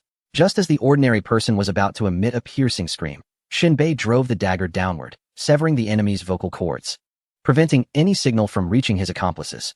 The enemy's mouth was covered, and blood could not spray out, instead oozing from his nostrils, slowly trickling down Shinbei's fingers and dripping into the purple grass, splattering into the murky, damp soil. The enemy beneath him gasped, his breathing becoming labored. The cool air rushed into his exposed trachea after the cut, forcing dark, thick blood to surge more violently, gradually draining the life stored within his body. Shinbei was fully committed, like a lion hunting a rabbit. In the struggle, some grass stalks were flattened, and a few crabs, unable to withstand the chaos, brandished their dark blue stingers, frantically escaping from the damp mud and grass. Death is a rest after suffering. Shinbei's soft words seemed to transport the enemy back to the time when his mother hummed a lullaby to soothe him to sleep. His heavy eyelids gradually closed. However, plans often change, and Shinbei made a mistake. At this moment, the man in green camouflage had a fairly solid build, but faced with Shinbei's almost overwhelming assault, he had no power to resist. His blood was rich and unusually viscous, carrying warmth and a strong metallic scent, staining the black mud a reddish-brown. Even the centipedes hiding deep in the mud were forced to surface, writhing their black tails as they searched for new burrows. The creatures here, growing in a purely natural environment, were much larger than the same species seen on the mainland. After the enemy completely lost consciousness, Shinbei picked up the M16 automatic rifle and estimated the hiding position of another enemy, preparing to unleash a net-like barrage. Due to a slight oversight during the surprise attack on Shinbei, when covering the enemy's mouth, the opponent's finger, twitching nervously on the trigger, accidentally fired a shot. Another individual surely heard the gunfire, but couldn't determine whether his teammate was retaliating or defending against an attack. The dense purple grass only allowed visibility of about 4 meters. The quacking of a wild duck came from the 9 o'clock position of Shinbei. Earlier, when Shinbei stealthily approached, he had noted the seabirds in the area, but found no signs of wild ducks or their feathers. This was certainly another enemy's mistake, possibly due to a habit formed on the mainland regarding such signals. But how could there be wild ducks on an island? The other hidden individual might be mimicking sounds to test the situation here, hoping for a response from his teammate to confirm everything was normal. However, Shinbei quietly withdrew without responding, reaching a position parallel to 8 o'clock. The last enemy, hearing no response from his comrades and thinking the wind and rain were interfering with communication, called out twice in desperation. Shinbei, switching the safety off, adjusted his M16 rifle to automatic fire, aiming in the general direction of the duck's call. Bullets whizzed through, cutting through countless purple grass stalks like precise projectiles, breaking through layers of protective barriers in pursuit of their mission. With a scream, the message of an enemy being hit was revealed. Shinbei continued firing, utilizing his ample ammunition to increase the chances of enemy casualties. If the last enemy had already been shot down, parallel fire would make it difficult to hit again. Before confirming the enemy's death, he turned and jumped off the cliff. If anyone pursued, a simple inquiry would reveal that they had jumped into the sea. At that moment, he would float above, patrolling the surface like an eagle, and might suddenly attack upon climbing onto the Titan, making the situation unpredictable. Now, Shinbei needed to shake off any pursuers and safely return to the Titan. In the dense, swaying grass, he could not recklessly approach an enemy he believed to be dead or severely injured. If the opponent were to trick him, he would pay a heavy price. Although Shinbei had no fear of this first-tier ability user, the combat habits from his previous life were deeply ingrained in him. He consistently maintained his strength at the level of an ordinary person. Only with such caution could he significantly suppress his pride. Pride is an invisible poison, an intangible blade of suicide. Every battle, Shinbei adhered to the mindset that his strength was perceived by others, while he recognized himself as an ordinary person. This mentality helped to block recklessness. At that moment, the ability user in khaki camouflage had indeed been hit in the left shoulder. The hole in his clothing was soaked with blood, and the earlier scream was not feigned. This guy, like a crocodile, slowly crawled towards the periphery. The intention was clear. He wanted to leave this damned place, far away from the demon. Suddenly, as the injured enemy felt the grass stems on his right inexplicably tilt, exposing himself for a moment, a swift sniper bullet struck his face just as he turned. Although his expression was filled with terror, the bullet showed no mercy. His nose was shattered, leaving a dark, bloody hole. The powerful bullet disfigured his face beyond recognition. A first-tier ability user was simply too fragile, only slightly stronger than an ordinary person, and for him, regular bullets were a death knell. He discarded his rifle, snapped a few grass stems, and tied them into a broom-like shape, then turned and moved towards the edge of the cliff, cleaning up his footprints as he went. In fact, he could have flown over to avoid leaving traces. The warm air blowing in from the sea made breathing heavy. After erasing the traces, he jumped straight into the ocean without any hesitation. Damn it! Baba too returned to the valley with many followers. He couldn't find Chi Yunlai at the previous location, and after searching around, he discovered the corpse of Chi Yunlai, whose head had exploded, lying dead at the edge of the forest on a gentle slope 800 meters away. How could this happen? Baba too was filled with anger, his throat involuntarily tightening, and his eyelids twitching. He had only left for less than an hour, and Chi Yunlai was dead. The subordinates who had just landed on the island were completely clueless, all staring in shock. If Baba too hadn't shown anger and regret, they would have thought he was boasting about killing Chi Yunlai. At that moment, Baba too took a deep breath, his gaze extremely obscure. He could tell that Chi Yunlai had died from a bullet to the head. Only one person could achieve this, and that was Shinbei. Where are the others? Baba too turned and asked. One of the subordinates hurriedly stepped forward, nervously explaining. Shortly after you left, Shinbei suddenly appeared in the valley. And then Chi Yunlai was shot. He ordered us to disperse to find Shinbei for the antidote. Who would have thought that Shinbei hadn't left at all, but had ambushed Chi Yunlai? After this subordinate finished speaking, Baba too squinted his eyes, taking another look at Chi Yunlai, feeling as if it was a comedy. Everything unfolded exactly according to Shinbei's script, step by step. Even more surprising was the timing of the sniper shot, which seemed almost divine. Just then, another subordinate ran in from the valley entrance, panting heavily. Boss. There was gunfire from the cliffside just now. It must be Shinbei. Baba too looked like a wild beast about to go mad, his eyes filled with uncontrollable rage. It seemed as though he wanted to release all the pent-up frustration and anger from this time. He twisted his face into a sinister grin and said, "The game isn't over yet. Let us go see." Soon, over 100 people charged out of the valley, heading straight for the cliff. Before long, Baba too and his men arrived near the purple grass. Two lifeless bodies lay there, one with a slit throat and the other shot dead. It was impossible to ask what had happened to them or where Shinbei had gone. Boss, could it be that Shinbei jumped off the cliff into the sea? One of the subordinates pointed at the precipice and said.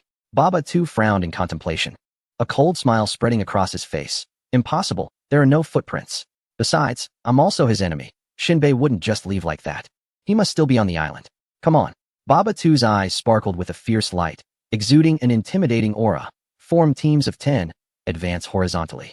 Dig 3 feet into the ground, and find Shinbei for me. As long as we locate him, each of you will receive a dose of the second awakening potion. Whether for your son or daughter, it's the best gift. As soon as this announcement was made, over 100 people instantly became excited, automatically forming teams and starting to push across the island. If Shinbei knew about Baba too's orders, he would only say one thing. The game is over. Chapter 248. Is there anyone who can manage this lunatic? Where have you run off to? Shinbei climbed up from the sea onto the RV deck. Just as he entered the room and hadn't yet taken off his armor, Rock hurried in. Shinbei glanced at Rock with a half-smile. I suggest you direct your overflowing concern towards women. You might just get a free service. And I want to appreciate any of your concern.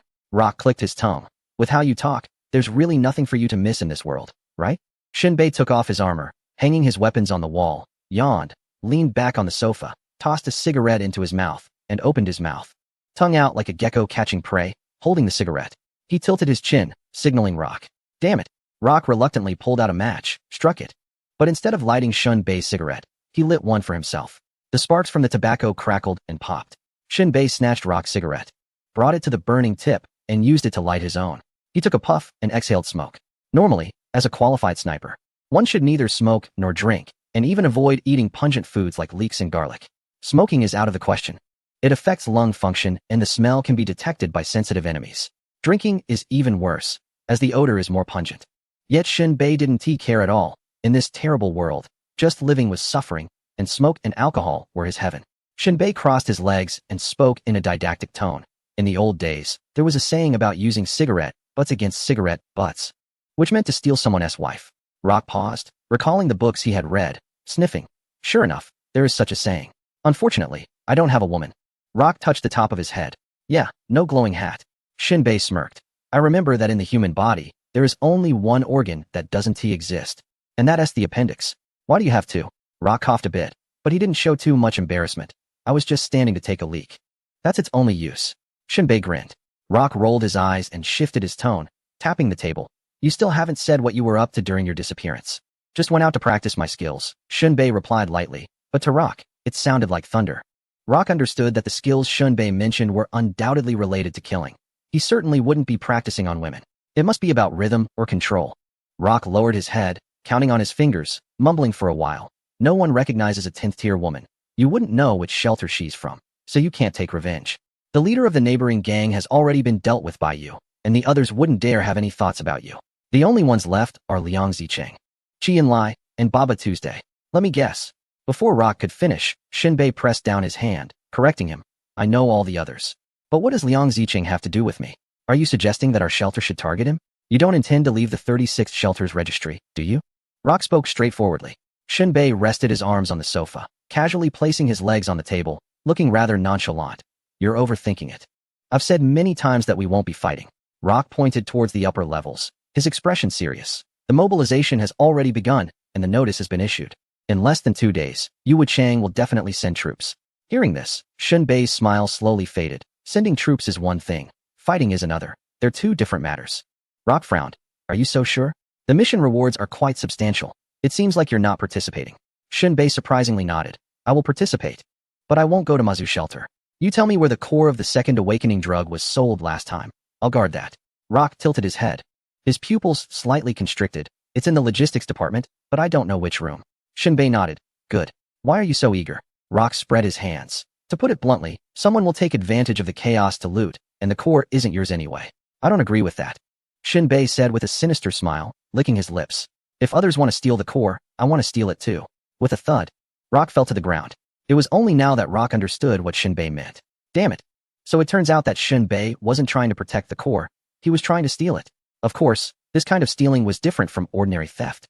According to Rock's understanding, Shinbei wouldn't take advantage of the 36th Shelter's expedition to Mazu Shelter, which was almost empty, to steal from the logistics department. Instead, he would wait for people from other shelters to come to steal, and then Shinbei would steal from them. After one round, the ownership of the core would become a headache. Rock got up, coughed, and looked grim. Actually, with your strength, you really don't need to. I can discuss with you Wuchang how much commission you need, just say it. Shinbei had a faint smile at the corner of his mouth. I like opening blind boxes. Rock, actually, Shinbei stealing from others isn't a sign of psychological distortion or perversion. According to what Rock said, it's fine for Yu Wuchang to earn a commission. However, Shinbei felt vaguely that this substantial wealth was somehow destined for him. Sooner or later, it would come in handy, perhaps out of instinct? Shinbei wasn't sure, but his mind was set on managing the money well. Rock stood up and brushed off the ash that had fallen on him. I'll go have a word with Yu Wuchang and see what he thinks. Shinbei nodded. As Rock was leaving the RV, he turned back and asked, who exactly did you practice your skills on? Chi Yunlai. Rock paused at the door, his expression darkening for a moment as he frowned subtly. Can I take that to mean there's no possibility of reconciliation? His question was quite tactful. If there were a chance for reconciliation, Qi Yunlai might have returned alive. If Shinbei's answer was no, then it meant Qi Yunlai was dead. Shinbei's expression remained calm as he replied slowly. Reconciliation is a matter for God. My task is to send that damned guy to meet him. Very well, Rock said, his throat moving slightly. You've accomplished a noble double kill. Don't downplay your achievements. I give my all to every enemy. Before death, there is no distinction in status. It's just a handful of dirt. After saying this, Shinbei felt the words were quite inappropriate. With Dr. Badu around, turning into dirt after death seemed like a luxurious affair. Rock rubbed his temples and asked with a smile, what will you do if you clash with Yu Wuchang one day? I see you quite enjoy hunting down the leaders of the sanctuaries. Shinbei paused for a moment. Only a fool would go head-to-head with Yu Wuchang. If I don't stay here, there will be another place for me. Looks like your reason hasn't been crushed by pride, Rock remarked before turning to leave. Both understood that while Yu Wuchang might be a novice, the organization behind him was not to be underestimated. In other words, the organization had immense power. At that moment, Little K emerged from the sniper rifle, running to the kitchen to scavenge, realizing they were running out of food. Bro, I'm going to buy some food to stock up. Recently, Little K had been following Shinbei around, killing people, and they had even run out of dried fish. Shinbei picked up a fishing rod. Then I'll go fishing. Saying this, he took his revolver and fishing rod to the deck outside, casting the line. Little K was a bit confused. Fishing typically required a rod and a net. What was the gun for? When Little K returned with the food from the store, he saw Shinbei had caught a big fish. Then, with a swift motion, he raised the revolver and shot the big fish to pieces. Little K? Little K began to long for the old days, as there was much more human concern back then. For instance, those with mental illnesses would be uniformly detained together. Chapter 249, Multiple Ricochets, Brand New Upgrade, Revolver Experience 1. Shinbei glanced at the notification in the corner of his eye. Although he felt a bit pained by the cost of the bullets and didn't receive any substantial returns, he checked the equipment information as Rock was leaving. There was no need to consider the battle armor. Based on estimates, the upgrade wouldn't be possible until the Titan breeding season ended. Another RV was stuck because it needed to coordinate with the cluster fire disc, which was lagging behind in level. The sniper rifle had been used the most, and the experience gained was already enough for an upgrade. Although the revolver still needed some experience points, it wasn't much. Shinbei, being a bit of a perfectionist, insisted on upgrading the revolver. He couldn't just shoot into the crowd like a butcher. Although Shinbei was also called a butcher, there was a fundamental difference between him and a butcher who indiscriminately kills innocents. Therefore, the only solution Shinbei could think of was fishing and then shooting to accumulate experience points. Even though the cost-effectiveness was extremely poor, it could be said that the bullets from the revolver could kill the self-important Qi Yunlai or Shatter Sea Fish. The bullets were still the same, but the cost-effectiveness at the end of the two scenarios was not comparable. What money can buy eventually isn't worth much, Shinbei muttered to himself, feeling reassured. In Xiao Kei's view, Shinbei should enter a mental health facility for some care. So leisurely, he thought, looking at the shattered sea fish, wanting to shout wasteful child. Shinbei raised an eyebrow, revealing a rebellious smile. Leisure provides nourishment for the body and mind. Want to join? Xiao Kei shook his head. I feel like I'm getting too much nourishment. Bang. Shinbei pulled the fishing rod with his left hand, and a sea fish was yanked out of the water, while his right hand immediately opened fire. The moving target was hit perfectly. A spray of blood erupted, as if it had been obliterated by a dimensional strike, completely annihilated. Xiao Kei took the revolver, clumsily pressed the bullets into the chamber, taking a full minute to finish loading. Shinbei's expression was cold, but his eyes held a hint of amusement. Too slow. I can finish loading in a second. I won't compete with you. I might just get myself angry, Xiao Kei replied. Shinbei raised an eyebrow, very self-aware. Xiao Kei countered. Does that mean being carefree? And what about Yu Wuchang? Does he count as carefree? There's really no analogy here. Shinbei gazed at the fish bladder swaying on the waves, saying meaningfully, unbearable layers. Only looking at the essence, it's all the same. At that moment, nearby RV residents were armed and heading upstairs. Bei, aren't you going to make some money? One resident waved and greeted. Shinbei smiled calmly. Just some dirt. Haha. Several residents burst into laughter. Let me smell. Oh, my brother, you haven't showered in a while, have you? I sense a whiff of old-world hypocrisy. Bei, how much dirt do you have? If you find it smelly, I don't mind helping you clean up. Allow me to imitate Edward's tone. Damn it. I really want to kick your butt with my big leather shoes. By the way, why haven't I seen you sign up? Yu Wuchang gives us ordinary people 3 high-level crystal core sources. With your strength, you should at least be able to multiply that by 10, right? A few residents surrounded Shinbei, chattering. Shinbei didn't find it noisy. This was considered quite polite conversation among the residents of the shelter. Usually, people like Shinbei who acted pretentious would directly insult their ancestors. Shinbei looked at the stillness of the surroundings, resting his chin on one hand, and continued fishing. it was just a wasted trip. However, it was a good exercise. A few residents exchanged glances, their lips twitching. Passing through the old shelter, it wasn't too far to the next stop. The residents clicked their tongues, no longer wasting time, and headed to the upper level to gather, then crossed the old shelter towards the Mazu shelter. These residents didn't know why they were fighting, but they never doubted the righteousness of the war. In this world, the concept of justice seemed sealed away, imprisoned in the heavens. What is the embodiment of justice? The answer is simple: the crystal source core. Shinbei fished until the sun set. As the ocean glimmered with golden hues, he finally reeled in his line and headed home. In the distance, he saw several speedboats skimming across the surface of the sea, heading towards shelter number 5. A smile crept onto Shunbei's lips. It seemed he had missed many breathtaking sights on the islands. Otherwise, Babatu wouldn't have taken so long to bring people back. If Babatu had heard this, he would have been furious enough to spit blood. Back in his room, Shinbei had a bit of the food cooked by Xiao Kei. A few slices of toasted steamed buns, a pot of fish meat, and a small apple. Fruits were relatively rare during this period. Unlike on land, where one could find old-world fruit trees or mutated fruits by delving into dense forests, the ocean was barren apart from its rich fish supply. After eating, Xiao Kei nestled on the sofa reading, tilting her head, her eyes reflecting an untainted clarity from knowledge, which became increasingly amusing to Shinbei. Out of curiosity, he stole a glance. He felt a slight ache in his molars, wondering which unfortunate soul had unearthed the book in the ruined city. Shinbei didn't catch the title.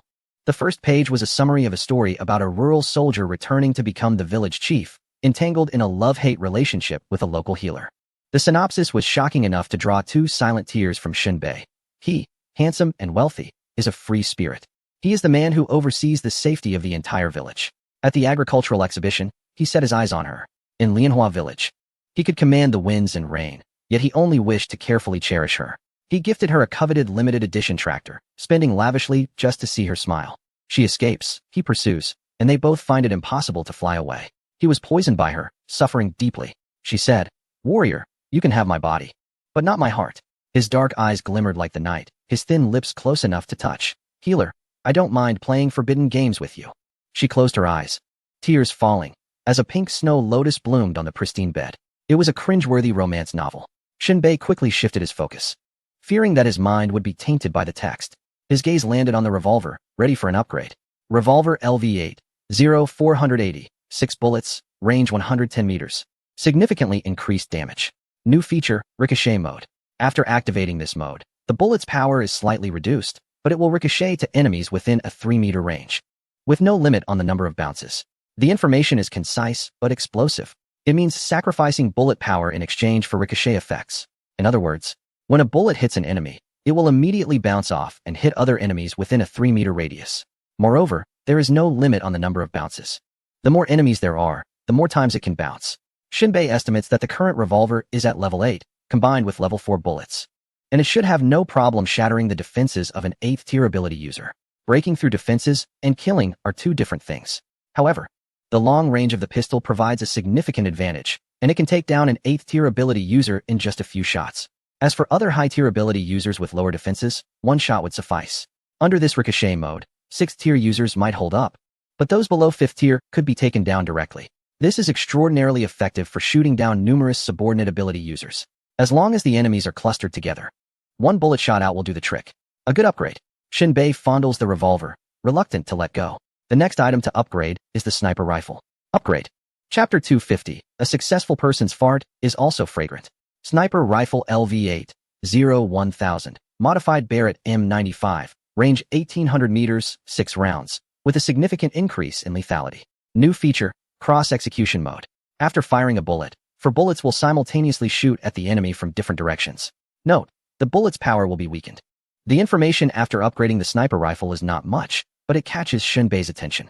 This new feature is quite interesting and somewhat tricky. Simply put, when 1 bullet is fired at an enemy, 4 more bullets will appear from the front, back, left, and right to shoot at the enemy simultaneously. Whether it's scientifically plausible is debatable, but its practicality is sufficient, especially against ability users with shields. While the enemy can withstand the bullets coming from the front with their shield, the bullets from the other 3 unexpected directions will still hit. The enemies will die without knowing what hit them. However, there is a downside. Whenever multiple bullets are involved, their power is weakened. For example, the ricochet from the revolver earlier. But the sniper rifle is different from the revolver. The revolver aims for quick harvesting, while the sniper rifle aims for a single fatal shot. Although the bullet's power is weakened, making it capable of catching enemies off guard, its lethality decreases, making it somewhat less effective. No, Shinbei suddenly remembers that the last time the sniper rifle was upgraded, there was a new feature called charge mode. Shinbei focuses again on the sniper rifle, and information pops up in his peripheral vision. Flipping through the sniper rifle's special effects, he finds it. Already owned, charge mode. The longer you aim at a target, the greater the bullet's power will increase. This is the charge mode. While the cross-execution mode reduces the threat of the bullet, it can be fully compensated for by the charge mode. As a sniper, taking the initiative to attack is fundamental. If an enemy discovers you first and strikes, then you are just an amateur sniper. The most crucial basic skill for a sniper is camouflage and concealment. In other words, at the moment an enemy is shot and killed, the sniper may have already had the muzzle aimed at the enemy's head for quite some time. Very good, becoming stronger. A chilling smile emerged on Shunbei's thin lips. This reminded Shunbei of a saying. When you become strong, you will encounter those stronger than you. When you improve, you deserve better. There's truth to that. The weak who go to battle have long been eliminated. Shinbei adjusted his gear. It was getting late, and in a couple of hours, it would be time to rest. When Shinbei is not in combat mode, his sleep schedule is very regular and fixed. Before long, Rock returned. Upon entering the house, he headed straight for the kitchen, rummaging through cabinets, pulling out 2 slices of bread, some meat, and eggs. As if it were his own home, he lit the stove. After heating the meat and frying an egg, sprinkling some salt, soon 2 plates of vaguely identifiable black and yellow items, unsure if they could be considered food, were placed on the table, ready to eat. I ran around all day for your sake, so having a meal is reasonable, right? Rock said, smiling with a mix of friendliness and casualness. Shinbei remained silent for a long time, finally mustering a seemingly rhetorical retort. If I said I didn't know you and blew your head off, that wouldn't be unreasonable, would it? Rock rolled his eyes and scoffed. Murdering high-ranking officials must be punished, no matter how far. Shinbei sniffed, thinking you were overthinking it. Shinbei pointed at the items on the plate and asked, what is this? You should try it. This is my exclusive fried egg, Rock invited eagerly. Upon hearing this, Shinbei's eyes widened instantly. Under Rock's expectant gaze, he slowly turned his stiff neck to look at the solid substance on the plate. After thinking for a moment, and confirming that he had never offended this egg assassin, he barely swallowed. Have you tried it yourself? Rock seemed to understand Shinbei's concerns and explained earnestly, my friend. This fried egg may not look good, but the taste is definitely fine. Please, give it a try. Despite his enthusiastic hospitality, Rock awkwardly smiled, picked up his chopsticks, and took a small piece from the edge that looked barely charred and put it in his mouth. How is it? Does it taste okay? Facing Rock's sincere eyes and expectant expression, Shinbei put down his chopsticks with a serious demeanor, suspecting this guy might have been hired by someone to carry out an assassination. Shinbei looked at him expressionlessly. Buddy, has anyone ever told you that you cook well? Well, not yet. Rock scratched his head, a bit embarrassed. I usually eat at bars or restaurants, rarely cook. I just got a bit desperate and decided to whip up the simplest food. Then you should never cook again. Huh. In order to make his words more convincing, Rock seriously spoke again. The fried egg you made is somewhere between delicious and terrible. What does that mean? It's quite bad. When it comes to cooking, one should pay attention to color, aroma, and taste. Rock's cooking has all 3. Damn it. Rock was a bit annoyed, his face flushed with anger, unwilling to accept it. He placed the meat slices and fried egg between 2 slices of bread and took a big bite. Then Rock's expression changed drastically, first turning pale with a hint of red, then red with a touch of black, black with a tinge of purple, and purple with a hint of white. However, Rock maintained his composure, calling out behind him, Little K, prepare some food for me. I'm hungry. Little K obediently walked out from the room, quickly preparing a bowl of meat soup, warming some dry bread, and bringing out a piece of pickled fish. As Rock wolfed down the food, Shinbei asked, what did you Wu-Chang say? Rock, with food mixed into a paste in his mouth, tilted his head back, and a large lump of food fell into his stomach with a gulp. He said you were slacking off. Shinbei smiled meaningfully. The senses do not deceive. It is judgment that misleads. No, Rock corrected. Yu Wu-Chang doesn't have any negative feelings toward you. He just thinks you should oversee the attack plan on the Mazu Sanctuary, believing that there won't be any issues behind you. Shinbei smiled silently. If there are no results, you wouldn't be here mooching off me. Of course, Rock wiped his mouth but continued. However, your words are a bit extreme. First of all, my godson lives here, and second, the food was also made by my godson, an elderly father, visiting his oppressed and exploited son who works for you for free. Rock raised a sad expression and sighed. It's truly the elders who suffer while the younger generations endure. Shinbei, why do I feel like I've become Yang Bailao? I need to learn more from you about turning the tables. Shinbei said sincerely. Rock burst into laughter, It's something to be proud of. One day you, Shinbei, will learn from me too. In a group of 3. There must be a teacher among us. Shinbei spoke softly and calmly. A true master always retains the heart of an apprentice. Rock savored the last sentence, nodding uncontrollably. If you were the ruler of the world, that would be a profound truth. Shinbei. So, without a title, any statement is meaningless? Ah, Shinbei understood. For someone who has achieved success, even a fart smells good. Let us get down to business. Rock lit a cigarette. Yu Wuchang generally, in principle, agrees to your stationing at the logistics department. Shinbei? Shinbei seemed to sense something was off. Chapter 251, Liang Zicheng's visit. What does principled agreement mean? Shinbei tilted his head and asked. Rock answered straightforwardly. It's simple. If nothing happens in the logistics department, you won't receive any compensation. Shinbei responded with an O sound. Understood. In Yu Wuchang's eyes, the most important thing right now is to wage war against the Mazu sanctuary. Everything else will be downgraded in priority. For that substantial wealth, it is naturally the same. In his mind, the leaders of the various shelters had witnessed the terror and pressure of Zero, and thus did not dare to take any action. It was purely a wrong choice for Shinbei to guard the logistics department. No one would be foolish enough to rush into danger. However, from Shinbei's perspective, the leaders of the shelters would certainly not recklessly seek their own demise. But no one could be sure that others wouldn't have ill intentions. As long as a leader returned and hinted at something, while concealing information about Zero, the desperate individuals below would only have one thought. That shelter no. 36 was going to war, leaving no time to consider the vast wealth. Grabbing a portion would definitely surpass years of harvest. For the leaders, regardless of who held the core of the crystal source, as long as it was within their shelter, it would effectively become their wealth. The crystal source core wouldn't reproduce. It would eventually have to be consumed. Shinbei immediately responded with a friendly smile, jokingly asking, what if someone attacks the logistics department? Counting by heads. 1 head equals 1 high-level crystal source core, Rock replied. Shinbei was not too satisfied with this reward, thinking it should be proportional to the value. Rock seemed to notice Shinbei's displeasure and said, can you write the words contentment brings happiness? Shinbei glanced at Rock and casually remarked, that's a clever way to put it. For something that is unlikely to happen, this is indeed a high reward. Rock stood up and stuffed the last bite of food into his mouth. I believe you can persuade yourself to accept this reward. Only those who are content are truly happy. Because of insufficiency, there is desire. With desire, there are things unattainable. With unattainable desires, there is suffering. My friend. Shinbei naturally leaned closer to Rock, smiling warmly. Why don't you become a life coach? A healer cannot heal himself. Rock chuckled a few times. If the whole world were like this, it wouldn't be a disease, but a norm. Shinbei nodded in deep agreement.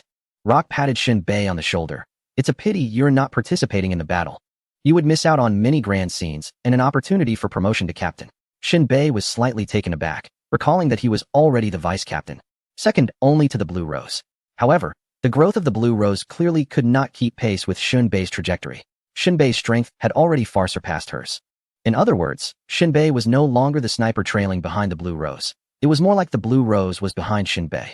At this moment, Shinbei raised an eyebrow and said firmly, don't worry, I will definitely be promoted to captain. Rock understood Shinbei's meaning and bluntly said, just say you want the reward. Shinbei replied, I'm leaving. Tomorrow is the start of the great battle. Take care. Rock waved his hand and left under Shinbei's gaze. Shinbei glanced at the time. It was not yet time to rest. Sitting on the sofa, he emptied his mind, thinking of nothing. The untroubled mind can provide Shinbei with a resting home, a sanctuary, and a beautiful feeling. In fact, Shinbei has too many things to deal with, far too many. But the complexity of it all makes Shinbei introspective and somewhat fearful. In his previous life, he endured the trials of the military and the brutalities of mercenaries. He witnessed various intrigues and the cunning of enemies. Shinbei cannot be called a top assassin. He simply prioritizes caution above all else. He lacks the flamboyance and fervor that others possess. However, in his last life, everything he encountered was within the realm of understanding. After crossing over, Shinbei must transform concentrated firepower into starship capabilities. He also needs to attempt to use the starship's firepower to eliminate evil beings, even with external assistance. Such transcendent tasks still feel somewhat surreal to Shinbei. During this upgrade process, numerous challenges await him, and just thinking about them makes his temples throb. As time ticks away, Shinbei intends to take a break when suddenly, there's a knock at the door. Knock, knock, knock. Shinbei turns to look at the door, unsure of who it could be. It's unlikely to be Rock. He has already completed everything he needed to do. And if he were to come back for a meal, that would be rather shameless. As for the assassins sent by Baba too, that is also improbable. Would anyone be so brazen as to kill in such a blatant manner? Could it be the Blue Enchantress? Shinbei thinks there's a high possibility. On the eve of a great battle, it's a good choice to relax and engage in some combat. Holding a revolver in one hand, Shinbei slowly opens the door just a crack, allowing the revolver to peek out before his head follows. His caution is truly commendable. A male voice comes from the doorway, one Shinbei finds somewhat familiar. He quickly pulls the door open. In the darkness, a man stands at the entrance. His expression neutral, neither happy nor sad. Mr. Liang, Shinbei says as he steps aside with a smile, things are chaotic right now. All sorts of creatures are trying to profit during Titan's breeding season. As a poor man, I'm left with just my life. Liang Zicheng wipes his nose and vaguely responds, it's the same for everyone. Life is one, wealth is zero. Having one makes the existence of zero meaningful.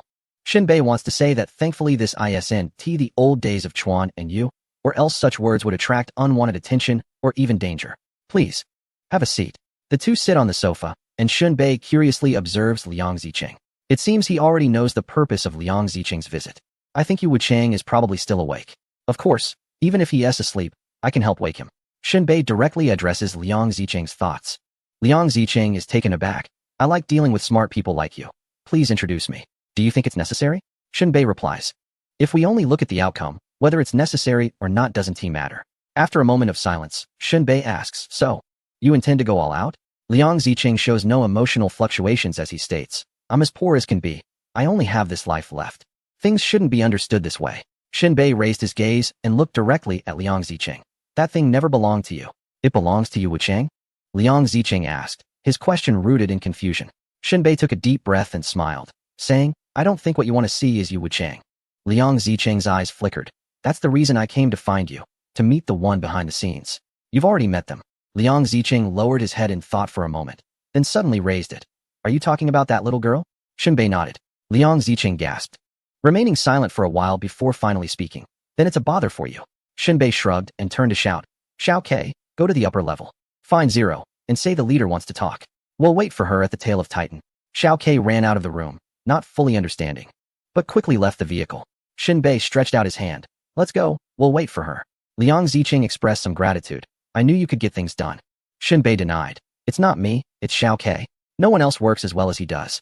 Liang Zicheng sighed, truly confused by the complexities of their relationship. Chapter 252, Stepping Stone in a Dimensional Strike. Upper level of the shelter. By the railing, a pale yellow moon hung in the sky. 3 figures stood in a triangular formation. Their shadows were faint, almost invisible. The wild sea wind blew around them, causing their clothes to rustle. Silence enveloped them. After a moment, Shinbei couldn't hold back anymore and spoke. What? Do I have to host the meeting? Zero turned his head, looking at Shinbei, answering with a question. Why aren't you wearing your battle armor? Shinbei was slightly taken aback, seemingly grasping the deeper meaning in Zero's words. He whispered, your little scheme is loud enough for the Poles to hear. I'm not here to fight. Zero glanced at him, while Shinbei appeared smooth and kind. Every word carried a subtle sting that left one uncomfortable, yet unable to pinpoint exactly what was wrong. Zero turned to Liang Zicheng, lightly tossing his hair. Now you know fear? What were you thinking when I notified you? Liang Zicheng's expression darkened slightly, responding nonchalantly. I was just giving you time to retract your orders. I didn't expect you to be so stubborn. You spent several days thinking and came up with such a foolish idea?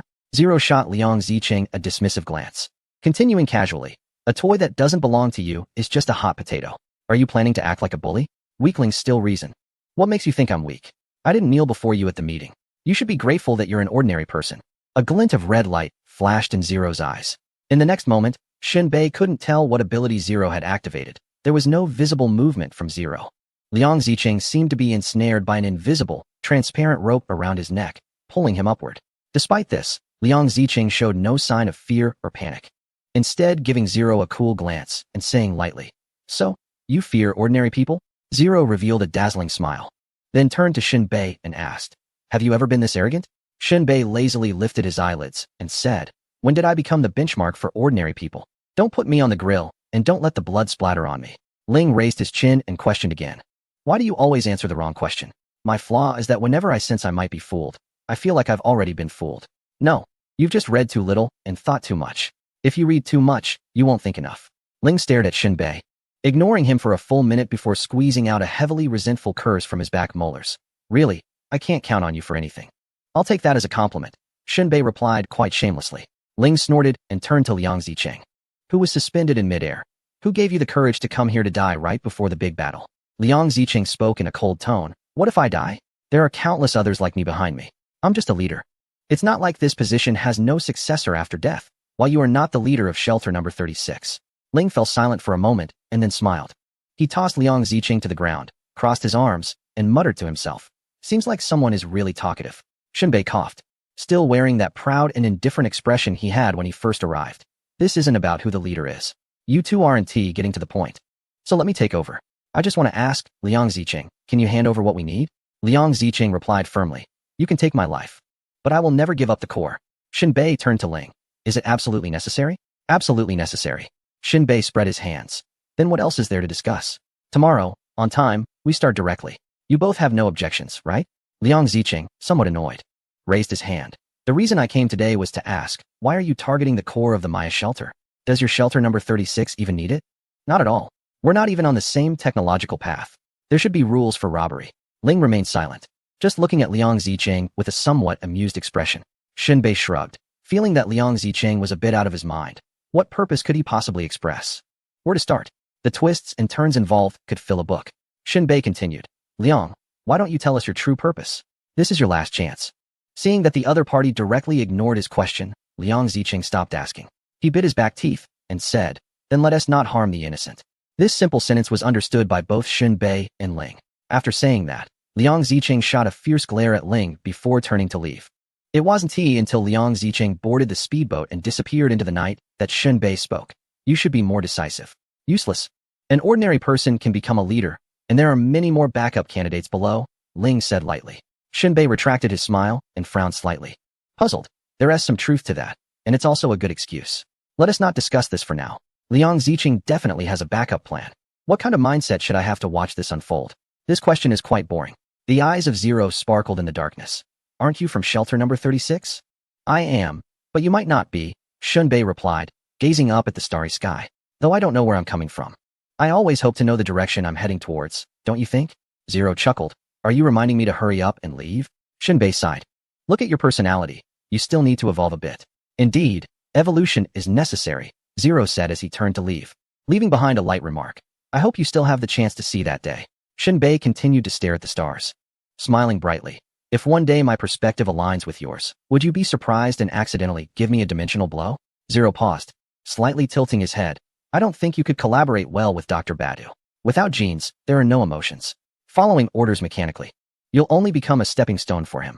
Maybe I overestimated you. You aren't even a stepping stone. Shinbei's perfect smile faltered for a moment, but quickly returned to his usual composure. I appreciate your raw honesty that gets to the core of the problem. Though it's more of a piece of advice, not much. Perhaps, I might have a bit more warmth than Dr. Badu. Should I introduce you to him? Are you unable to vent all the bad thoughts in your head? Shinbei chuckled silently. Good intentions are often mistaken for folly.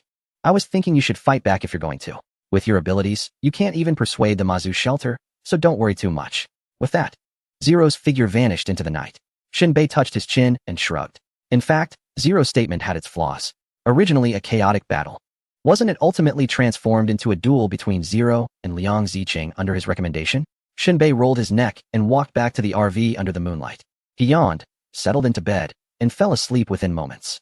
The next day, just as dawn broke, Shinbei organized his gear, fully armed, and stepped outside.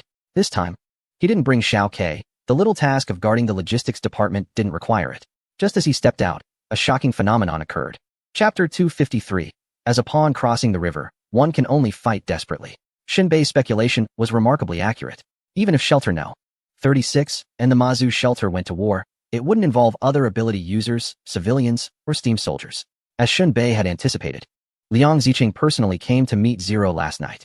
Liang Ziqing had only two real purposes. One was to inform Zero not to harm the innocent and to confront directly. The outcome would be decided in this battle. The other purpose was to figure out Zero's origins and why he was fixated on the core of the Mazu shelter. Liang Ziqing naturally wouldn't get any answers. Zero wouldn't speak, and neither would Shinbei. It was far too complex. This wasn't something Liang Ziqing should be privy to.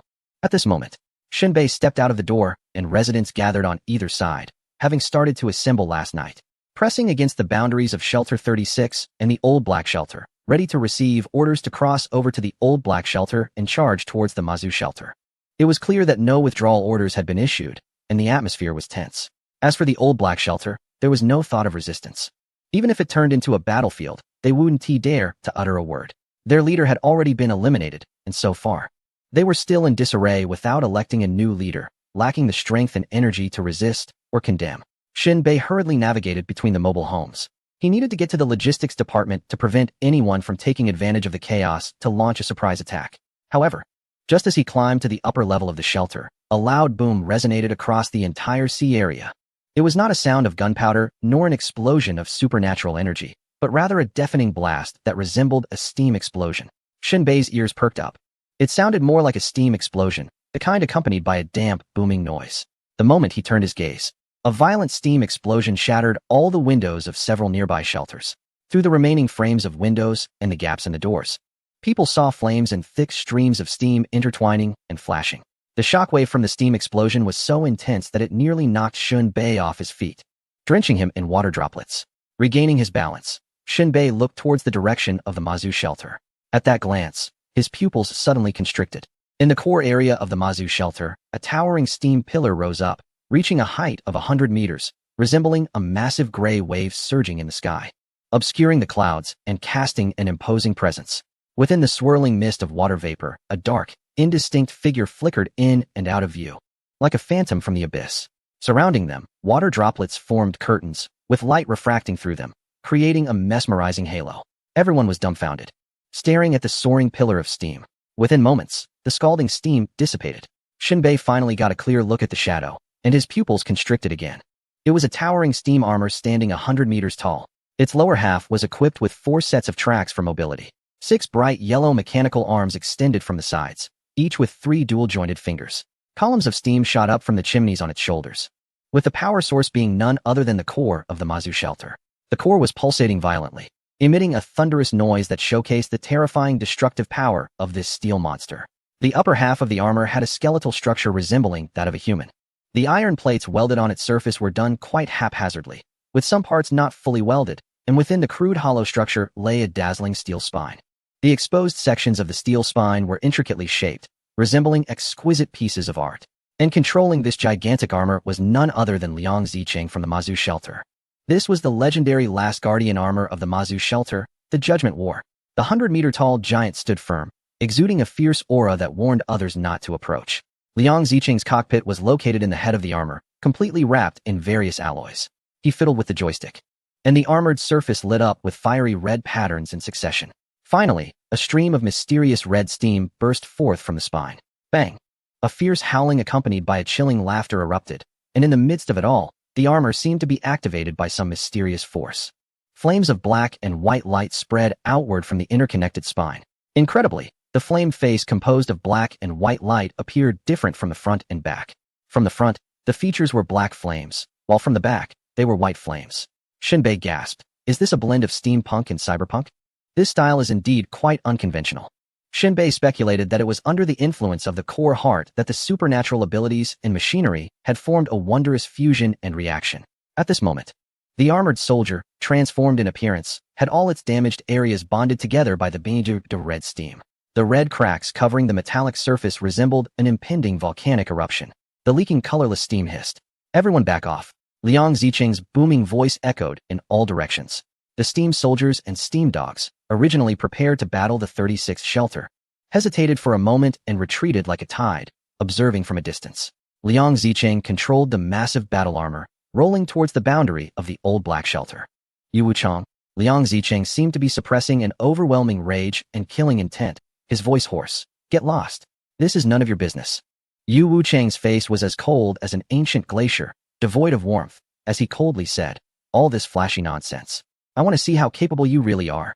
Ignorant fool. Liang Zicheng's deep-set eyes took in everything. The Judgment War, forged with 30 years of blood, sweat, and tears, was not something an insignificant ant like you could aspire to. Take your people and scram, or what? Death.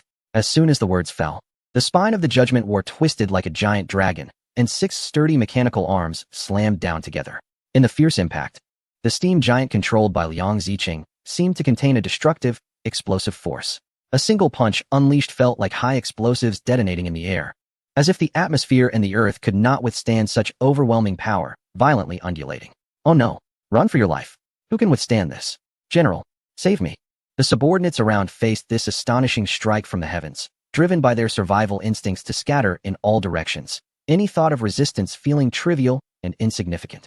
However, at that moment, a silver-white streak of light appeared in an instant. "I'm late, my apologies." Zero nonchalantly waved back, the wind from the palm effortlessly lifting up. Boom.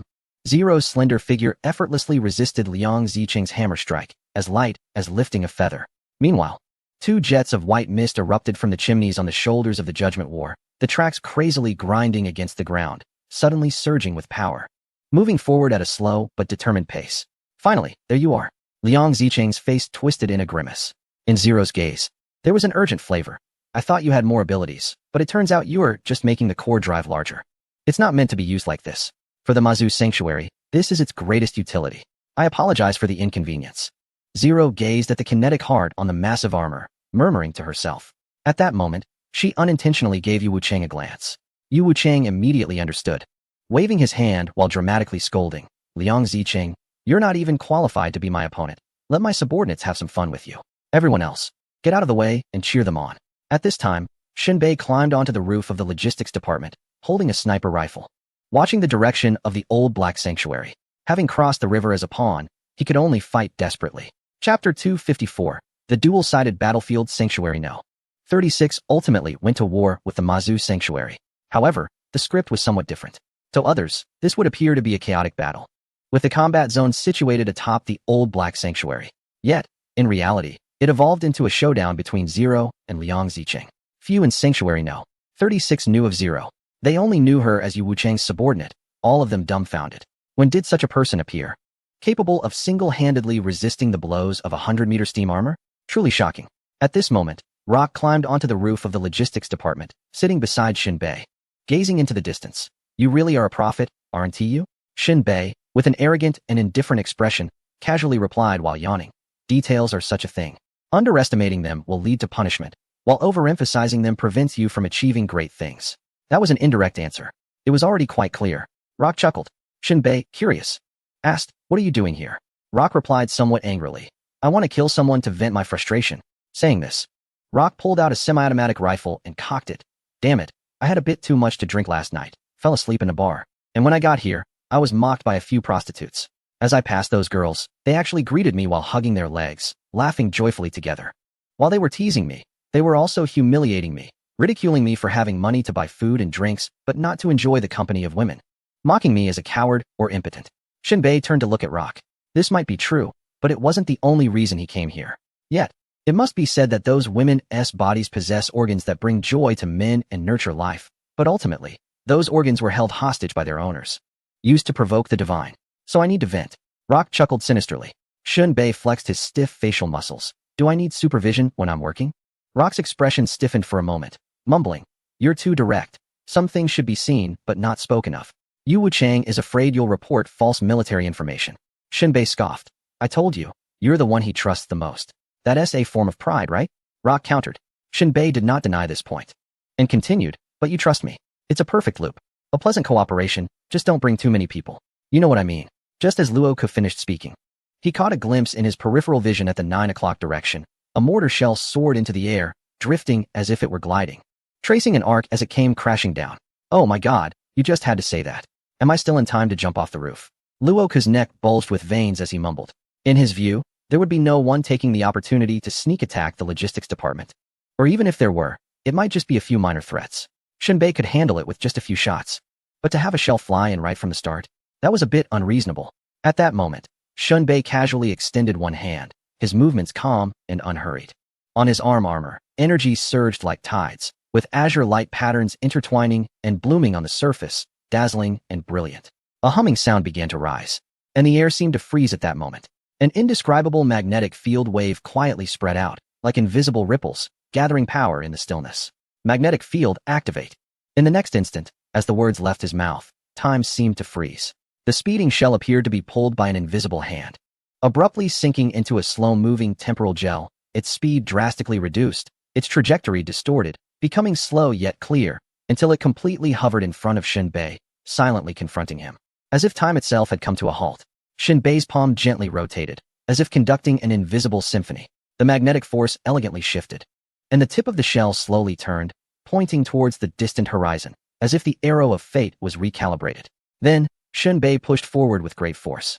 His surrounding magnetic field seemingly turbocharged by an unseen force, layering power upon power, surging unceasingly. With this push, the shell was endowed with a counterforce, reversing its trajectory and hurtling back with unstoppable momentum, roaring through the air and leaving a blazing trail as it returned to the source. In the blink of an eye, the shell returned along its original path. Boom! A blinding flash erupted between several buildings, the explosion's bright light casting fragmented shadows of the attackers on the windows. Their terrified gazes could not comprehend what Shunbei was doing. Even as the shell returned and exploded, they were still caught off guard. In the next moment, glass shards flew in all directions with the shockwave of the explosion, like a brutal hailstorm. A fireball rose from the center of the blast, illuminating the terrified faces of the attackers. Immediately after, a scorching wave of heat swept in, stirring up dust and debris from the ground, shrouding everything around in chaos. The exterior walls of the buildings trembled under the impact, some collapsing instantly, mixed with smoke and flames, and cries of anguish pouring down, creating a heart-stopping rumble. The shell ultimately completed its artistic mission. On the rooftop, Rock stared blankly at the armor of Shunbei, gasping in shock. Then frantically grabbing his head, "Your armor. It's for mining. Damn. I'll suggest to Chun and to step down tomorrow. And you can be the director of the Mechanical Research Institute." Shunbei frowned at this, jokingly replying, "Your suggestion could easily turn into a petty report and annoy people." Rock chuckled. "Haha, you have a point." He said earnestly, "I just think your understanding of technology has surpassed those useless folks." Shunbei shook his head. A genius scholar doesn't necessarily make a good teacher. Rock understood what was meant by that. Just because someone can solve problems doesn't mean they can teach them. At this moment, after a failed artillery attack, the area fell temporarily quiet. Both Shunbei and Rock knew that the enemy was secretly adjusting their tactics and could launch an attack at any moment. However, Rock believed that as long as Shunbei was there, overcoming any challenge would be a piece of cake. Shunbei shifted his gaze towards the old black shelter. At that moment, Zero had already made her move. Her delicate fingers unleashed unimaginable power, directly crushing the three-fingered mechanical arm of the giant steam armor controlled by Liang Zicheng. But before Zero could feel triumphant, Liang Zicheng let out a roar. The core heart began to beat violently, each heartbeat creating a sound like dozens or even hundreds of tons of TNT exploding. Boom, boom, boom in an instant. The white flames on the steam armor's facial features suddenly spewed out crimson gas. The gas was not merely steam. To Shunbei, it seemed like countless heated cells were twisting, writhing, and pouring out. In the next moment, cracks began to appear on Zero's torso, with some areas glowing red as if iron had been heated until it glowed, and a mixture of soda and blood flowed down. Supreme power. How does it feel? Liang Zicheng, looking down from above, asked with a strangely eerie, almost smiling curve. Zero completely ignored the abnormalities in her body, raising her head with no joy or sorrow. Locking eyes with Liang Zicheng, her voice was serene and cold. "It's still the same taste." Liang Zicheng. Chapter 255, The Upgraded Confined Beast. Do you see it? Shunbei guided Rock's gaze. At a 25-degree angle, the 11th window from the left, wind direction 15, humidity 20. Distance to target, 315 meters. Rock lay on the rooftop, slowly adjusting the muzzle of his sniper rifle. On a whim, he wanted to test the power of Shunbei's sniper rifle. Shunbei was accommodating and agreed to Rock's request to indulge in some fun. This sniper rifle wasn't fingerprint locked. Anyone could use it. However, it wasn't that easy to fire. Shunbei assured Rock that after firing once, he would never think of the sniper rifle the same way again. At this moment, following Shunbei's instructions, Rock seriously adjusted the rifle's aim. "Why don't you attach a scope?" Rock complained. Shunbei lay behind the ridge of the rooftop, not worrying about a sneak attack from behind. Behind them was a taller building, the newly constructed Biological Research Institute of Nyogonben. At any time, the Biological Research Institute must remain on high alert. Shunbei only needs to keep an eye on the front. "If the scope is broken, are you blind?" Shunbei questioned. Rock frowned and thought for a moment. That's true. The most basic kills rely on one's own strength without auxiliary tools. What Shunbei didn't mention was the magnification function of the visual mask, which is the sniper scope. Rock gazed at the window where the target was located, his brows furrowing as he hesitated to say, "I see nothing, not even a shadow." Shunbei glanced at him. "Your greatest achievement in this life is saving Yu Wuchang's life and losing your abilities. Otherwise, with your patience, you wouldn't have survived." Rock's eyes seemed to want to devour Shunbei, but Shunbei ignored him, keeping his gaze fixed ahead. A blue floor-to-ceiling curtain tightly covered the entire window. "Luck won't tell you which shot can hit the target's head," Shunbei stated, and Rock half closed his eyes, nodding in silence to indicate agreement with the target Shunbei had locked in. "I can feel it. One shot can take the enemy's life, Rock boasted to himself. I hope so. Shinbei had already noticed something unusual about that room. Originally empty, the curtains had suddenly fallen. Someone must have entered the room. Pulling the curtains so tightly wasn't out of modesty, but rather a killer's vigilance, wary of cold guns from outside. At that moment, Rock aimed with a semblance of seriousness. Although he couldn't see if anyone was behind the curtain, the sniper rifle still emitted a spark. Whoosh. Damn. After firing, Rock was completely unprepared for the powerful recoil of the sniper rifle. The stock slammed against his shoulder as if he had been hit by a car, and he rolled on the ground without any grace. Meanwhile, the crimson bullet, resembling a shooting star, pierced through the air. The sharp whistling sound intertwined with the bullet's speed, creating a dazzling trajectory that headed straight for the window where the curtains had suddenly fallen. At the moment, the large glass window shattered. The enemy preparing for an ambush seemed to react like someone flicking their hair out of their eyes, with a tilt of his head to the right.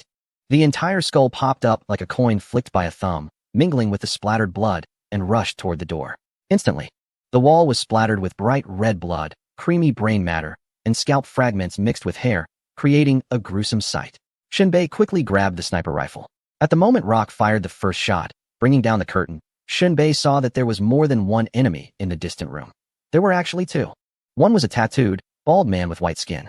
Shinbei was about to take another shot, but this guy's awareness and reaction speed were extraordinary. He rolled directly under the bed, making it impossible for Shinbei to catch him in time. He could only slightly shift the T-shaped reticle to the left. Whoosh whoosh. Whoosh. Shinbei fired 3 bullets in quick succession, hoping to penetrate the wooden bed and hit the hiding bald man. After the glass shattered, the bullets flew into the guest room, striking the thickly cushioned wooden bed. Sniper rifle experience 1. Although Shinbei did not witness the scene of bullets penetrating the enemy, the hints from the system clearly indicated that the opponent had been hit. There was a possibility of injury, or even death, temporarily leaving them in a quantum state, requiring someone to observe. Shinbei glanced back at Rock, who was still groaning on the ground.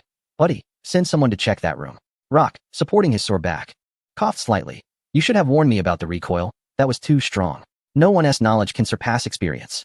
Once you've suffered this pain, you remember everything. Damn it. Rock waved his hand. I'm never touching a sniper rifle again. By the way, did I hit the enemy? Rock tilted his head in question. Shinbei shook his head. Rock rolled his eyes dramatically and limped toward the Biological Research Institute to call someone over to check.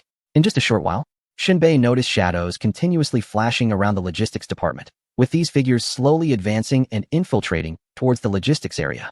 Shinbei crouched behind the ridge with his sniper rifle, not in a hurry. The closer they gathered, the more concentrated they became, making it easier for him and improving the kill effectiveness. On the other side, Zero was grappling with Liang Zicheng, who was fully powered up. One had to admit, the intense steam radiating from Liang Zicheng this time was extremely high in temperature. This was one of the kinetic outputs from the immortal Shadow-class battleship. It was not just kinetic energy, it was mixed with some strange energy. Under such a wash, ordinary ability users would likely have their flesh and blood steamed and fall away, leaving only bones. This was the devastation of supreme power. Of course, Zero's situation wasn't much better. If they continued to grapple, she might not wait for the giant steam armor to collapse before her own body was incapacitated first. However, Zero's ability to persist under such circumstances was truly astonishing. Zero quickly calmed herself, stomped her foot hard, causing her body to shrink gradually. Then using the mechanical arm of the steam armor, she leaped like a large rat and almost instantly dove into the exhaust pipe on the shoulder of the armor. Liang Zicheng looked visibly confused. In his eyes, Zero disappearing was not terrifying, but disappearing inside the armor? He had never seen anything like it. Wasn't this supposed to be a fair one-on-one fight? How could she sneak inside? Despicable. Shameless. For a moment, Liang Zicheng's mind went blank, completely unsure of what to do. In the distance, Yu Wuchang, who had been watching, stood on the rooftop, his flesh and blood body swaying back and forth in the strong wind, as if he might fall at any moment. The cigarette butt between his fingers released drifting white ash, and red sparks fell haphazardly to the ground. Seeing this scene, Yu Wuchang couldn't help but shout, "Well done." In terms of strength, it might be helpless, but collapsing that pile of scrap metal from the inside is simply effortless. At this moment, a subordinate whispered, "General, those below are all concerned about the reward this time, thinking it shouldn't be for nothing that you came to watch." Yu Wuchang spread his hands. "Aren't I watching too, subordinate?" Chapter 256, Self-Destruction Under Brutality. At this moment, Shinbei had no time to worry about the battle between Ling and Liang Zicheng. He lay flat on the roof of the logistics department, with bullets, energy projectiles, and even long-range attacks from ability users whistling past overhead. The number of looters taking advantage of the chaos was rapidly increasing, pressing towards the logistics department. Rock hurriedly notified the guard team to prepare for defense and also sent someone to contact Wu Chang at the front lines to bring people back to alleviate the defensive pressure. After all, most of the ability users from Shelter 36 had been pulled away and were currently watching from the old Black Shelter. This idle situation was deadly for the logistics department. Before long, the guards from the Biological Research Institute were the first to arrive at the logistics department. They used the nearby alleys and buildings as cover to form a semi-arc defensive line. Most of these guards were low-level ability users. Otherwise, they wouldn't willingly take on such roles. Alternatively, these guards were simply the type that feared for their lives. Only those who dared to venture into the depths of the wilderness had real combat experience. It was evident that these guards were almost like decorative vases, useful for intimidation but completely inadequate in real combat, akin to a half-filled bottle. On the opposing side, the enemies wanting to rob the core of the crystal source were confident, and their momentum heavily overshadowed the guards. Shinbei activated the cluster fire discs to check the situation and shook his head in disbelief. These guards were truly unfit for duty. Whether it was their marksmanship or ability usage, they were completely reliant on luck. The enemy's assault grew fiercer, as if the core of the crystal source was a piece of rotting flesh provoking the ferocity of wolves. Among the enemies, a 3-tier ability user wielding a slender sword and having only one eye charged forward. Several guards in the distance raised their rifles and opened fire, initiating a barrage. The one-eyed man swiftly parried several bullets with his sword. However, despite his speed, he couldn't withstand the barrage from all directions. Bullets struck his body, causing blood to spurt forth. Yet, this guy was also fierce. As a highly agile ability user, he managed to dash into the midst of several guards, stabbing down with his sword, and 3 guards fell, clutching their throats.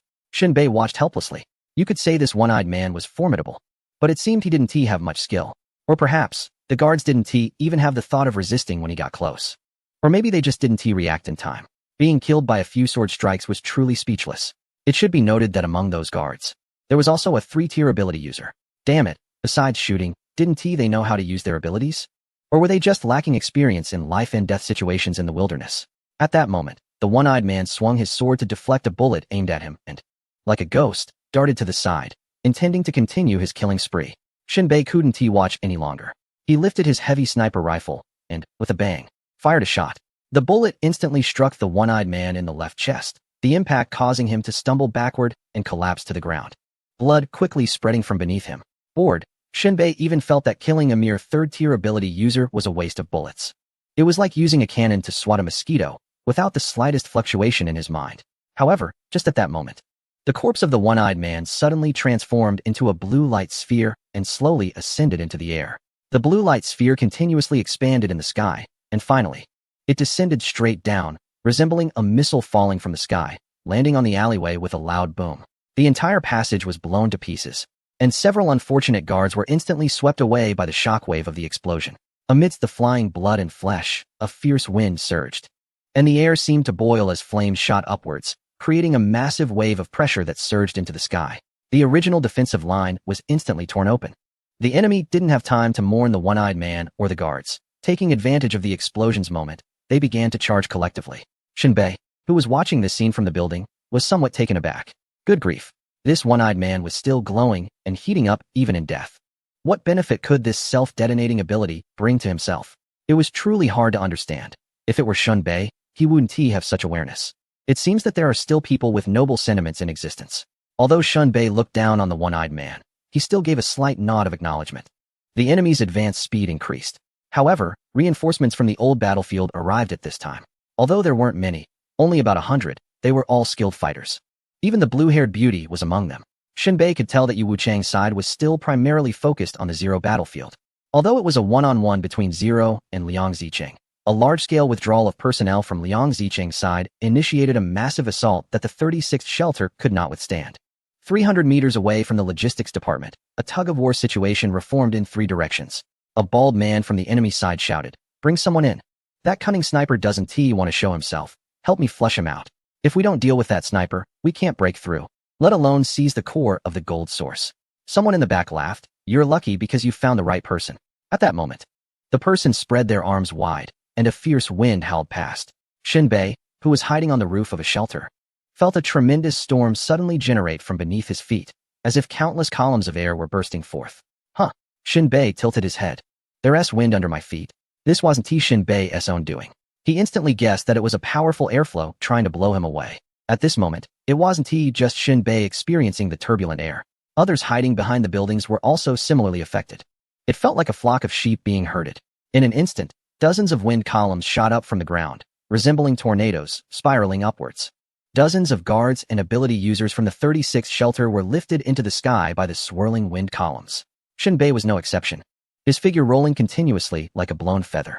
However, Shinbei felt no panic. After the energy of the wind column was exhausted, he adjusted his posture directly. During the descent, he opened fire frantically at the enemy who had unleashed the wind columns. The sound of gunfire erupted, bullets whizzing through the air like shuttlecocks on a loom. In the next moment, the smug enemy's head burst like a crushed watermelon, blood spraying down like a red rain. The burly man with a buzz cut jumped up from his spot, soaring into the sky like a fired cannonball, shouting as he hurled a fist towards Shinbei. The punch cut through the air with a booming sound. In the next second, a fierce flame erupted from his fist, dazzling like a miniature sun. The man's eyes sharpened, filled with a murderous intent, wishing to tear Shinbei apart. Damn you, die? This punch unleashed a torrent of flames towards Shinbei. Boom. With a crash. The burly man's fiery fist did not touch Shinbei at all. Instead, it collided with a sudden ice wall that appeared out of nowhere. The ice wall, while cracking under the intense heat, miraculously absorbed all the fiery energy, turning it into nothingness. Shattered ice and falling flames created a stunning display of contrasting elements. When had this ice wall appeared, the burly man looked incredulous. Then, in the next breath, he felt a sudden cold pain in his chest, a chilling ache. Lowering his head, he saw an ice spike protruding from his back, piercing through to his chest. You should ask yourself, when will you die? A cold voice came from behind him. Before the burly man could comprehend, he only caught a glimpse of a few blue strands of hair blowing in from behind before he collapsed to the ground, lifeless. Taking a head. How about I gift you one? Shinbei exclaimed, shocked. In Chapter 257, Mastering the Deadly Puppet. Just as Shinbei was being blown away and the burly man's fiery fist was about to claim his life, the blue enchantress appeared. She first conjured an ice wall in midair to shield Shinbei from the impact of the fiery punch. In the next moment, without giving the burly man any chance to react, she leaped up, wielding an ice spike, accelerating the countdown on his life. The two landed firmly on the rooftop of the logistics building. After exchanging a couple of lines, Shinbei felt as if he had received a heavy blow to the head. He quietly lowered his gaze, saying nothing, absent-mindedly toying with his sniper rifle, making it hard to read his emotions at that moment. You said you would gift me a head? I don't like jokes like that. I hope you can be more serious, Shinbei said with a heavy tone. The blue enchantress twirled her hair. What? Are you trying to act calm? If you pull up your pants and deny me, I wouldn't be surprised.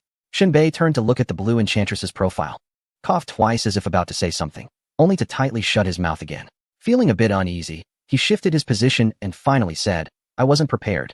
If I had been prepared, this wouldn't have happened. Really, am I not good enough?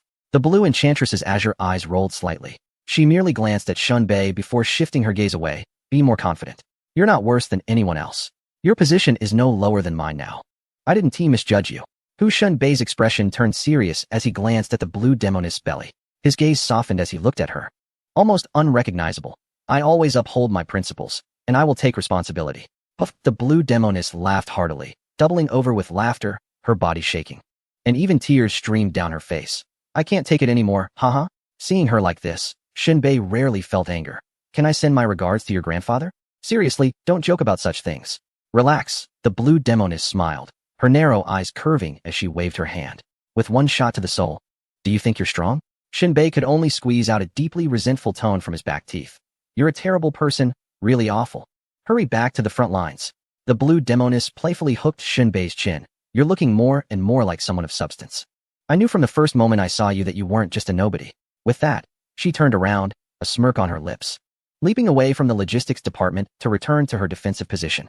Shinbei desperately tried to calm himself, swallowing hard. He had nearly been scared half to death by the blue demoness. He thought there might be a little Shinbei on the way. What a reckless joke. Shinbei observed the battlefield again. The personnel who had just been blown away by the wind column had momentarily become targets in the air, randomly shot at by the enemy or attacked from a distance by abilities. Before they hit the ground, several had already died. The remaining survivors were severely injured. Rock, the commanding officer, dragged the injured back. This was why Rock was in command. If someone else were in charge, the injured would be as good as dead. The front lines of the logistics department were relatively stable, with reinforcements resisting the enemy. However, the left and right flanks were relatively weak. At that moment on the left side, a one-armed man wielded a curved knife. With a powerful charge, he swept the short curved blade across the air, its cold gleam flashing like lightning, and he had already slashed a guard's throat. Taking advantage of his success, the one-armed man continued his assault, striking another supporter in the chest with another knife. Surprisingly, this supporter did not die immediately. Instead, he retaliated with a punch that struck the one-armed man's chest like a pillar crashing down, the force surprisingly strong. The one-armed man felt his body bristle with sweat, letting out a wild scream as he quickly retreated. Although the volunteer was severely injured, he became even more fierce, continuing to attack the one-armed man's hand.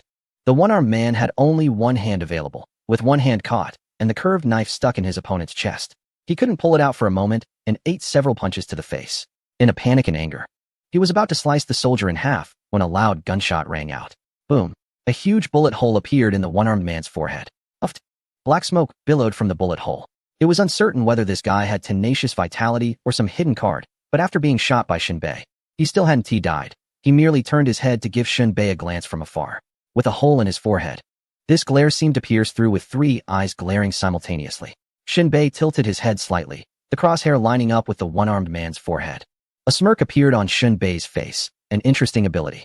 But one must not look directly at death.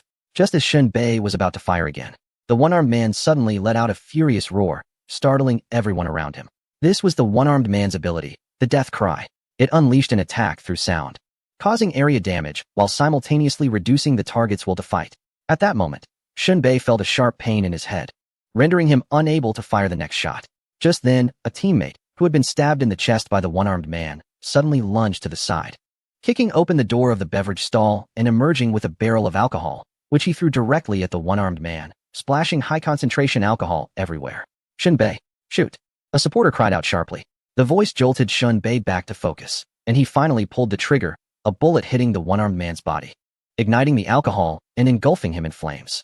The one-armed man howled in agony, struggling as a nearby volunteer picked up a fallen curved blade and began to hack at him wildly. Each strike drew blood, flames shooting up amidst the crimson. The one-armed man became a fiery figure, rushing around wildly, but ultimately could not escape his fate. He fell into the blazing fire, his flesh burning. "Pull that idiot back," Rock shouted from the side, directing his subordinates to drag the bloodied and furious volunteer away from the battlefield. The volunteer's face was smeared with blood, some of it not even his own, and under the searing flames, it had dried and cracked, resembling parched earth, an unsettling sight. After ensuring the wounded were taken care of, Rock scrambled onto the roof of the logistics building and yelled at Shinbei, "Damn it. I didn't expect the intensity of the battle here to be far greater than over there." Shinbei kept his eyes on the left side of the battlefield. "I told you, the real fight is here. I'll reimburse your bullets." Rock replied quickly, "Take out more enemies to ease the pressure below." Shinbei lazily lifted his eyelids in response. "It's not about the bullets. There are just too few enemies." Rock's head buzzed with doubt. "Are you asleep? What nonsense are you talking? Are there not enough enemies?" Just as Shinbei was about to respond, a strange black-purple energy suddenly surged through the air. Ignoring the armor's visor defense, it penetrated directly into Shinbei's forehead. He felt a jolt in his head, as if a steel needle had stabbed him, the pain lasting only a second before vanishing. Who cast an ability on me?" Shinbei looked up and gazed forward. There, about 100 meters away on the rooftop, stood a white man with a long scar across his face and several dark spots. His cheeks were gaunt, skin stretched tight over bone. "The humble Clark sends his regards." The man's voice drifted through the air, sounding like an unavoidable fate whispering in one's ear. "Shinbei, you are mine now." Shinbei stared in confusion at the man across from him, while Clark turned his body, raising his arm as if cradling a sniper rifle in the crook of his arm. Rock watched Clark's strange movements, completely unaware of what the other party was planning. But then he heard Shinbei's roar. "Get away." Rock turned his head back in shock. He saw that Shinbei was striking the same pose as Clark, with the barrel of the sniper rifle pointed at his own forehead. Bang! Shinbei's finger, out of control, pulled the trigger, and a bullet shot out of the chamber. Fortunately, Shinbei's warning came in time, and Rock's combat training kicked in. He didn't question or hesitate. The moment Shinbei shouted for him to get away, his body fell backward off the building. He crashed to the ground once again. The last time he fell was due to the recoil from Shinbei's sniper rifle. This time, it was also because of Shinbei's sniper rifle. Rock quickly sprang up like a carp and shouted at Shinbei above, "It's definitely mind control. Hold on, I'll send someone to disrupt it." At this moment, Shinbei's face was unusually twisted with rage. He had experienced many life-and-death battles and faced numerous challenging enemies, but this time, he was caught off guard. His body was actually being controlled by the distant Clark. This bizarre ability made Shinbei's scalp tingle. However, Shinbei was not flustered at all. One could only say that Clark was getting desperate. This ability to control an enemy's movements should ideally be executed in a one-on-one situation, where there are as few other people around as possible to maximize its effectiveness. But now, this was a battlefield filled with both sides, and there were many allies around. Randomly targeting anyone would inevitably affect Clark's performance under the threat of force. Shinbei spoke seriously and solemnly. Hurry and send someone over. Otherwise, bang. Shinbei, still out of control, turned the gun towards an ability user behind shelter no. 36 and fired. The precise, lethal bullet flew out immediately. The scorching projectile instantly shattered the innocent ability user's hand, causing their fingers to splay out in different directions. Damn. Shinbei's expression changed, and he roared in furious frustration. Rock, hurry the hell up. I've already sent someone. Stop yelling. Rock was as anxious as an ant on a hot pan below. He was even more worried. The threat from Shinbei's weapon was fierce and brutal towards enemies. And it was the same for his own people. The enemy could still see Shinbei's gun being aimed, while his own allies had no way of knowing. With every second wasted, Shinbei might end up harming more of his own. Fortunately, Clark's marksmanship wasn't great. The second shot only shattered that innocent teammate's palm. The teammate let out a muffled scream. As his cry reached a peak, Shinbei was once again forced to fire a bullet controlled by Clark, hitting his right ankle, which had extended out in pain. The scene was too chaotic, with explosions and smoke everywhere. Shinbei could only hear the bloody cries of his wounded teammates. It was likely that the damage to his teammate's right hand was far worse than if it had been severed by a knife. The impact from the bullet was enough to fracture his entire forearm. His right ankle, initially curled up against his body like a fetus in the womb, lost control due to a sudden sharp pain, exposing itself behind the gaps in the house, and was bitten by the powerful rifle for the second time. The only consolation was that his teammate gritted his teeth, dragged his body into the house, and then a stream of curses followed. Damn it, Shinbei. I thought the first shot was a mistake, but why did you shoot me again? You're a traitor. Before Shinbei could explain anything, Rock shouted from the corner. He swung. Shut your filthy mouth. Shinbei was under mental control, and one shot didn't take your life. You should be thankful that your ancestors from the old era are still watching over you. Damn it. The teammate named He Shuang retorted angrily. Rock, you son of a dog. How can you be so shameless? Stop whining. I'm sending someone to pick you up, and I'll give you a bonus later. Screw you. I'm retired. Retired my ass. I'll have Chinanji fit you with a prosthetic. Rock shouted. He Shuang gritted his teeth. Thanks to your whole family. No need to be polite. Rock replied. At this moment, Shinbei was under Clark's control, feeling as if each slap was hitting his face. The humiliation gnawing at his heart like a venomous snake, making it unbearable.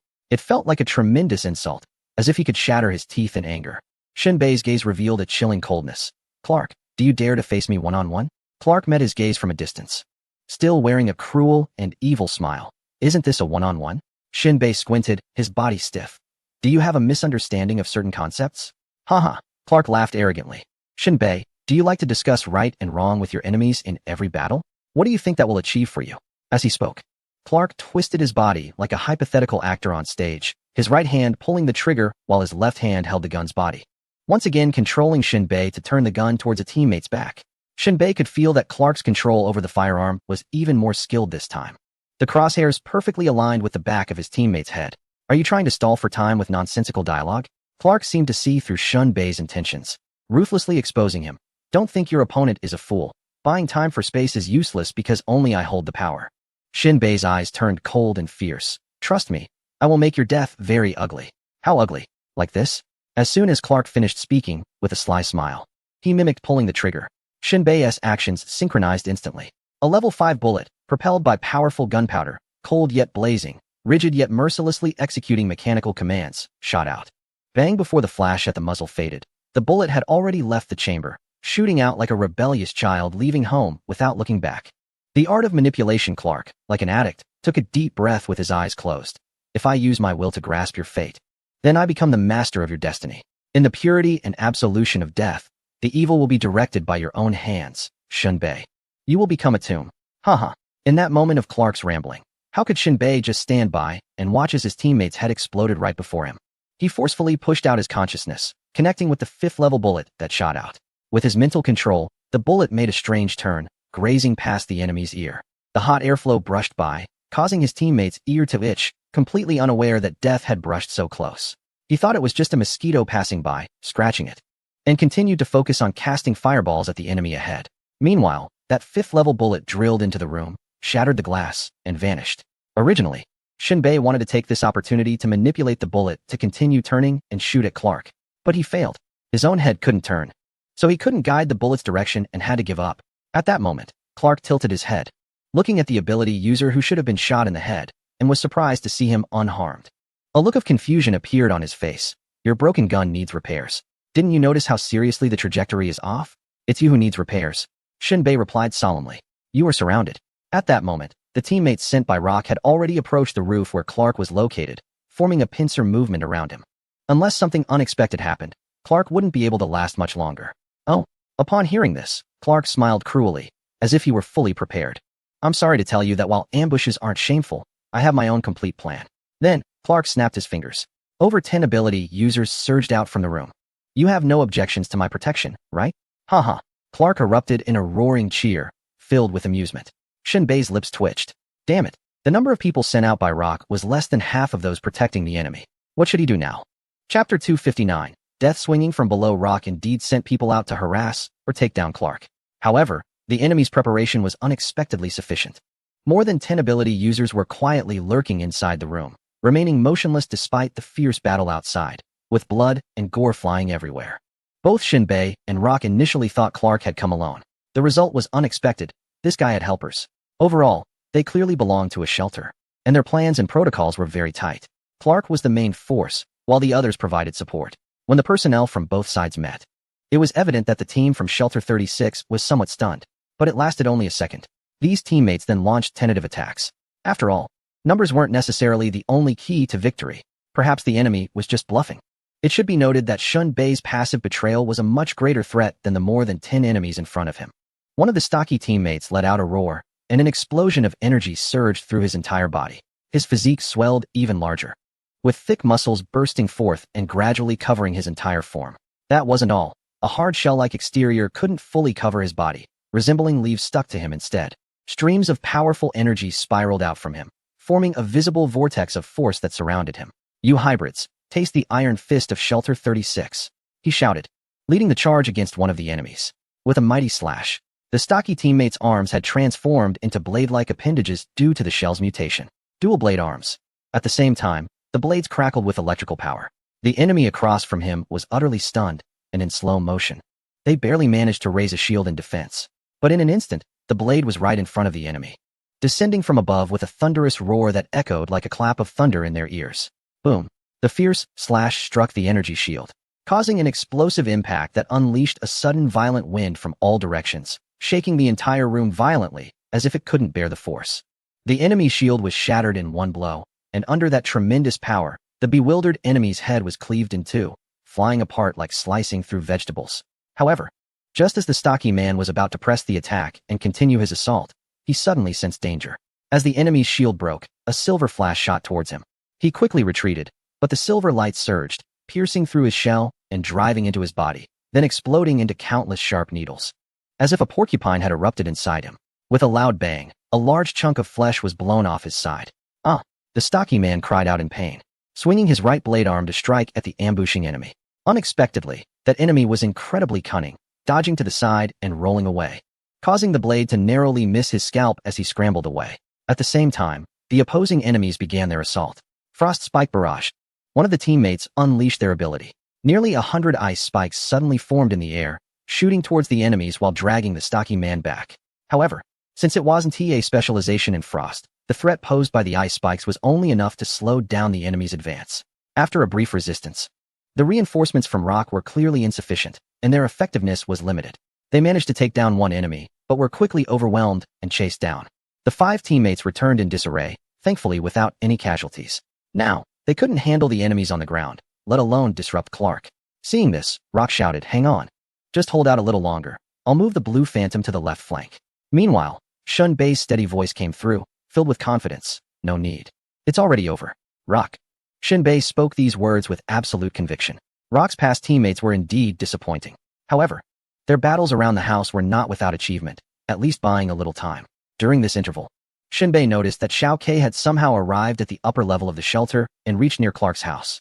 The two exchanged glances, and Xiao Kei understood Shinbei's intention. Taking advantage of the chaos around the house, Xiao Kei unleashed his ability, merging into the building within moments and making his way towards the roof. By the time several teammates had fully retreated, Xiao Ke had already appeared silently beneath Clark. Xiao Ke himself posed little threat, but at this moment, he didn't need to kill Clark. Merely disturbing him would be a significant achievement.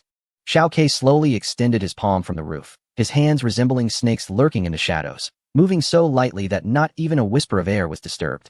It was only when he was just a few millimeters from Clark's ankle that he pounced like a tiger released from its cage, swiftly grabbing Clark's ankle and pulling back violently. If Clark had been on guard, it would have been nearly impossible for Xiao Ke to bring him down with such strength. But now, with Xiao Ke's sudden attack and Clark's overconfidence in his own security arrangements, expecting to see Shun Bei make a fool of himself, he never anticipated someone would appear silently at his feet. With that sudden tug, Clark lost his balance, toppling forward like a tree blown over by a gale. Shun Bei, mirroring him, also fell. At the same time, due to the unexpected and unguarded attack on Clark, his body contorted, and as his arm twisted, Shun Bei's sniper rifle fell to the ground. Shun Bei was overjoyed and immediately activated the mechanical arm on his back, stabilizing his grip on the sniper rifle before it could completely drop, and raised the gun. Damn! Clark's pupils contracted, revealing deep shock. He simply couldn't comprehend who had ambushed him. Looking down, he found nothing there. After successfully striking, Xiao Ke had already retracted and vanished. Damn it! Clark slowly stood up, looking in Shun Bei's direction with a furrowed brow. The situation seemed a bit dire. Just now, his body had contorted, causing Shun Bei's deadly sniper rifle to fall, but it had been caught by the mechanical arm on Shun Bei's back. Clark hesitated for a second, trying to discern whether the arm was a prosthetic or just a simple mechanical one. If it was a prosthetic, he could still control it, after all. It was connected to the body and within the range of neural control. Conversely, if it was merely a mechanical arm that didn't require a neural connection, he would be powerless. He tried to control it. The arm moved. Clark let out a sigh of relief. Fortunately, it was still within his control. But the next second, Clark suddenly realized that the arm's movements seemed out of sync with his own commands. He instructed Shun Bei's arm to turn left. But why was the arm pushing down the gun barrel instead? Was that a mechanical arm that one couldn't control? Clark's face twisted for a moment, a wave of immense panic flooding his mind. His gaze, body, and spirit trembled uncontrollably, shaking in terror. In the next moment, the mechanical arm finished its aim. The dark muzzle seemed to press against Clark's forehead. Bang! Clark stared in disbelief as the bullet erupted from the chamber, flickering with the flames of death. No. Chapter 260, The Fall of Fireworks. On the other side, after Zero transformed into nothingness and drilled into Liang Ziqing's steam giant armor, Liang Ziqing sensed that something was amiss. How could he not have thought that such a conspicuous person could shrink and enter the armor? Just as he was about to act, a jarring metallic sound suddenly rang out, and the huge armor swayed like a drunken giant, crashing around chaotically. A plume of steam sprayed out from the back of its head, the hissing sound reminiscent of a boiling kettle. However, this was just the beginning. During the development of the giant armor for the Guardians of the Mazu Sanctuary, the team had passed a design that allowed the armor to revert to its original state as a massive iron box when overloaded or if key components were damaged. This design was initially intended to protect the core heart and to effectively hide the giant steam armor, making it easy to bury underground as a trump card for the Mazu Sanctuary. Now, the mechanical arms of the giant steam armor began to retract, and its head sank into the shell, transforming back into the original iron box with a V-shaped crack. Yet, the jarring sounds did not cease. The entire iron box shook intermittently. What was happening? From a distance, a member of Shelter Number 36 inquired of Yu Wuchang, who was observing. What is going on? I don't know, Yu Wuchang replied. He had never felt much affinity for machinery, and the reason Shelter No. 36 retained the original intention of the Mechanical Research Institute was to facilitate the development and repair of vehicle tire structures. Other developments were merely incidental and had not received significant funding from Yu Wuchang. It was just about breaking even. His greater hope was that all members of the shelter were capable individuals, which was why he had invested heavily in Yogonben. Therefore, Yu Wuchang could not explain what was happening before his eyes. Suddenly, under the watchful eyes of the crowd, the entire iron box was forcefully torn apart. To everyone's incredulity, a steel monster enveloped in flames and steam ripped through the iron box, severing several cumbersome pipelines that supplied power. Reappearing before everyone with an imposing stance, it was vaguely recognizable as the framework of a steam infantry. 6 mechanical arms, along with 2 human-like hands, had been retained, and 4 sets of tracks were positioned behind it. A black crystal lens peeked out from the V-shaped armor on its chest, appearing significantly leaner than the original bulky giant steam armor, resembling a weakened version of a steel giant. This steam infantry, like a newborn, stood at the height of a normal adult male, as if it were a child birthed from the Battle of Judgment. Damn it! The voice of Liang Zicheng emerged from the compact steam-powered unit. His pupils were filled with shock and disbelief. At this moment, Zero also crawled out from the iron box, looking expressionless at Liang Zicheng. If you cannot even control your own life, how can you manage things that do not belong to you? I protect what should be protected, and I have no regrets in death. After saying this, Liang Zicheng was filled with uncontrollable rage, growling in a low voice as he set up a high-speed multi-barrel machine gun. The gun roared to life, its 6 barrels spinning at an unbelievable speed, taking turns to weave a melody of death. Shell casings splashed down like raindrops from the side of the gun, hitting the ground with a crisp and continuous clinking sound, quickly forming a small mountain of metal. Bullets shot forth like an unending metal storm, carrying a scorching aura and a sharp shriek, slicing through the air, unhesitatingly firing at the devil before him. The muzzle spat out a long tongue of flame, flashing a dazzling orange-red light, intertwining with the surrounding dust and mist. Pride brings greed, greed breeds villains, and villains will ultimately face their reckoning. Liang Zicheng shouted madly. However, the bullets, capable of tearing through those with special abilities, passed through the illusory black features of Zero without causing her any harm. Realizing that the bullets had no effect on Zero, Liang Zicheng advanced with the steam unit and immediately activated the steam chainsaw mounted on it, aiming to slash at Zero's torso. He was then knocked down to the ground by a single palm strike from Zero, and his steam unit was severely dented. Liang Zicheng coughed up blood, which sprayed out like a piece of scarlet cloth. Zero looked down at him for a moment.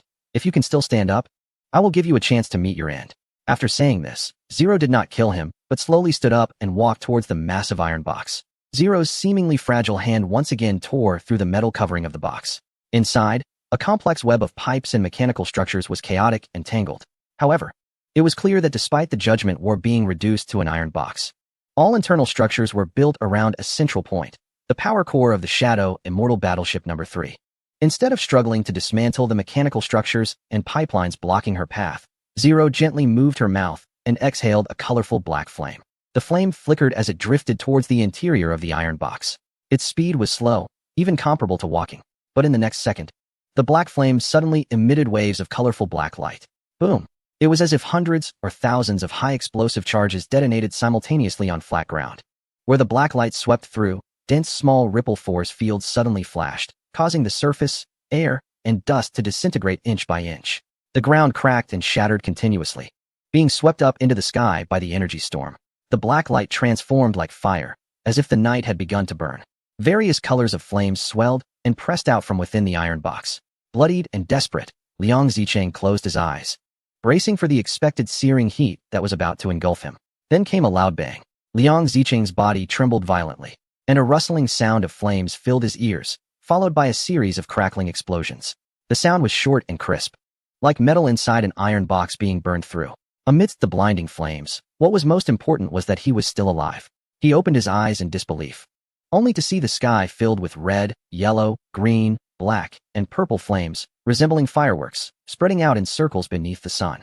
The flames slowly descended, creating a fantastical world, with fireworks popping everywhere, and pink light brushing against Liang Zicheng's face, yet he did not blink. Liang Zicheng slowly raised his head, gazing at the beautiful flames in the sky, as if the blooming fireworks were about to fill the entire expanse above. At this moment, everyone from Shelter No. 36 and the members of the Mazu shelter were all stretching their necks in unison, staring at the grand fireworks display. Liang Zicheng turned to look in the direction of the iron box. Everyone's gaze followed his direction. A massive exposed heart filled the view before them. Thump, thump, thump. The heart beat continuously. With each pulse, it challenged the visual nerves of the crowd. Gasps of astonishment and chaotic exclamations erupted from the scene. What on earth is this thing? Chapter 261. The curiosity that was cut short. The heart, towering 100 meters high, was as vibrant as ever. Its surface was a deep red, with flashes of blue light flickering intermittently, like a running marquee.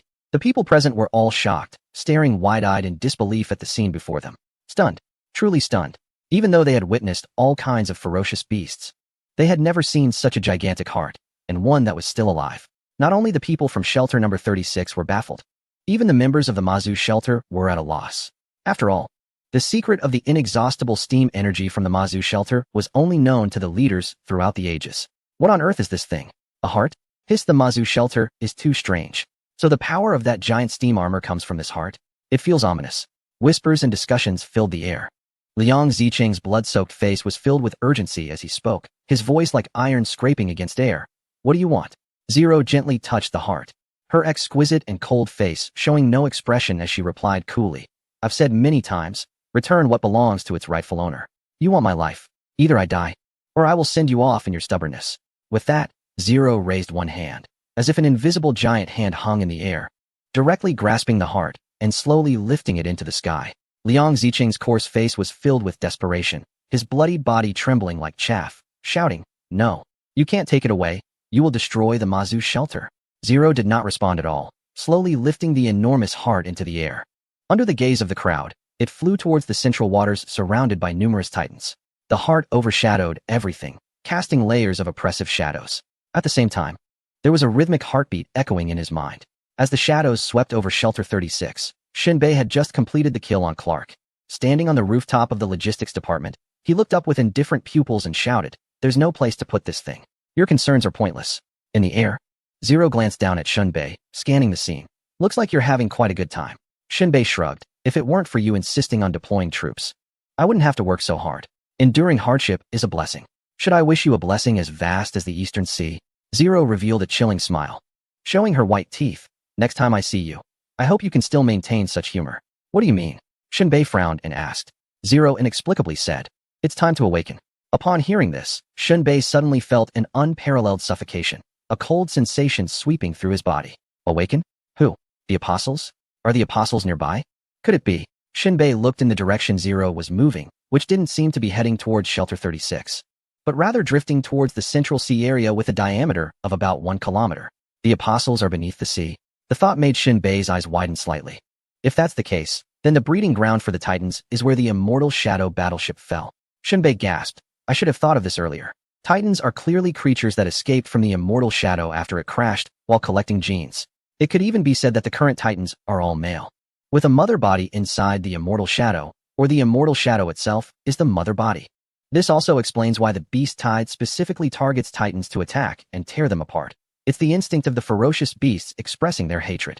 Shinbei felt an urge to raise his sniper rifle and take a shot at Zero to see if he could take her down with one bullet. But he realized that was impossible, just like when he faced Dr. Badu, feeling powerless. This wasn't something he could solve now. Take me to play? Shinbei asked with a smile. Zero maintained a consistent speed and did not stop, her voice drifting away. The temperature there is not something you can withstand. We'll talk about it later. Shinbei? Wait, what are you rambling about? What temperature? No matter how low the temperature underwater, it shouldn't be a problem for the armor. Isn't the underwater pressure the only issue? Are we falling into an underwater volcano? That temperature I truly can't withstand. But the immortal Shadow wouldn't be able to last long without melting, right? If it's going to melt anyway, why are you going down, Zero? Shinbei was a bit dazed, just about to ask again.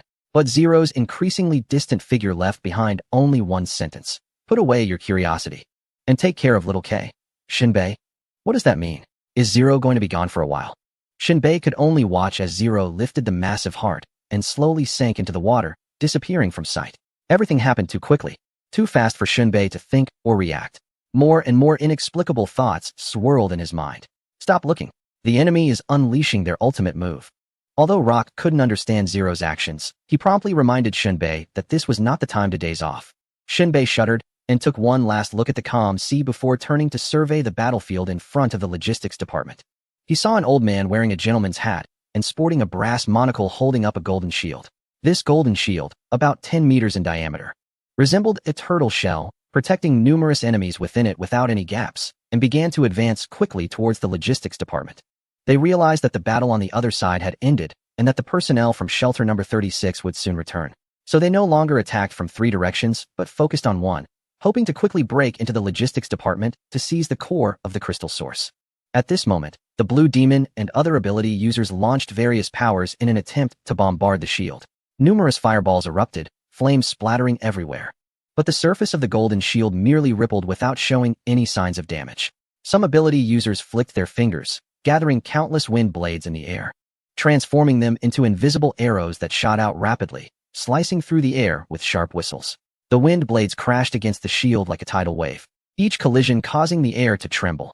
Although they couldn't penetrate, they intensified the shield's oscillation. Seeing that their numerous attacks were ineffective, the defending teammates began to panic. Fools. This is a veteran with a 10th tier Guardian specialization. His shield skills are superb, and your ridiculous attacks are truly laughable. Haha, don't resist, just step aside.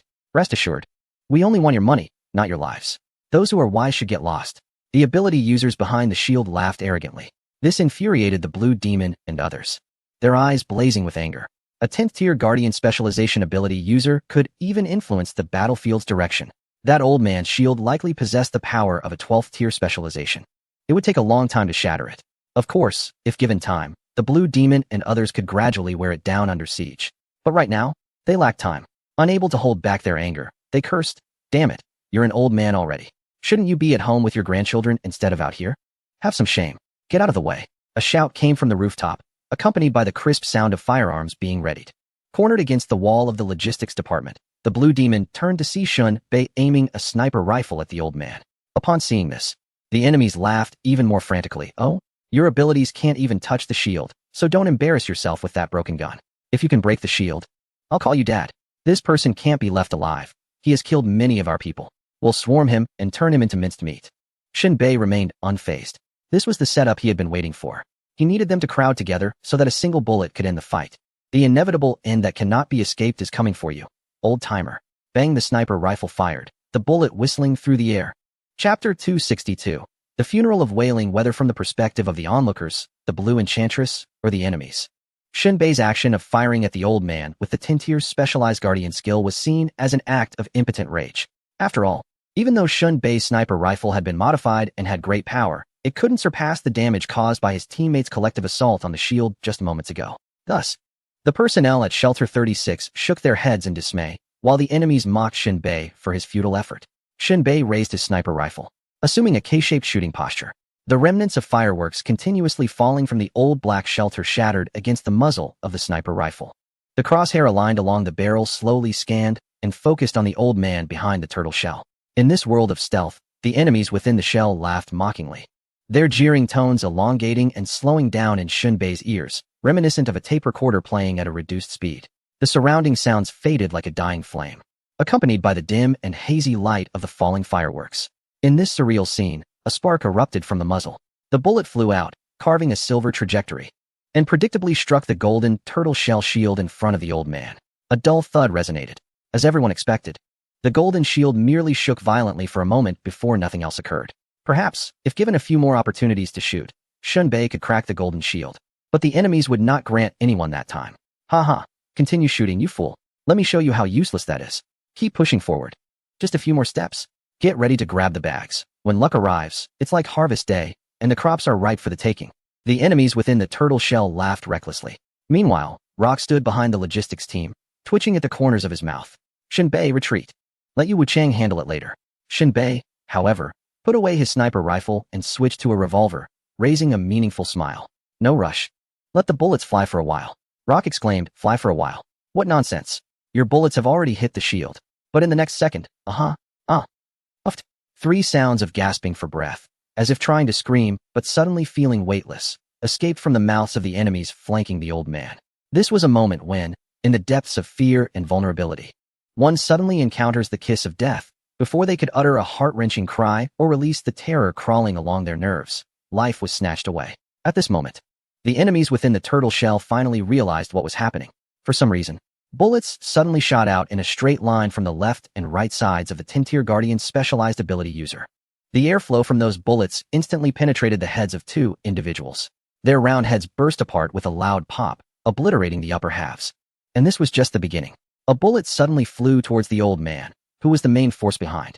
It pierced through like a red fire line that tore apart everything, crashing into the back of his head like a runaway vehicle. It exploded suddenly. The white brain matter splattered like surging waves. A bowl-shaped object flipped up from the top of the old man's head, spinning and flying out at an angle.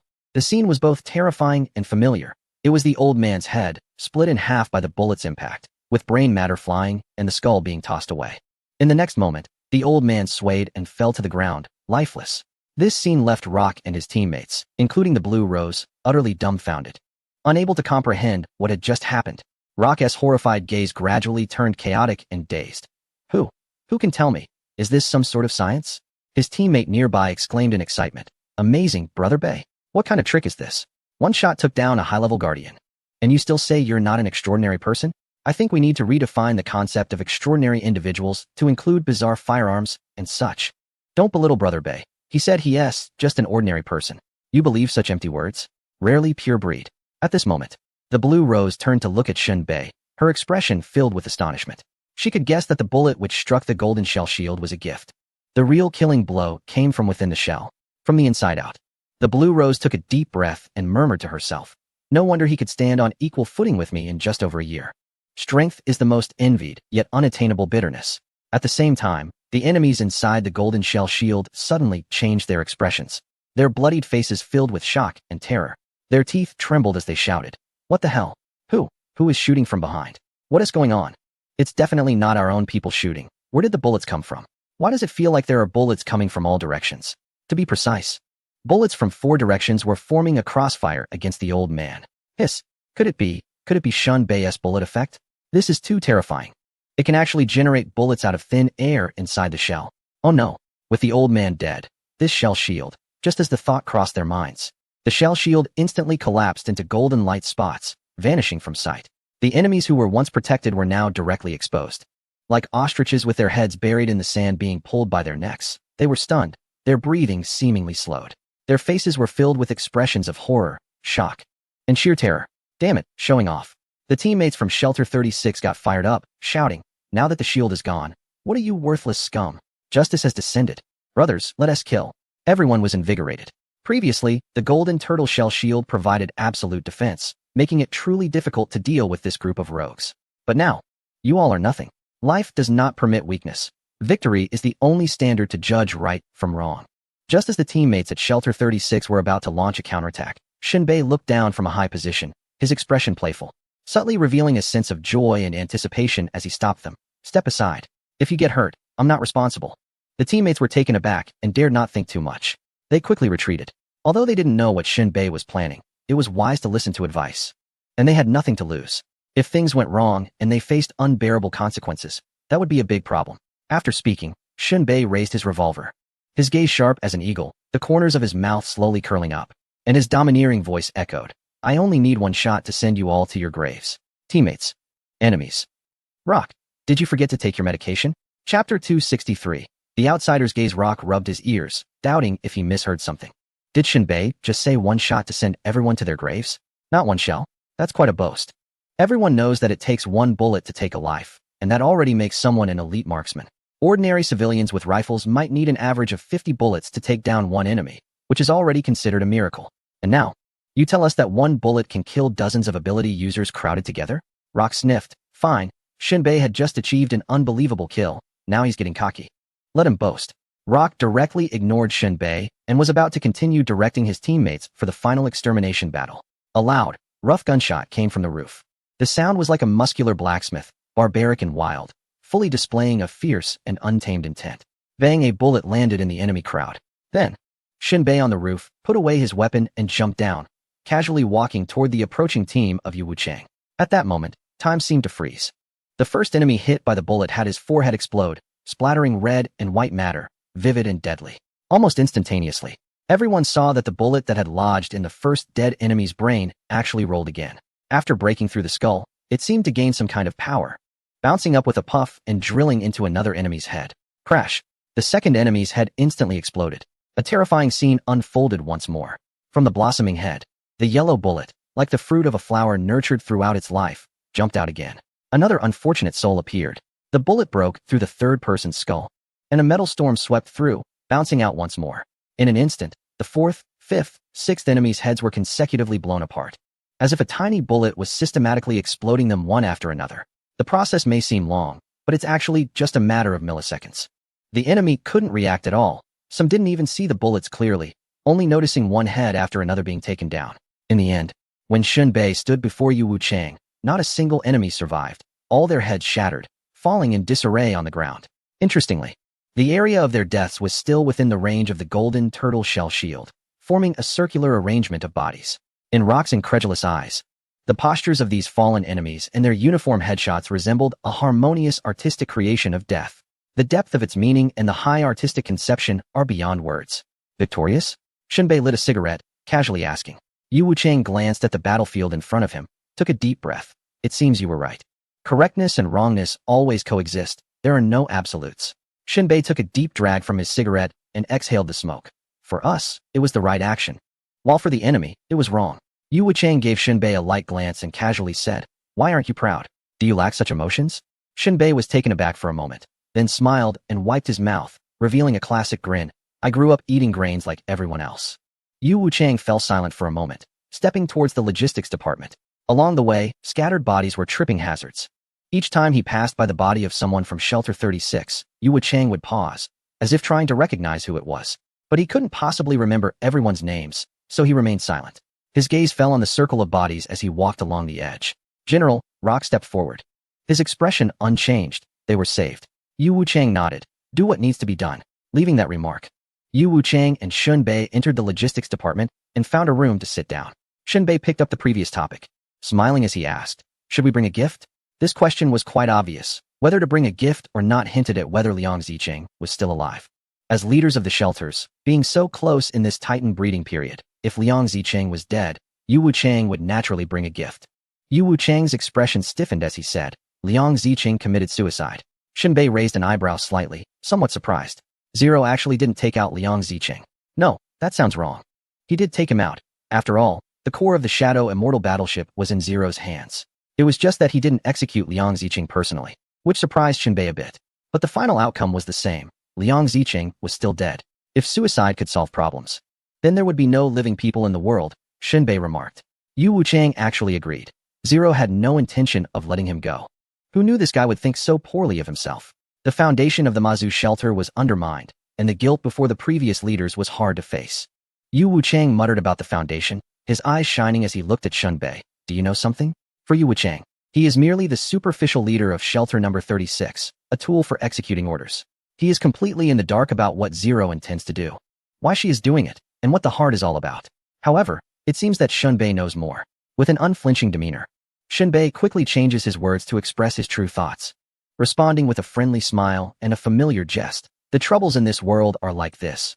Fools are overly confident, while the wise are filled with doubts." Yu Wuchang remained silent for a long time, eventually mustering a seemingly ambiguous retort. "So, you believe you have a grasp on part of the situation and are unwilling to let others join in?" Shinbei shakes his head. "We are all outsiders. I am also playing with fire." Haha. Yu Wuchang laughs heartily, though the meaning is unclear. In this world of fleeing from disaster, things rarely go as one wishes. Let's leave it at that. Shinbei stands up and asks one last question. Did Zero not mention what she intends to do? Yu Wuchang shakes his head. "We are all outsiders, all outsiders." Shinbei shrugs and leaves the logistics department. However, he does not exit the building, but instead heads deeper inside. Guided by the staff, he glances at the pile of crystal source cores in the treasury, which increasingly resembles twisted corpses. People die for wealth, just as birds perish for food. Leaving the logistics department, he finds that cleaning and clearing work is underway outside. Numerous bodies are being discarded into the ocean, sinking to the seabed. The fate of these bodies is self-evident. The remains of whales become life for countless others. He visits the task office, where Rock is distributing rewards for the recent battle. A large number of personnel are lined up, smiling and relaxed. The order is relatively good. Shunbei walks straight in. Rock sets aside his work and joins Shunbei in a corner, watching the bustling crowd. Shunbei quietly asks, "Can the rewards for the battles here in the logistics department be settled?" It seems unnecessary for that side, right? Shunbei believes Rock is not a fool. Although Yu Wuchang instructed Rock to follow the rules, it is clear he does not want to reward the combat personnel who are cheering on the sidelines. Rock's voice remains calm. "It's necessary, but not much. It's primarily to appease them. We don't want any trouble." Shunbei responds with an "oh." This is to distribute a small amount of crystal source cores to send them on their way. It can't all be given, nor can it be none. It's just the way of the world. "Once I finish my tasks here, I'll settle your rewards," Rock says before returning to his work. Shunbei has no time to waste here. He heads to the lower levels, returns to his vehicle, climbs onto the roof, and gazes out at the ocean's surface, remaining silent until nightfall. Shunbei slowly raises his head, looking at the night sky. Gritting his teeth, he thinks, "Let me see what secrets you are still hiding." With a thought, he connects to the cluster firepower disk and edits the command. Dive. Chapter 264. The vibrancy beneath the sea. Shunbei is quite curious about what Zero intends to do beneath the sea. Of course, he can also guess that she likely aims to install the power core she retrieved from the Mazu shelter into the Immortal Shadow battleship. This indicates just how astonishing the composition of the Immortal Shadow battleship is. Dr. Bada's world-ending starship is powered by a mechanical drive from an unconventional technology tree, while the Undying Shadow is powered by biological energy, representing two extremes. Despite knowing this, Shinbei, who is quite curious, still wants to dive underwater to investigate. The trigger for this curiosity is a phrase from Zero, the unbearable temperature. This left Shinbei pondering for a long time on the rooftop without arriving at a conclusion. Shinbei acknowledges that his armor can only dive to a depth of over 400 meters. However, with Zero's abilities, surely she could use her powers to create a shield or something similar to take him down, right? But the issue does not lie with the pressure of the seawater, but with the temperature. After much contemplation, Shinbei realizes that despite the stark differences between the wasteland world and the old era, some physical laws remain universal. A stone thrown into the sky will still fall back down. Water vapor will still evaporate. It can still rain from the sky. The cycle of day and night remains unchanged. If he recalls correctly, the temperature at a depth of 10,000 meters in the ocean is only about 4 degrees Celsius, which is far from the cold of the northern winter. If what Zero said is true, then the temperature underwater is not low but rather high. High temperature can only mean one thing: underwater volcanoes. Therefore, Shinbei is determined to see what is happening below. His own abilities certainly cannot reach such depths, but the concentrated firepower disc can. The current firepower disc is essentially a solid iron ball, with only a few hollow areas. Even if it gets deformed under the pressure of seawater, it's not a big problem. An upgrade would solve everything. The concentrated firepower disc is equipped with a camera, and even at a depth of 10,000 meters, which is just about 10 kilometers, it is well within his control range. Time to take a look. By now, the sky is completely dark, and the stealthy concentrated firepower disc descends slowly about a kilometer behind the RV. The entire descent is very slow, in order to avoid drawing attention to any anomalies on the sea surface. As the concentrated firepower disc gently touches the water, it creates splashes similar to the waves and completely disappears beneath the surface. The disc begins to relay visual feedback. Despite the pitch-black seabed, the camera on the disc is equipped with lighting, providing a good visual display. Shinbei sees on the display that the underwater world in the shallow areas is beautiful. There are many fascinating corals on the seabed, moving slightly as if they were alive. There are numerous fish, many of which he does not recognize, but they look quite appetizing. This area seems to have a lot of carnivorous fish, and in the shallow waters, there are various shells, oysters, shrimp, and crabs, all relatively sizable. Then, Shinbei continues to edit the commands, diving 500 meters, moving laterally for 10 kilometers, and reaching the central waters surrounded by numerous titans. Before continuing to dive, shortly after, a strange creature appears in Shinbei's view, a swarm of umbrella jellyfish. In the old era, jellyfish posed some danger, but they were generally manageable.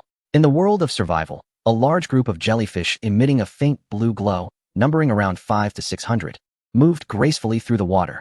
Directly ahead were a multitude of eyes, about 24 in total, scattered across their heads, which, upon closer inspection, could give one a slight chill. The jellyfish had sharp, poisonous tentacles that could be lethal to an ordinary person in just 2 to 3 minutes, and even for those with special abilities. Being poisoned could be quite troublesome. Their path was obstructed by a barrage of concentrated fire from a device, as they attempted to extend their tentacles to strike.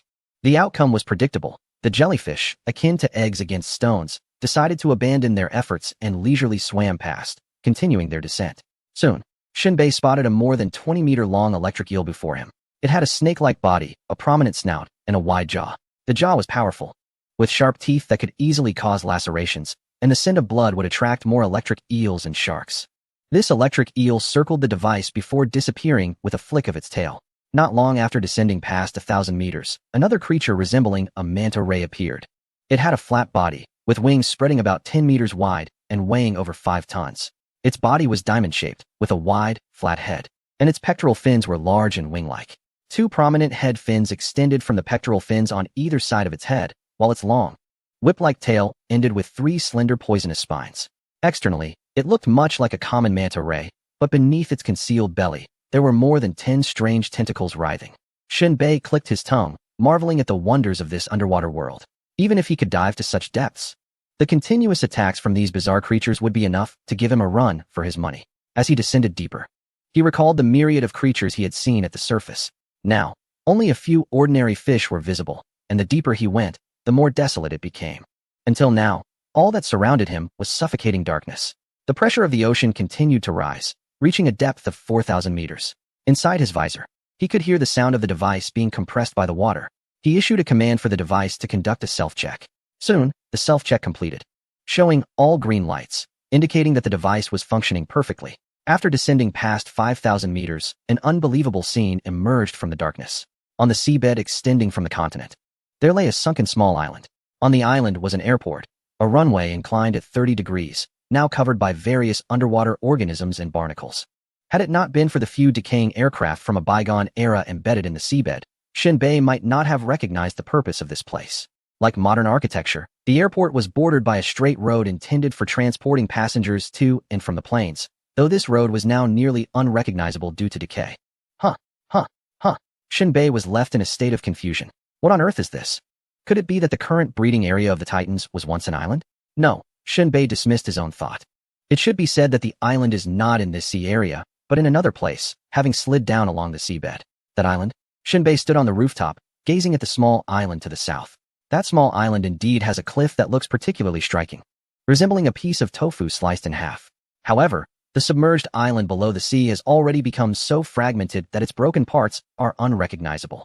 Shinbei recalled that when the world-destroying starship and the immortal shadow appeared on Earth, according to Dr. Batu, they initially intended to communicate and cooperate with humanity. Perhaps at this time, there were humans who had made contact with the immortal shadow in this sea area. However, this has nothing to do with Shinbei. Such old rumors from a bygone era are merely for casual speculation. He needed to look forward. Everything in the past holds no substantial significance. Shinbei controlled the technology of the firepower disc and continued to dive into the deep sea along the inclined seabed. Chapter 265. The whisper of underwater bombs. The cluster firepower disc continued to descend along the submerged island. No dangerous entities were spotted. It was desolate. And Shinbei currently saw no signs of life. He continued to dive down the inclined runway, and gradually, various buildings began to appear around the cluster firepower disc. Initially, there were just some single-story buildings, reminiscent of rural areas. But slowly, the buildings around became more numerous and taller, eventually revealing skyscrapers reaching hundreds of meters high. The sky bridges between the buildings gave this submerged island a touch of sci-fi feel. Although these structures had decayed significantly, just by looking at their specifications, one could tell that humanity once intended to make long-term preparations for contact with extraterrestrial life. Just as the cluster firepower disc was about to completely leave the submerged island, a massive black hole with a diameter of 20 meters suddenly appeared in Shinbei's field of vision. In that instant, Shinbei was startled, feeling a shiver run through him, as if he were being watched by some malevolent force. After a full 3 seconds, his paused breath resumed. Upon closer inspection, Shinbei realized it was the eye socket of some underwater creature, its eerie skeleton not much smaller than the surrounding buildings. Looking at the gigantic skeleton before him, Shinbei found it hard to imagine how large this creature was when it was alive. Just standing next to it made one instinctively hold their breath. When Shinbei once again controlled the camera to look towards the giant skeleton, the area was completely shrouded in darkness, rendering everything invisible. In such a dim and oppressive environment, everything was filled with a deathly silence. Quite terrifying indeed. Shinbei muttered to himself and continued to control the cluster firepower disc to dive deeper. The sea remained silent, hauntingly empty. Even though Shinbei was not diving in person and was safely above the surface, he still felt a deep sense of helplessness. He didn't even want to look directly at the oppressive sensation on the visual panel. As the cluster firepower disc continued its descent, after 5,000 meters, the scene that made Shinbei's scalp tingle reappeared. Within the range illuminated by the camera, something was moving directly beneath the cluster fire disc. It was the bodies of humans, fish, and various bizarre creatures. All the corpses were floating below, forming a massive ball of dead bodies that slowly rotated. The corpse ball inexplicably spun quickly, and through the gaps between the bodies, Shinbei vaguely saw something hidden within. With keen eyes, Shinbei noticed that there were some figures in white coats among the corpses. They must be members from the old era's island, right? However, this was clearly illogical. The bodies only showed slight decay, and nearly a century had passed since both the old world and the new world emerged, making it impossible for them to be decaying so little. How strange. For a moment, Shinbei doubted whether this corpse ball was a living thing. Dr. Bata had made a significant mistake, and this place definitely deserved a bad review. But Shinbei didn't have time to dwell on that now. He just wanted to quietly sneak past without provoking this mass of corpses. His goal was still to dive to the deepest seabed until he reached the underwater volcano. Shinbei edited the commands, instructing the cluster fire disc to bypass the corpse ball, slowly increasing the distance. Just as he was about to lose sight of the bodies, the entire mass of corpses suddenly spread apart. A gigantic fish, 50 meters long and covered in tentacles, raised its head. Its 3 massive eyes on the front of its face were fixed intently on the camera of the cluster fire disc. It had been discovered. The creature moved with incredible speed and, in just a few seconds, charged right in front of the cluster fire disk with overwhelming momentum. Its mouth, lined with sharp teeth, opened wide, and Shunbei could even see the partially digested bodies deep within its throat. Trying to swallow my cluster fire disk? Seeking death, Shunbei wasn't polite. He directly commanded the cluster fire disk to raise its cannon. Firepower, full throttle. With the order given, all the cannons adjusted their aim towards the giant fish. Although the cannons of the cluster fire disk were arranged in a 360-degree formation, they had been upgraded, and the 12 cannons now formed a fan-shaped array. The air was filled with a sense of steel and slaughter as the countdown in the deep sea began. Like a sleeping dragon awakened, the entire deep sea was suddenly no longer calm. Each shell in the cannons had been specially designed to detonate stably under extreme water pressure, easily achieving this in the pitch-black waters. The shells traced silver trajectories as they fell into the depths like a meteor shower. The first shell's effect was not very ideal, detonating not far from the giant fish. In an instant, the seawater was torn apart, erupting in a dazzling blue-white light, accompanied by a deafening roar. A powerful shockwave spread through the water, creating spectacular ripples that illuminated thousands of square meters of the surrounding sea. The giant fish seemed startled by this sudden attack, its massive body twisting violently, stirring up whirlpools. Immediately afterwards, more cluster fire disks launched a barrage of shells that exploded in succession, each explosion reminiscent of igniting a miniature sun in the deep sea, tearing the darkness into a tapestry of light and shadow. The underwater world was illuminated by continuous explosions, with distorted water currents and bubbling foam, countless corpses swirling uncontrollably like drifting feathers in the sea. In an instant, the brilliance of the shells danced against the shadows of the water, as if death itself was flashing before them. The shells from the cluster fire disks were not ordinary. In terms of firepower coverage and explosive design, they came from upgraded external products. While the term dimensionality reduction strike might be somewhat misleading, it could certainly be described as a form of advanced fire suppression. At that moment, the strange fish that had provoked the cluster fire disks attempted to evade, but the dense explosions nearly covered all its escape routes. Each explosion was accompanied by a tremendous roar and violent vibrations in the water. The seawater was mixed with mud and gravel, blurring visibility, yet the silhouette of the creature could be seen struggling amidst the chaos. A volley of 12 shells was fired. Shunbei ceased fire, waiting for the tumultuous waters to calm. The massive figure of the strange fish slowly sank, gradually disappearing into the darkness of the deep sea, leaving behind a turbulent area of water and a deep-sea world that was slowly returning to tranquility. Not bad, Shunbei muttered, continuing to maneuver the cluster fire disk deeper.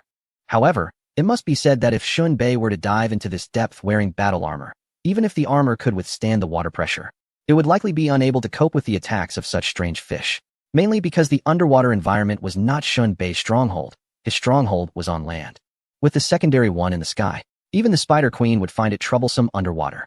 Of course, there are some water-based abilities that allow users to move freely underwater, but such abilities are rarely activated by practitioners.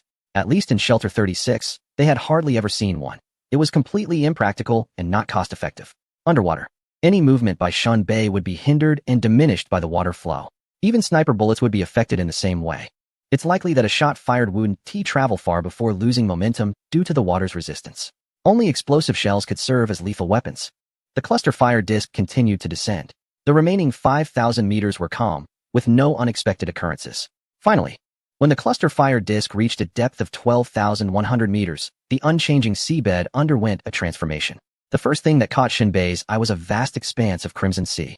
Chapter 266. The trench beyond limits. After controlling the cluster fire disk to descend to a depth of 10,000 meters, the scene on the seabed deeply shook Shunbei. At this depth, sunlight could no longer reach, and darkness enveloped everything like a heavy velvet curtain. However, amidst this seemingly eternal night on the seabed, a gigantic underwater volcano with a diameter of 10 kilometers unexpectedly emerged. The crater pulsated like a fiery heart, throbbing in boiling blood. At the volcanic crater, the magma flows like molten gold, presenting an extraordinary blend of orange-red and dark purple hues. It churns within the volcano, occasionally sending beams of intense light piercing through the faint illumination of the seawater, resembling hellfire breaking through the deep sea silence, illuminating the surrounding waters for several kilometers. When the magma contacts the cold seawater, a violent reaction occurs, producing steam and smoke that, under pressure, form bizarre clouds of bubbles that slowly rise and burst upon encountering the colder water layers, creating faint yet dense popping sounds like whispers from the depths of the ocean. The lava flows like a crimson river, gently cascading down the slopes of the volcano, creating unique underwater lava waterfalls upon meeting the frigid seawater. This is merely a natural spectacle of the volcano. Although Shunbei had never witnessed such a magnificent scene, he could accept it to some extent. It was just that the crater and the rolling lava were indeed somewhat larger than expected. What was unusual, however, was that less than 5 kilometers from the volcano's outer rim lay an unimaginable colossal object. It was an alien spaceship stretching over 100 miles. When Shunbei turned the camera to focus on this ship, his pupils constricted sharply. It seemed he had guessed something but could hardly believe that this spaceship was so well-preserved. Though well-preserved might be an understatement. It was certainly far superior to any world-ending starship. Shunbei maneuvered the cluster fire disk over the volcano and closer to the ship. Only then could he observe more closely. This spaceship was neither purely mechanical nor entirely organic. It was an incredible fusion of flesh and metal, forming a grotesque yet grand spectacle. It lay quietly in the seabed silt, as if forgotten by time, or perhaps an extension of tentacles from another world. The surface of the ship was covered with a semi-transparent biological membrane, a substance that appeared soft yet was extraordinarily tough, seeming to be a perfect combination of living tissue and high-tech alloys. Beneath this membrane, one could see the intricately woven network of blood vessels and circuits flickering with dim light, the blood red and silver white intertwining, revealing a strange, lifeless vitality. In some areas, metal plates were exposed, corroded by seawater and rusted, while the exposed flesh portions were home to peculiar luminescent algae, emitting a faint blue glow in the darkness. Meanwhile, the framework of the ship remained relatively intact, though many flesh and blood components were missing. It was evident that in the areas where parts were absent, there were no signs of torn or jagged edges, as if the flesh modules had simply fallen off. Although the separation was not completely smooth, Shunbei realized that once the missing parts were replaced, the flesh would naturally grow and merge together. Was this the immortal shadow battleship composed of flesh and blood genes? It felt as if it were in a state of idling. After all, the surface of this battleship occasionally flickered with electrical light. He increasingly felt that the kinetic heart of the battleship had not been completely lost, and that its power function still existed. Was the core heart installed in Zero? Shunbei couldn't guess what this battleship was. It was simply too massive, and he hadn't yet caught a glimpse of Zero or its core. However, he couldn't help but gasp in awe. It was hard to imagine what a fusion of flesh and machinery would be like in flight. Shunbei continued to maneuver the cluster fire drone around the battleship. When he reached the front of the ship, it was particularly striking. There was a huge, deep groove that resembled an intricately woven spider web, with each node seemingly containing some unknown energy fluctuation. The surface of this iconic groove was covered with fine patterns, extending and intertwining like blood vessels, and in the center, there appeared to be a faint pulse of some unknown energy. As if this spacecraft's eye had gazed into the abyss of distant galaxies. Surrounding the groove were some semi-melted metal structures, as if they had undergone unimaginable temperatures and impacts during a fall, yet still retained a certain unusual beauty. Shunbei maneuvered the cluster fire drone again to focus on the front section, carefully observing the massive groove. The more he looked, the more familiar it seemed. The spider web-like groove suddenly sparked a memory in Shunbei's mind. He vaguely recalled seeing a similar structure during his last encounter with Nyo Ganbin at Shelter Number 8. It was the residence of the Spider Queen. Shunbei remembered that the enormous building resembling a spider web seemed to match the groove at the front of this battleship. At the time, he had even complained about how impractical it was for the Spider Queen to construct such a building. Now, it seemed that it wasn't built by her, but rather something she had picked up. Wow, Shunbei clicked his tongue. This world of fleeing disasters is no better than a world of picking up scraps. He calmed his racing heart, and his thoughts began to unfold. The core heart of the Mazu shelter had been taken back by Zero. So what about the Spider Queen? Zero must have more work to do. Although Shunbei didn't know the exact function of this groove, it was definitely not just a decoration or logo. Disputes that do not arise when one is powerful are bound to occur when one is weak. This statement couldn't be more fitting for the Spider Queen. Shunbei stopped thinking about anything else and continued to circle around the Shadowless. This battleship was truly enormous, stretching for miles. It was no wonder it could accommodate so many strange creatures collected from various planets in the universe. As his view continued to update, he noticed various oddly shaped wrecks scattered around the ship. Some resembled broken mechanical arms, while others looked more like limbs of some kind of creature. These wrecks were also covered with that strange biological membrane, and he could occasionally see faint currents jumping between them. As he rounded to the left side of the battleship, the camera of the cluster fire drone finally caught a small figure. It was Zero. Because the cluster fire drone was not moving too close to the battleship, but rather maintaining a considerable distance, the water flow hardly created any ripples. So Zero hadn't noticed. Of course, Zero might not have had the time to care whether anyone was observing. She was busy installing the gigantic heart that was 100 meters high. A large opening had been made in the side of the warship. Zero had pushed the heart inside. The method of installation exceeded Shun Bei's imagination. It wasn't done with a welding gun or rivets. Instead, an unimaginable installation took place, presenting a mind-blowing scene in Shun Bei's visual visor. Chapter 267. The incubating apostle Shun Bei thought that Zero would need tools to install the heart. However, that was underestimating the situation. He witnessed Zero's hair transform into the thickness of a wrist, stretching hundreds of meters, with countless strands writhing like tentacles, extending into the interior of the warship and enveloping the power heart. Subsequently, her long hair began to release a viscous substance that Shun Bei had never seen before. Resembling milky saliva, these substances acted like conscious organisms, lively and purposeful, covering the interface between the heart and the ship bit by bit after detaching from her hair. Upon contact with flesh and metal, these viscous substances began a miraculous fusion process. They first intertwined and permeated. It seemed that tiny organisms within the slime were weaving complex and intricate structures, moving between the gaps of metal and flesh, emitting a gentle glow, as if performing a life-grafting surgery. As the fusion deepened, the surface of the ship gradually revealed veins connecting to the heart, as if invisible blood vessels had been established between the two, sharing the power of life. This process was not fast. After all, the heart was not small, and fully embedding it required some time. At that moment, Zero hovered in the seawater like a robot, her eyes constantly refreshing green data. Shun Bei clicked his tongue. What a stunning scene. It made his scalp tingle. Life forms determine the boundaries of life. Shun Bei had to admit that he had underestimated the situation. Who could have imagined such a method for installing a power heart? Shun Bei stopped watching. Although it was incredibly shocking, it didn't hold much meaning for him. He continued moving along the left side of the Immortal Shadow warship. The scenery on this side was no different from the right. Some areas were intact, while others were in ruins. After circling around, he returned to the volcano's mouth, finding nothing much visible. Despite the massive scale of the Immortal Shadow warship and Zero's eye-catching actions, for Shun Bei, it was just a moment of mental shock, but nothing more. He believed that one day, the cluster fire disk would also achieve such scale. As for the bizarre creatures on land that were even stranger than Zero, there were plenty of them. However, one question puzzled Shun Bei. Why didn't Zero come down with him, citing temperature issues? Indeed, there was a temperature problem. The volcano below could melt everything. But Zero hadn't even entered the volcano. Where did this claim about not being able to withstand the temperature come from?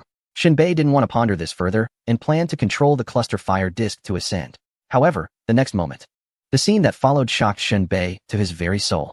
The editing instructions from Shun Bei had not yet been completed when a submarine volcano with a diameter of about 10 kilometers suddenly stirred. This agitation was not the normal churn of magma. It seemed as if something inside was awakening, coming back to life. Shun Bei stared at the visual display, watching the images transmitted back by the clustered firepower drones. In the next moment, amidst the violently swirling magma, a dark purple sphere suddenly rose. Calling it a sphere might not be accurate. It resembled a purple, round cocoon. The cocoon bobbed up and down in the boiling water like dumplings in a pot, rolling and floating. Moreover, what was strange about this cocoon was that it seemed to be merging with and consuming the magma. Shun Bei had a vivid impression that this volcano was like a chicken coop and the cocoon was like a fertilized egg, as if something was being hatched. What on earth was this? Shun Bei was dumbfounded. Even a moment's thought would reveal that this clearly did not belong to the products of the magma. Just then, Zero seemed to sense something unusual in the volcanic magma. She temporarily halted the installation of the power core, broke through the water flow, and swam to the purple cocoon. Zero's expression was one of utmost reverence, as if she were on a pilgrimage, her gaze fixed. She reached out to touch the surface of the cocoon. The cocoon seemed to respond, immediately radiating a brilliant purple light. In an instant, the seabed was enveloped in a dazzling purple hue. The originally deep purple cocoon also began to gradually turn transparent. Shun Bei saw that inside the cocoon curled a person. The curled posture resembled that of a baby in a pregnant woman's belly. Although the facial features were not clear, the limbs and outline were still distinctly visible. The torso had black and white stripes like a zebra surrounding it. Furthermore, he could see the magma that the cocoon had absorbed, filtered, or processed, appearing as a bright red thread extending into the person's mouth for nourishment. In that moment, Shun Bei's head buzzed. His shocked eyes nearly popped out. The initial feeling was correct. That purple cocoon was indeed nurturing something. But who could have imagined that when the purple cocoon turned transparent, it contained a person surrounded by black and white stripes? It was unimaginable. Truly unimaginable. What kind of person would live in lava and feed on magma? At this moment, Zero seemed like a caretaker, checking the life status within the cocoon. With one hand gripping the cocoon, the purple light gradually receded. The person and cocoon slowly sank into the magma and disappeared. Huh. Shinbei was stunned again. Zero went down. She could really withstand it. Shinbei swallowed hard. It was as if she was treating lava like bathwater. He lowered his head and pondered for a moment. He had a feeling that the life nurtured within that cocoon was extraordinary. It was definitely beyond his imagination. He had some guesses about who it might be, but he wasn't certain. Could it be an apostle? The only life that could elicit such a respectful demeanor from Zero was likely an apostle. Moreover, one more thing. Was it even possible for life to hatch in magma? How strange. Shinbei kept contemplating whether he should do something about it. There is always a sense of destruction surrounding this life. The bombardment has been weighed and assessed, and let's not even mention the existence of Zero. Perhaps the shells would melt into the magma before they even explode. Moreover, as Zero descends into the magma, it is uncertain how deep it goes. Even if it were to explode, the aftermath might just be a mere tickle. After all, that cocoon is not afraid of magma. So how could it fear the aftermath of an explosion? The best timing for the bombardment has already passed. If action is to be taken, it should have been when the cocoon was in a transparent state, as it would likely have the weakest defenses then. There is a sense of helplessness and a deep feeling of powerlessness. Whether it explodes or not doesn't matter. Shinbei sniffed. It's all trivial. The only thing he couldn't understand was why, if there truly was an apostle inside the cocoon, it would hatch in the magma. What exactly happened during the transition between the old and new worlds that led to the apostle being reduced to such a form? Zero still has a lot of work to do here, and it is clear that she won't be returning to Shelter 36 anytime soon. By the time she finishes her tasks here, it is likely that the Titan has already landed on the continent. Engaging in a dialogue through the cluster fire disk would expose their territory, which is not worth the risk. Thinking of the organization known as the Blood Conference, Shinbei recalled that they have the most secrets about the old world. They would undoubtedly have information regarding the apostles. He must find the time to visit the Blood Conference, which is also Shelter 8. Shinbei muttered to himself. Finally, he adjusted the camera and glanced at the volcano. Zero had yet to surface, indicating that the depth of her descent into the magma was considerable. Half an hour later, the cluster fire disk quickly emerged from the water, self-checking and confirming that all functions were normal. Instructions were given to ascend 500 meters into the night sky and hover. From the moment the cluster fire disk submerged to when it surfaced, Shinbei felt as though he had undergone a hellish journey. Left dizzy by the myriad of incomprehensible sights, he lay sprawled on the rooftop, staring blankly at the starry sky. Just then, Rock knocked loudly on the door, shouting, "Shinbei, open up, it's time for warmth." Chapter 268. The Broken Conspiracy. This is your reward. Rock dumped a pile of high-grade crystal cores onto the table, numbering nearly 200. Although this was less than what he would earn from selling Second Awakening agents, it was enough to excite and please Shinbei. He reached out to push some of the cores toward Rock, saying, "People live in this world to understand certain truths and meet interesting individuals." Rock chuckled, pointing at the crystal cores. "You're trying to bribe me." Shinbei shook his head and calmly replied, "The ways of the world can either be read like a book or watched like a play. This is my ticket money." Rock waved his hand dismissively and pushed them back. "Stop with that talk. I've taken what I should." Shinbei tilted his head and looked at Rock meaningfully. "You don't trust me, do you? Afraid I wouldn't give it to you. So you took it early, right?" Rock's lips twitched. The words were harsh. He always talked about speaking the truth. At the same time, Rock understood that Shinbei was merely teasing him. If he actually took it, he would surely face some verbal jabs later on. Rock's understanding of Shinbei was akin to a farmer's knowledge of manure. When Shinbei bent over, everyone knew what he was up to. It was better to take action in advance than to react later. In fact, Shinbei spoke again, saying, "This is something you should take." "How so?" Rock asked curiously, while being cautious of any traps in Shinbei's words. "That shot of yours did hit the enemy," Shinbei said nonchalantly. Rock's lips twitched. A surge of unexplained anger welled up. "Then why did you say I missed?" Shinbei replied with unusual sincerity. "I was afraid you would get arrogant, thinking you were capable and wanting to go to the battlefield." Rock choked back his words. "So according to you, you actually saved my life?" Shinbei shamelessly nodded. Rock let out a sound of frustration. "What a terrible guy, you're really something." Rock grumbled a few times. Just as he was about to reach for his reward, he found it missing. Shinbei shrugged. "I can't just give it to you. It would be a shame to lose it. Are you holding something back, trying to make fun of me?" Rock suddenly asked. Shinbei leaned back on the sofa, lit a cigarette, and fell silent. He wasn't angry, but felt an overwhelming sense of weakness and discomfort. The scenes from the underwater world still lingered in his mind, which was quite distressing. The more one understood the truth of the world, the more immense it seemed, highlighting one's own insignificance. Shinbei had once advised Rock to maintain his curiosity, but he himself was stepping deeper into the abyss, almost like an addict, completely hooked. As a result, he was left with an empty heart. "Want to go out for a bit?"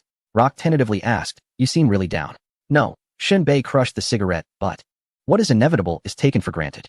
Rock stretched out his arms, gesturing in the air. This is ridiculous. Can you say something I can understand? I mean, I envy you for knowing nothing. Just call me a fool if you want. I still have some dignity. Screw you. Are we going or not? Rock stood up and asked. Shinbei looked out the window. It was pitch black. What time is it? What's left to do? The casino. Rock rubbed his hands together. You wouldn't know, but the hottest place right now is the casino. So many shelters gathered together. TSK. That core is just being squandered like dirt. Shinbei followed Rock out of the room and headed upstairs. The casino wasn't in Shelter 36, but in a neighboring one. Does Yu Wuchang have any plans lately? Shinbei asked. Rock hooked his arm around Shinbei's shoulder, speaking meaningfully. Since the Titans reached their breeding phase, it's been chaotic, fighting every day. It needs to calm down. Shinbei thought the same. Everyone came here not to kill and burn, but to take the opportunity for communication and mutual support. Since day one, it had been non-stop fighting. The conflicts and hatred that needed to be vented had almost all been released. It should be entering a peaceful period now. But Shinbei was still worried about one person, Baba 2 from Shelter 5. This guy still holds a grudge against himself. The last time on the island, after dealing with Chi Yunlai, Baba 2 almost caught up, arriving just a step late. Will this guy ever settle down? Shinbei pursed his lips, offering no answers. Are you worried about Baba 2? Rock seemed to notice Shinbei's thoughts and asked. Shinbei nodded honestly. Rock chuckled, putting his arm around Shinbei's shoulder. Like an experienced older brother who understands the ways of the world. Let me put it this way. You might not be very familiar with the structure of Shelter No. 5-0. Shinbei looked puzzled, his cold eyes fixed on Rock. What do you mean? Rock didn't hesitate for long, weighing his words before responding with utmost certainty. Baba 2 in Shelter Number 5 is like everyone's dad. Baba 2's personality is just that strange and unreasonable. He doesn't compare to Yu Wuchang. At least Yu Wuchang doesn't have any peculiar habits. Shinbei had heard quite a few stories about Baba 2's adopted sons. However, it was the first time he heard that all the residents of the shelter were considered Baba 2's children. So, Imo Mozong really didn't count for much. There was no emotional attachment or depth to it. Rock chuckled and continued. To put it simply, just like Yu Wuchang, we all have to call him General. It's just a difference in title, though calling him Dad sounds a bit off. After hearing all this, Shinbei still shook his head. Feeling uneasy. I have a feeling this guy is plotting something bad. When I killed Chi Yunlai, he might have been scheming something. Look, Rock spread his hands. Isn't the problem right here? Why did they conspire? It must be because a group couldn't accomplish something, so they collaborated. Now that Chi Yunlai is dead and their conspiracy has failed, no matter what plan it was, it has been stillborn. Shinbei remained silent. Is that really the case? Who can be sure? Rock was merely analyzing based on conditions, not providing concrete evidence. At that moment, Rock spoke again. You might not know, but Shelter No. 5 has raised a truce banner. They only exchange supplies and do not initiate conflicts. A truce banner? Shinbei was somewhat taken aback. There's such a thing? We are humans, not savages. Even in ancient wars, there could be truce banners. Shinbei, not just Number 5, other shelters have raised them too. Rock glanced around and then whispered, I suspect it's because they were frightened by the battles of Ling and Liang Zicheng. Shinbei stroked his chin, finding it understandable. Although the commotion caused by Ling's battle wasn't very loud, Liang Zicheng's judgment war was quite terrifying. It just happened to be against Ling, using their power core. Bad luck? Or rather, it's not bad luck. It was bound to happen sooner or later. So, don't worry about anything. Rock patted Shinbei's shoulder. The days ahead will definitely be calm, and we should enjoy life. As they talked, they arrived at the casino of the neighboring shelter. Rock rubbed his hands together. If we win some money, let's go have fun with some girls of different colors.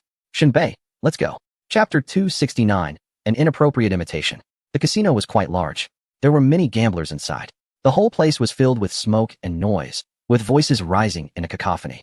Occasionally, there were sounds of painful wails and joyful shrieks. The games were varied and diverse. Shinbei even saw a group playing rock, paper, scissors, simple yet brutal. Rocky's favorite game was cockfighting, which severely tested one's psychological resilience and courage. It was indeed a thrilling game. Shinbei had little interest in gambling, playing a game of Nyo-Nyo by himself. Wins and losses were all left to chance. As long as one could count, there was no skill involved. As Shinbei was counting his points, a tall man sat down beside him, holding a wine glass and pouring him a drink. Shinbei recognized the voice immediately, but continued to focus on his cards, slowly flipping them over without looking up, saying, Add ice, thanks.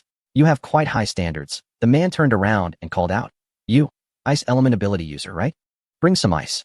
Thank you for your patronage. 10 intermediate crystal cores, please. Oh God, why don't you go rob someone? Respected leader Edward, I am robbing. He replied with a laugh. Edward handed the iced drink to Shinbei.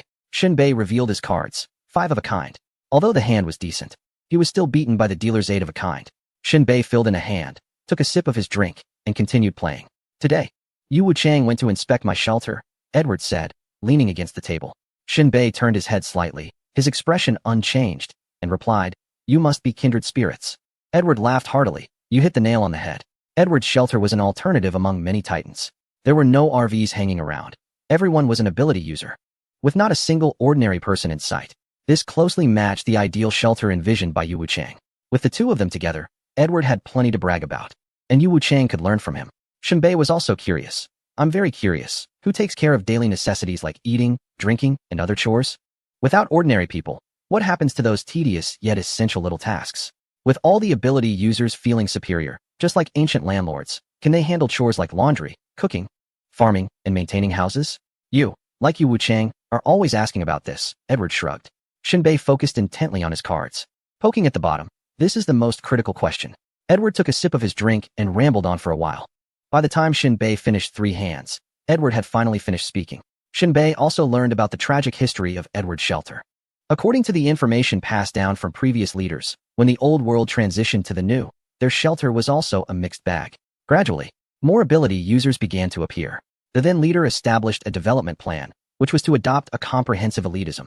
In other words, it was better to be selective than to accept mediocrity. Once the ability users in the shelter reached a certain scale, a cleansing plan was initiated, driving all ordinary people away. It was a dark chapter in their history. Ordinary people naturally would not venture out. The outside world is even more dangerous, and the sinister forces are watching. Going out means death. Moreover, the Titan belongs to everyone. Why should ordinary people leave? Thus, the suppression began. The ability users, unwavering in their elitism, demanded that ordinary people either leave to seek shelter elsewhere or face execution on the spot. It's easy to imagine the rivers of blood during that time. As Edward said, they drove out those who could be driven and killed those who could be killed, leaving less than 1,000 ability users in the vast shelter. Over a long period, by continually accepting other ability users, the current scale was formed. Even so, the population barely reached around 30,000. During this process, Shinbei's questions were also answered. Without ordinary people, everyone was an ability user, which eliminated any notion of nobility.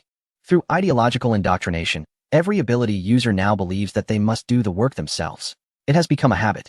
However, Shinbei raised another question. Does the esteemed shelter practice self-castration regarding reproduction? Edward shook his head in denial. Of course, reproduction is possible. What if a child truly cannot awaken their abilities? We will not be cruel. We will peacefully drive them out. Shinbei, Edward continued earnestly. This is called survival of the fittest. This concept has existed since ancient times. No, survival of the fittest has been in effect since the moment life began on Earth. It is the law of survival for all beings. Shinbei could not comprehend how. In this day and age, there was still talk of large families expelling useless members. He did not wish to interfere with the internal affairs of other shelters and raised his glass. "Here's to your prosperity." Edward downed his drink, exhaling the scent of alcohol, and did not end the topic. Instead, he continued. "Do you know why I wanted to talk to you? Strength." Shinbei tossed down a card, finally winning a hand, reclaiming some crystal cores, and while counting, he continued. "Without strength, you are like an ant by the roadside. No one will even glance at you, let alone say anything. I originally thought you would be modest. I never pretend, I say what I mean. Promises made to enemies must be fulfilled." Edward smirked. "I like your personality." Shinbei paused his betting, turned to look at Edward. "My friend seems to be losing money. He was planning to visit a lady, but it seems that won't happen. I need to comfort him. But there's no rush. He has one last all-in bet. And we still have 3 minutes to talk. Then I'll be straightforward." Edward's face remained calm as he said slowly, "Join us. I am an ordinary person. But you possess considerable combat strength. What is referred to as ability users is merely combat prowess and support. Why? You just recounted the history of our shelter, which was a dark upheaval. If Edward paused here, if Yu Wuchang also wishes to implement this plan, he will inevitably repeat the same mistakes. I think inviting you to stay away from trouble is a good choice for you." Shinbei fell silent for a moment. Yu Wuchang indeed had plans to turn shelter number 36 into one entirely composed of ability users. This process is bound to be accompanied by immense pain. After all, the large ship of shelter number 36 is not easy to turn around. Nearly 150,000 people rely on Titan for survival. If Yu Wuchang really acts recklessly, it would be unimaginable, a river of blood and mass graves.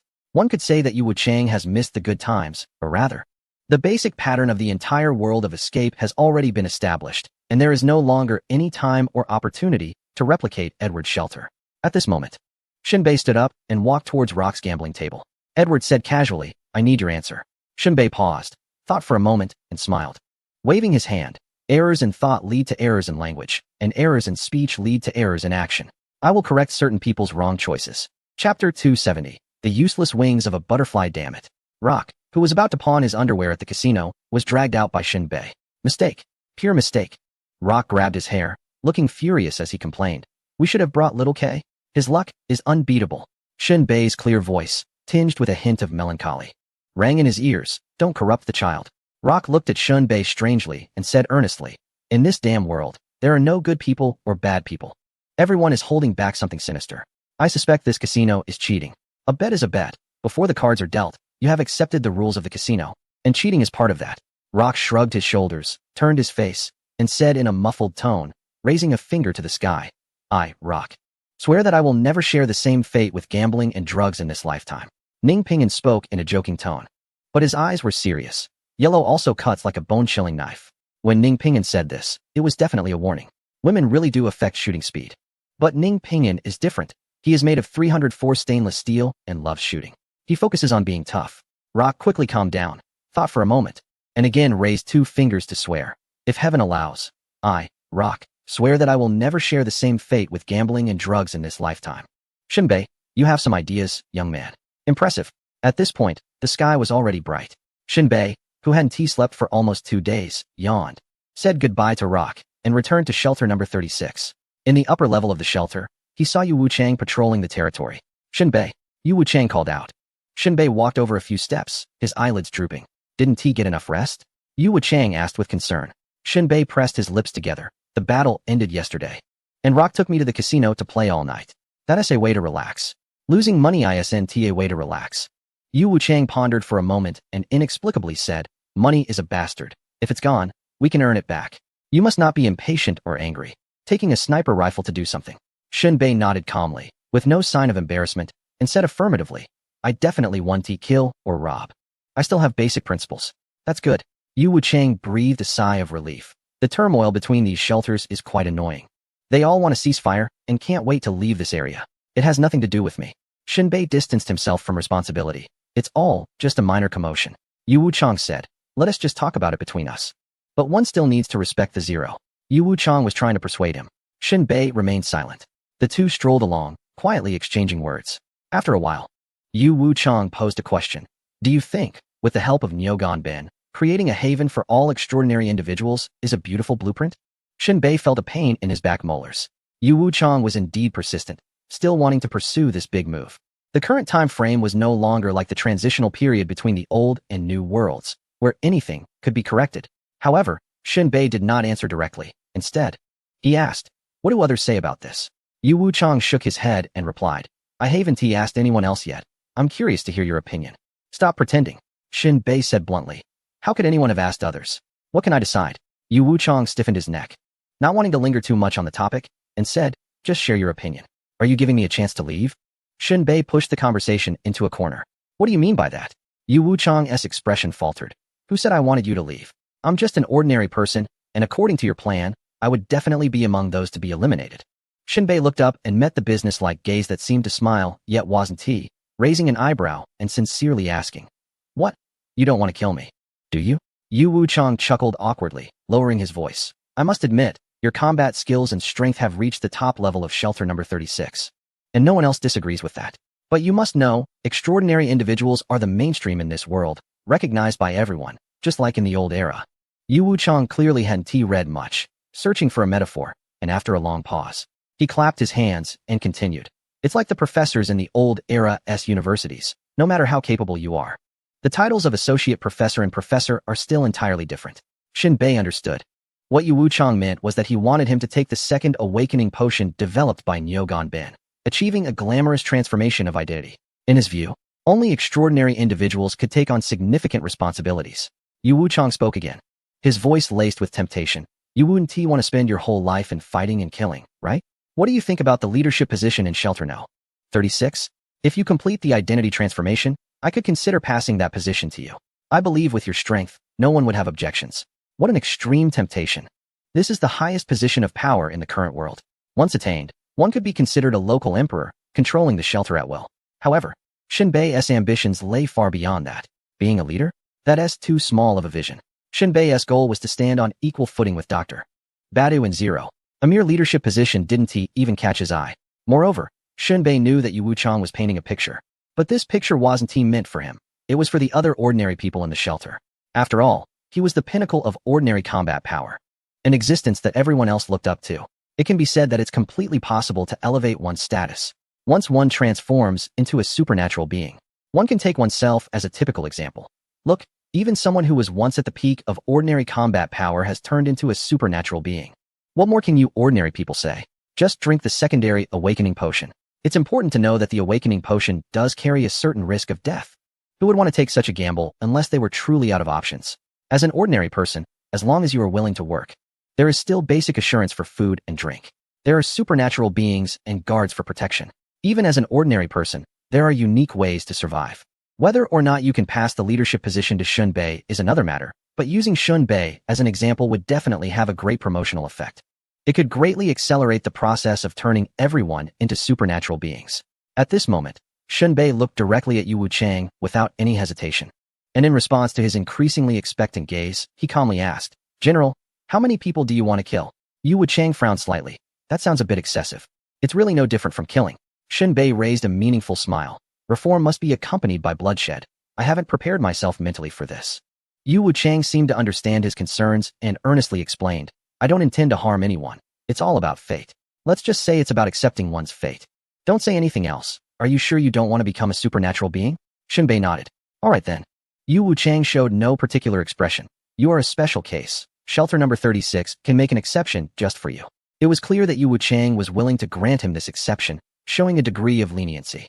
Shunbei didn't say much and planned to take his leave. "I think stability is the top priority."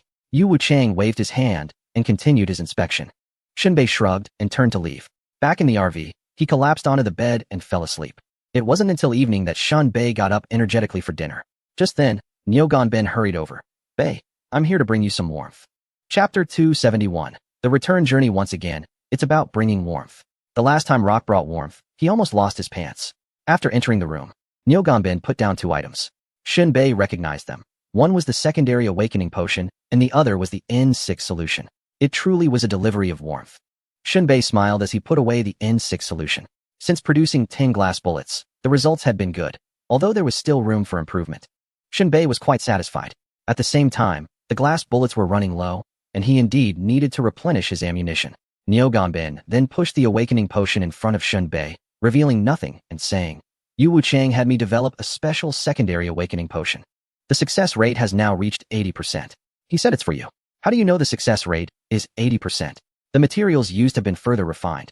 And theoretically, the success rate has improved." Shunbei raised the second awakening potion and said meaningfully, "Literally, the success rate for me is only 50%. Nyogonben shrugged.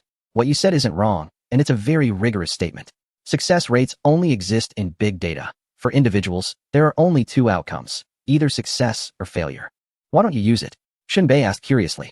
Nyogonben glanced out the window and whispered in Shunbei's ear, "Honestly, I have my doubts." Shunbei asked, "Did Yu Wuchang talk to you too?" Nyogonben nodded. "He mentioned something about everyone being an ability user and urged me to hurry up and produce the second awakening potion. From his tone and attitude, it seems he's only after efficiency, not quality." Nyogonben continued angrily, "This is purely harmful. Researching this kind of thing must be done step by step. Speeding it up brings no benefits, only massive drawbacks, leading to a sharp decline in the quality of the second awakening potion and a straight drop in success rates. The death rate will soar. Am I not becoming a butcher?" Nyogonben expressed his frustration. Shunbei rubbed his temples. "You have to stick to your principles." Nyogonben wiped the non-existent sweat from his forehead and replied with a grin, "Of course, I'd rather slow down production than chase efficiency. What can he do to me? Do you want to complete the transformation into an ability user?" Shunbei looked directly at Nyogonben. Nyogonben didn't know how to respond and remained silent. "That means you don't want to." Shunbei stated the answer that Nyogonben couldn't decide. Becoming an ability user is a good thing. Nyogonben remained quiet, indicating his internal resistance. He wasn't sure if developing the second awakening potion could cost him his life. Nyogonben straightened his back and said firmly, "As long as I can stall, Yu Wuchang won't be able to do anything to me." Shunbei smiled with his head lowered. Nyogonben's reasoning might make sense, but it was definitely not a life-saving card. If Yu Wuchang lost his sanity and went berserk, completely mirroring the history of the Edward Sanctuary and resorting to purging and slaughtering. Then Nyogonbin and the Second Awakening Potion would become insignificant. As long as Shelter No. 36 no longer had ordinary people, Yu Wuchang's goal would be achieved. Damn it, Nyogonbin cursed in frustration. When I was brought here, this wasn't mentioned. Now I feel like I'm being roasted on a fire. As he spoke, Nyogonbin secretly glanced at Shinbei. The meaning was clear. If it truly reached an irreversible point, Nyogonbin still hoped Shinbei would take him away. But Shinbei remained expressionless and immovable as a mountain. Nyogonbin spoke again. Do you think this is a crisis? Shinbei replied firmly, no. Nyogonbin touched his nose, pondering for a long time. Unsure why Shinbei was so certain, and decided not to think about it anymore. If you say it's not, then it isn't. I can relax. Nyogonbin's trust in Shinbei was absolute. A life-saving grace, a journey of escape, and a deep friendship made them true comrades. As for Shinbei, he still remembered what he had said to Edward back then. Mistakes need to be corrected. Once corrected, they no longer exist. Of course, correcting mistakes inevitably comes with a cost. Hopefully, things won't escalate to a point of universal outrage. Just then, Xiao Ke rushed in, holding a fish longer than his height, his face full of excitement. Beige, look at my catch. Shinbei smiled and nodded. Nyogonbin looked on with disdain. At such a young age, why are you so playful? Sixth brother, this big fish can feed us for several days. Can your lectures fill my belly? Xiao Ke rolled his eyes in response. Nyogonbin chuckled, though he wasn't concerned about being full. That remark about sixth brother almost got to him.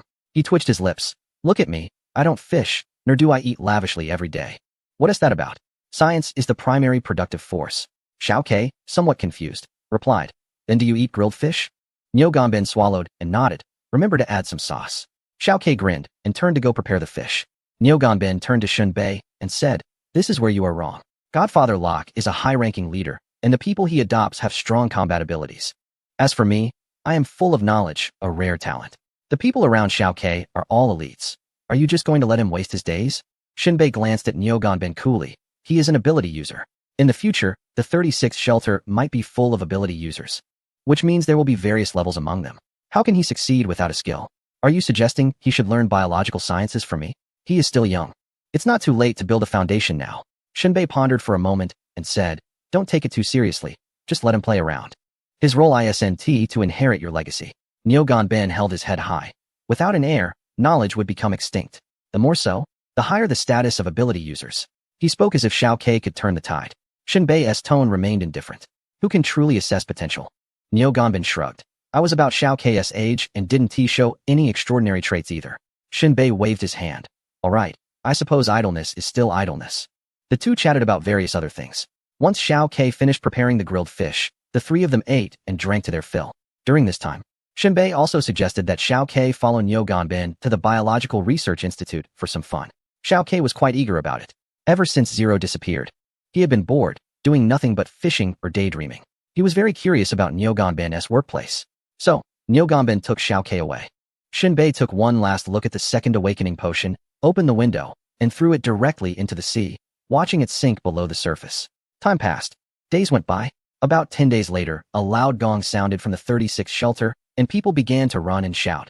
The Titan breeding season is over. Landlords, take good care of your RVs. We're setting off, returning home. Chapter 272. Great strength brings miracles with the shouts of the guards outside. Chaos erupted in the lower levels of the 36th shelter. Whether it is the landlords or the tenants, they all rushed out and worked together to retrieve a solid iron rod. A hard connection was formed between the vehicles using this rod. When the Titans approached, their heads were facing forward, arranged in a circular formation with other Titans. After the breeding season ended, the Titans collectively moved forward, inevitably colliding with each other. Out of biological instinct, the Titans needed to reverse to leave the Central Sea area in an orderly manner, then turn and return to the mainland. However, this reversing process would naturally cause congestion and collisions among the lower vehicles. Bumps and scrapes were minor issues. They could be repaired. But being struck and sinking was a serious matter. There were no insurance companies in this world to claim compensation. After sinking, landlords could only accept their fate. However, as long as their mindset remained strong, there were more methods than difficulties. At this point, the solid iron rod came into play. The rigid connection allowed the enormous thrust generated by the Titans reversing to act like connected train cars, with one vehicle slowly backing into another. This effectively reduced the chance of the vehicles sinking from collisions. The landlords were constantly urging the tenants to hurry and set up the iron rods. Naturally, Shinbei was no exception. He also used a solid iron rod, inserted into the vehicle behind him. As for the front, it was unnecessary since his vehicle was at the very back of the lower layer of the shelter. Shinbei stood on the roof, observing the movements of other shelters. The shelters on both sides were not making any moves. Edward's shelter, needless to say, had no vehicles attached behind it.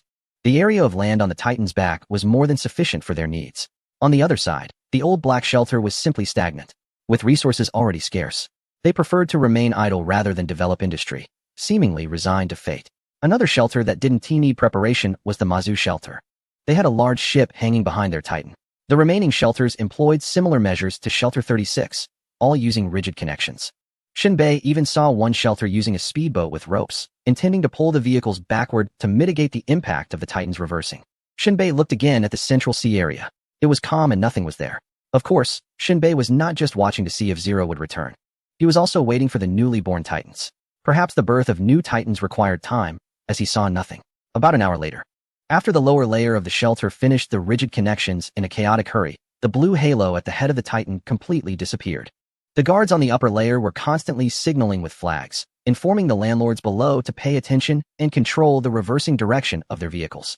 This indeed required attention. The best-case scenario was for all vehicles to reverse in a straight line.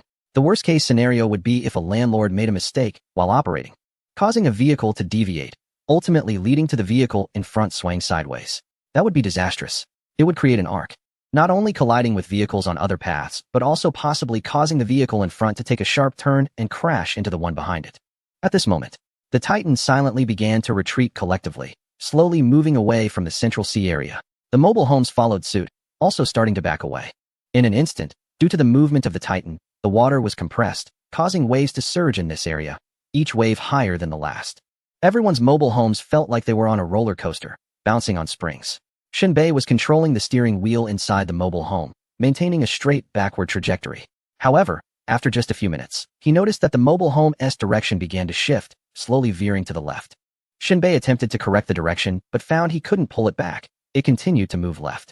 Fortunately, to the left of this route was the old black shelter. Otherwise, they would have collided with their own people. But this couldn't go on, as it would lead to a tail-biting scenario. The first to suffer would be Shinbei's mobile home. In a hurry, Shinbei dashed out of the mobile home and climbed onto the roof. At that moment, several landlords were also on their rooftops, cursing loudly. Hey, those in the back. You're off course. Are you blind? Pay attention. Correct your direction. Damn, which landlord is this? Are you sleepwalking? This is bad, really bad. Several mobile homes are skewing. Hurry. Go through the mid-range landlords and collectively correct the direction. Shinbei scanned the retreating trajectory of the mobile homes on this route. It wasn't just one landlord that was off. At least dozens of mobile homes in the mid-range were skewing. Each one was off just a little, but together it created a significant arc by the time it reached Shinbei. At this moment, trying to get the mid-range landlords to collectively correct their direction could easily result in Shinbei's mobile home being swung to the right. There was only one solution: to apply a pulling force from the source to collectively pull the mobile home route back onto the correct trajectory. Shinbei shouted, "Go! Tell the mid-range landlords to stop any operations from now on." One landlord turned to look at Shinbei and said, "Bei, if we don't operate, we're going to bite our tails." Shinbei waved his hand. "Go on, I'll handle it." All right. The landlord didn't ask further. Who was Shinbei? The peak of ordinary people's combat power. Who wouldn't greet him when they saw him? His reputation and prestige, or rather, his ferocity and pressure were well known.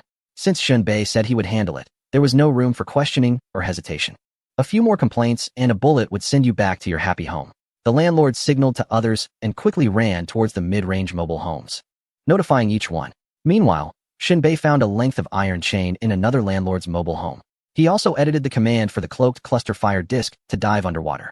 Now the waves in the ocean were quite large. The cluster fire disc, like splashing water, extinguished one wave after another, with no one noticing anything unusual on the surface. Shinbei then jumped into the water, bringing the cluster fire disc close to the front of the mobile home's wheels. He attached both ends of the iron chain to the wheels and the cluster fire disc. He edited the command again, instructing the cluster fire disc to drag the mobile home underwater, slowly correcting its direction. The force applied will pull the RVs in the right direction, and subsequently, other RVs will be drawn back as well. At this moment, the landlord on the roof gradually feels the arch starting to straighten. Exclamations of joy fill the air. It's coming back. It's coming back. Wow. Is this all being dragged underwater by just one person? Impressive, my friend. That has quite a force. The one creating miracles. I'm already amazed. This is what responsibility looks like. Praise, exclamations, and expressions of shock continue to pour in. Once the direction of the RVs has been completely corrected, the individual still keeps the concentrated firepower ready underwater. They then surface, leap into the air, and land on the roof. The surface of the armor heats up, evaporating the water stains. Other landlords wave in gratitude. The individual smiles and wipes their mouth, revealing a playful expression, their voice floating in the air. For a rescue, each household owes 10 intermediate crystal cores, voluntarily submitted. Otherwise, don't blame me for breaking your windows tonight. The landlords respond. Chapter 273. The migratory birds returning to the continent. The crisis of biting one's own tail has been completely resolved. The Titan is still backing up. The originally gathered shelters are becoming increasingly distant. Some residents between the shelters are still waving goodbye. An atmosphere of farewell unexpectedly arises, ignoring the violence. For those fleeing in this world, the breeding season of the Titans might be the only opportunity for humans to gather on a large scale. Such opportunities may come only once or twice in a lifetime, and those seen this time may not be seen again next time. It can be said that for the vast majority, there is only one chance to meet. Although the time spent together is short, it's inevitable that some, due to shared personalities, develop a close bond. However, there are no endless feasts in the world. The Titans will eventually leave. Humanity still has to return to the continent, which is one of the guarantees for human survival. The individual also wants to wave goodbye, but doesn't know to whom.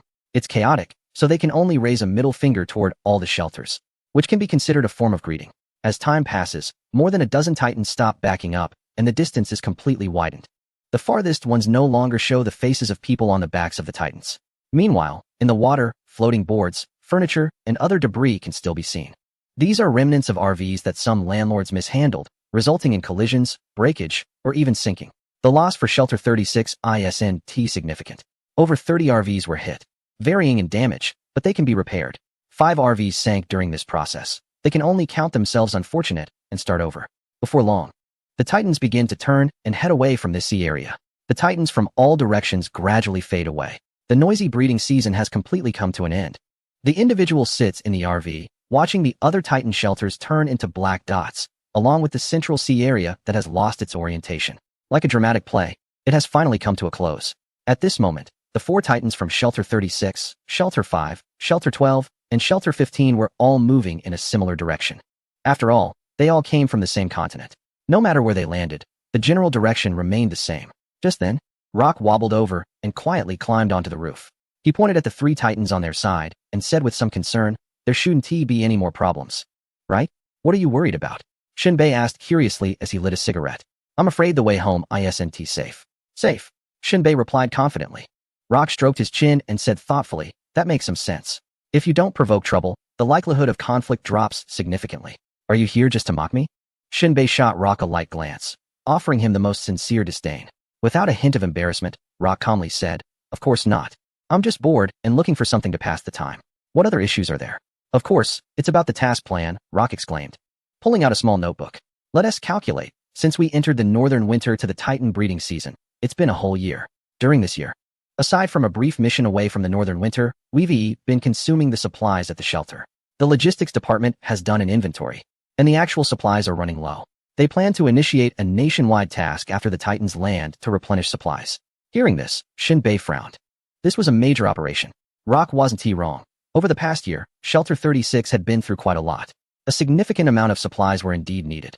Whether it was timber, food, fruits, lean meat, or industrial raw materials, all were essential. Fortunately, Shelter 36 deeply adhered to the traditions of the old era, with a strong inclination towards stockpiling resources. This had prevented a widespread famine. In the old black shelter, they would have barely survived. But Shinbei was still quite shocked and asked, "Is it really necessary to mobilize everyone? Normally, we could just replenish supplies little by little." Rock shrugged. Yu Wuchang is worried that time waits for no one. If we encounter any strange occurrences again and can't replenish our supplies, that would be a problem. We just want to replenish quickly. Shinbei replied coolly. There aren't that many guards to ensure safety. The wilderness isn't the shelter's backyard. Beasts, wild gods, evil spirits, and sinister beings all take lives. Rock let out a sigh. There's no choice. The situation demands it. Shinbei's face darkened. He didn't voice his other concerns. This kind of nationwide mobilization for tasks would inevitably lead to uneven distribution of guard personnel. Even residents entering the wilderness would lack protection from the guards. What would happen when a group of civilians ventured into the wilderness?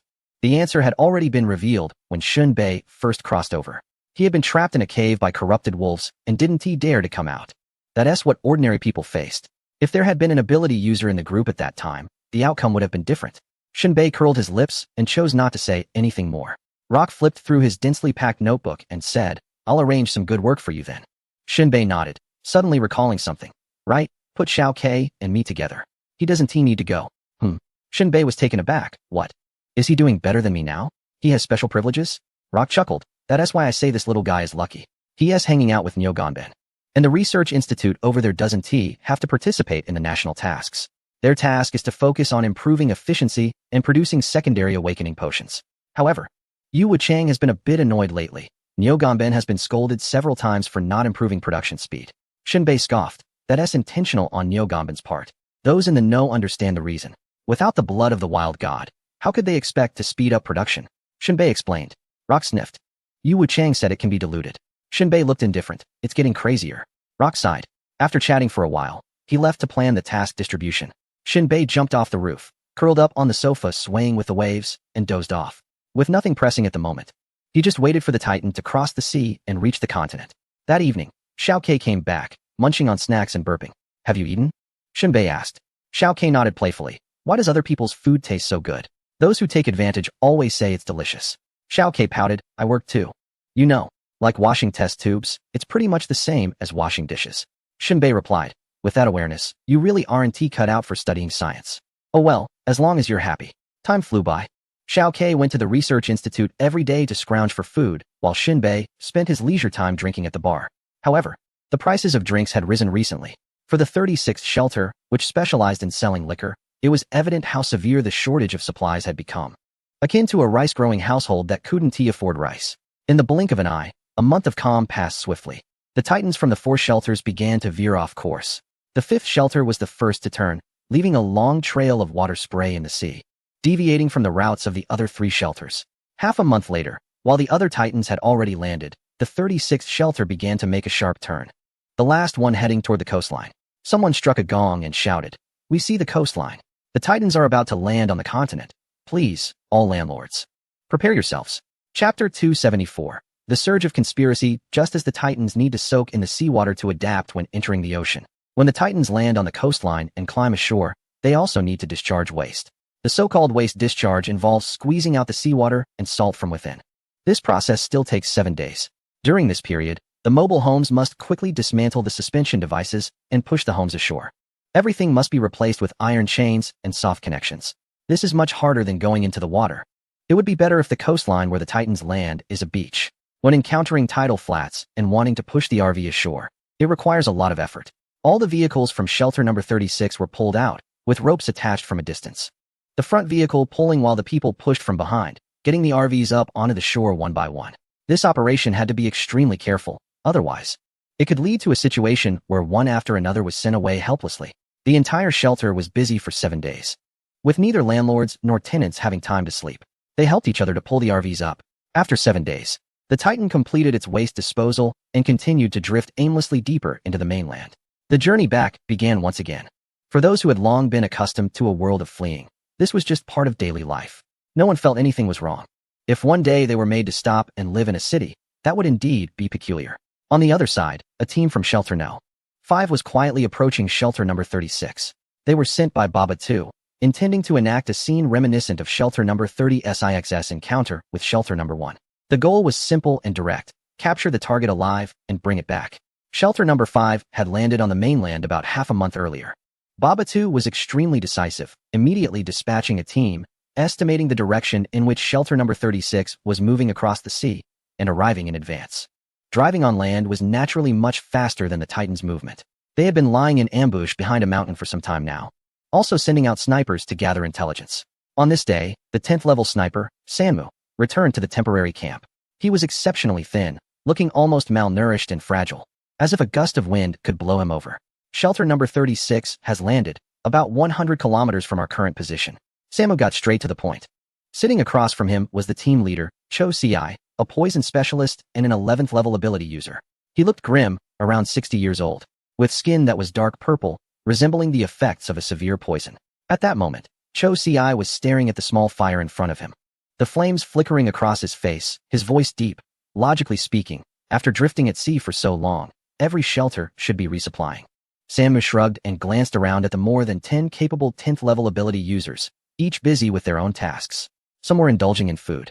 Others were engaged in a game with a Rubik's Cube, while another was picking at his toes and smelling them with a look of satisfaction. Samu leaned back, yawned lazily, and nodded with a smile. Yeah, it's inevitable. Cho Si poked at the fire. Maybe this is our perfect opportunity. Of course. Samu pulled out a soybean and chewed on it. The more people go out on missions, the weaker the defenses become. Then we can force our way into the Biological Research Institute and take the target. Cho Si set a small pot over the fire and added water. Once it boiled, he tore open several packaging bags, which had Nestle coffee printed on them. The coffee powder was poured into boiling water, and after stirring for a while, a pack of yellow paper-wrapped sugar was added.